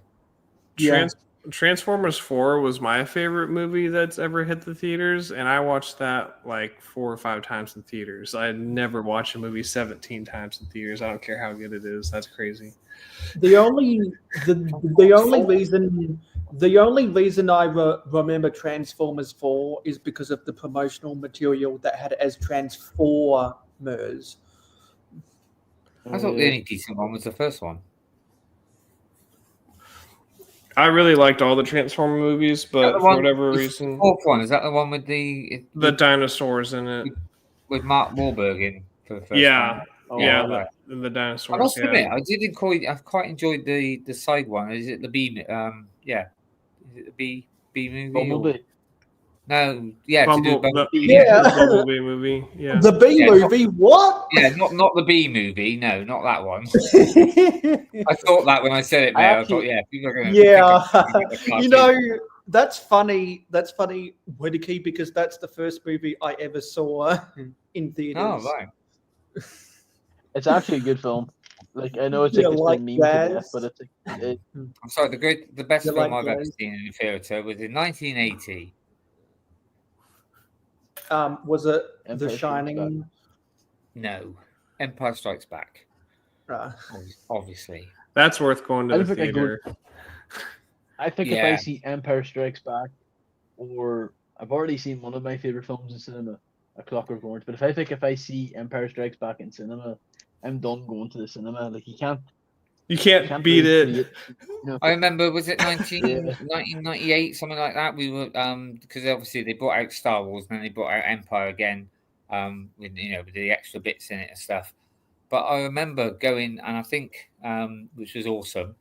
But I remember especially Star Wars, and I was with my wife at the time, and we were going in, and she couldn't get over that people were rushing, like running down to the, and she was like, "Why are they running?" I said, "What, why are they running to the thing and stuff? Didn't they book the tickets?" I went, if you weren't holding my hand, love, I'd be running down with them. I tell you. And she just couldn't get over back the. then. She couldn't. Back then, you bought a ticket, but you didn't get like allocated seats. It wasn't like it was just you sat Yeah, down maybe. whenever. No, I think we even had the seats booked. I can't remember now, but I remember because it was a couple of months before Connor was born, and I remember her saying, like, because obviously the song, the tune came on, the big Star Wars tune, and she said, "My God," she said, "he's kicking like mad," and when we got home, we put it on to see, and it started kicking again. And when he used to be quite cryy, whatever, we put him in front of the TV, put the tune on, and he just calmed right down. Yeah, and so that was so that was a couple months before what you said, and that was also a couple months before Paul took that photo of slurping. But yeah, Connor, apart from because obviously, I mean, what was he? One in a bit, whatever. But later on, like with Phantom Menace, and obviously, I used to play sort of that as well and stuff. But yeah, apart from sort of mum and dad and that, one of his first words was Jar Jar Binks. Really? Yes. That's awesome. Yeah. Oh, bro. Jar Jar Binks and Babble, which she used to call Winnie the Pooh for fear. Now, my daughter, and people think I'm joking here, but I'm not. Again, I would say, apart from mum and dad, but it might even be before that. Her first word was no, and if you knew my daughter, you'd understand. Classic. Yeah, and my favorite flavor of slurping is grape. What? Yeah, I've just brought out the orb of confusion right now. I think my first word was "help me," and my family's like, "Oh my God, he said 2 words," and I said, "No, help me, like just one you conjoined word." No, you don't understand. Help me. That's a bit worrying. If that was your first words, help me. The horror. He needs help playing with his toys. Somebody showed me something on YouTube the other day. Obviously, it was AI, but it was like this woman holding a baby, and obviously they got it to look like it was talking, and it just said, "It said my parents are really poor. Stick me back in."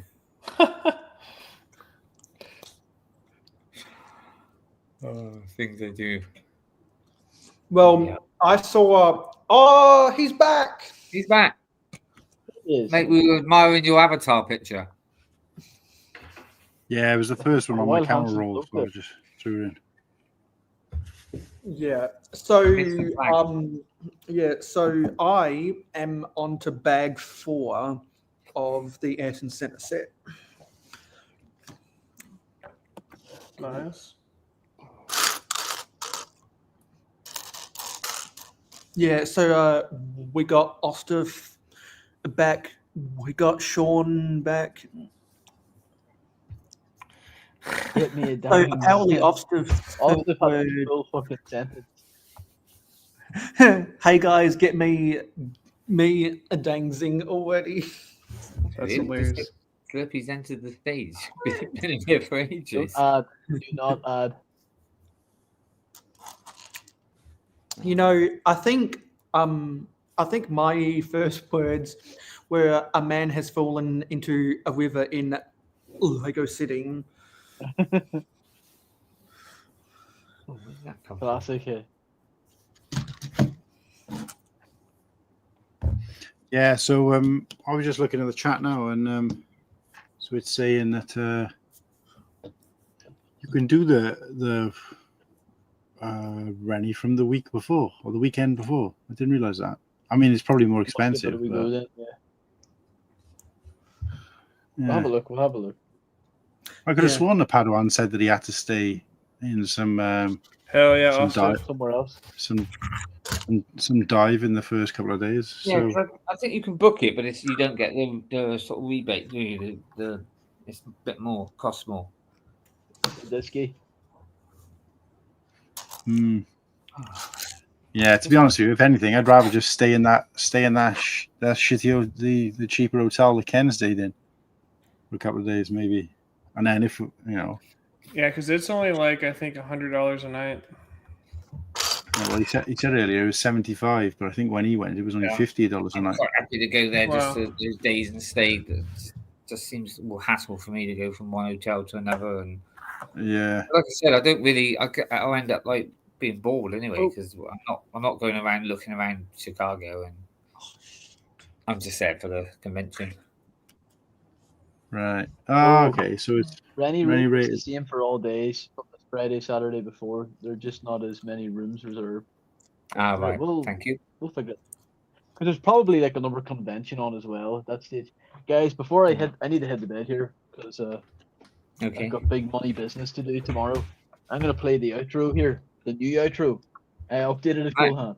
It's pretty fucking Okay, cool. Yeah. It's got the flatty in it. It's got the frisbee in it.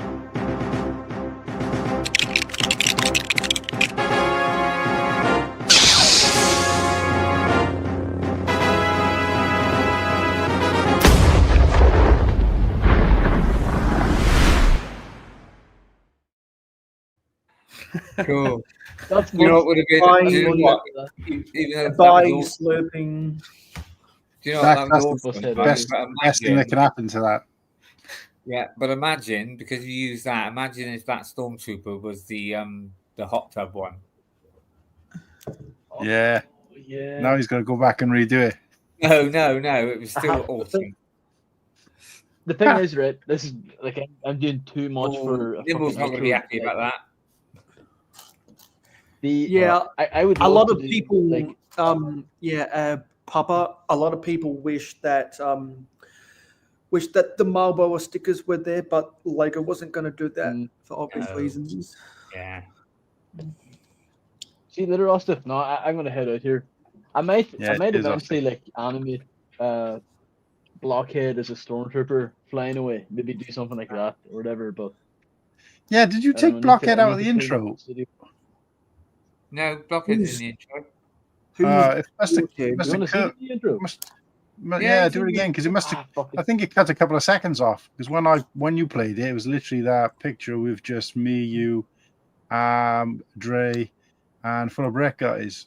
That was it. I mean, I saw it. I saw it there because it's the bit where the anvil falls on his head. Yeah, I think.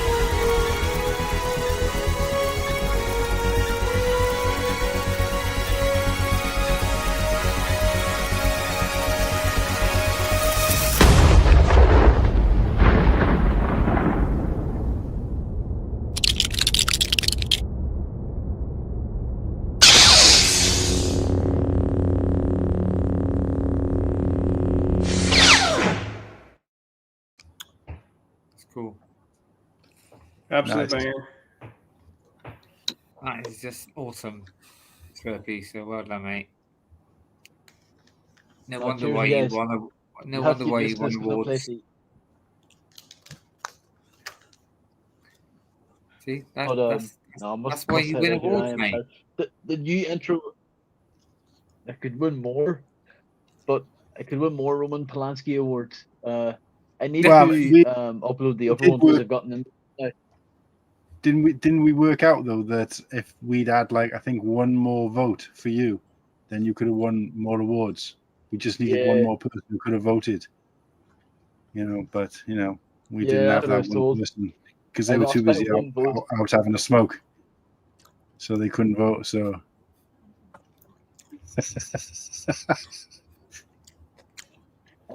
As Mark said, you know what Mark said to me, Cool Hands? It's better luck next year, loser.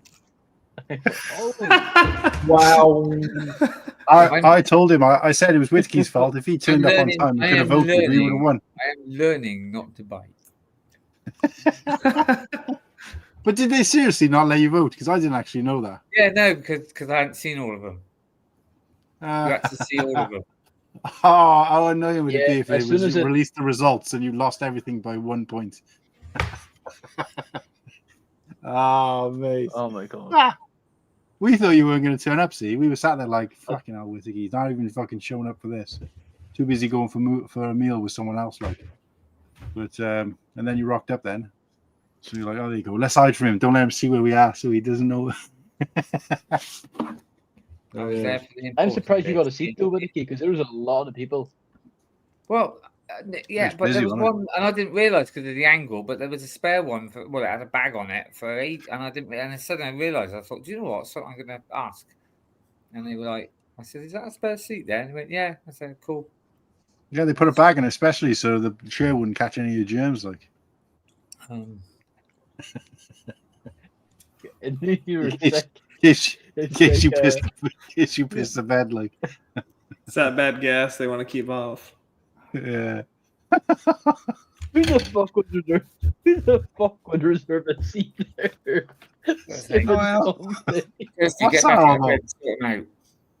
Was it a plastic bag? It was like a leather. It was like a rucksack, that sort of thing. But you should have taken the bloody rucksack. I would have crossed the room. How did get this out of here? What a brick world! Yeah, you're not Germans now on a Mediterranean holiday, like. Oh, with the towels, yeah. They probably got there 3 days before and put their jacket on there, so they got a good seat. And then probably still sat somewhere else anyway. Oh, Christ! Blimey. Yes, I remember going to the cinema once. Right, we've just become Limitless members, so you have to book your seat. We Limitless people have to book their seats in advance. Then now everybody has to do it since COVID. But so we'd book your seat where you want to sit or whatever. Anyway, we go in. There's 2 blokes sat in our seats, and I was like, I said, we've reserved these seats. And he's like, oh yeah, sorry, hope you don't mind. He said we booked those 2 seats by ear. He said, but they weren't very good, so we sat here instead. I was like, oh yeah, great.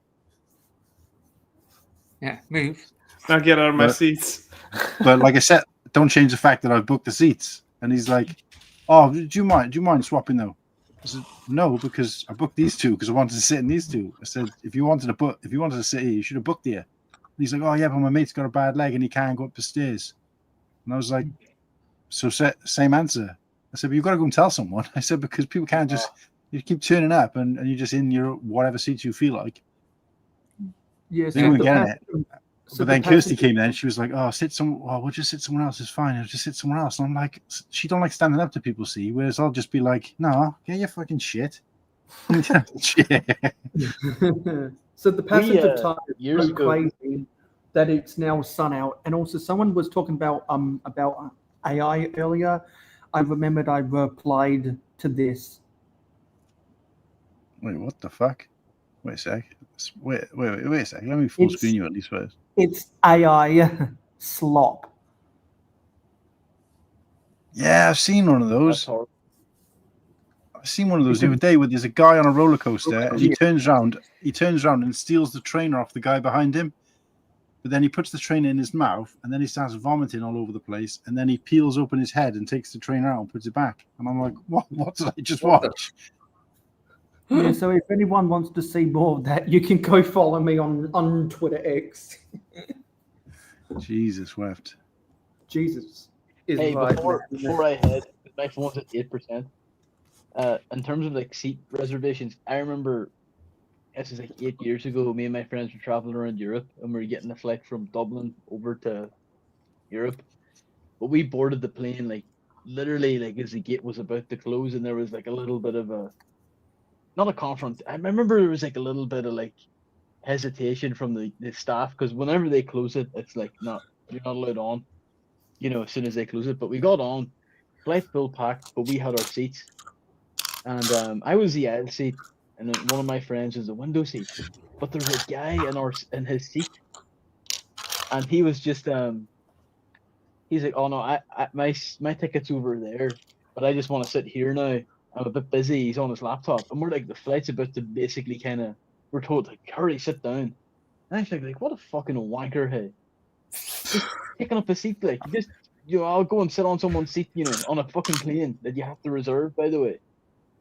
Wow. And Yeah. but my friend was like, my friend didn't want to start a commotion, so we just sat in over a guy's fucking cock chair halfway across the fucking plane or whatever. Oh, see, now I would have been like, I would have waited till one of the because eventually they would come up and say, look, you need to sit down, and I would have been like, I can't, this dude's in my chair, and then they would have moved him. Yeah. Fucking idiot. This guy was watching anime too, which is like, I was like, this guy's busy. What the fuck's he watching? Probably creepy cartoons. No, You know what I mean? hey, look, even if you knew in that situation where you had to sit next to him, and I was you, I would have been pressing keys or that, pressing keys, and he's like, "Can you stop pressing the keys?" I'm like, "Yeah, but my friend doesn't mind," and he sat here.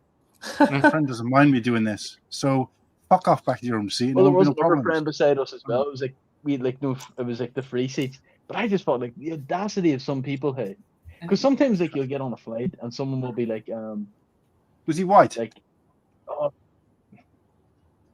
yeah, like he's White Italian or privilege. something That is like that, white privilege. Whoa. And like our flight on the way home from America, we bloody booked and paid for our tickets and reserved our seats, and nope, we weren't even sat next to each other.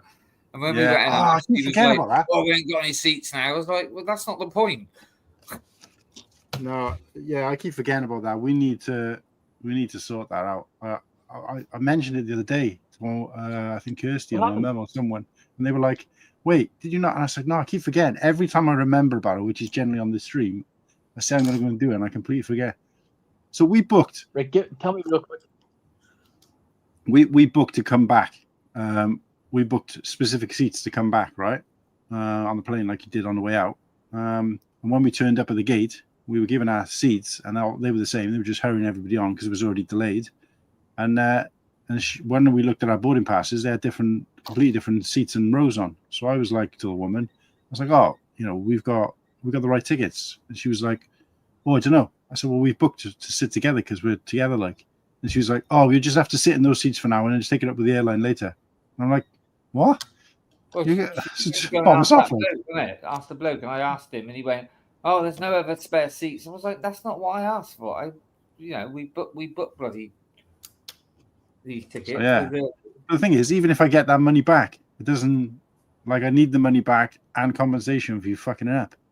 It's because just giving you money back it's not the same. Do you know what I mean? It's like if you, I don't know. That's weird. Hey.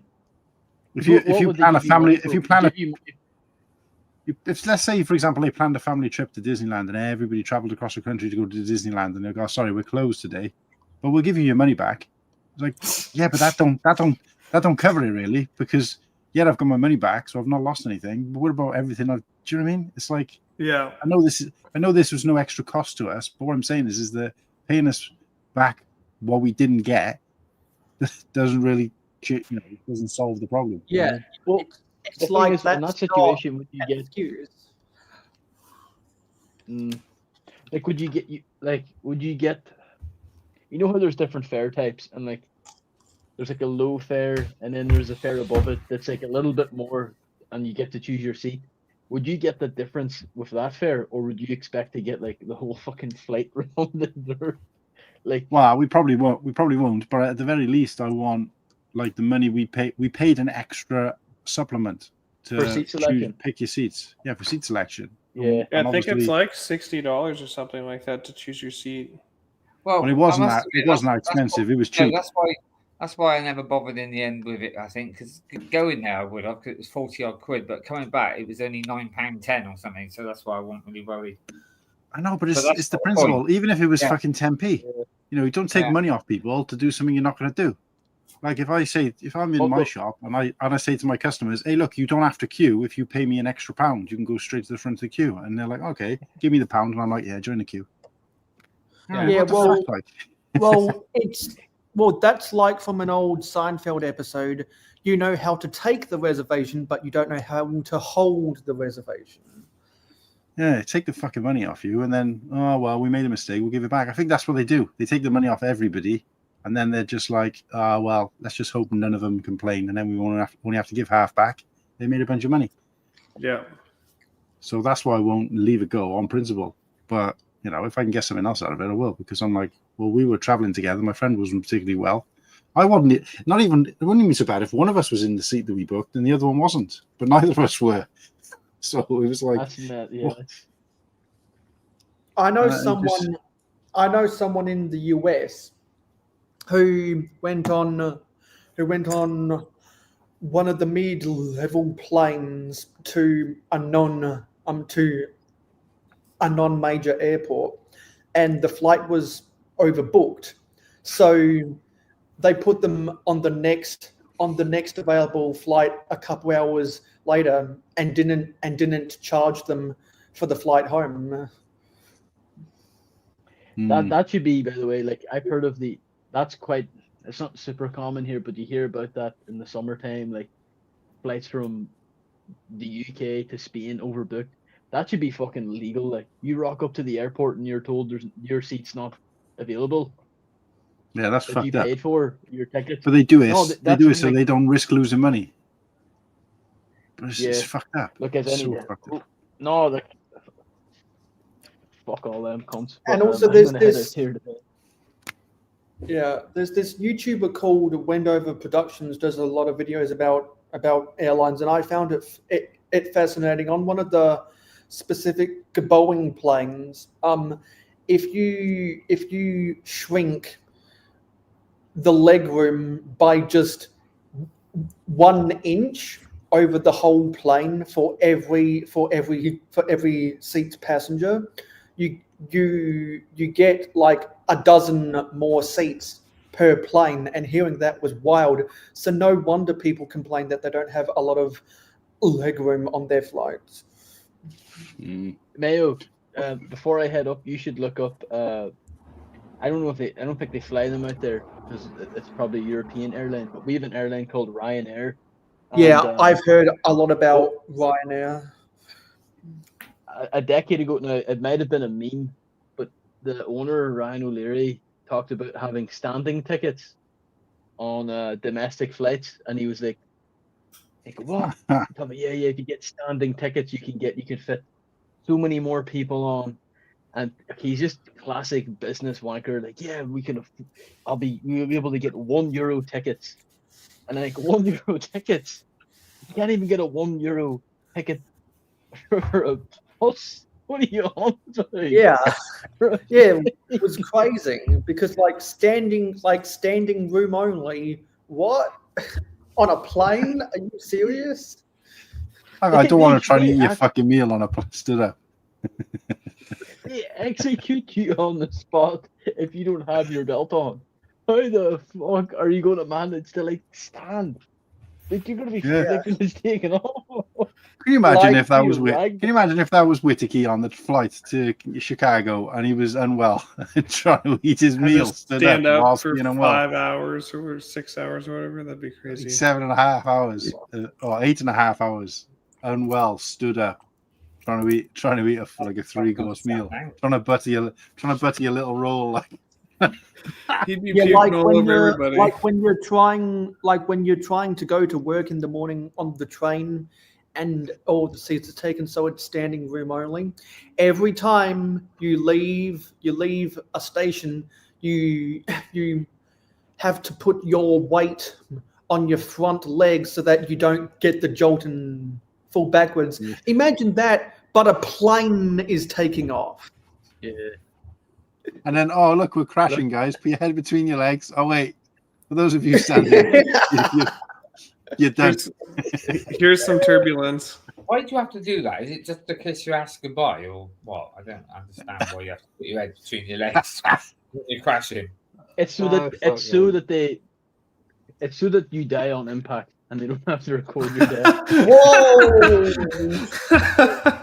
Hot take. I thought it was just to give yourself some pleasure before you die. Do you know if they? It's like look, guys. We don't want to hear any complaining out of you.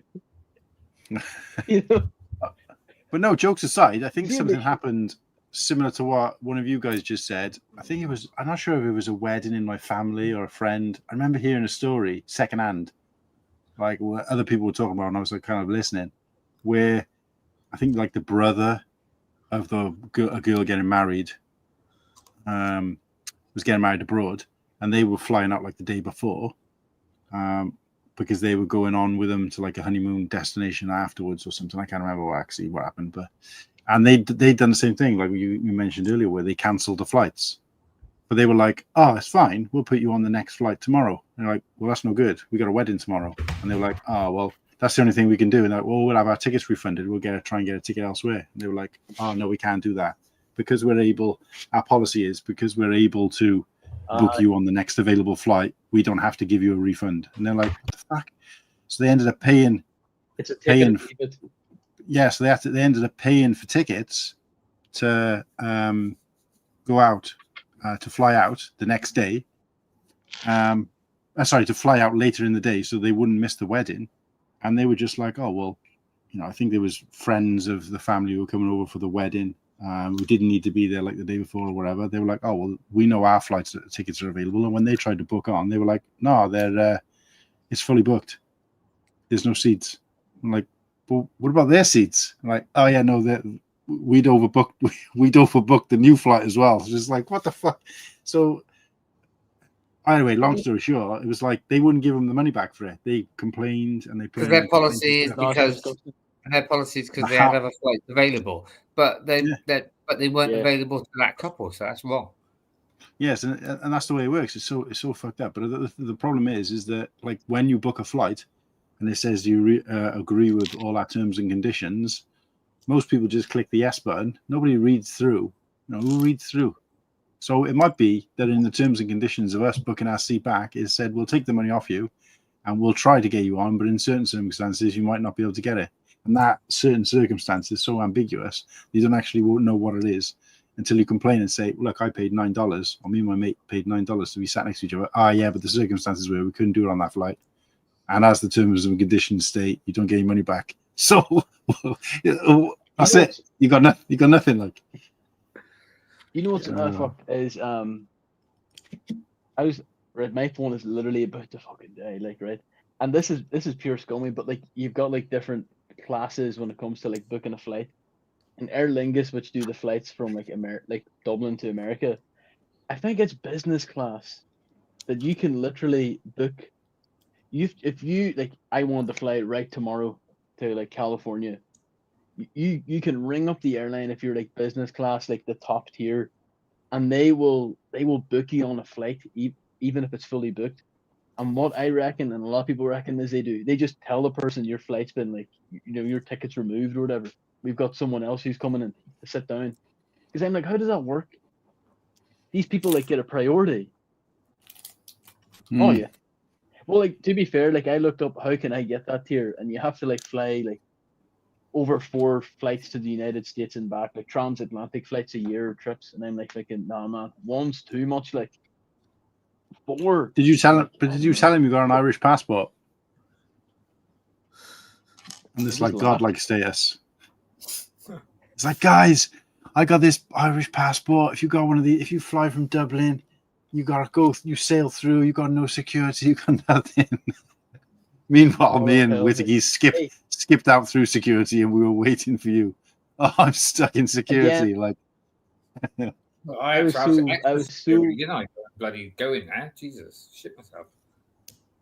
Look, it's because I had like that one time I went years ago with hours, like, because it's like whenever you're flying like from Europe back to like the UK or like say you fly into like Europe, there's like a line for like EU and non-EU, and EU is like 2 people because everyone just walks through immediately.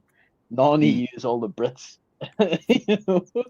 Yeah. Like, oh, it's not fair. We can't use our passport. But whenever like I went to America that one time, it was like that, just pure chock a block, thousands of people. And then I was like expecting, yeah, I'm gonna be out before Coolham and Whittaky. I said, how the fuck did these dickheads get out before me? Like, that's not yeah, fair. I don't think we got stopped at all. I got our suitcases literally straight away. Yeah. They were like spinning around as we got there. It was like it's probably the quickest I've gone out of airports in my life. Well, I did go in there, didn't I? They bloody called my name out and took me. That was in the UK though. Hey, yeah. I need to dip here. Fuck, I have to get up in 7.5 hours. Yeah, I'm gonna be calling it a day soon because it's nearly 12, coming up to 12. All the best, lads. I might stay on another couple of hours. But yeah, nice and sleepy. Wait. Take care.